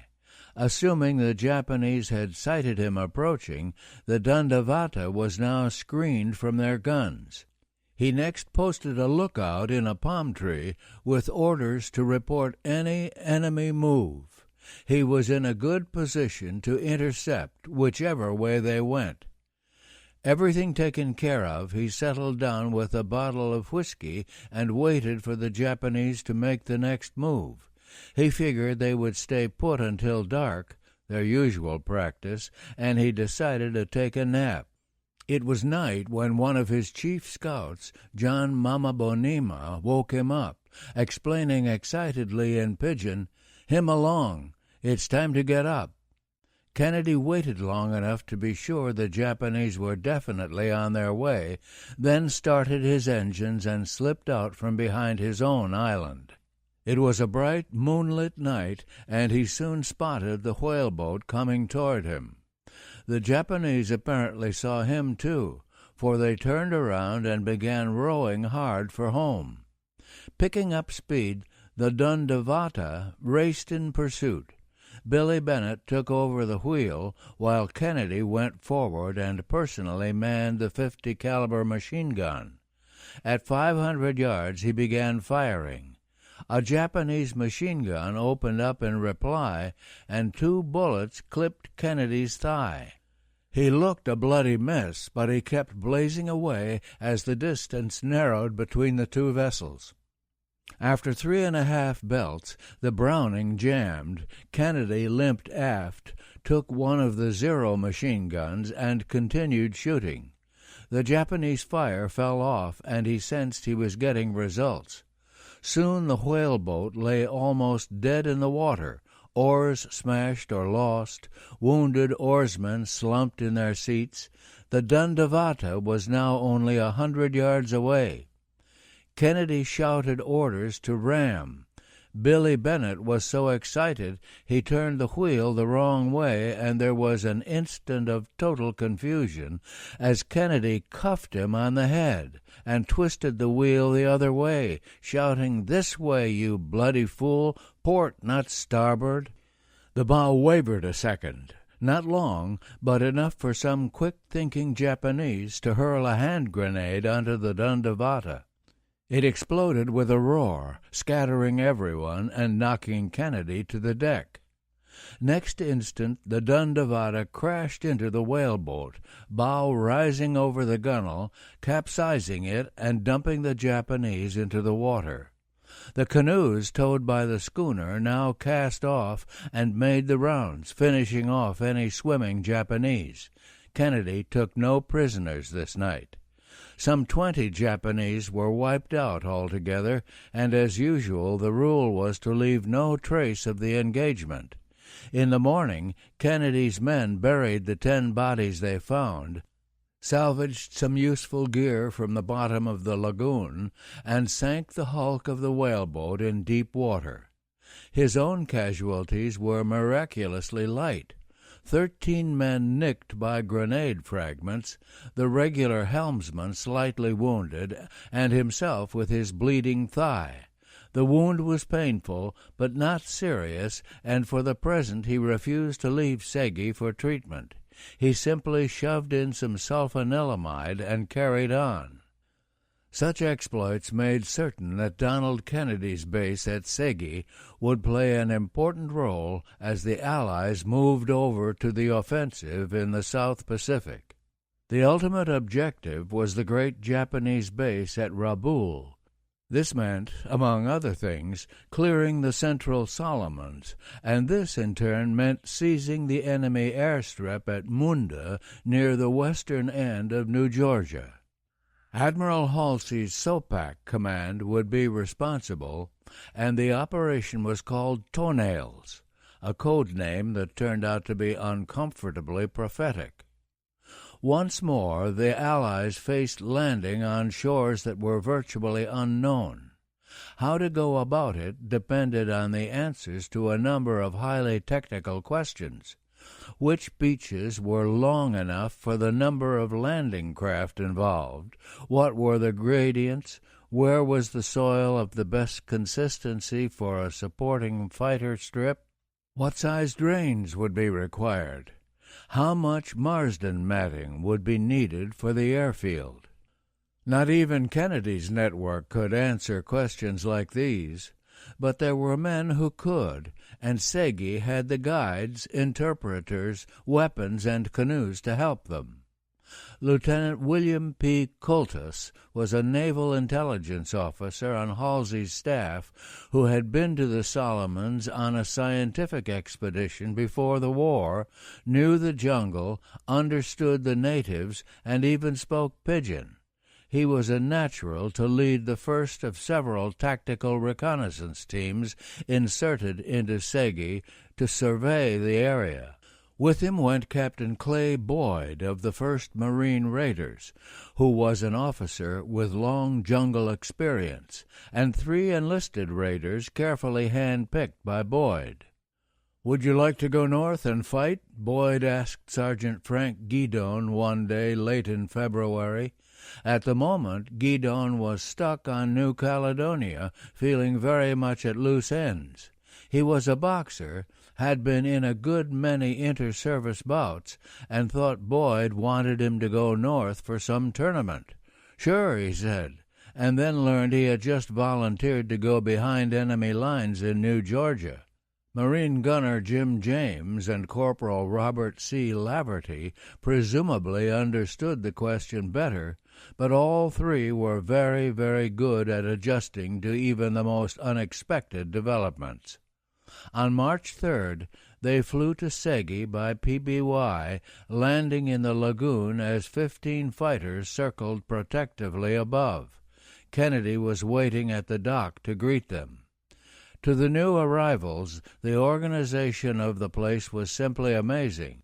They were deep in enemy territory and had expected to find a small hideout manned by a few furtive jungle fighters. Instead, they found a teeming secret base. The beaches on either side of the dock were covered with machine guns stolen from the Japanese or salvaged from wrecked planes. More guns were planted up the hill around the old Markham plantation house, which served as Kennedy's quarters.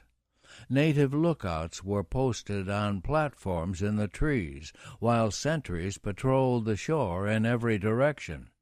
A chain of signal fires warned of any approaching vessel. The teleradio was in a shack about a half-mile into the bush, and even friends were discouraged from learning its exact whereabouts. Kennedy's organization extended far beyond the base itself. He never expected to hold Segi against a major attack, so getaway roads, as he called them, laced the jungle in every direction. He built reserve radio huts as much as 10 miles into the bush. Caches of food were stored in secret places. An amazing system of hidden canoes allowed his people to move in any direction at any time. The new arrivals found Kennedy himself quiet and rather aloof. Perhaps from months of enforced caution, he did not warm easily to strangers. But professionally they could find no fault. All day he helped them plan schedules and routes. Then, as dusk fell, he invited them to join him on his veranda, where they sipped some excellent scotch. It was dark now, and a houseboy appeared carrying a lighted Coleman lamp. With the Japanese only a few miles away, at Viru Harbor to the west and Wickham Anchorage to the east, Clay Boyd was astonished. It struck him as a most reckless thing to do. Kennedy, however, seemed to regard it as a normal amenity. A touch of civilized living he wasn't about to give up simply because he happened to be behind enemy lines. They dined at 8, seated around a table set with silver, china, and immaculate linen. Houseboys in jackets served a dinner of chicken and fish with fruit salad. It was all so eye-goggling that it seemed perfectly natural when the party was later joined by a lovely-looking Polynesian girl who smiled a lot but said little. Next morning there was more cause for wonder as one of Kennedy's gun crews went through a drill with a .50 caliber machine gun. They simulated firing, then took the gun apart, reassembled it in a speed drill, and continued their simulated firing. It was, Sergeant Guidon felt, a performance that would have put any Marine gun crew to shame. Later in the day, he decided to show the natives that he, too, could do a few fancy stunts with a gun. It was a long time since Quantico, however, and he accidentally fired a shot through the dining room ceiling. Kennedy, Coultus, and Boyd were fortunately off somewhere, but the Polynesian girl saw it and dissolved into giggles. The Marines spent most of the day with Kennedy, poring over a large map of New Georgia. Then, at 4 p.m., they boarded 2 large canoes, and with 20 native paddlers and carriers, they set out for a first-hand survey of the terrain. All that night they paddled up the Morovo Lagoon. Daybreak they landed at Raveta Inlet, crossed the island on foot, then continued up the southern coast by a trail that roughly paralleled the Roviana Lagoon. On the 6th they finally reached a leaf hut known as Horton's No. 2 Camp, a few miles short of Munda. It was hard going all the way, and the natives didn't hide their exasperation. It seemed one more example of the white man's inability to get around. If they had gone by canoe up the Roviana Lagoon, they could have made the trip in 12 hours as against 3 days by land. The visitors, of course, weren't interested in speed. They wanted to find out how easily a large body of men could move through the interior, how long it would take, whether troops could live off the land or must depend on rations. they backed their findings with copious notes and photographs. Horton's No. 2 camp proved a disappointment. Even from the tallest tree they couldn't get a good view of the Munda airstrip, Horton could have told them, and they finally split up for other projects. James, Guidon, and Laverty headed back to survey the Japanese camp at Vimy Harbor, 9 miles west of Segi, while Cultus and Boyd visited Horton's station PWD on Rendova, hoping for a better view of Munda. They were not disappointed. Ferried across by Willie Paia, one of Kennedy's chief scouts in the Roviana area, they found Dick Horton on his ridge, still enjoying his spectacular view. Nothing escaped his scrutiny. Whether a staff car tooling down the Munda runway, or barge traffic on Blanche Channel, or merely some bored Japanese soldier fishing in Rendova Harbor directly below. Natives stationed in the 2 treetop lookouts shouted down every movement in the local dialect to the camp cook, who translated it for Horton, who whiled away his time practicing yoga. If sufficiently important, it was easy enough to switch to the teleradio. Some 15 minutes farther up the mountain was another excellent lookout, where it was possible to sit back in an easy chair and watch the Japanese through a mounted telescope. This was coast watching at its most comfortable. Horton was, on the whole, very secure in his eyrie, but to be on the safe side he had a couple of fallback positions deeper in the interior where he could always retreat if hard pressed. 2 days of sketching, photographing, gathering data. Then on March 13th, Cultus and Boyd headed back to Segi, arriving there on the 16th. The others in the party were already waiting after a most successful survey of Viru. They had worked their way to a point only 1,200 feet across the harbor from the enemy camp, so close that Frank Guidon amused himself by lining up his carbine sights on a Japanese soldier who was squatting in the water to relieve his bowels. By March 20th, the party was back at Noumea.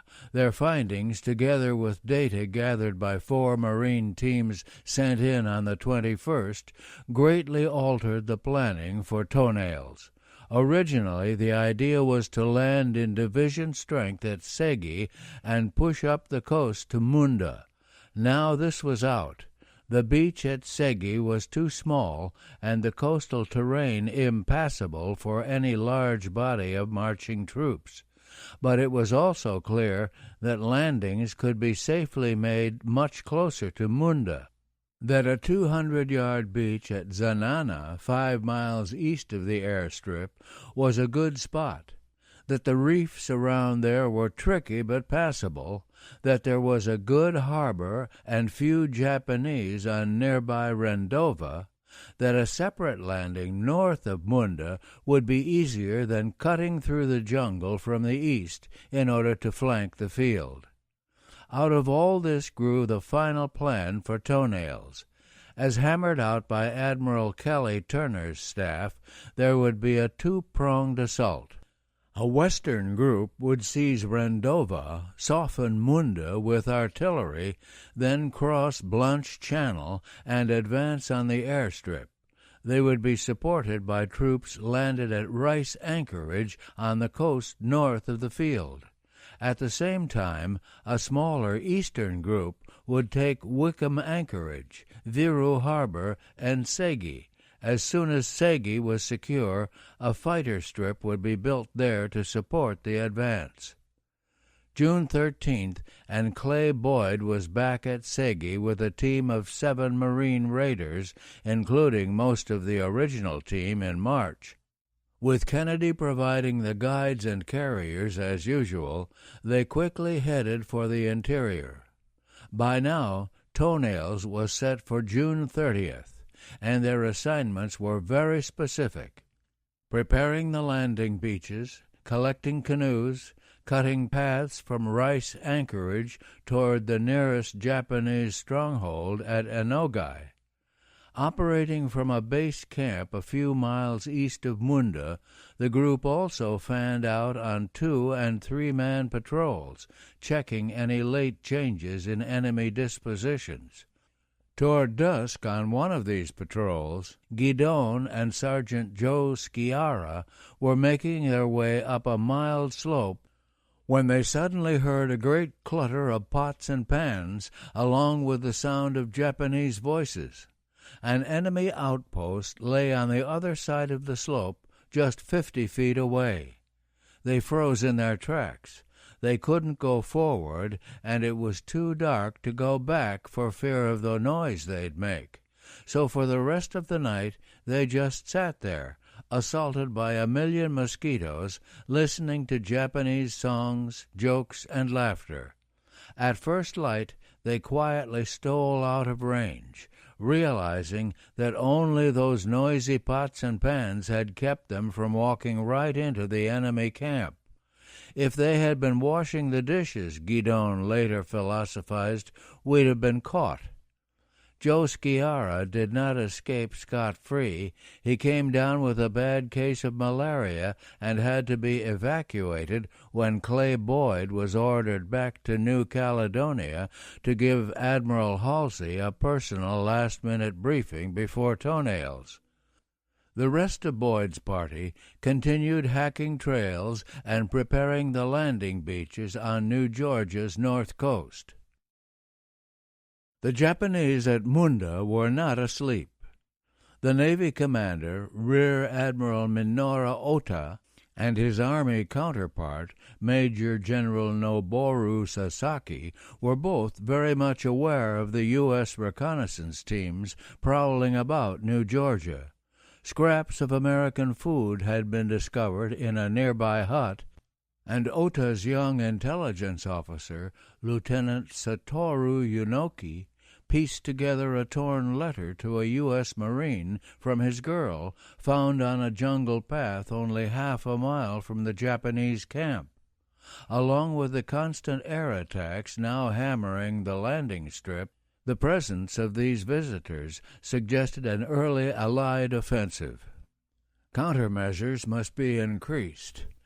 The Segi area seemed to be the source of the mischief, but exactly what the Allies had there was still a mystery. Every patrol sent to investigate had simply vanished. The answer, the commanders decided, was stronger patrols and better leadership. On May 13th, new outposts were established on Ramada, Mongo, and several other islands in the Marovo Lagoon north of Segi.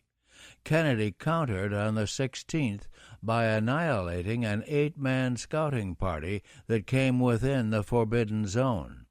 Captured papers indicated that the enemy still didn't know the exact position of his camp. Meanwhile, the Japanese also strengthened their garrison at Viru Harbor on the Blanche Channel side of Segi.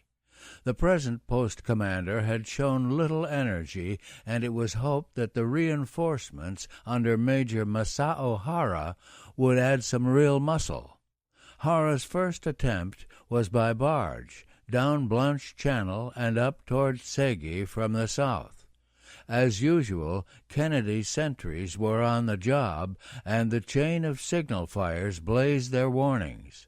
At Segi, Kennedy's army manned their machine guns, ready to give the enemy a lively reception. But the Japanese still didn't know exactly where the base was located and piled ashore near Nono, a village some 5 miles short of Segi. There was, of course, nothing there. The troops, bewildered and with no other instructions, went back to Viru through the bush. Kennedy let them go. He had deployed his men for a last-ditch defense and was unable to invoke the Forbidden Zone rule. The next party came by land, chopping a trail through the bush from Viru.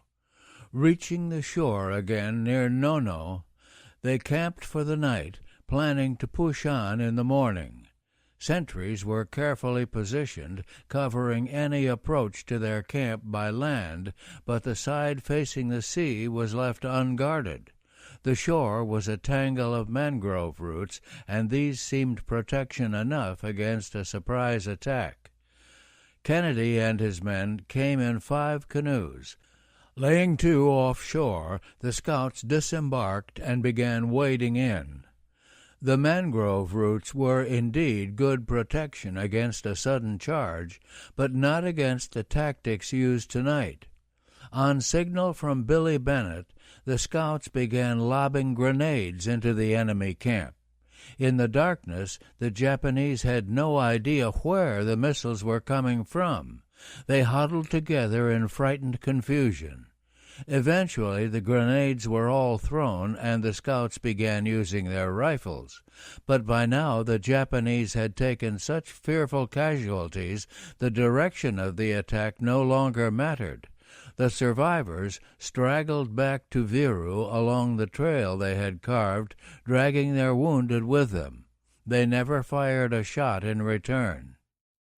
Nevertheless, Kennedy was under fire that day.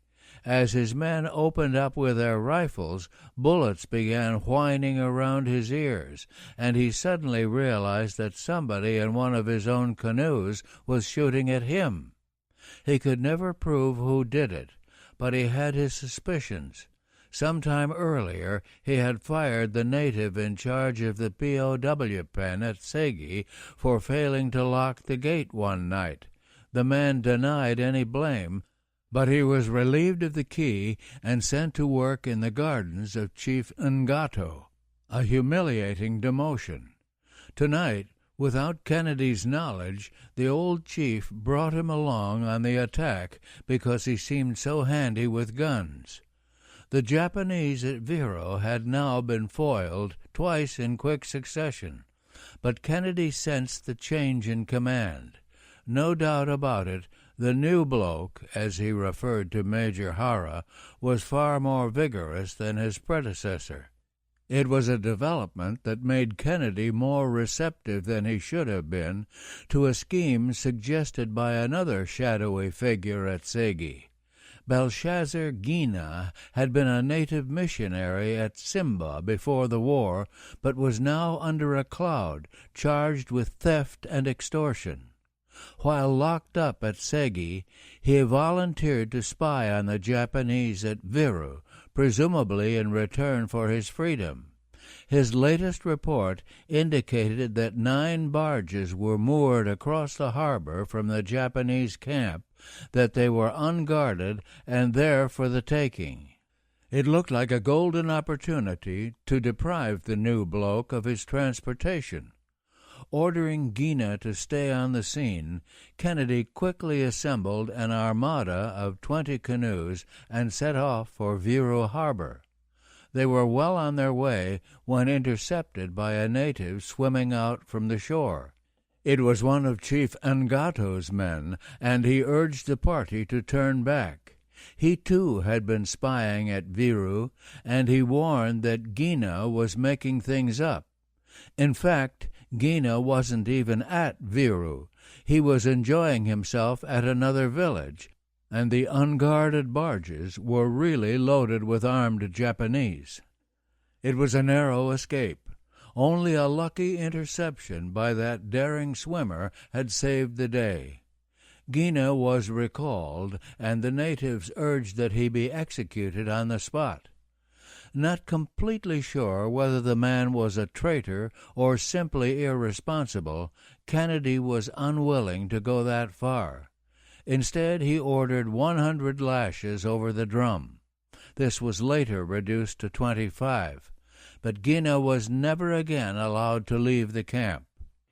As the threat to Segi continued to grow, on June 11th, Lieutenant Commander Don Gums, skipper of the PBY detachment stationed at Tulagi, got some unusual orders direct from Rear Admiral Mark A. Mitcher, who commanded all the planes in the Solomons. Comair Salz ordered Gums to fly a Dumbo mission to Segi the following morning, stopping at Rennell Island on the way back. The squadron had never before flown a mission to Rennell, isolated as it was some 250 miles south of Guadalcanal. Gums knew nothing about conditions there, or even where he was expected to land. A mildly worded plea to Comair Salles for more dope brought only a laconic reply that there wasn't any more, nor was any explanation offered on the purpose of the mission. Gums assumed that some hotshot fighter pilot had gotten himself lost and was on Rennell waiting for a ride home. Early next morning he took off, and 1 hour and 48 minutes later set the PBY down in the lagoon off Sagi Point. So far the trip had been just another milk run. Now he supposed Kennedy would be bringing out some downed flyers and maybe give him a little info on the Rennell part of the mission. But there were no downed flyers this morning. Instead, Kennedy had in his canoe the Polynesian girl others had noticed at Sagi. In her lap she held a baby, while an older Ama-type woman hovered close by. 2 young Polynesian men completed the party. Coming alongside, Kennedy sang out to stand by for passengers. The PBY crew gaped in silent astonishment. It had been far too long since they had seen any girl, much less one as pretty as this, but no one had any comment. Among the grateful American airmen in the Solomons, it was well understood that what Kennedy wanted, Kennedy got, and Gums saw no reason to quote him Navy regulations about civilian female passengers on a man-of-war. The 2 women were helped aboard and settled on bunks in the cabin, while Kennedy went forward to the cockpit. He asked if Gums knew Rennell Island, and the commander said no, but he could probably find it if it was anywhere near the position shown on his chart. Kennedy glanced at it, said it was good enough, and explained the location of Lake Tungano, where the PBY was to land. Once on the water, the 2 Polynesian boys would guide him to the spot where the passengers would disembark. It was their home. A few more navigating tips, then he scrambled back into his canoe and cast off. Kennedy now lay to, watching as Gums taxied into position for takeoff. He was still watching as the PBY circled back overhead before turning south. Gums had made other trips to Sagi, but he had never seen Kennedy watch a departing plane so long and hard before. The flight to safety was just in time. 4 days later, on June 16th, Kennedy's scouts ambushed an enemy patrol of 25 men advancing overland from Viru Harbor. The Japanese got away in the darkness, but left behind an assortment of diaries and sketches. From these, it was clear that Major Hara now knew exactly where Kennedy's headquarters lay. On the 17th, Hara launched his biggest drive yet. Half a battalion moved out from Viru and headed cautiously for Sagi Point. Kennedy didn't know the details, but he knew he was threatened from 3 directions and that he couldn't possibly hold Sagi against the attack that was taking shape. On June 20th, he radioed KEN that he'd have to take to the hills unless he got help. Admiral Kelly Turner, the amphibious force commander for Toenails, reacted immediately. Sagi must not be allowed to fall. It was needed for the fighter strip that would support the attack on Munda. He had planned to land there June 30th. Now that would obviously be too late. Instead, they must go at once, tonight. At 8:30 p.m., the old four-pipers Dent and Waters left Guadalcanal with 2 companies of Colonel Michael Curran's 4th Marine Raiders. Racing west, they veered into Panga Bay and headed for Sagi Point. They reduced speed now. These waters were still uncharted, and no one knew whether the channel was deep enough for ships of this size. Twice they scraped bottom, wriggled free, and plowed on. Soon Kennedy's signal fires began blazing, but this time as beacons rather than warnings. At 5:50 a.m. they were there. The 400 Marines piled into Higgins boats and chugged toward the beach. As Colonel Curran splashed ashore, he was greeted by a big man in singlet and khaki shorts, with weapons slung casually over his shoulder. He seemed quiet and cultivated, and Curran wondered what such a man was doing in a place like this. It was Donald Kennedy. 2 Japanese parties were approaching, too, but the nearest was still at a village called Regi, busily burning the place down. In the race for Segi, Mickey Curran had beaten Major Hara by a good 3 miles. Next morning, the 22nd, 2 companies of U.S. infantry arrived to bolster the position. With them came a Navy survey party led by Commander Wilfred L. Painter. He was in charge of building the fighter strip that would turn Segi into an unsinkable aircraft carrier. Bill Painter was a brash, boastful officer, tolerated at headquarters only because he had a knack of living up to his boasts. This time it looked as though he had bitten off more than he could chew. He would be starting completely from scratch, yet he promised he'd have his strip ready 10 days after the main landings on June 30th. To many people, 30 days seemed more likely. Painter tore into the job as soon as he was off the ship. He had been to Segi twice before, once in February, again in May, to examine the lay of the land. Now he knew exactly what he wanted. Under his crisp directions, the surveyors got out their instruments, began taking sights, driving stakes, and unwinding reels of line. His basic idea was to lay out the strip completely in pegs and cord. Then, when the bulldozers and graders arrived on the 30th, he would start building immediately. In this crisscross of string, he could already see taxi loops, drains, gasoline tanks, ammunition dumps, repair shops. Rendova had visitors, too. Around June 20th, Kennedy forwarded a team of 9 U.S. infantry and artillery officers by canoe.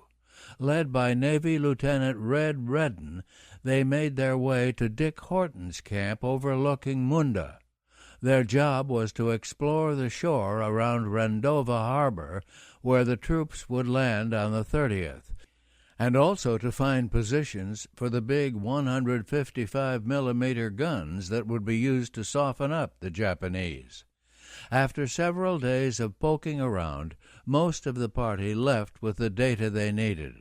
Redden and 2 other officers remained to help guide in the landing craft on D-Day. About this time, RAAF Flight Lieutenant R.A. Robinson led still another party to Horton's camp. Robbie Robinson, never to be confused with Wabi on Bougainville, was a free-spirited, beer-drinking old-timer who had been a Burns Phillip plantation manager on New Britain before the war. Stationed at KEN, he was sent up via Kennedy with 2 radio operators and a coder to give Horton some extra strength. At Rendova Harbor and Ugele Village, the Japanese garrisons warily watched all this activity. Lieutenant J.G. Naoto Niyake, a young naval doctor, noted that U.S. planes were constantly overhead, with no Japanese fighters to oppose them. In his diary, he compared himself to a lonely candle standing in the midst of a fierce wind. And well he might. There were only about 200 Japanese on Rendova altogether. Lieutenant Suzuki, normally in charge of the infantry unit on the island, was down with malaria at Munda, and there was a feeling of futility about the whole defense effort. Lieutenant Niyake thought about his mother and his girl a good deal, and for solace dipped into his comfort bag. All he seemed to find was an article entitled "Worry Comes with Birth." small comfort. By June 25th he was resigned to the end. I know I shall really feel helpless when the enemy lands. Our reactions now are slow, just like that. On the night of the 29th, Dick Horton put Robinson in charge of the camp and went down to the west coast with Redden and the other 2 officers. Canoes were waiting, and they paddled to Bow, a tiny islet just north of Rendova harbor. Landing, Horton led Redden to a tree he had picked out on the northeastern tip of the island. From here, Redden was to flash a light between 5 and 5:15 a.m., guiding in the first troops, a specially trained group of jungle fighters styled barracudas. Their leader, on his first mission since the dark days of Guadalcanal, was that tough old islander, Snowy Rhodes. A fierce rain squall and gusts of wind buffeted Horton and Redden as they waited by the tree. Peering into the night, they could see nothing, but at 5 o'clock Redden began flashing his light as directed.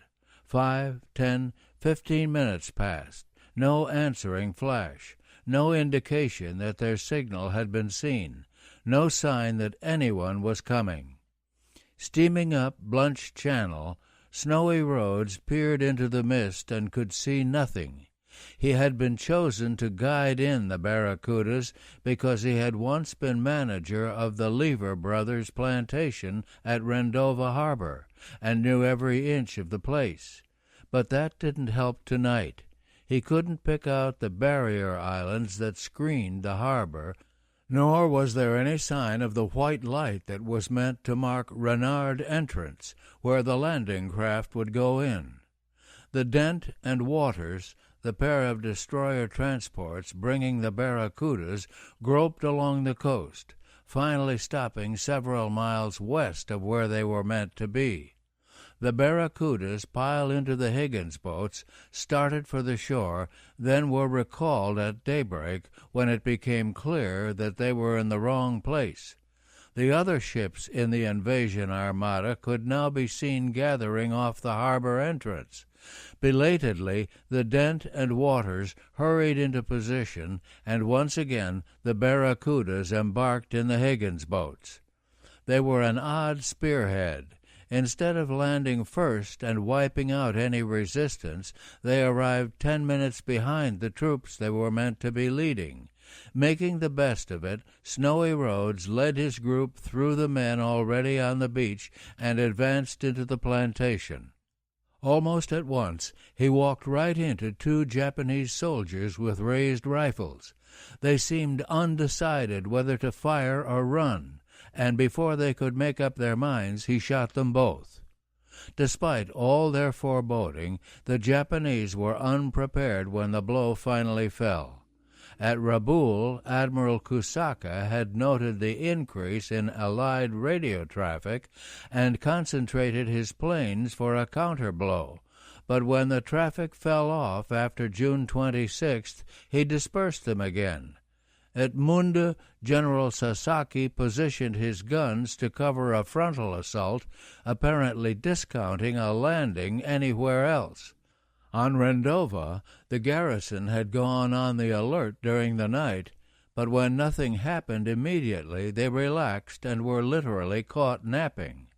One outpost managed to fire off 4 blue flares, trying to warn Munda as the transports arrived. The garrison at Rendova harbor opened up briefly with a machine gun, but seeing the size of the U.S. force, the men soon scattered into the bush. Lieutenant Niyake, the pessimistic young doctor, found himself with an isolated group of 22 men. Driven from the plantation, they headed up a trail that led into the mountains. Holding down Horton's Camp PWD at the 2,000-foot level, Robbie Robinson had his first hint of trouble early on July 1st, the morning after the landings, when a strayed Japanese soldier was sighted wandering nearby. Robbie got his Owen submachine gun, sprayed the bush without results. Around 11:30, Scott Pelope Lomae was sitting by a fire cooking tara with several other natives when they sighted troops advancing up the trail toward the camp. It must be the Americans, they agreed, and delegated Lomae to meet them as the only one of the group who spoke English. He was greeted by a burst of gunfire. Lieutenant Neyake's contingent, retreating up the mountain, had stumbled across the Coastwatchers' hideout. Robinson and his men began firing back, but the Japanese opened up with a light machine gun, and that proved decisive. No time to do more than grab the codes and maps, remove the crystals from the teleradio, and scramble into the bush. The Japanese chased them for nearly a mile, then retired to pillage the camp. They smashed the teleradio, burned the rifles, took the rice supply, and shot the camp dog, Spring. One enemy soldier also had the time and curiosity to disassemble Robinson's Rolls razor, then couldn't get it back together again. On the run and buffeted by a torrential rain, Robbie's party slipped and slid down the trail that led to the east coast. They were almost at the beach when they met another party coming up. A group of natives was bringing Lieutenant J.G. Arthur B. Wells, a downed Navy fighter pilot, to what they thought was the safety of PWD. Robinson had no time to find this out. Taking one look at Wells, he simply blurted, "I don't know who you are, but fall in line. They're right behind me." The combined group now headed downhill, stopping just short of the beach. There were several enemy outposts nearby, and they didn't dare take to the water in daylight. Dusk, and two big canoes appeared. They all got in and started north up the coast. Then a close call with a Japanese barge, a wet night on a barrier island, and finally, on the morning of the 2nd, they reached the American perimeter and comparative safety. Safety and chaos. The landing craft piled cargo on the beaches far faster than things could be sorted and stored. Soon rations, medical supplies, fuel, and ammunition were mixed in a hopeless jumble. To make matters worse, the rain continued. The few plantation roads turned into ribbons of muck. One bulldozer almost sank out of sight. It looked like a golden opportunity for the Japanese. But at Rabaul, Admiral Kusaka was still trying to reassemble his planes. He mounted small strikes on June 30th and July 1st, and did manage to torpedo Kelly Turner's flagship Macaulay. But the coup de grace was supplied by a PT boat, which inadvertently sank the Wacky Mac, thinking she was Japanese. On the 2nd, Kusaka finally put together a full-scale attack, and it was devastating. Sneaking in from behind the mountains, 68 bombers and fighters caught the Americans by surprise. Fuel dumps exploded in flames, and over 200 men were killed and wounded. Dick Horton was lucky. He missed the full brunt of the strike. Escaping the confusion on the beaches, he had established himself on a small offshore islet, and it was here that Robinson's party caught up with him. Learning the details of the attack on PWD, Horton now sent a reconnaissance team up the mountain to learn what was left of the camp. Luckily, the Japanese missed the hiding place of the spare teleradio. It was brought down to the beachhead, and PWD was soon on the air again.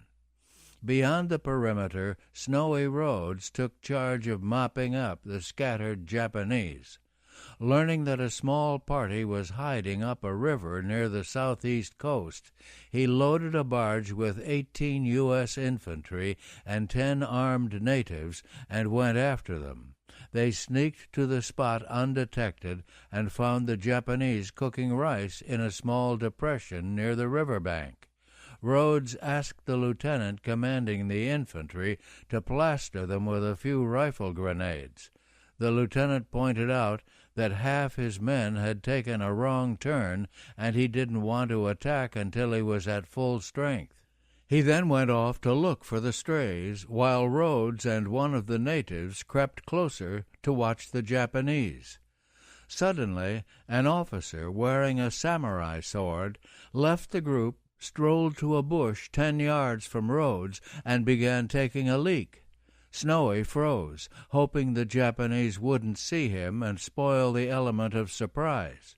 The officer finished, glanced casually around, and his eyes fell on Rhodes, standing right there in his jungle fatigues.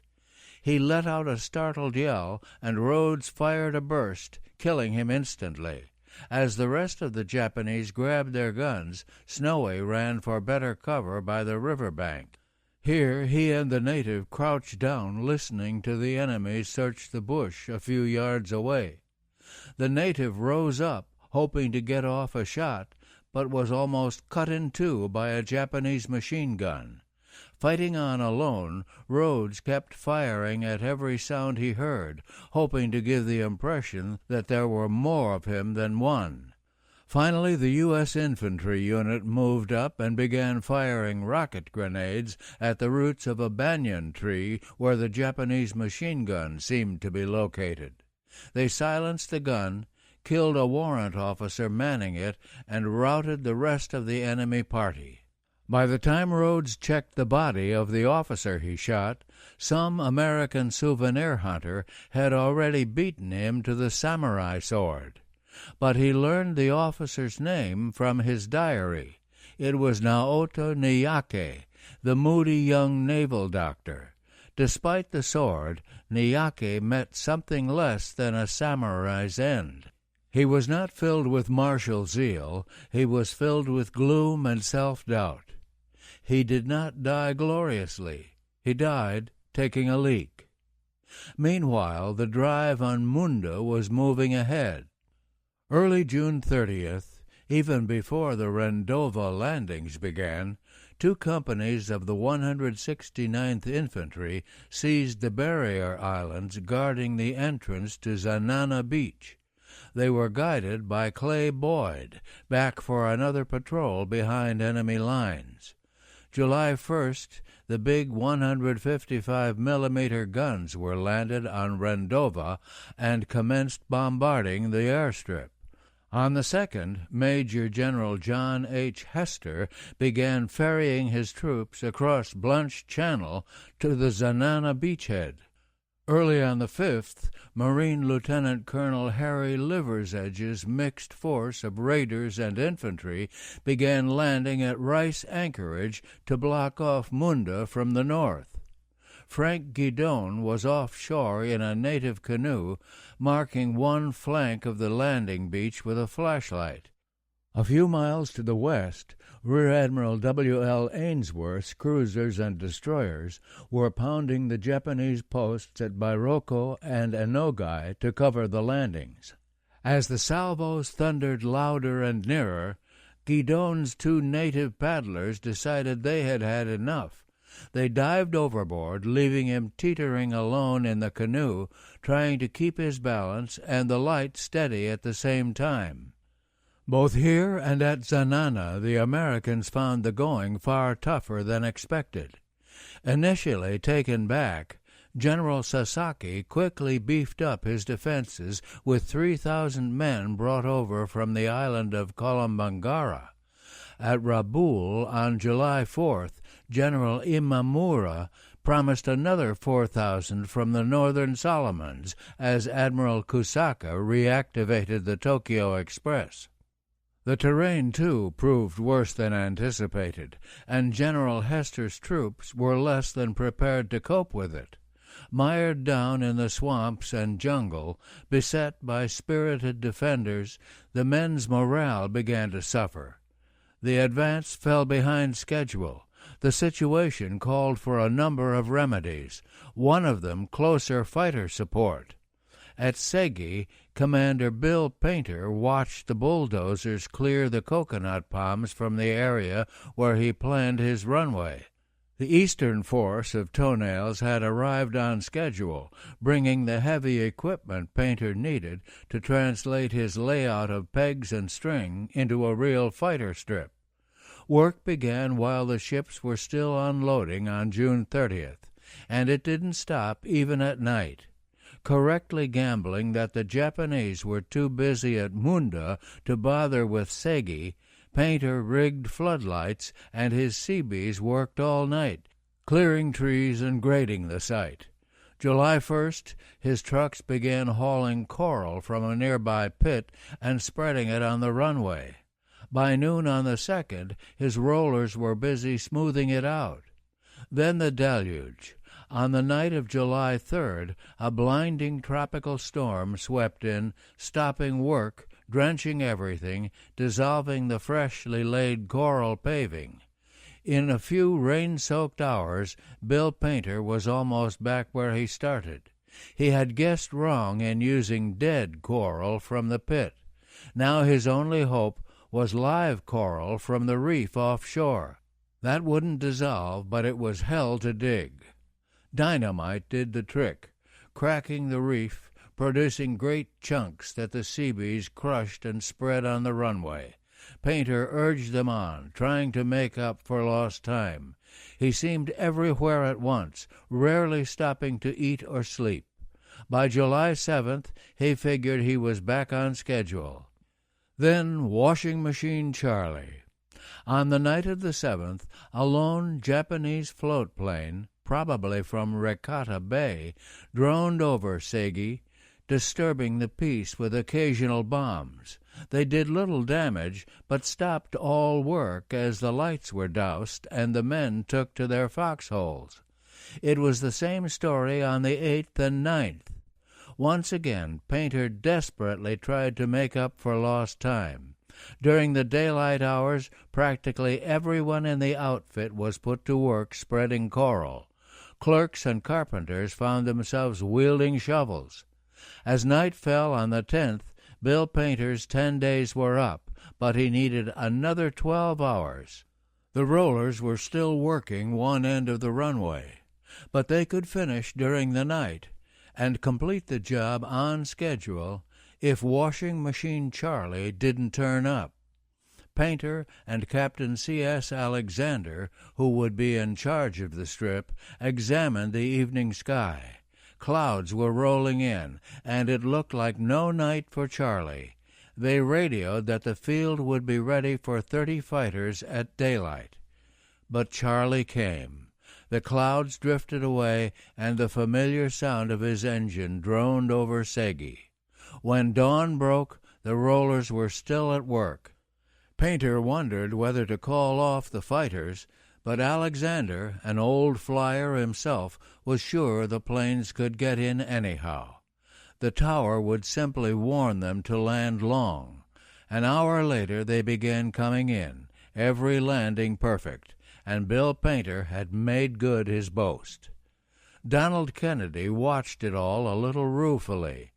It was his organization and leadership that had held Segi for the day when the Americans needed it. Yet now that they were here, he was almost a misfit. He really didn't belong in this teeming world of bulldozers, supply dumps, and repair shops, supported by the hordes of GIs now swarming in. He belonged to a far smaller world, built around personal loyalty, personal authority, personal initiative, personal contact. Now no one even knew who his scouts were, and after some trigger-happy sentry almost shot Kennedy himself one night, he finally moved his headquarters across the channel to Vangunu Island. Here he still serviced KEN with intelligence, but the private war of Donald Kennedy was over. 12. 165 Uninvited Guests.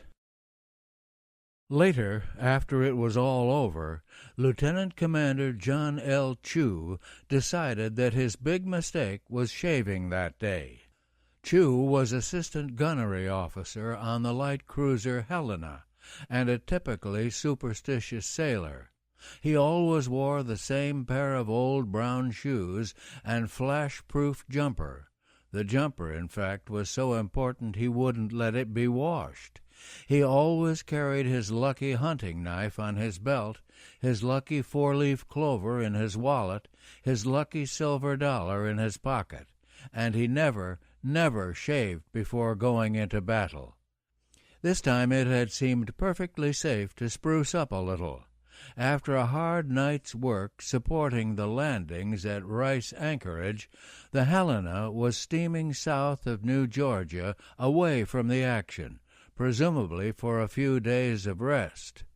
Then, late in the afternoon of July 5th, came word that the Tokyo Express was on the move again.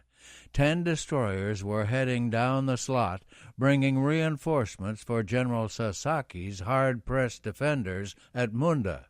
The Helena, along with the rest of Admiral Ainsworth's force of cruisers and destroyers, was ordered to turn around immediately and intercept. For Jack Chew, the word came too late. He had already shaved. By 1:30 a.m. on the 6th, the force was off the mouth of Kula Gulf, racing up the slot at 25 knots. Clouds hid the moon, but the towering volcanic cone of Kolombangara Island loomed to port. At 1:36, the radar man made contact. 7 to 9 ships coming out of Kula Gulf, hugging the Kolombangara shore. Japanese lookouts soon sighted the Americans, too, and when Ainsworth's force opened fire at 1:57, the enemy destroyers had a nice aiming point for their long lance torpedoes. At 2:04, a roar split the night, and the Helena gave a sickening lurch. One of the torpedoes had found its mark, completely tearing off the ship's bow. 30 seconds later, a second torpedo hit, then a third. The Helena sagged, back-broken amidships. All power was gone. Guns were silent. Communications cut. Lights out, except for a few dim emergency bulbs. Jack Chew, in charge of the Combat Information Center, checked the bridge for instructions. Captain Charles P. Cecil's orders were no surprise. Abandon ship. The word spread, and men poured onto the slanting decks. Chew and Lieutenant Commander Warren Bowles, the Helena's gunnery officer, struggled to get the life rafts off the forecastle into the water. Further aft, Major Bernard T. Kelly, commanding the ship's 42-man Marine detachment, checked the main deck forward to make sure no one was left behind, then climbed down a cargo net into the sea. Near the stern, Ensign George Bossawine, a young assistant damage control officer, carefully removed his shoes and slipped into the water. Swimming clear, they all turned for a last look at the Helena. The bow and stern rose high in the air to form a V. Then, with a rumble, she slid straight down, disappearing at about 2:30. Watching her go, Major Kelly felt as if his home had burned to the ground. For the next hour, hundreds of men milled around in the water, hoping that some ship might pick them up.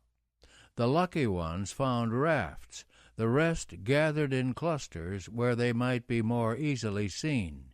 Chew and Bowles collected a group of about 75 around a Jacob's ladder that came floating by. Sometime before dawn, they heard ships approaching, and soon Major Kelly made out the number 449 on the bow of a destroyer. That meant the Nicholas, one of Ainsworth's force. The Admiral had detached her with destroyer Radford to look for survivals once he realized the Helena was missing. The rest of the task force was now hightailing it back to Tulagi, convinced they had wiped out most of the Japanese fleet. Actually, they had sunk only one destroyer, with another driven on a reef through bad navigation. The Nicholas and Radford lowered nets and boats, began taking survivors aboard. For Chew's group, it would be a long, hard swim to safety. but for others like Ensign Bausewein, rescue seemed only seconds off. He was floating on his back right next to one of the destroyers, awaiting his turn to climb aboard. Then, without warning, she suddenly got under way at high speed and began firing her guns. Another Japanese destroyer had been sighted coming out of Kula Gulf. The fight was on again. Dawn was now breaking, and with Japanese planes controlling these skies, there was no chance for the destroyers to come back again. Amazingly, in the short time they were at the scene, they managed to pick up 745 survivors.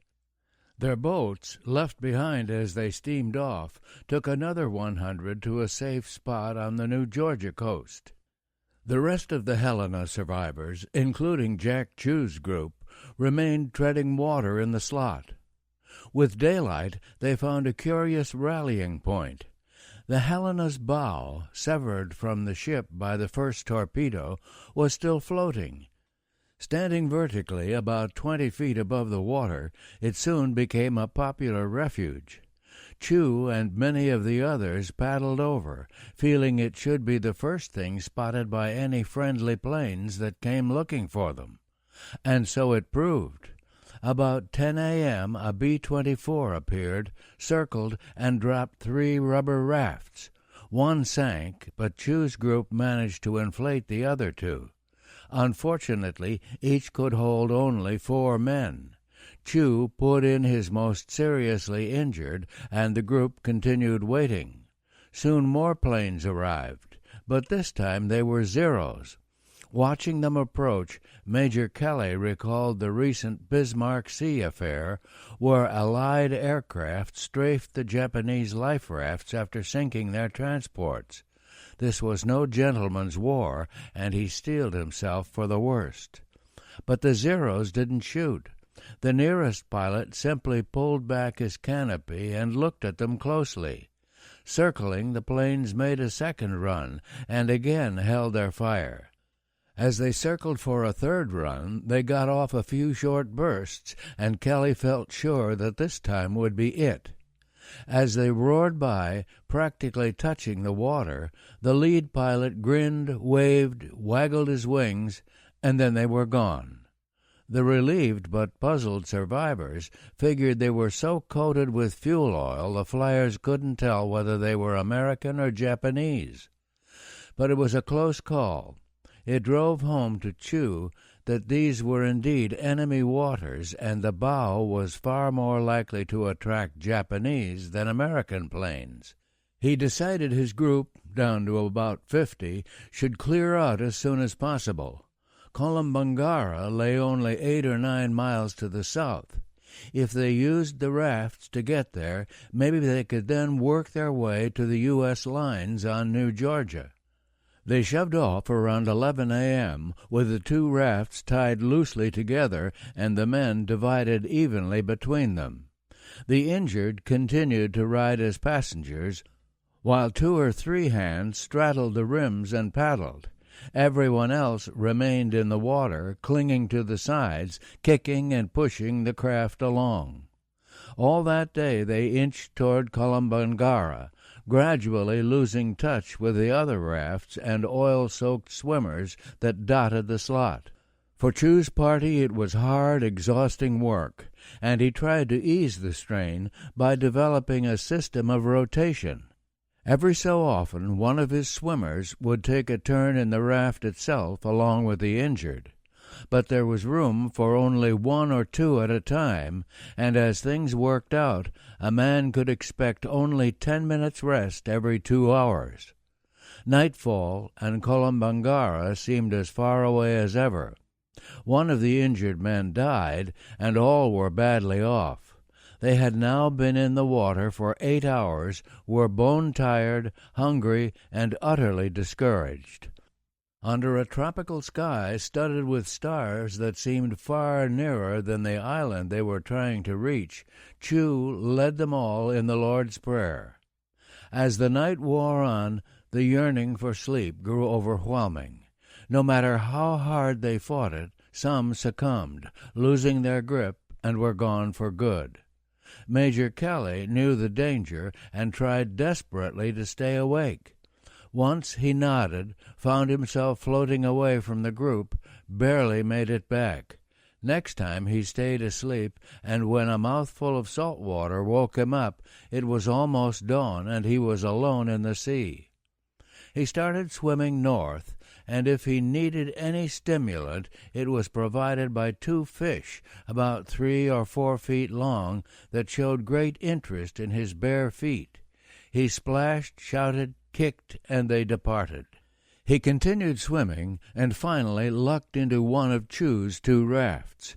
They had become separated, and this was not Kelly's original one, but no sight was ever more welcome. All day, the 7th, the flotsam of the Helena, rafts, bits of wreckage, individual swimmers, drifted up the slot. On Chu's raft, the men gradually realized that they would never get to Kolombangara. The wind and current were sweeping them by. Their best hope lay in the next island to the northwest, Vella La Vella. Someone suggested rigging their shirts as a sail. 2 paddles were lashed together to form a cross-tree, and the shirts were then stretched between them. Warren Bowles was the guiding light. He was from Marblehead, Massachusetts, and knew how to sail before he could ride a bike. The men's spirits rose, and they perked up even more when a crate of potatoes floated near. For most it was their first food since leaving the Helena. But at sundown they were still a long way from Vella La Vella, and it was clear they would be spending another night in the water. Their hearts again sank. It was as bad as they feared. Kelly's raft lost 10 during the night, mostly men who quietly slipped off while the rest were blindly kicking away. By now the men were so exhausted, hallucinations were common. George Bosawine, dozing on the edge of one of the Helena's donut rafts, awoke going under water to get to a bunk he felt sure was there. A groggy, waterlogged Ensign David Chenault kept asking Bosawine for a cigarette. Daylight on the 8th, discipline collapsed completely on Chu's raft. The men wouldn't rotate any longer. Those resting simply refused to get back in the water, and Chu was too weak to make them do it. Seeing he had lost control, he decided to swim for it. Vella La Vella looked pretty close now. Once ashore, maybe he could get some native help. Warren Bowles and 2 other men joined him, and around 7 a.m. the 4 pushed off. 2 hours, 3 hours, 6 hours passed. Clearly, Vella La Vella was much farther off than it looked. Exhausted, they drifted apart and lost sight of each other. By mid-afternoon, Chu was only half awake. Sometimes he found himself swimming in the wrong direction. Other times, deep under water for no logical reason. He kept thinking he was going to meet a man who would take him to a cocktail party at the Residency, whatever that was. Bowles, the best swimmer, seemed more aware of things. Spotting a stretch of beach he liked, he methodically made for it. Stumbling ashore, he found a coconut in the sand, cracked it open for a drink. Then he crawled under a bush a few yards inland and went to sleep. By 4 p.m., Chu was just about all in, when he sighted 2 natives paddling a canoe toward him. They eased alongside and asked, "You American?" "You betcha," he replied, and they rolled him into the canoe. One of the natives looked so venerable, Chu thought of him as Moses.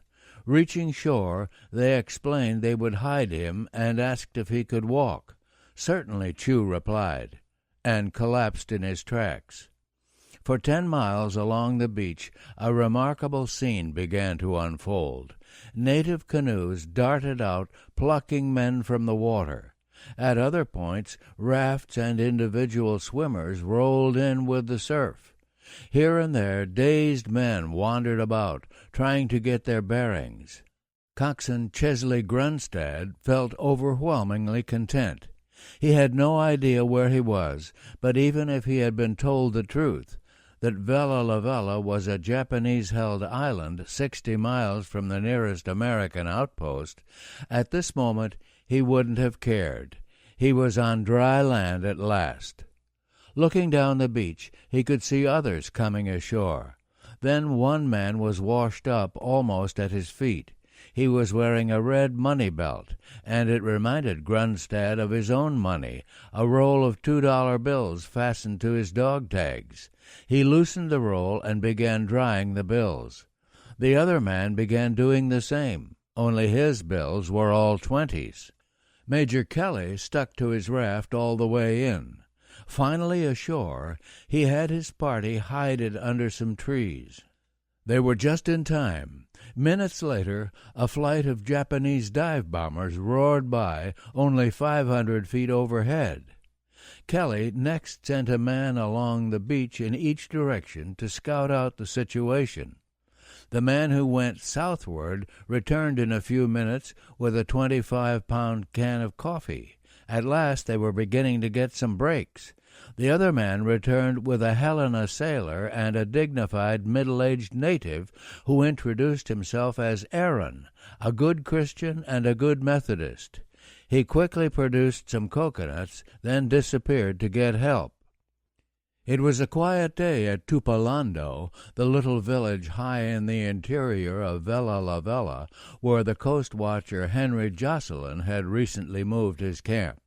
Jocelyn had now been on the island more than 8 months, reporting Japanese ship and plane movements, rescuing downed airmen, keeping an eye on Iringila, the main Japanese strong point in the area. So far, he had easily dodged the enemy patrols, but they were increasing in number, and when one party landed only 300 yards from his supply depot at Kila Kila, he had shifted his station NRY deeper into the interior. This eased the pressure a little, and today he had gone off on some errand, leaving the station in charge of Sub-Lieutenant Robert Firth, who had replaced Jack Keenan as his assistant. A farmer Burns Phillip accountant and ship's purser, Firth was a small, cheerful Australian who quickly adapted himself to coast-watching life. At the moment, it was not an especially taxing assignment, just a lazy tropical afternoon. From time to time, Firth raised his binoculars and checked the Japanese post at Iringila, but nothing unusual was going on. Suddenly the torpor was broken by a native scout hurrying up the path to the camp. Rushing up to Firth, he breathlessly reported, "Plenty Americans coming ashore along the east coast." To prove it, he produced a set of U.S. Navy dog tags. Bobby Firth needed better proof than that. Like most Allied fighting men, he attributed almost limitless guile to the Japanese. He feared this might be just one more of their tricks, a clever charade staged to make the coastwatchers reveal themselves. He quickly called KEN on the teleradio, supplied the name and serial number on the tags, and asked them to check it out. In an hour, KEN was back. The dog tags belonged to a machinist's mate, 3rd class, assigned to the Helena, sunk in Kula Gulf on the 6th. Now convinced, Firth sent for Jocelyn, who agreed that it looked like something big. As yet, there was no hint as to how many Helena survivors were involved, but they seemed to be concentrating in 2 main groups along the coast. One in the Paraso Bay area, the other 12 miles east near Lambu Lambu village. The Japanese had outposts near both places, and fast work was needed to clear the castaways from the beaches before enemy patrols began picking them up. A runner dashed off to alert Bambu, the native chief in the area where the survivors were landing. Send out canoes to pick up any men still in the water, plant a string of sentries to watch for Japanese patrols, stand by to help on food and housing. Another messenger hurried to the Reverend Sylvester. the coast-watching missionary who was currently at Maravari on the southeast coast. He should take charge of the eastern group of survivors landing near Lambu Lambu. Jocelyn himself would take on the western group at Paraso Bay and Java. Firth would stay at Tupolando, later at a camp still deeper in the interior, handling the teleradio traffic with KEN. They would all keep in touch through 2 walkie-talkies and a somewhat larger set used by Jocelyn, and to help Firth out, they had the fortuitous services of a guest, Lieutenant Eli Seungwin, a P-38 pilot awaiting evacuation. Everything set, Jocelyn headed for the village of Java, where the first survivors had been sighted. Time was so important that he traveled all night to get there. Ensign Bausawine's group, rescued from their donut raft by native canoes, spent the night in leaf huts on the beach near Java. Supper was a hodgepodge of papaya, coconuts, taro, and fish stew. Normally indigestible, perhaps, but after 3 days of nothing to eat, nobody complained. It was food. Shortly after dawn next morning, July 9th, they were awakened by their hosts. Using a mixture of pidgin English and sign language, the natives explained that everyone must leave the beach area. Then, as the group sleepily formed up in the early daylight, out of the jungle appeared a slim white man, hair almost down to his shoulders. It was Henry Jocelyn. Asking for the senior officer present, Jocelyn took Bausawein aside and explained how urgent it was to move inland at once. The coast was alive with Japanese patrols and barge traffic. The men were still weak from their 3 days on the raft, but there was no time for rest. They hobbled inland, camping later in the day deep in the jungle, where giant trees hid them even from snooping planes. 12 miles down the coast, a native named Mickey organized the rescue of the other group of survivors at Lambu Lambu Cove. When Ensign Don Bechtel came ashore on the evening of the 8th, one native undressed him, another fed him, a third led him to a clearing where he could rest. More survivors were collected.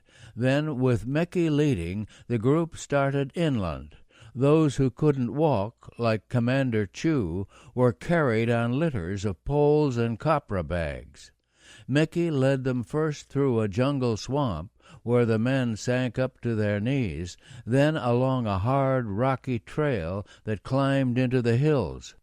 Finally, after 2.5 miles, they came to a clearing with a wooden shanty.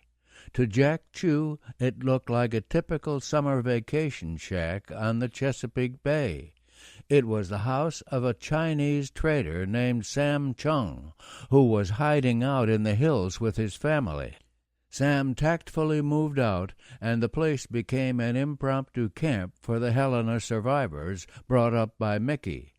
When Chu arrived, Machinist's Mate First Class Lloyd George Miller and several others were already there.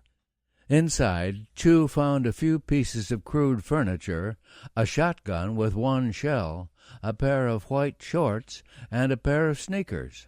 With his own dungarees split and chafing his skin, he tried on the shorts. Miraculously, they fit. Then he tried on the sneakers. Even more miraculously, they fit too. During the evening, more survivors turned up, and then the Reverend Sylvester arrived, looking anything but clerical, in a short-sleeved shirt and old khaki shorts. A native walked beside him with the walkie-talkie. Searching out Chu, the senior officer, Sylvester explained he had access to a radio and would have the American headquarters notified. Next day, the 9th, a few more survivors trickled in. Last to arrive was Warren Bowles, who had spent the night on the deserted beach where he landed. Looking around in the morning, he encountered a giant native. He looked about 10 feet tall, armed with a huge machete. Bowles had only a 6-inch knife, So he did the diplomatic thing. He threw his own knife to the ground and gestured friendship. The native understood no English, but he knew exactly what to do. He led Bowles to Sam Chung's house, and with his arrival the group reached a grand total of 104 men. This was no longer a small band of castaways. This was a whole village. A village deep in enemy territory. To survive, Commander Chu realized they must have rules, assignments, lines of authority, and all the trappings of an organized community. As senior officer, Chu automatically became the mayor, and it's hard to imagine a better one. A thoroughly professional career officer, he nevertheless had an informal touch that came in handy in these weird surroundings that no naval manual ever anticipated. In the Annapolis world, dominated by conservative black shoe officers, he belonged not only figuratively but literally to the more relaxed brown shoe minority. In fact, on the Helena, his lucky brown shoes had been a trademark. His chief of police was, of course, Major Kelly. He would be in charge of defense, sanitation, and maintaining law and order. As a force, Kelly had 5 of his own Marines, plus a number of petty officers and natives. Weapons were a more difficult problem. At the start, the survivors had only a .38 revolver and a .45 automatic. Then Chu discovered the shotgun in Sam Chung's house, and Jocelyn sent over 7 very assorted rifles, including a Japanese model with exactly 3 bullets. 2 men were assigned to each weapon. If one were hit, the other was to save the gun. The force inevitably became known as Kelly's Irregulars. With the irregulars in the field, Kelly turned his attention to sanitation. Knowing that digging a latrine is not a sailor's idea of fun, he set an example by helping dig it himself. This was no easy task, for their only implement was a steel helmet unaccountably worn by the ship's barber during the entire 3 days he was in the water. They also needed better sleeping quarters. So far, the men were packed in Sam's shack and a curious outbuilding that rather resembled a henhouse. The Reverend Sylvester said he thought he could remedy the problem, and a team of his mission boys appeared the next morning. Cutting poles and vines from the jungle, they quickly lashed together a framework, then covered the sides with palm leaves and thatched a roof with grass. By the evening of the 10th, they had finished a shed some 40 or 50 feet long. To dedicate it, the Reverend Sylvester held a service, with survivors and natives joining together in onward Christian soldiers. Food posed another problem. The natives were short themselves, and the addition of scores of Helena survivors proved a serious drain. Once again, the Reverend Sylvester came to the rescue. He organized native foraging parties that systematically combed the area. Soon the camp was getting a steady flow of potatoes, tapioca, yams, pawpaw, taro root, and bananas. When ripe, the fruit was given to the injured. Everything else was dumped into a huge copper pot, also provided by Sylvester's natives. It reminded Jack Chu, a little uncomfortably, of the pots he had seen in cartoons of cannibals cooking missionaries. The pot was kept boiling by 2 experienced cooks, Seaman First Class J.L. Johnson and Marine Bert Adam, a massive bartender from Bourbon Street in New Orleans. Twice a day they ladled out a watery stew laced with a few chunks of Spam scavenged from the beach. The men never ceased to marvel at the results. Sometimes it was rich purple, next time pink, then almost white, and again almost black. There were no complaints, although coxswain Ded Blahnik later confessed that he tended to dodge the fish eyes. On medicine, too, the Reverend Sylvester proved invaluable.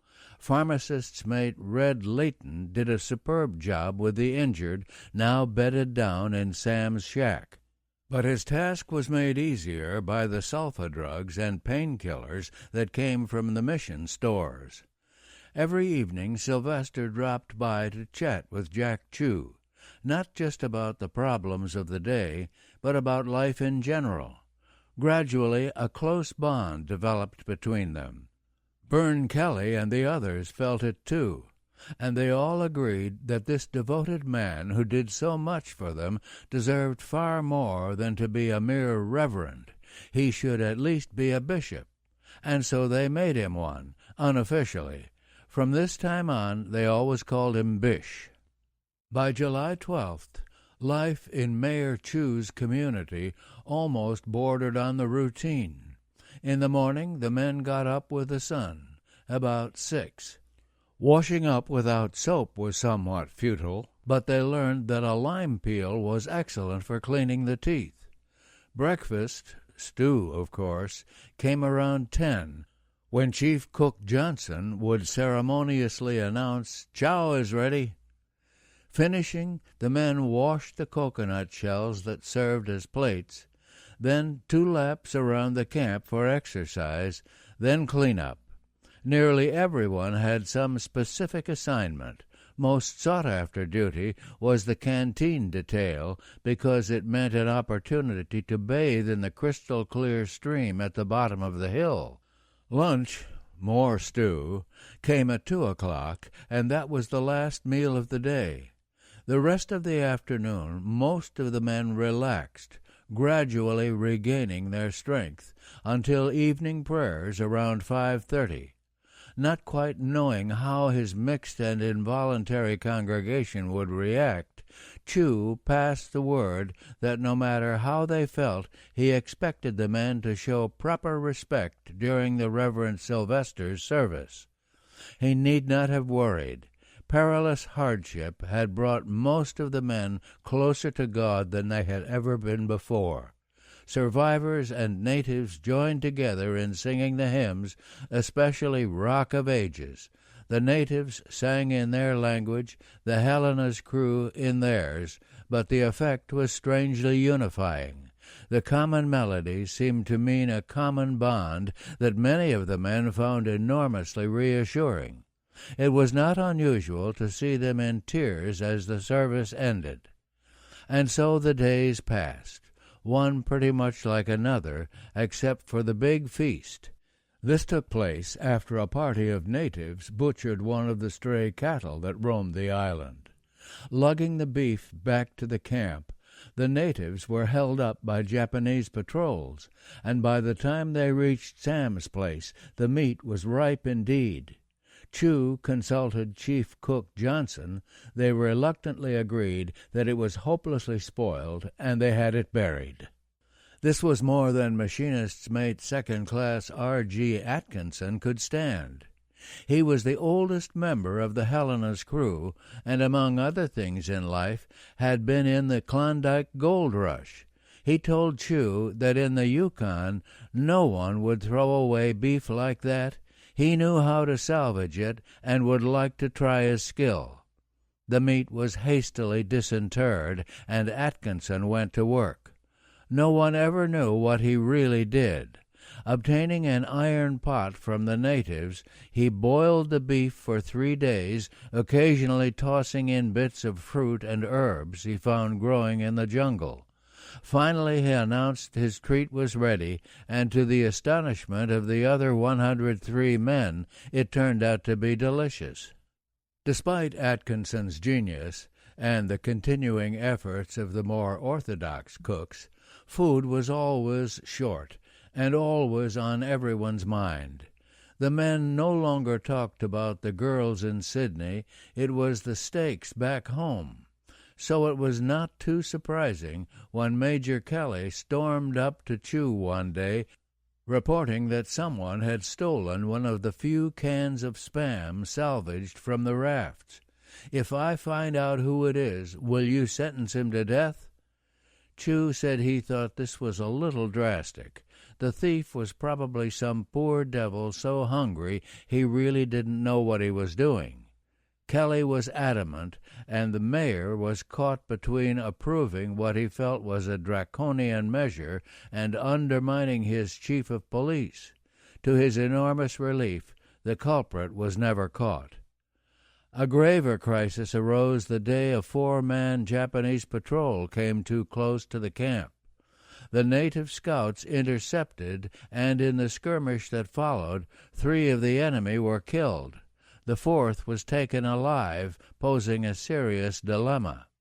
With his men hiding out deep in Japanese territory and the enemy now on their heels, Chu felt it was too dangerous to have a prisoner on their hands, yet they certainly couldn't turn him loose. In the end, he reluctantly ordered the Japanese executed. Technically, perhaps, against the rules of the Geneva Convention, but surely that body never contemplated a situation like this. Nevertheless, it was a hard decision, and it was comforting to Chu that the Reverend Sylvester understood and agreed. The next Japanese thrust was no 4-man affair.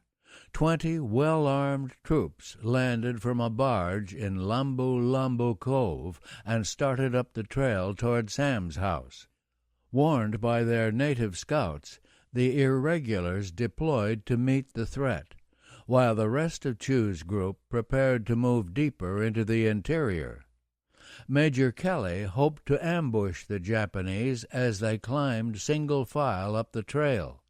He selected a spot that gave him both good observation and cover for his own men. The irregulars moved into position with their grab bag of weapons and waited. Soon they heard the Japanese coming, hob-nailed boots clanging against the rocks, their voices casual and quite audible in the distance. Kelly wondered how they got their reputation as stealthy jungle fighters. Still, they were plenty dangerous, and the outnumbered, outgunned irregulars steeled themselves for a last-ditch fight. Then, just as the head of the enemy column came into view, several blue corsair fighters streaked by overhead and began firing at the Japanese barge on the coast. Black smoke boiled up, and the patrol, voices babbling in excitement, hurried back to the beach. Kelly never knew what triggered the attack. Probably the fighters just happened by and saw the barge. But he did know that corsairs were generally land-based. This must mean that the U.S. now had a field within fighter range of Vella La Vella. He was right. Bill Painter's strip at Segi had begun paying off.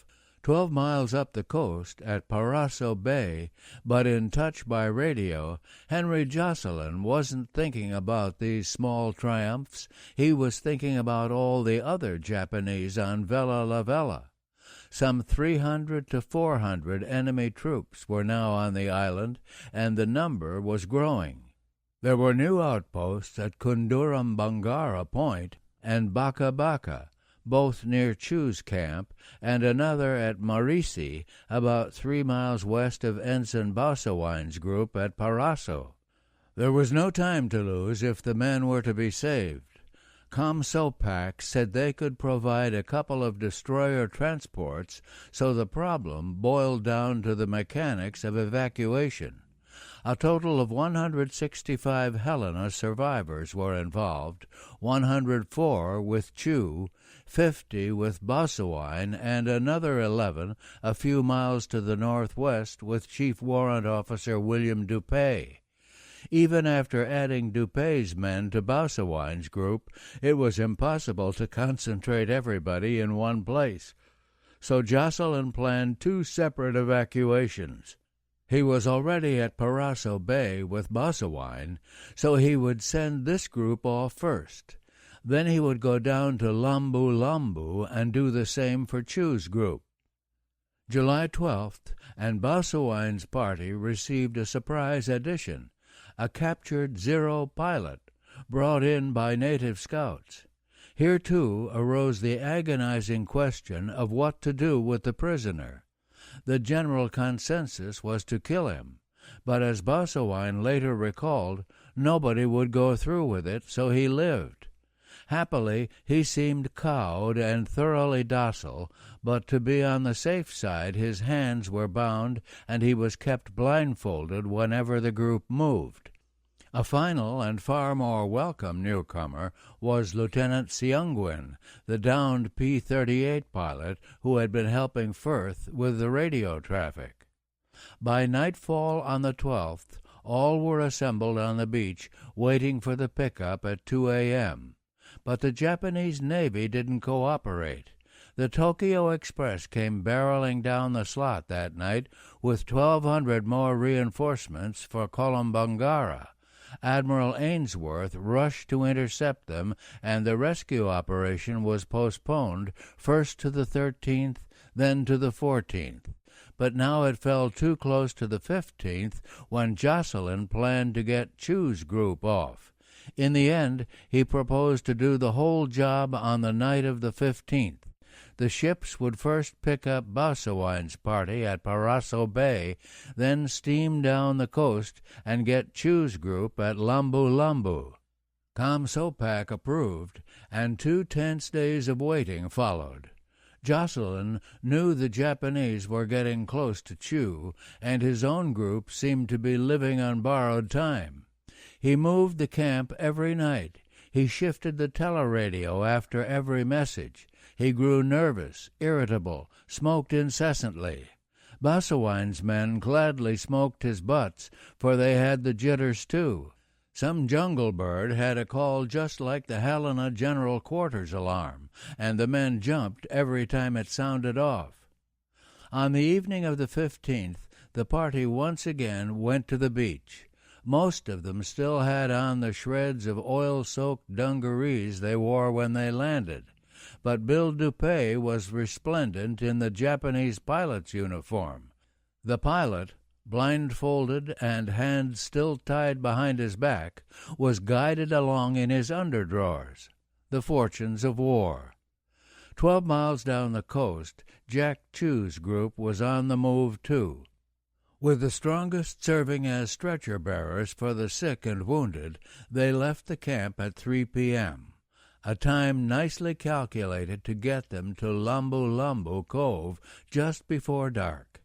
They were in no shape to travel at night, and the coastal plain was too exposed to wait there in broad daylight.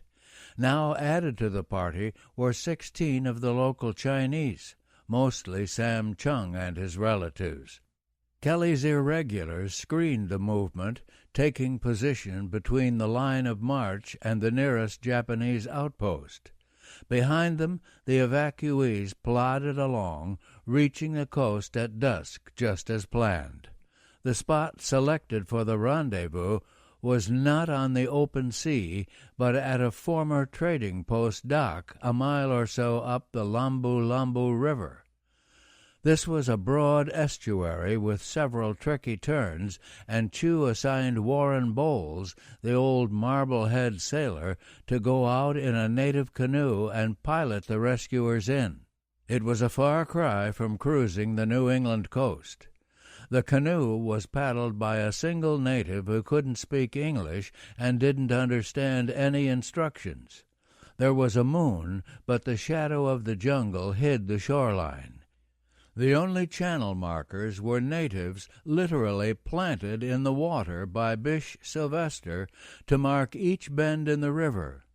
Bowles longed for the days of neatly numbered red nun buoys as he tried to meet the challenge of picking out a black man in a black river on a black night.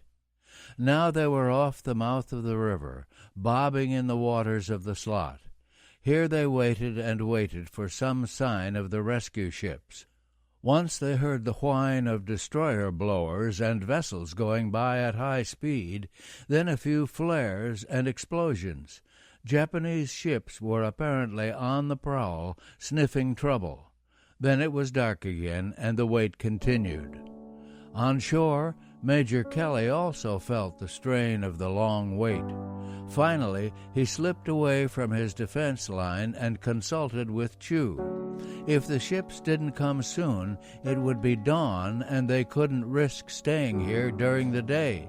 They began discussing the possibility of returning to camp. 12 miles up the coast at Parraso Bay, it was a long night for Bausewine's group too. The rescue was set for 2 a.m. on the 16th, and at midnight Jocelyn pushed off in a large canoe to guide the rescuers. With him went 3 natives and gunner Bill Dupay to help make contact. For the next 2 hours, they bobbed up and down in the empty night a mile or so offshore. Then toward 2 a.m., they spotted the shadowy forms of several blacked-out ships approaching through the dark. There was no clue whether they were friend or foe, but Jocelyn hopefully flashed a series of R's, the recognition signal. On shore, George Bausewein and the others restlessly waited as the hours ticked by. He hoped for the best, but he had always been fatalistic about the group's chances. That Admiral Kelly Turner would send 3,000 men in 10 destroyers to rescue them was a thought that never occurred to him. From the start, Kelly Turner was determined to rescue the Helena survivors on Vella La Vella. It was more than a matter of saving 165 good men. It was important to the whole Navy's morale. As he explained, it means a lot to know that if the worst happens and you get blown off your ship and washed ashore somewhere, the Navy isn't going to forget you. But how to do the job? PBYs, submarines, PT boats, all the usual ways were out. They just couldn't hold enough men. Ships were clearly the answer, and the destroyer transports Dent and Waters seemed the best bet. Painted a mottled jungle green, these APDs, as they were called, had the right size and speed, with crews specially trained in amphibious operations. And looking at it one way, this was just an amphibious operation in reverse. Protecting the 2 APDs was the problem. They were lightly armed, and this would be the Navy's deepest penetration yet into enemy-controlled waters. The Japanese not only held Vella La Vella, but had airstrips at Kahili and on Balale, plus their anchorage in the Shortlands only 60 miles away. Kelly Turner took no chances. As the Dent and Waters steamed toward Vella La Vella on the afternoon of July 15th, they were escorted by 4 destroyers under Captain Thomas J. Ryan. Out of sight, but very much in the picture, were 4 more destroyers under Captain Francis X. McInerney. They would hover in the slot during the pickup, ready to intercept any Japanese ships coming down from the Shortlands. McInerney was in overall charge of the operation. Midnight, and Ryan's 6 ships, coming up from the south, entered Vella Gulf. The moon was full, and it was hard to believe they hadn't been sighted. At 1:12, a white flare went up from Vella off to port, and the crews braced for an attack. Nothing happened. 5 minutes later, a red parachute flare shot up from Kolombangara on the starboard side. Again, the men steeled themselves. Again, nothing happened. At 1:30, they were off Parraso Bay.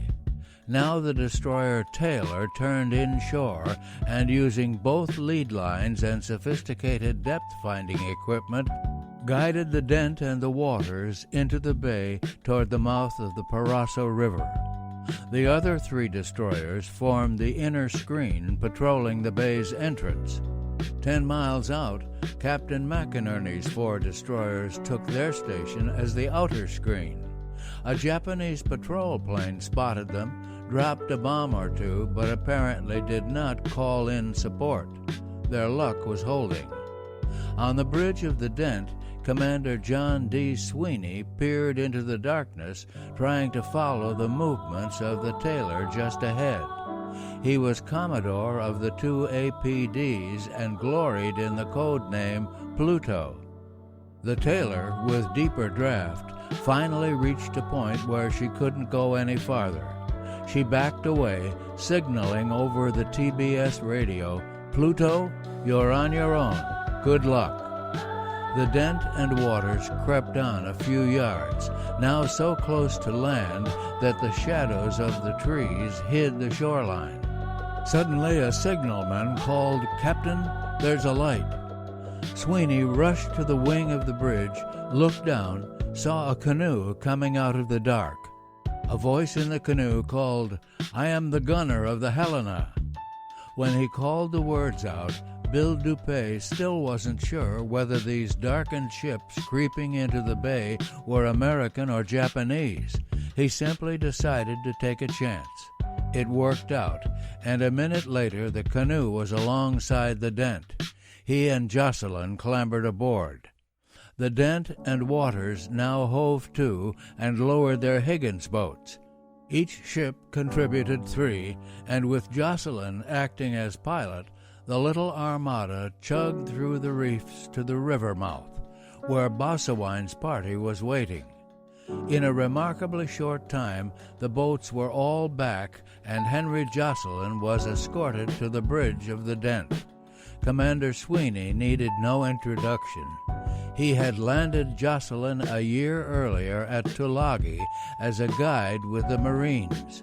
To his surprise, the commander now learned that these were less than half the men to be evacuated. No one had briefed him about the second group at Lambu Lambu. He didn't know the coast, and in a few hours it would be daylight.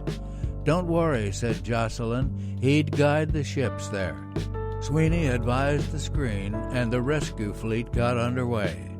Toward 4 a.m., the Dent poked into Lambu Lambu Cove, and the bridge quickly spotted a light off the starboard bow, flashing the Helena's number, 50. The Dent flashed a long red light back and cut her engines. Warren Bowles never did see the answering red flash. He only knew that these ships were coming from the wrong direction. Nobody had told him that the rescue fleet was going to Paraso first, and he was expecting ships from the southeast, up from Tulagi.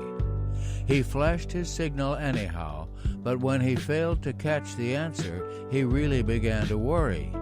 He wondered whether to turn tail and run for shore, but finally decided the die was cast. Rescue was now or never, so he kept flashing his light. Pretty soon he heard the sound of small craft engines. Then, in the darkness, a British voice sang out, "Hello there." It was Henry Jocelyn in the first of the Dent's Higgins boats. Skippered by Ensign Rollo H. Knuckles, the boat drew alongside the canoe, and Bowles climbed aboard. It wasn't easy. The 10-day ordeal had taken its toll. He had a gimpy leg, and a gash on his left arm was so badly infected it hung useless by his side. With Bowles acting as pilot, the landing craft continued on, traveling in a column of 6. Somehow he found the mouth of the... Tantor Audio, a division of Recorded Books, presents Lonely Vigil, Coastwatchers of the Solomons, by Walter Lord. Narrated by Norman Dietz. Introduction. 6,000 miles southwest of San Francisco, just below the equator, lie the Solomon Islands, scene of perhaps the bitterest fighting ever waged by Americans at war. Here, in 1942 and 43, the United States and its allies battled the Empire of Japan for mastery of the Pacific. Today, the visitor flying down from the former Japanese base of Rabaul finds it hard to believe that this great drama ever happened. The clear blue sky, where so many furious air battles were joined, is now at peace. No tracers, no shell bursts, only the silent columns of cumulus clouds that pile up to infinity. The sea is quiet, too. it seems strange that an especially pretty channel should carry the grim name Iron Bottom Sound, until one remembers the many lost ships that lie there. Far below, the islands doze in the sun. At 10,000 feet, the coconut palms of a coastal plantation look like rows of neat green asterisks, in sharp contrast to the scarred and twisted stalks leaning at crazy angles that stood here not many years ago. Landing on Guadalcanal at Henderson International Airport, once a muddy strip called Henderson Field, the traveler takes a bus to Honiara, a thriving town of 13,000, standing where there was nothing but an especially perilous stretch of jungle during the campaign. Now it is normal to stay at an air-conditioned hotel, shop at the supermarket, and hail a taxi that has a little light on the roof, just like London or New York. It is only when going into the interior, or when visiting one of the other islands, that the visitor suddenly discovers that not so much has changed after all. The veneer of Honiara quickly disappears, and the timeless, changeless jungle takes over. There are no roads, only faint footpaths known to a few local natives. Here, at last, one finds reminders of the great struggle. 100-yard walk in from the beach at Munda discloses rusting bulldozers, a shattered Japanese anti-aircraft gun, the wing of an American fighter plane. Wrenched from the fuselage, it somehow has the poignancy of the torn wing of a butterfly. The oddest relic of all is one of the most difficult to reach. 15 miles in from Guadalcanal's north coast, up a mountain trail that teases the climber with an apparently endless succession of hillocks, there stands a ridge that offers a magnificent view of the coast and sea. At the edge of this ridge lie the remains of an old kerosene-run refrigerator. It is no ordinary piece of junk. It is a legacy of the dark days of 1942, when the fate of the Solomons hung in the balance, and when a small group of resourceful individuals operating deep in enemy territory gave immeasurable help to the Allied cause. This book tells their story. 1. Steak and Eggs. The rusty little steamer Morinda sagged under the weight of the people scrambling to get aboard. A local doctor, hurling himself into the mob, dislocated his shoulder. Piles of luggage lay on the pier, abandoned by the planters, traders, missionaries, and minor officials who crowded the ship's rail. Tulagi, chief port and administrative center of the British Solomon Islands Protectorate, was in a panic, and so was the whole South Pacific. Japan was on the march.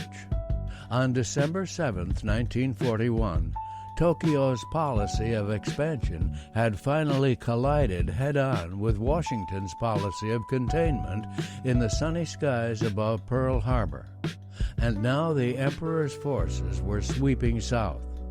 With chilling speed, they struck not only the bastions of American strength, but the whole jerry-built system of European possessions that for 100 years had meant order and stability in the Pacific. On December 23rd, Wake Island surrendered. Christmas Day, Hong Kong fell. January 3rd, 1942, Manila went. On the 12th, enemy forces invaded the East Indies.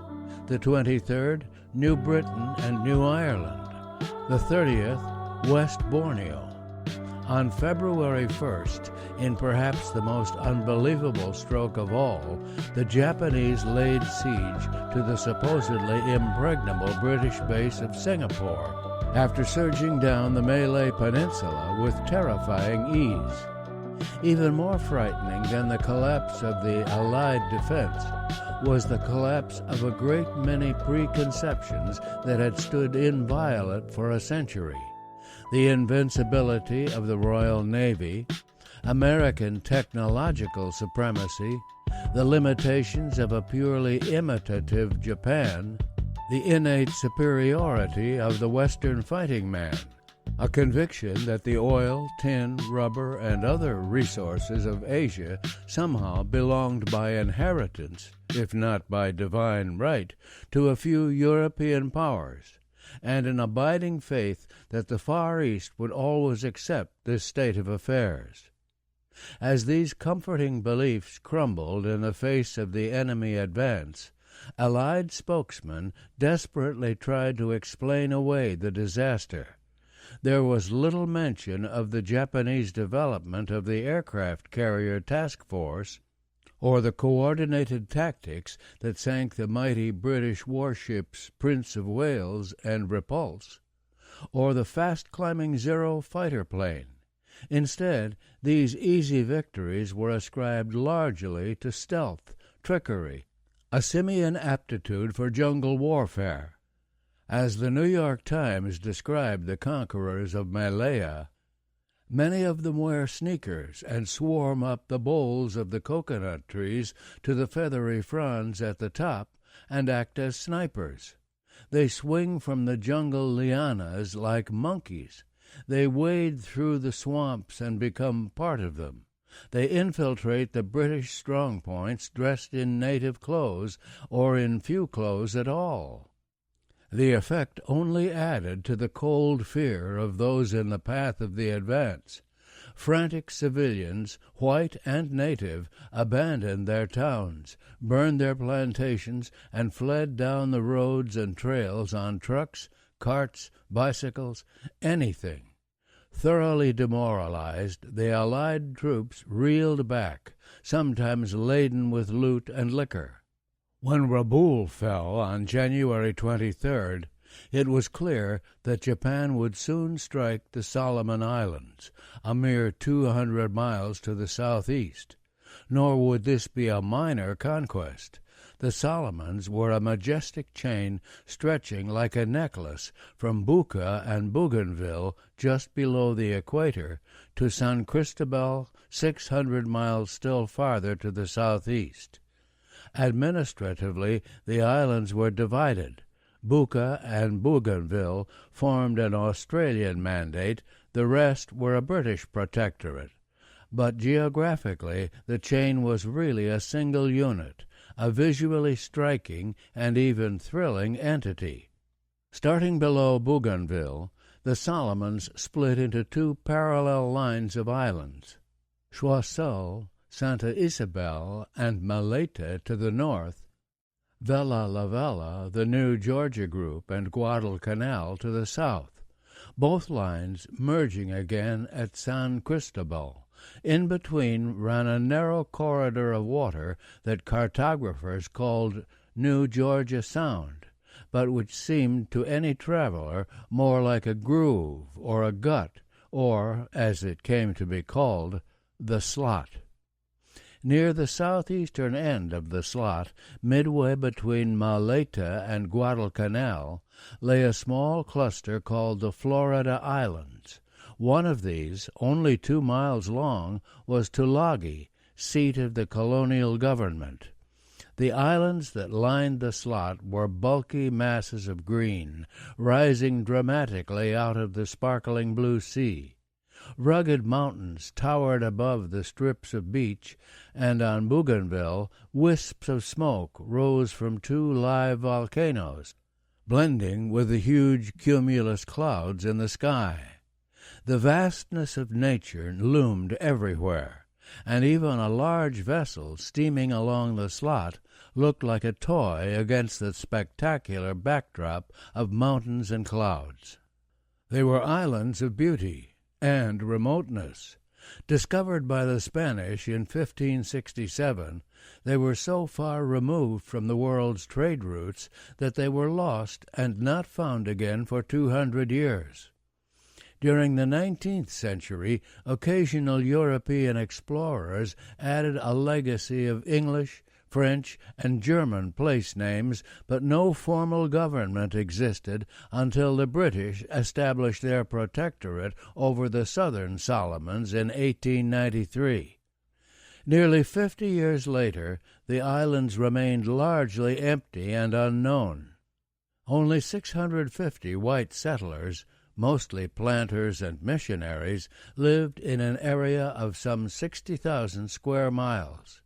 Tulagi had perhaps 40 or 50 Europeans, although it did include those perquisites of English colonial life, a residency, a cricket pitch, and a small golf course. Even the jungles were largely empty, except for mosquitoes, lizards, agile crocodiles along the river banks, and an occasional bush rat as big as a rabbit. Over 100,000 natives lived wild, secluded lives. Mostly very black Melanesians, they had little contact with the settlers, or even with each other. Some 40 different dialects were in use.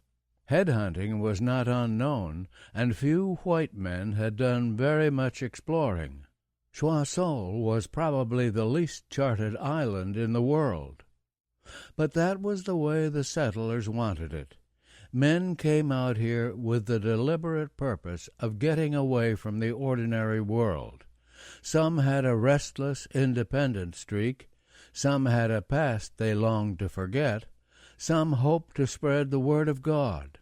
For a few, the Solomons weren't the answer, and they just drifted, often lost in drink, little more than beachcombers. But for most, this self-contained world was the end of the rainbow. In the words of one new arrival, I realized that here was the place where one might truly live and learn, a place altogether different, and above all a wild, free place where men succeeded only by their own strength, courage, enterprise, and intelligence. And now it was crashing down around their heads. Defense was hopeless. The antique firearms collected by the British colonial government were no match for the invaders. In the whole chain there were only 2 small units of regular troops. A 24-man unit of Australian Imperial Force commandos stationed at an unfinished airstrip on Buka to the north, and a similar AIF unit guarding a minor Royal Australian Air Force patrol plane base in Tulagi Harbor. In this desperate situation, word was spread that the steamer Morinda would sail one last time for Australia on February 8th. Abandoning their holdings, terrified settlers from all over the Solomons poured into Tulagi, where the ship would make its final stop. The refugees had a glimpse of the dark days to come, even as they waited on the dock. Shortly after the Morinda hove into view at 11 a.m., a Japanese Kawanishi flying boat appeared overhead. As the steamer dodged into an estuary, the Kawanishi casually made 2 bombing runs on her. There were no hits, but this was due to luck rather than any show of defense. There was no ground fire at all. The panic was on by the time the plane flew off and the Morinda finally docked. All afternoon the refugees fought to get aboard, while the captain fretted about lifeboat regulations and tickets. It was after 8 when the ship gave a farewell blast on her whistle, cast off, and headed southwest for Australia. Quiet once more settled over Tulagi. The only trace of the afternoon's tumult was the pile of abandoned luggage still lying on the dock, heaps of government records left behind in the rush, a few forlorn planters who missed the boat, and, of all things, an incoming passenger. It should have pleased Martin Clemens to be coming in when everybody else was leaving. He had a great instinct for the dramatic and radiated a charm and urbanity that irritated some but appealed to many. A Cambridge oarsman with aristocratic tastes, he had come to the Solomons in 1938 as a young colonial officer cadet. On leave in Sydney when the Japanese attacked Hawaii, he instantly sensed that this was the end of a way of life. He symbolically tore a pound note in half and tossed it into the harbor from a Sydney ferry. Now he was back in Tulagi, ready for his next assignment. The resident commissioner, a bewildered elderly Englishman named William Sidney Marchant, ordered him to take over the district office on the island of Giso to the northwest, but Giso was already no man's land, and Clemens pointed out that it would be suicide even to land there. In the end, he persuaded Marchant to let him go to Guadalcanal, largest of the British Solomons and just 20 miles to the south. Here he might be able to do some good. On February 11th, he crossed over, joining District Officer D.C. Horton at Aola, a tiny settlement on the north coast that served as administrative center for Guadalcanal. His arrival was a godsend to both Dick Horton and his assistant, Henry Jocelyn. They had long wanted to leave the island and join the armed services. They quickly broke in Clemens, and by early March they were gone. Martin Clemens was now the sole British official on Guadalcanal, a position that was anything but enviable. He was not only supposed to keep the flag flying as the colonial world crumbled around him, but in taking over the Aola station, he also assumed another responsibility that would hold him on Guadalcanal indefinitely. He automatically became a link in the island's coast-watching service. Developed by the Royal Australian Navy after World War I, the service aimed to establish a network of observers who might keep an eye on the country's vast unguarded coast in case of war. Gradually, the area was expanded to include New Guinea, the Bismarcks, the Solomons, and the rest of the strategic islands that girdle Australia's northeast coast. Since there was little defense money in the economy-minded 20s, the observers were volunteers drawn from local government workers, planters, traders, and missionaries. With the 1930s came the threat of Japanese expansion and the appointment of the Australian Navy's first full-time Director of Naval Intelligence.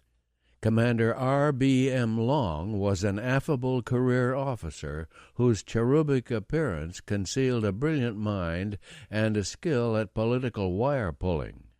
He saw gaps in the coast-watching system, and the outbreak of the European War in 1939 gave him the budget to do something about it. He put the problem in the hands of an old Naval College classmate, Lieutenant Commander Eric Felt. It was a happy choice. Felt tended to be distant and overly correct with his naval colleagues, but he was utterly in tune with the temperamental and individualistic islanders, as the long-time white residents of the Southwest Pacific were called. Squeezed out of the Navy by peacetime cuts in 1922, he had gone to New Guinea himself and was warden of the Wall Goldfield when called back for wartime duty. He knew the islands and the people thoroughly, and they knew and trusted him. Felt regarded the islands as a fence around Australia, with gaps and holes to be filled. Arriving in New Guinea on September 21, 1939, he began fixing the fence, and by mid-1941 the job was done. Over 100 coast-watching stations stretched in a 2,500-mile crescent from the western border of Papua New Guinea to Vila in the New Hebrides.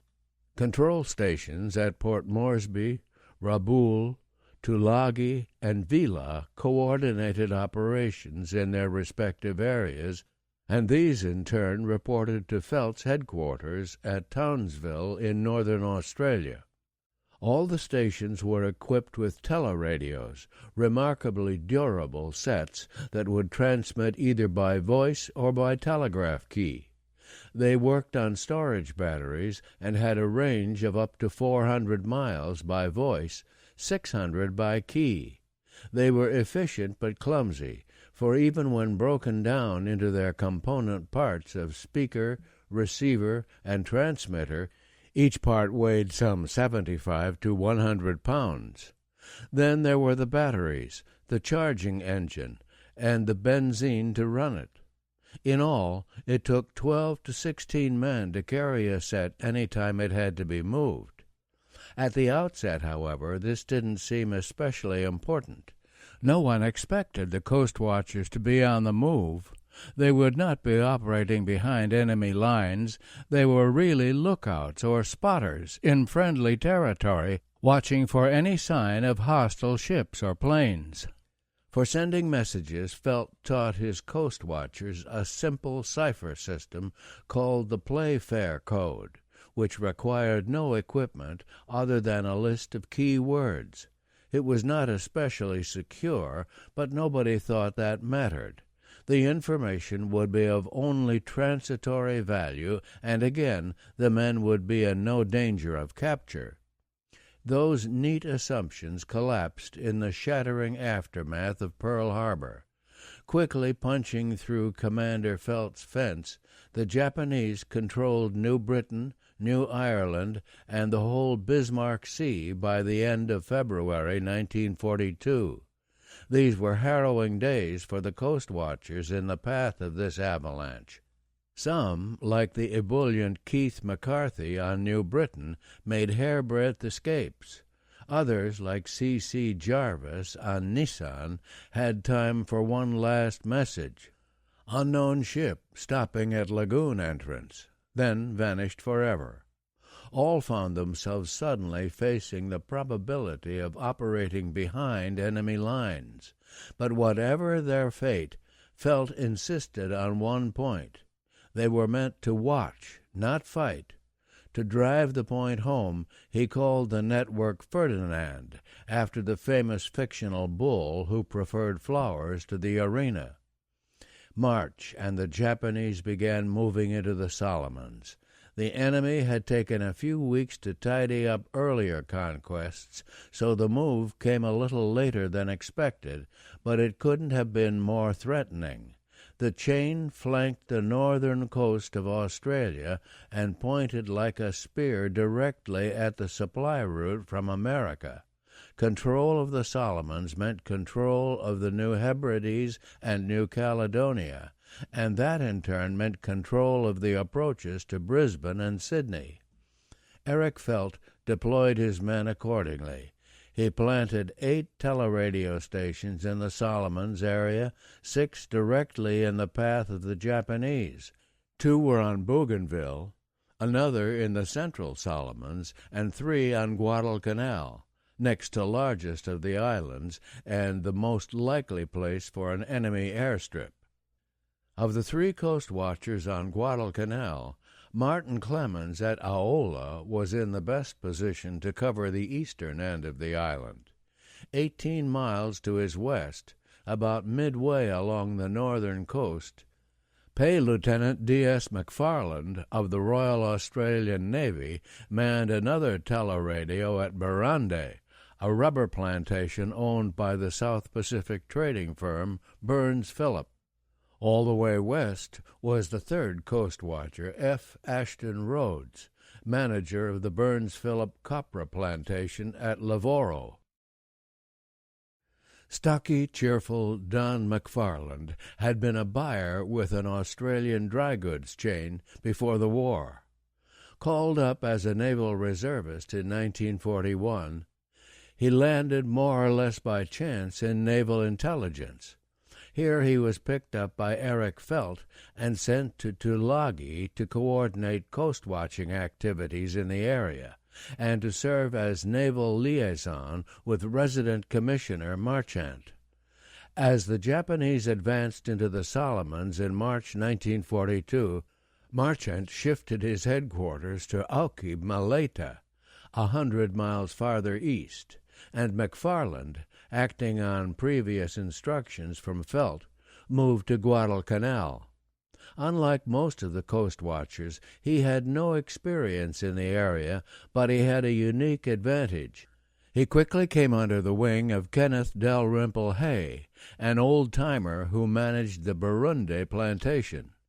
Stubborn, independent, and immensely wise in the ways of the islands, Hay characteristically refused to join the exodus south. He watched the panic with contempt, then retired to Burundi and began collecting an immense amount of abandoned Burns-Phillips stores. McFarland joined him, and the two spent most of April shifting supplies to 3 secret caches in the interior. When the Japanese came, their plan was to retire to an eminence called Gold Ridge, 15 miles inland and 2,800 feet up. From here there was a magnificent view of the coastal plain and the waters offshore. While Martin Clemens watched the east, they would handle the middle part of the island. Snowy Rhodes, concentrating on the western end of Guadalcanal, came from a prosperous Sydney family. He had been wounded in World War I, fallen on hard times in the 20s, and finally caught on with a lever plantation in the Solomons in 1933. Gradually, he learned to recruit natives, shoot crocodiles, and get the most out of a grove of coconut palms.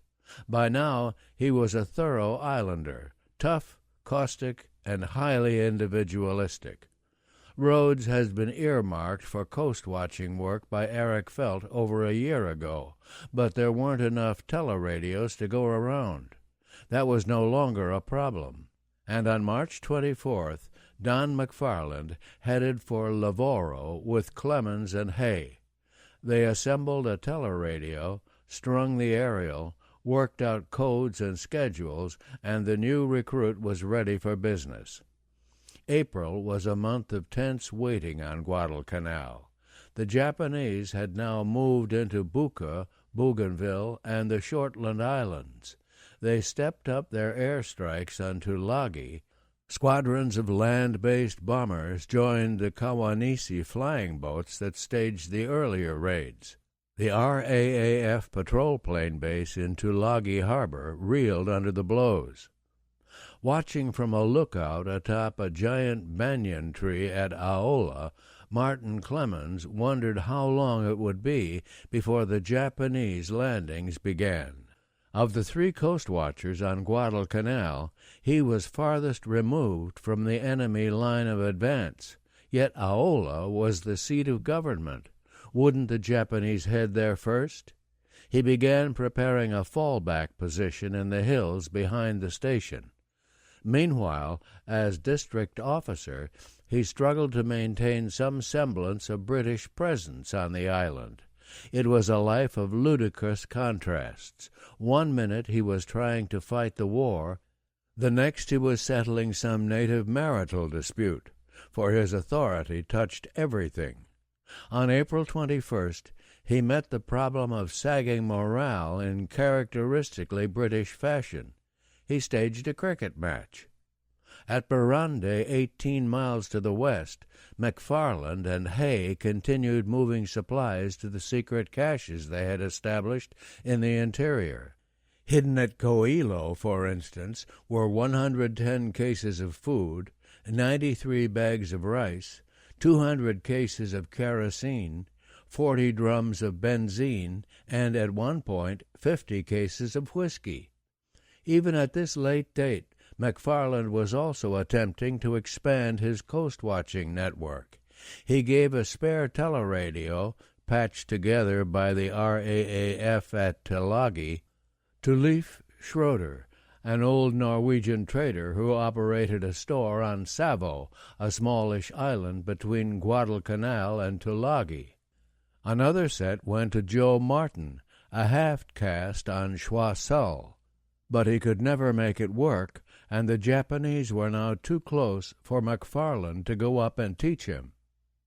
At Lavoro, Snowy Rhodes tried to run his plantation as usual, with occasional interruptions when Japanese planes raided Tulagi.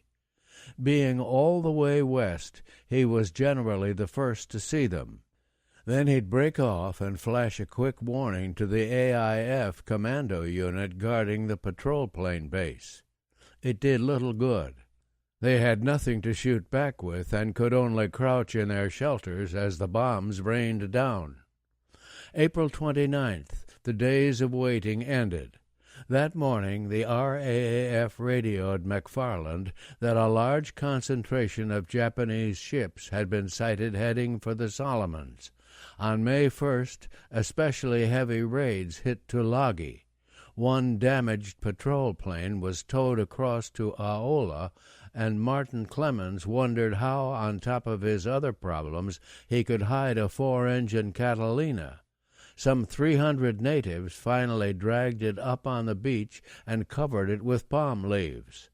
On the 2nd, Coastwatchers to the west of Guadalcanal reported a Japanese seaplane carrier and escorting corvette in Thousand Ships Bay, Santa Isabel. That was only 60 miles from Tulagi. The RAAF advised McFarland that they were evacuating the patrol plane base, and the AIF commandos began destroying supplies, equipment, anything that might be of use to the enemy. At Barande, Don McFarland assessed the latest ship sightings and decided the time had come to move to Gold Ridge. He piled his gear into the plantation truck, and during the afternoon Ken Hay drove him cross-country several miles to the interior. At Bamboo Creek, a dozen native carriers were waiting. They took over the gear and disappeared with McFarland up the winding trail that led into the hills. Hay returned to Barande, planning to join him later. Back at the plantation, a visitor was waiting. Snowy Rhodes had piloted the company launch down from Lavoro in search of supplies and news. On Hay's return from Bamboo Creek, he got plenty of both, and the two men sat for a while on the plantation house veranda, watching the smoke boil up over Tulagi. Now it was dark, and the glow of many fires spread across the evening sky as the commandos continued their demolitions. There was no time to lose. If the latest sightings were correct, enemy warships would be arriving any hour. Despite the danger, Rhodes decided to get back to Lavoro. He loaded the launch and at 9 o'clock chugged off into a beautiful moonlit night. Martin Clemens was winding up an especially hectic day at Aola. There were records to pack, supplies to disperse, defenses to organize, the crew of the damaged Catalina to feed, 3 boatloads of fleeing Chinese to deal with, and everything seemed to happen at once. Now, as the glare of the flames seared the sky over Tulagi, he tried to remember the code signal that meant the station there, VNTG, was closing down for good. Was it eggs and sausage, liver and bacon? Something like that, but his weary mind drew a blank. Suddenly word came that he was wanted at the radio shack. He rushed in and learned Tulagi was coming on the air. The background noise was appalling, but as he bent low over the set, he could hear a faint, desperate voice calling, "Steak and eggs, damn it! Steak and eggs, damn it!" VNTG calling VQJ4, steak and eggs. Now he knew, but that was all he knew, for the voice faded and there was only static. Had VNTG sighted Japanese ships? Were the Japanese already ashore, bursting into the station? Had the RAAF and the commandos gotten away safely? Shaken and worried, nobody slept in Aola that night. In the first gray light of May 3rd, an ancient coaster wallowed in, clearing up the mystery. It carried the RAAF personnel, who reported the commandos had also escaped on another ship. Even as they slipped out of Tulagi Harbor, they saw 4 Japanese warships sail in. Clemens gave everybody breakfast, and the Tulagi men then sprawled on the lawn in exhausted sleep. He tried to persuade their commander to keep them on Guadalcanal and form a guerrilla band, but the man was an aviator who wanted only to get back in the air. By evening the group was gone, heading south on their little ship. No time to mope about that. During the day the damaged Catalina was scuttled. 3 schooners loaded with Chinese refugees were sent to safety. Most of the native families living on the post were evacuated. Whatever else he was doing, from time to time Clemens would dash to the teleradio, twiddle the dials, trying to keep in touch with Don McFarland en route to Gold Ridge, or Snowy Roads isolated at Lavoro, or the control station at Auki on Maleta, which relayed his intelligence to Townsville. The best vantage point was the lookout post high in the banyan tree, where a native blasted away on a conch shell every time Japanese planes appeared. Occasionally Clemens himself climbed the ladder for a look. The weather was thick, but he made out 2 big ships, apparently transports, steaming into Tulagi Harbor. Actually, only one of the ships was a transport, but Martin Clemens was right in his hunch that a major Japanese landing was underway. Its early conquests digested, the empire was now on the march again. The plan was to seize both Tulagi and Port Moresby on the southern coast of New Guinea.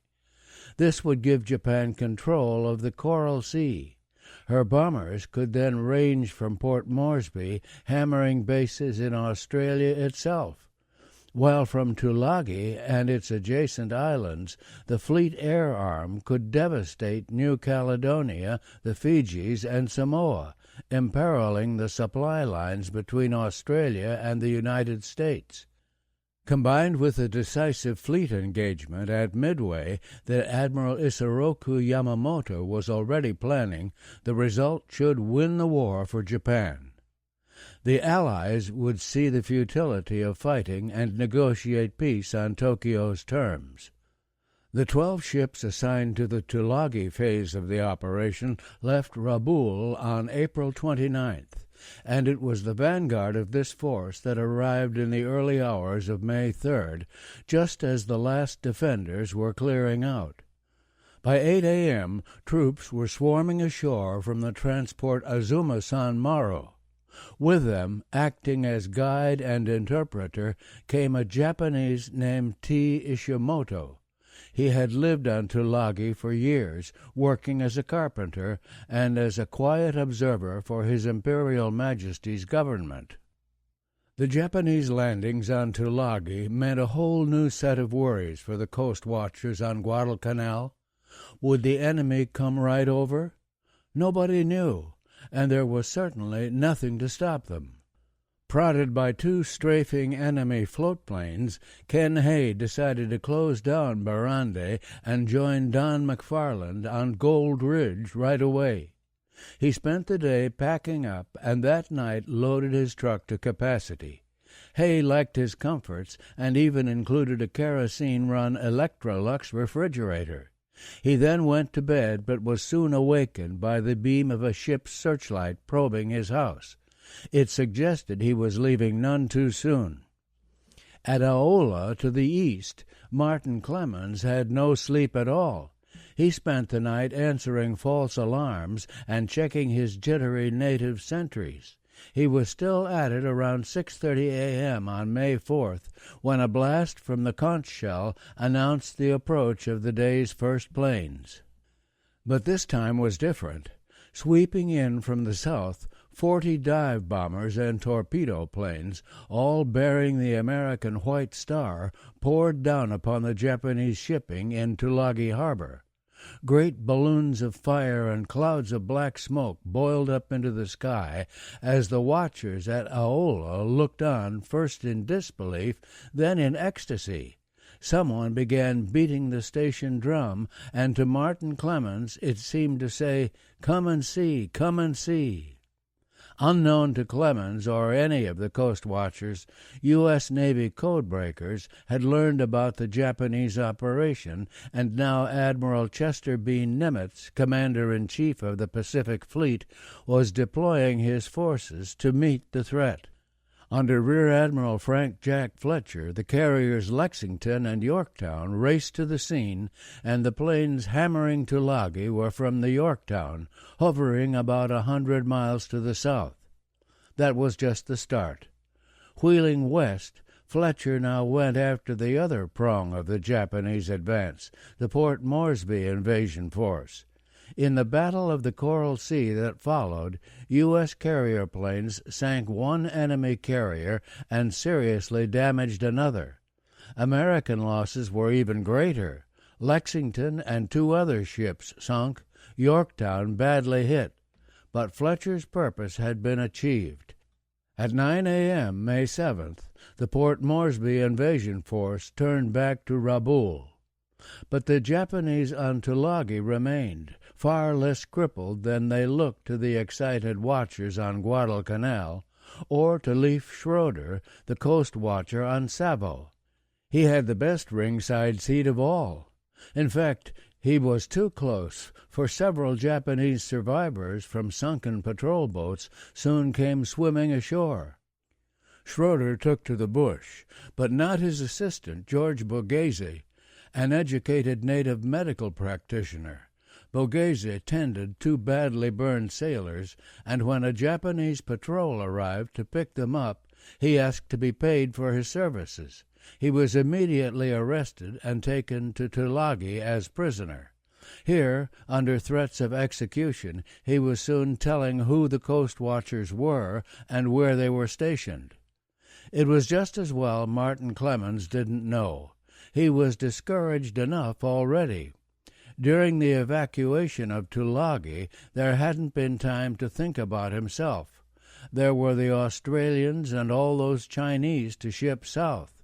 Then, during the Japanese landings, he was so busy he barely realized that Don McFarland had left the coast for the hideout on Gold Ridge.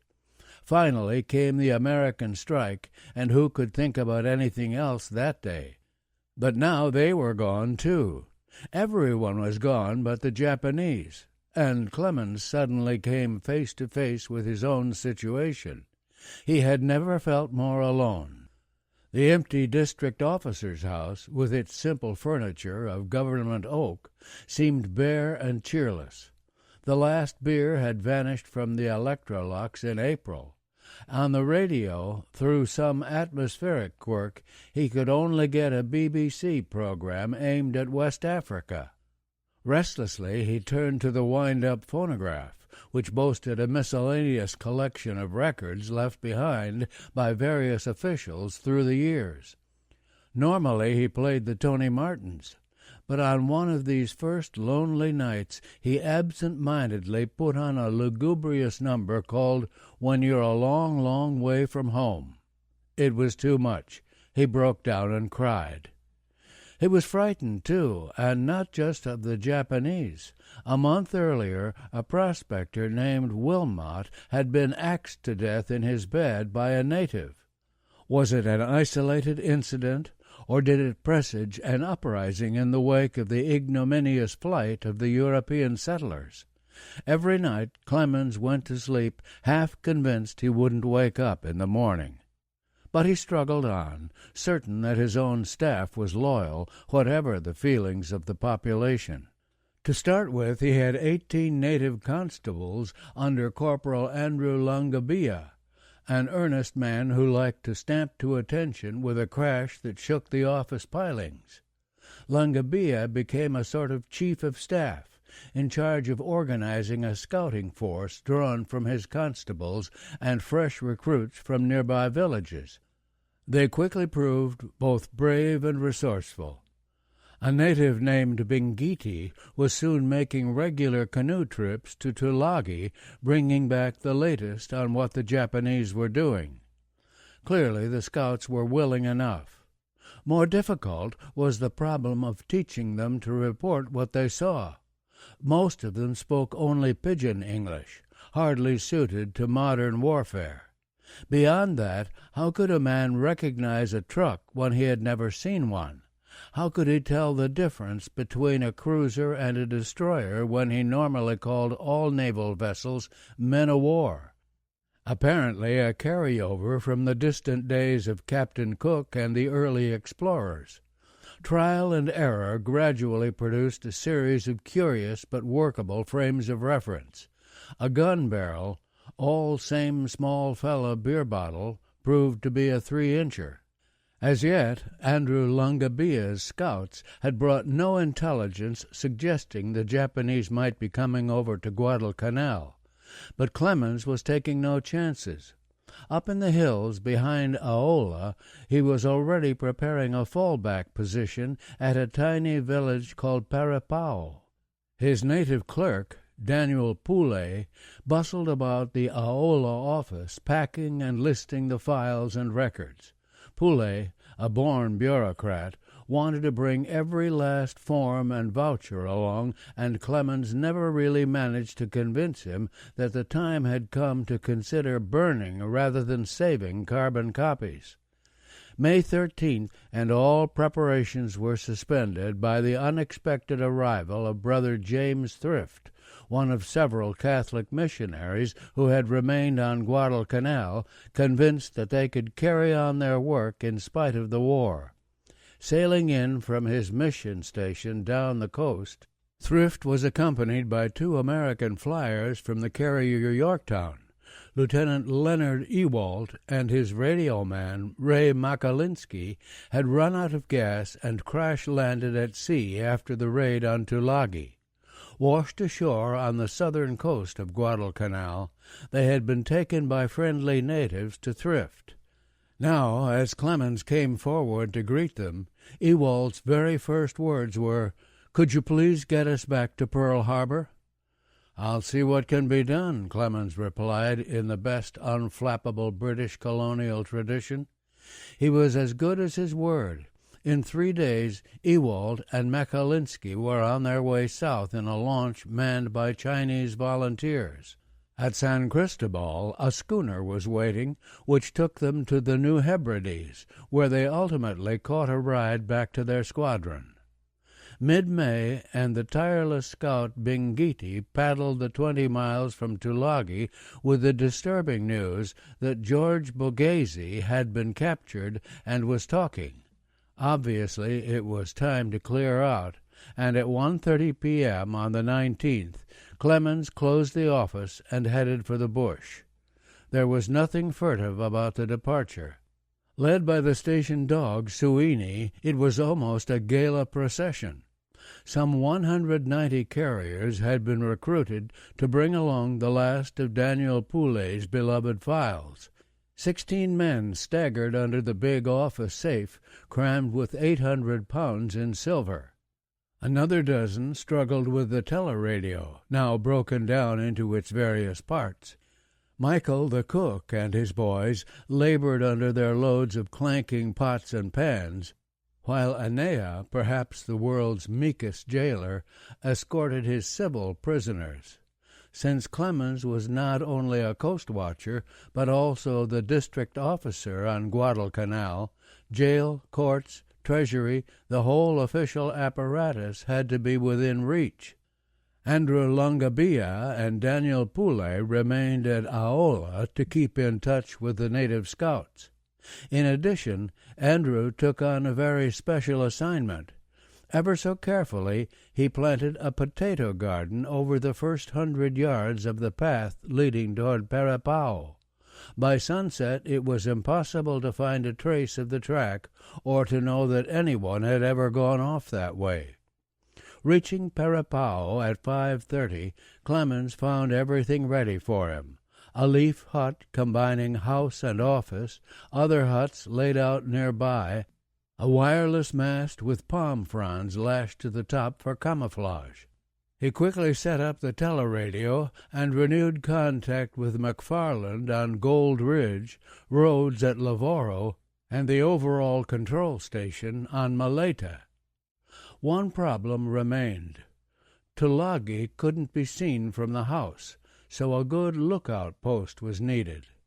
Next day Clemens found a suitable spot, a 50-foot tree at the edge of the village.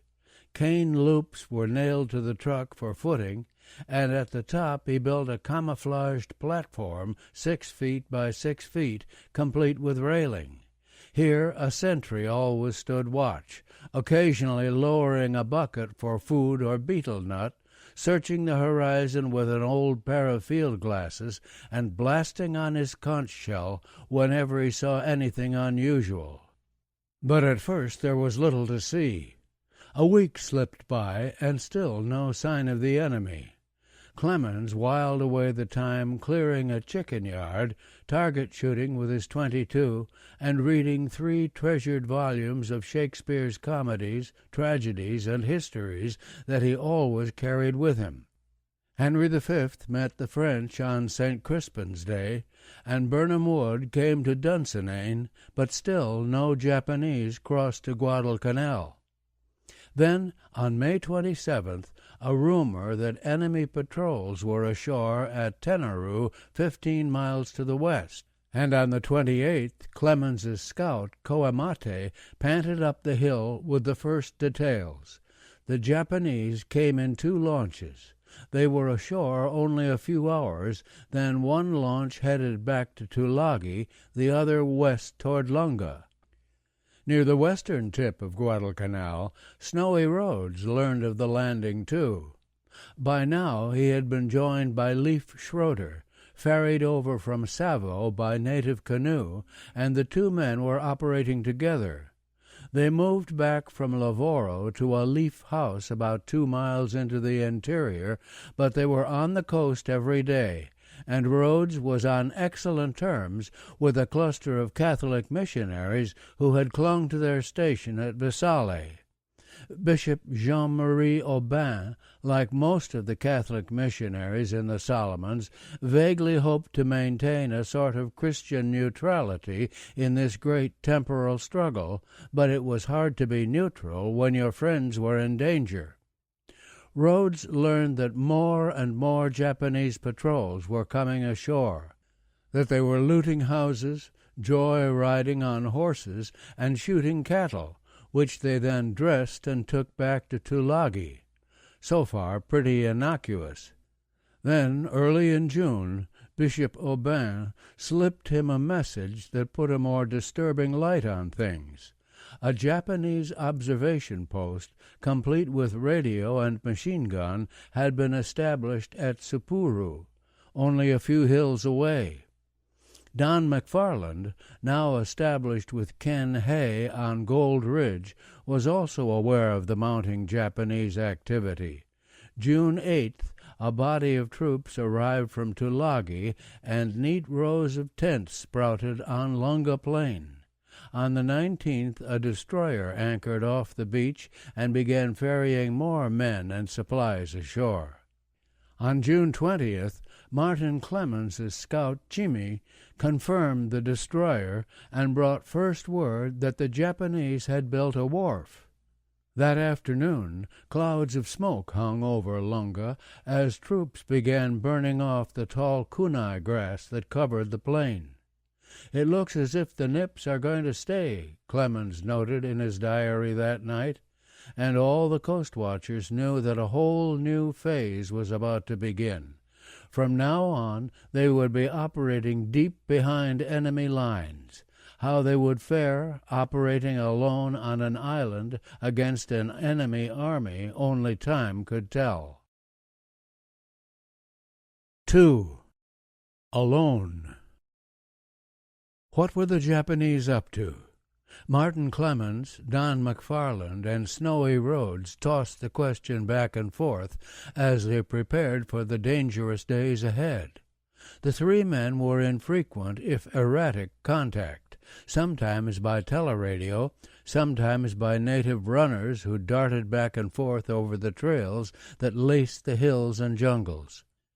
In view of reports that the Japanese troops were vandalizing and befouling the neat plantation buildings on Lunga Plain, Clemens wondered whether they really intended to stay after all. But then, why the wharf? perhaps only to ship things off the island. Snowy Rhodes was wondering, too. When the Japanese began burning the grass, he thought they might be clearing land for an airfield, but as the days passed there was no sign of construction. And the wharf? On July 1st he radioed that it was only for loading meat. On Gold Ridge, Don McFarland was equally puzzled. As late as July 3rd, he speculated that the Japanese were clearing land just to get timber for rebuilding Tulagi. After all, he wrote Clemens, it is feasible to suppose they are short of billets. July 6th, all doubts were dispelled. That morning, a 12-ship Japanese convoy came steaming down the slot and anchored off the mysterious wharf. While destroyers screened the work, the freighters and transports disgorged 4 heavy-duty tractors, 6 road rollers, 2 generators, an ice plant, 100 trucks, a completely equipped infirmary, and dozens of cases of a soft drink labeled Mitsubishi Champagne Cider.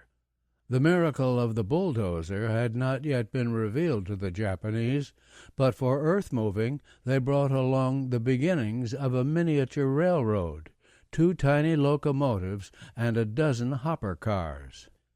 2 construction battalions also streamed ashore, along with 400 fighting troops to guard them. The Coastwatchers knew none of these exact figures, but their native scouts made them well aware of what was going on. Judging from the equipment, Snowy Rhodes's first hunch was right. The Japanese were building an airstrip.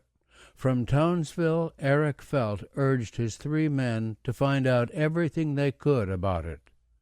The new Japanese move meant a drastic change in the lifestyle at Gold Ridge, 2,800 feet up and directly behind Lunga Plain.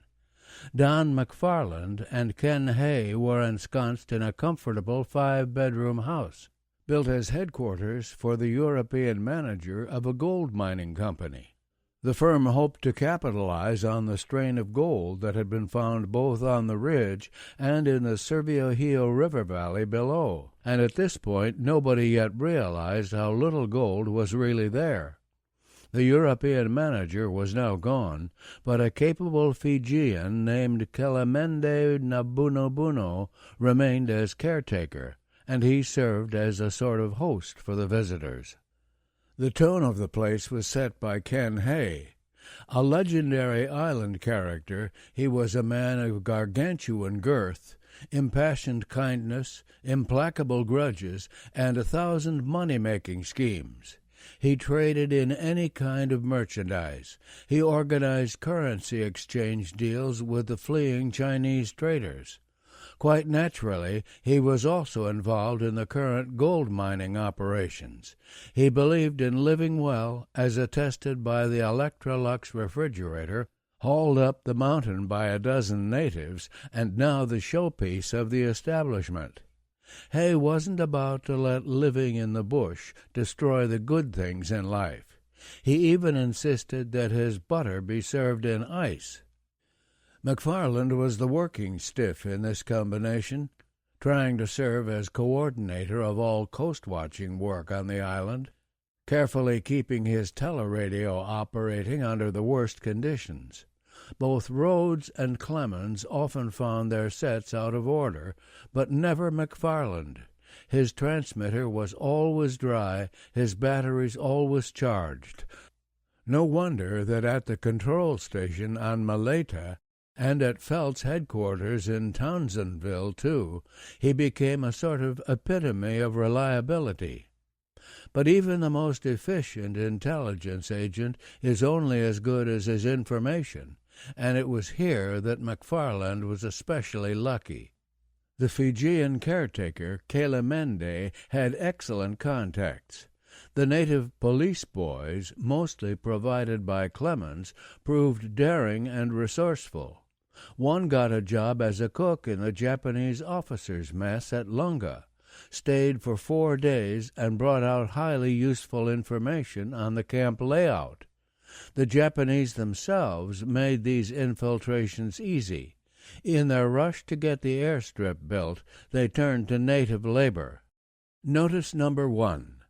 All inhabitants on this island must be ordered by Japanese government to cooperate for Japan.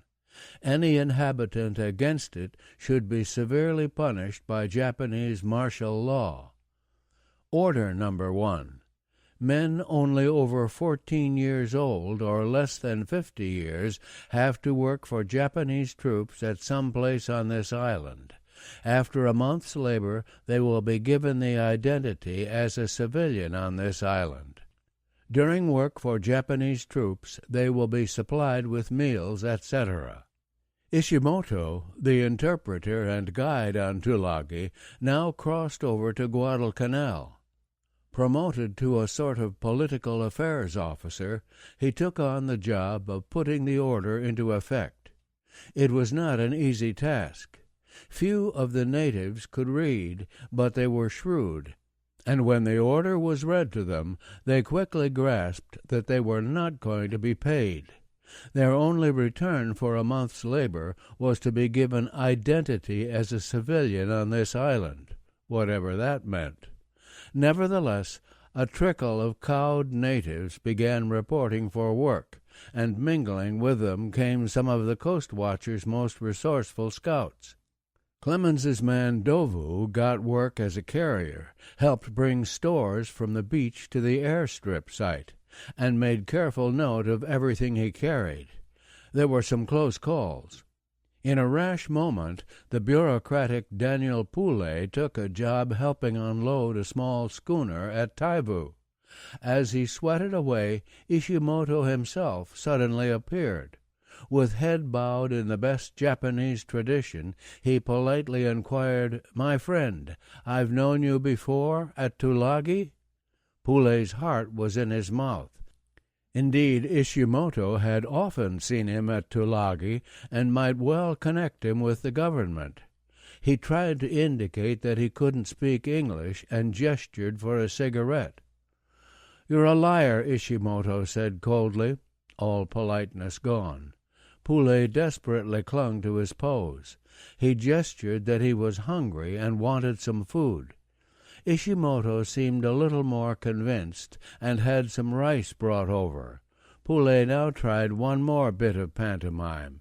He wanted some betel nut. Hesitantly, Ishimoto indicated he might go to a hut some yards away. Once there, Poulet fled and was safely out of sight by the time Ishimoto realized he was gone.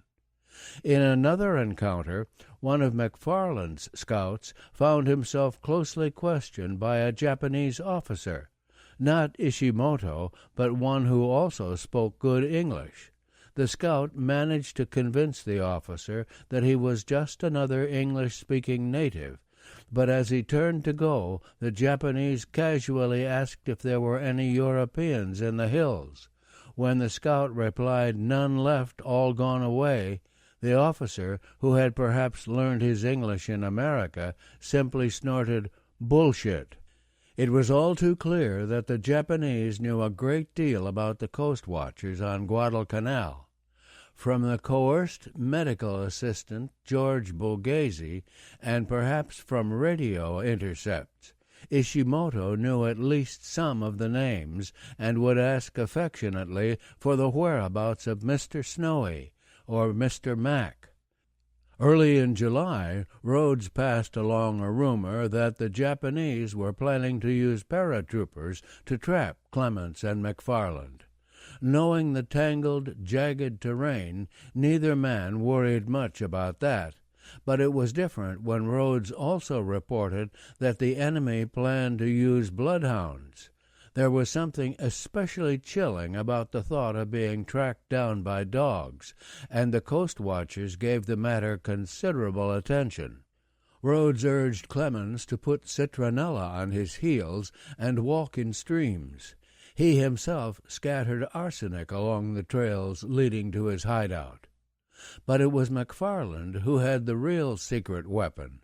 Ken Hay kept a mongrel bitch named Susie, and it was said that if her droppings were spread across the path to Gold Ridge, This would draw any bloodhound away from the scent he was following.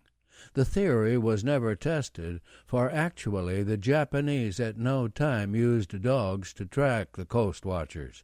They did use watchdogs to guard their facilities, and these were apparently what inspired the rumor. These were especially grim days for Martin Clemens at Parapao in the hills behind Aola. On July 4th, word had reached him that Japanese patrols were coming ashore at Taivu, nearest point on the coast and only 7 miles away. He immediately doubled his sentries and began pulling farther back the following morning. He traveled light now.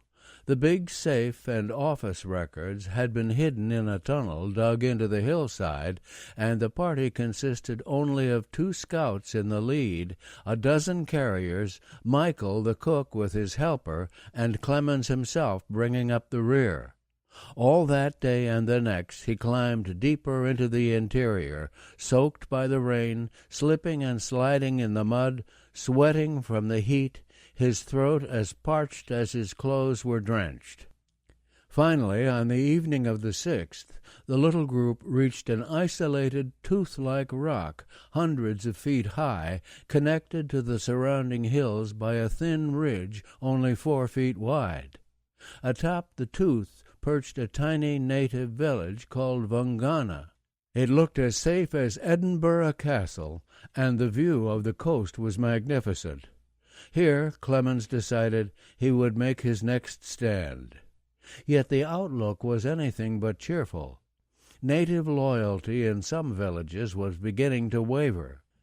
The Japanese were reported coming down the south coast behind him. His radio batteries were low. He was running out of water. On July 8th, he radioed the Malaita control station a gloomy assessment of his situation. "Cannot do very much good for much longer. Have you instructions?" He began to think about getting off the island. There were a couple of boats hidden on the south coast. Maybe he could reach them. That same day he radioed Gold Ridge asking whether McFarland intended to evacuate and suggesting that the government ketch be left for Clemens himself, if need be. Back came the laconic yes. The strain grew, and on the 14th Clemens asked his diary a rhetorical question that caught all his weariness and discouragement in just 4 words. "O Lord, how long?" Snowy Roads felt the pressure too. Ishimoto had visited Visale looking for Europeans, and while Bishop Oban managed to fend him off, there was no telling how long the old man could play dumb. Nor could the Japanese fail to notice the track that Rhodes had by now beaten between the coast and his hideout in the hills. July 9th, he decided it was time to move. Traveling mostly at night, a party of 24 carriers brought his rice, kerosene, benzine, and the teleradio down to the west coast of the island. Here everything was loaded into his launch, hidden for just this emergency, and again, traveling by night, he headed down the coast. 12 miles, and Rhodes was at the mouth of the Hilavo River. Here he unloaded his gear onto the beach, sent the launch away, and began waiting for a fresh group of carriers who would meet him at dawn. It was still dark, so he hid his supplies under some coconut fronds and lay down in the sand for a nap. The sound of a diesel engine woke him up. There was no chance to run for cover without being seen, so he rolled under some leaves and waited. In a few seconds he could make out a Japanese barge edging along the shore toward him. Aboard were about 40 soldiers and the ubiquitous Ishimoto. Rhodes hardly dared to breathe. If he was seen, he was lost, as the barge crept within 100 yards. Then, finding nothing, it chugged on down the coast. An hour later the carriers arrived with 2 canoes, and Rhodes was on his way up the Hilavo. A 2-mile paddle, another mile of walking, and he finally reached his new hideout, a leaf house built in the foliage near the river bank. Here at last he felt safe for the moment. At Gold Ridge, the situation looked so dangerous that on July 8th, Eric Felt ordered Don McFarland to fall back to the most inaccessible part of Guadalcanal and keep radio silence until needed again. McFarland lingered on, but he began preparations to withdraw and even talked evacuation with Martin Clemens. The place seemed dreadfully exposed. Nor was security helped by 3 more refugees. The newcomers were F.M. Campbell and his 2 teenage sons, Jack and Pat. Campbell had been an early district officer who married a native girl, retired to grow copra, and was now mining gold on land leased from the government just below the ridge. Along with another doughty individualist named Andy Andreessen, Campbell had continued prospecting regardless of the war swirling around him. As the Japanese swarmed onto Lunga Plain, he complained in a note to Martin Clemens, "It's all very upsetting and not conducive to the health or good gold digging." At last, as Japanese patrols began fanning inland, the Campbells decided they should, as young Jack later put it, forget prosperity and head for Gold Ridge. Andreessen remained at his house by his claim, but he led scouting parties for McFarland, occasionally coming up to the ridge to discuss the latest developments. There were now nearly 100 people clustered on Gold Ridge, counting McFarland's scouts, Hayes' servants, and about 30 natives brought along by the Campbells. Only McFarland and the scouts had much to do. The rest settled back, relaxing uneasily, surrounded by danger for literally hundreds of miles.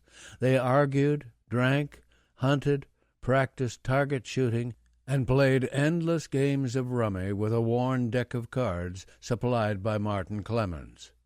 So many people doing so little couldn't help being conspicuous, and it was probably a group of them loafing together that finally attracted the attention of 2 Japanese Zero float planes on the morning of July 12th. Down they roared in a strafing run as the Gold Ridge group dived for the bush. The hideout had been discovered. McFarland decided to move back at once. 2 hours of frantic packing, and they were on their way. They headed south, made about 4 miles, and camped for the night. Shortly after dawn they were on their way again, down into a dark valley, then up the next range to the top of Mount Janapo, then down again into the valley behind that. It was back-breaking work, especially for the lumbering Ken Hay. Finally, they tied a rope around his waist, raising and lowering him over the roughest places like so much bulk cargo. July 14th, they struggled into Bombadea, a primitive native village on the banks of a swift stream called the Sudakiki. Here McFarland decided to make his new camp. He had by now put 2 whole mountain ranges between himself and the Japanese. That should be enough, and if not, there were good escape paths leading to the south coast. The Campbells joined him, while Hay and Andreessen moved into nearby settlements.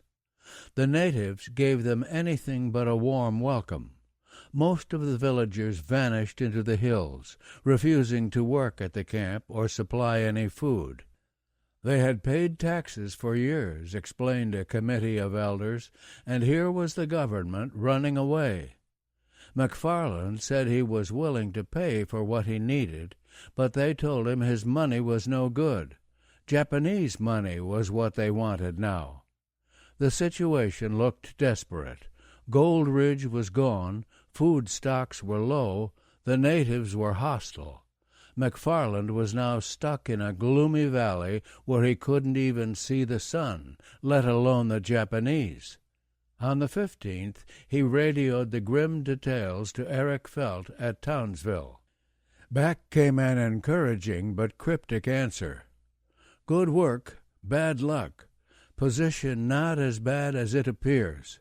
Stay in bush, but do not, repeat, not transmit from any position within 10 miles of your camp. Stick it out for 4 more weeks, and I will rescue you, but do not move to beach until instructed."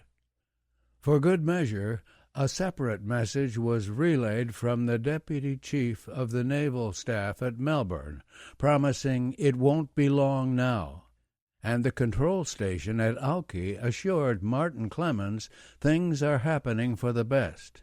"There is a big stunt brewing," McFarland wrote Clemens on the 19th, his first cheerful letter in days, and on the 21st he elaborated, "It is only a matter of a few weeks, and we will be in the money again. My advice is, sit pat. Either come here or keep in close touch with us and wait for the big event." For Martin Clemens, the outlook wasn't nearly so rosy. His carriers had vanished, his teleradio wasn't working, and worst of all, he learned from the natives that Ishimoto had visited Aola for the first time with a lugger full of troops. They had torn apart the office, dug up Andrew Langabia's garden, and carried off his potatoes. Andrew himself underwent a stiff grilling, but he was wearing only a pair of shorts and managed to pass himself off as a bush boy. Suddenly, Vangana no longer seemed like Edinburgh Castle. With Ishimoto now concentrating on the eastern end of Guadalcanal, Clemens felt terribly exposed in his lofty perch. He decided to pull back once again, hoping for some place less conspicuous. At 9 a.m. on July 19th, he started off, heading ever higher and deeper into the interior. On the 20th, the path faded out and the party continued up a river, usually waist-deep, against a swirling current. His last pair of shoes gave out, and for a while he hobbled along on bruised and bleeding feet. One of the scouts finally made him a pair of sandals out of a mail bag, and Clemens ruefully recalled the regulation against damaging government property. Late that afternoon they climbed a nearly perpendicular rock face to reach a village of just 4 huts called Vuchicoro. At last he felt safe again and ordered the party to make camp. It was pouring rain and the radio still didn't work, so he whiled away the time rereading his Shakespeare. As a substitute for supper, he made up the menu for the first dinner he'd have if he ever got out of this alive. Toharoa soup from New Zealand, lobster Newburg, and duck with green peas. Then he munched a soggy piece of hardtack and curled up to sleep. Snowy Roads was in trouble, too. One day, as he sat in his leaf hut up the Hilavo River, the place that seemed so safe, he was visited by a native who had been working on the Lunga airstrip. The native brought word from the Japanese commander saying they knew where Snowy was, they were coming to get him, and when they did, they wouldn't execute him, they were going to cut off his hands and feet.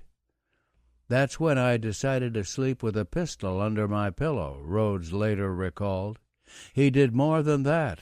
A friendly native told him about a secret cave 2 miles deeper into the jungle, and he lost no time moving there. Arriving, he found it was not so much a cave as a long ledge of overhanging rock, but it was perfect for his purposes. Adding a leaf veranda, he had room for himself, 20 carriers, and all his stores. As was his invariable custom, he hid the teleradio in a separate place, this time in a leaf hut a mile away. Making sure that its location was known only to the 4 natives who built it, he once more felt relatively safe. At Bombadea, Don McFarland was again beset by doubt. Food was low, and the carriers were deserting. There were reports of a 500-man Japanese force coming down the south coast. This could cut off all escape. When Eric Felt said to stick it out for 4 weeks, that didn't seem longer, but the last 10 days had been hell, and now it seemed a lifetime. "We are living on hope," he wrote Clemens on July 28th. "If nothing happens before the weekend, I intend to flit. I would suggest you do likewise. Patrols are approaching the ridge, and I don't intend to wait here until I can't get out. I may be wrong, but I am going to get out before it is too late." But of course he stayed. Every once in a while a man discovers he can go beyond the limits he sets for himself, can endure more than he ever dreamed he could. And so it was with Don McFarland. His deadline, Friday, July 31st, came and went, and still no sign of the Allies. But he did not flit, as he liked to put it. Instead, he found himself writing Martin Clemens, "We will hang on for a few more days, as you suggest. I suppose we must have faith." So it was back to the teleradio and the latest information he could get for Townsville. Kelemende slipped up to Gold Ridge again for another look at the Japanese airstrip. They were working on it 24 hours a day now. The construction crews used great flare-like lights at night. The runway, a scout reported, was red clay and gravel over grass. It looked almost finished. Clemens and Rhodes had their scouts out, too. In 3 months, these primitive natives had learned a lot about the ways and toys of civilization. They now reported trucks and tractors and destroyers with breezy familiarity. Yet there were mix-ups. On July 29th, Bingiti reported planes with wheels on Halavo Beach at Tulagi. If true, this meant there was a second Japanese airstrip. Clemens's teleradio was working again, and he immediately relayed the report to Townsville. To McFarland, this was simply incredible. Halavo Beach was only 20 yards long, and he was right. It turned out that some Zero float planes were resting on bogie wheels, and Bingiti's informant mistook the bogies for landing gear. On August 1st, Daniel Poulet sent Clemens a particularly detailed report with a map of Lunga Plain showing tents, workshops, bomb sheds, and a wireless station. Trenches and dugouts were neatly marked in red pencil. There was no way to forward the map, but Clemens radioed the information to Townsville. Back came an urgent query for the exact location of the wireless station. Clemens managed to oblige in 10 minutes. Still, how much longer could they last? McFarland was now living mainly on potatoes and a melon-like fruit called pawpaw. Clemens on taro root and an occasional pumpkin. Native support was falling apart, and this could be fatal. With it, the Coastwatchers might somehow luck through. Without it, they were lost. So far they had managed, but the native chiefs were practical men who couldn't afford to stick with a loser if the Japanese were really going to take over the island. The Tasimboko villagers were now openly pro-Japanese, and some of the settlements around Visale were leaning that way. At his cave near the Hilavo, Snowy Rhodes learned that the local chiefs had held a meeting and decided he was too much a liability to have around. They were sure he would ultimately be caught and the neighboring villages wiped out for harboring him. The solution was to liquidate him themselves first and take his head to the Japanese. At this point, a chief named Pelisse objected. Rhodes had a rifle with 1,000 rounds and was a good shot besides. Even if they attacked at night, many of them would be killed. As for himself, he had promised to help Rhodes, and he would keep his promise. On this note, the chiefs deferred their decision. But for how long? And how many Pelisses were there on Guadalcanal? On August 3rd, Don McFarland decided to join Martin Clemens for what might turn out to be a last stand. He had no carriers and wrote Clemens begging him to send any he could round up. "I know it is tough, but if you can't do it, then I'm afraid I have no chance." But even in these dark hours, the Coastwatchers somehow managed to keep up a steady flow of information for the insatiable brass at Townsville and the control station at Auki on Malaita. Headquarters was no longer offering soothing advice to lie low. On August 4th, Auki fired off a particularly urgent request. Any reliable additional information as to number, type, location, troops, positions, types, and caliber of guns to be sent now. During the next 31 hours, Clemens sent 8 different messages giving his scouts latest information on Japanese troop billets, mess facilities, bomb and fuel storage, trenches, and the planting of a naval gun for coastal defense. McFarland was having less luck. At 3:30 p.m. on the 5th, he gloomily reported, "Cannot obtain anything reliable. Native reports very conflicting." Then 5 hours later, pure gold. The competent Fijian Kellemende was now back on Gold Ridge and had his own contacts out. 2 of them had been drafted by the Japanese to work on the airstrip. They had escaped during an Allied bombing raid, and Kellemende rushed them down to McFarland on the Sudakiki. From the information they supplied, he radioed the most complete picture yet of the situation on Lunga Plain. One approximately 6-inch gun on hill behind Lunga Strip. AA guns on Sand Beach. Light caliber, approximately 2-inch. Of these, Scout saw 3 Lunga, 6 Kukum, but our others stop. No armed fighting vehicles observed. Stop. Runway in position previously mentioned, but is gravel and clay from nearby hills, not cement. Stop. Upon 31st July, when near completion, runway hit. Also road roller, but one still remains. Stop. Hangar in course construction near runway. Stop. As near as can be gauged from tent and hut accommodation, of which half Labor Corps. It was just the kind of information needed by the Allied invasion armada now plowing north through the Coral Sea toward Guadalcanal. This great force was the immediate result of the danger posed by the Japanese airstrip, but its genesis could be traced much further back.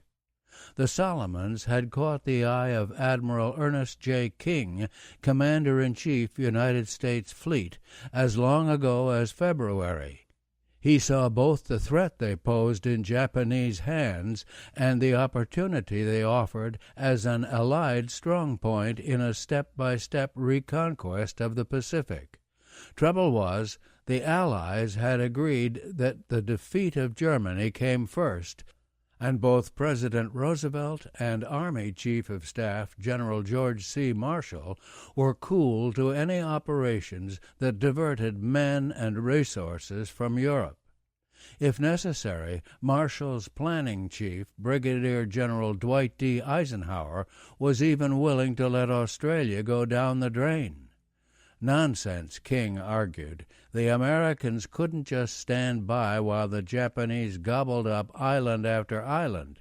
It was all very well to beat Hitler first, but certain minimum steps had to be taken to stabilize the situation in the Pacific. Ernie King was a man of ruthless determination. They always call on the sons of bitches when they're in trouble, was the way he is supposed to have explained his own appointment as Comench. But he was enormously respected. All spring he kept hammering away for a limited offensive in the South Pacific, and in the optimistic atmosphere that followed the great American victory at Midway, his persistence finally won out. By July, King's War Plans officer Rear Admiral Kelly Turner had developed a plan calling for, among other goals, the capture of Tulagi and the simultaneous occupation of an airfield or airfield site on the north coast of Guadalcanal. King and Nimitz quickly approved, and Turner was put in charge of the amphibious force. Christened Watchtower, the Tulagi landings were set for August 1st, only a month off. July 4th, and the whole scheme picked up tremendous momentum. That day, Nimitz's industrious code breakers deduced that the Japanese were planning major landings on Guadalcanal. Coastwatcher messages and aerial reconnaissance soon made it clear that the enemy was already doing just what the Americans planned to do: build an airstrip on Lunga Plain. This airstrip, eyed so avidly by both sides, suddenly became the focal point for the whole operation. It was what made Guadalcanal, code-name Cactus, so important.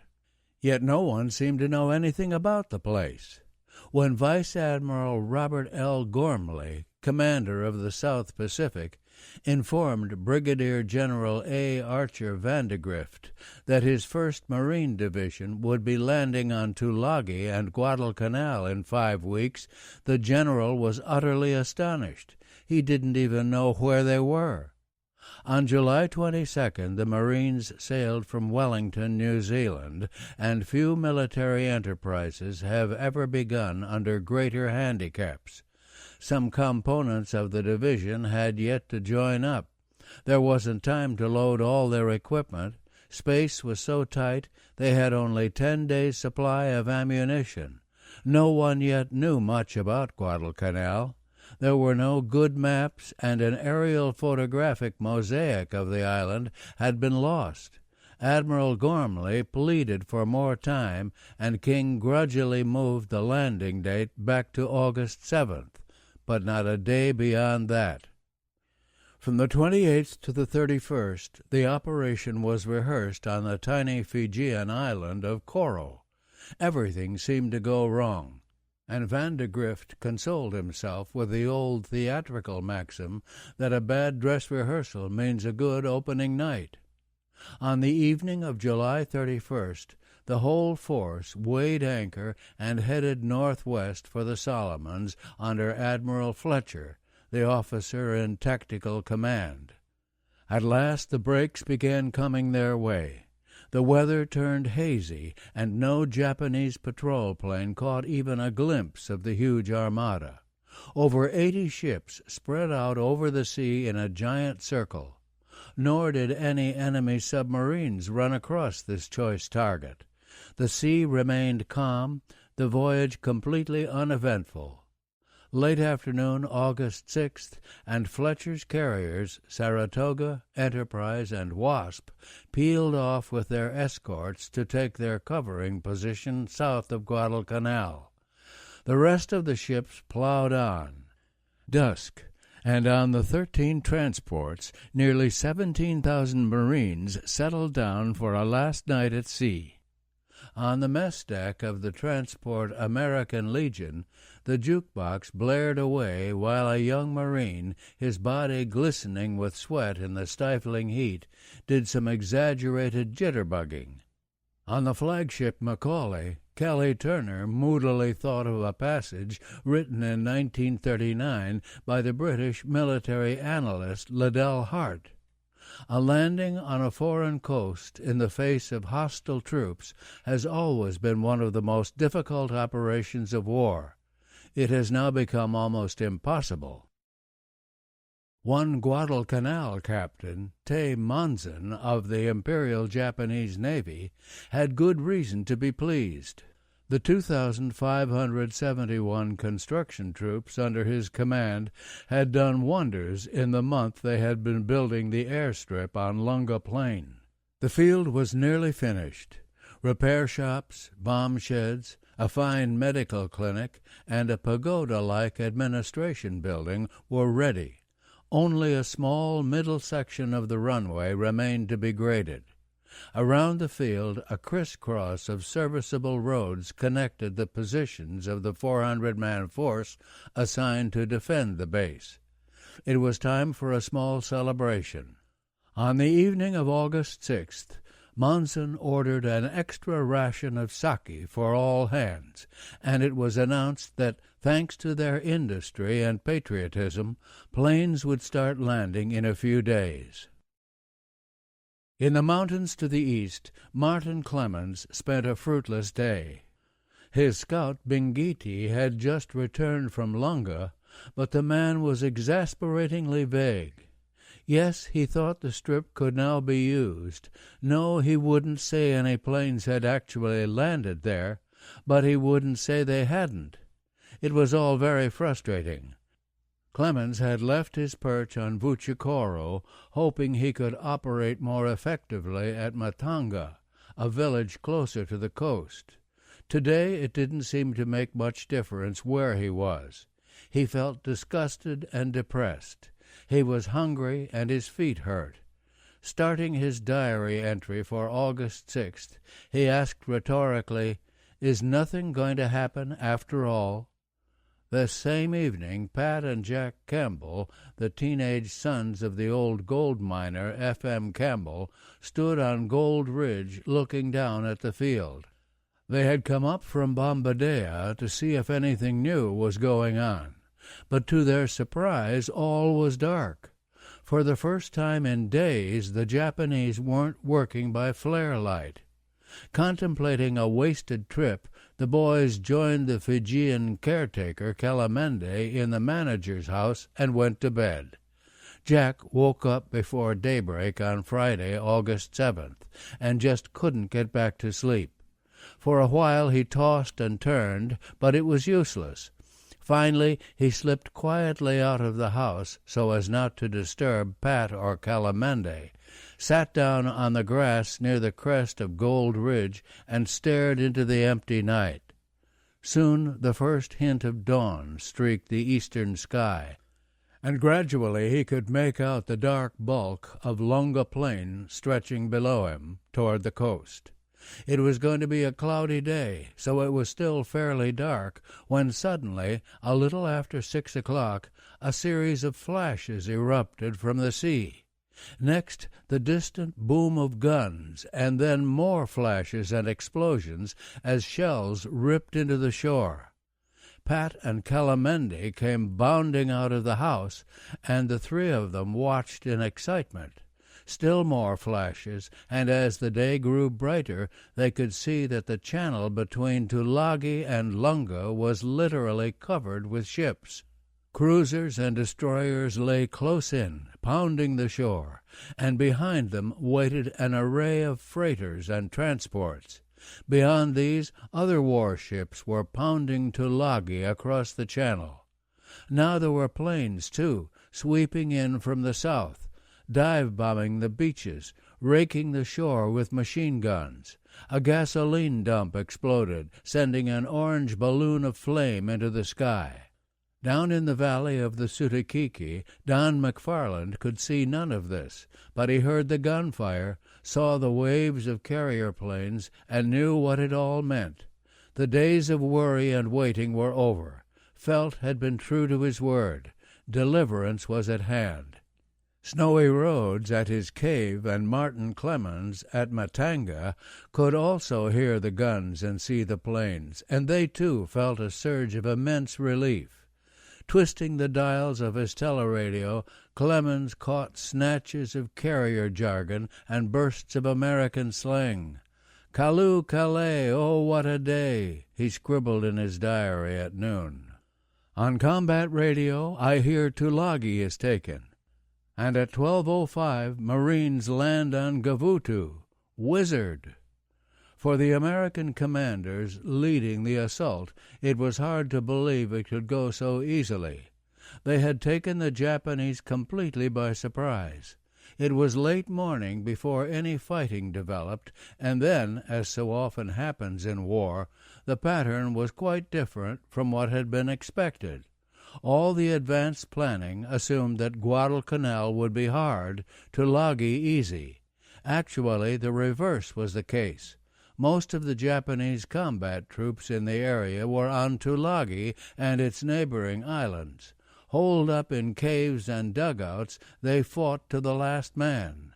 No such problem on Guadalcanal. The Japanese were mainly construction troops with little stomach for fighting, and the 400-man defending garrison couldn't make much of a dent. Together they all fled west into the bush. The Marines pushed in and along the coast, incredulous at first, then exhilarated. Would it all be this easy? Not if Vice Admiral Gunichi Mikawa could help it. Like everyone else at Rabaul, the commander of the Japanese 8th Fleet had been caught off guard by the blow. Now he quickly hammered out a counterstroke.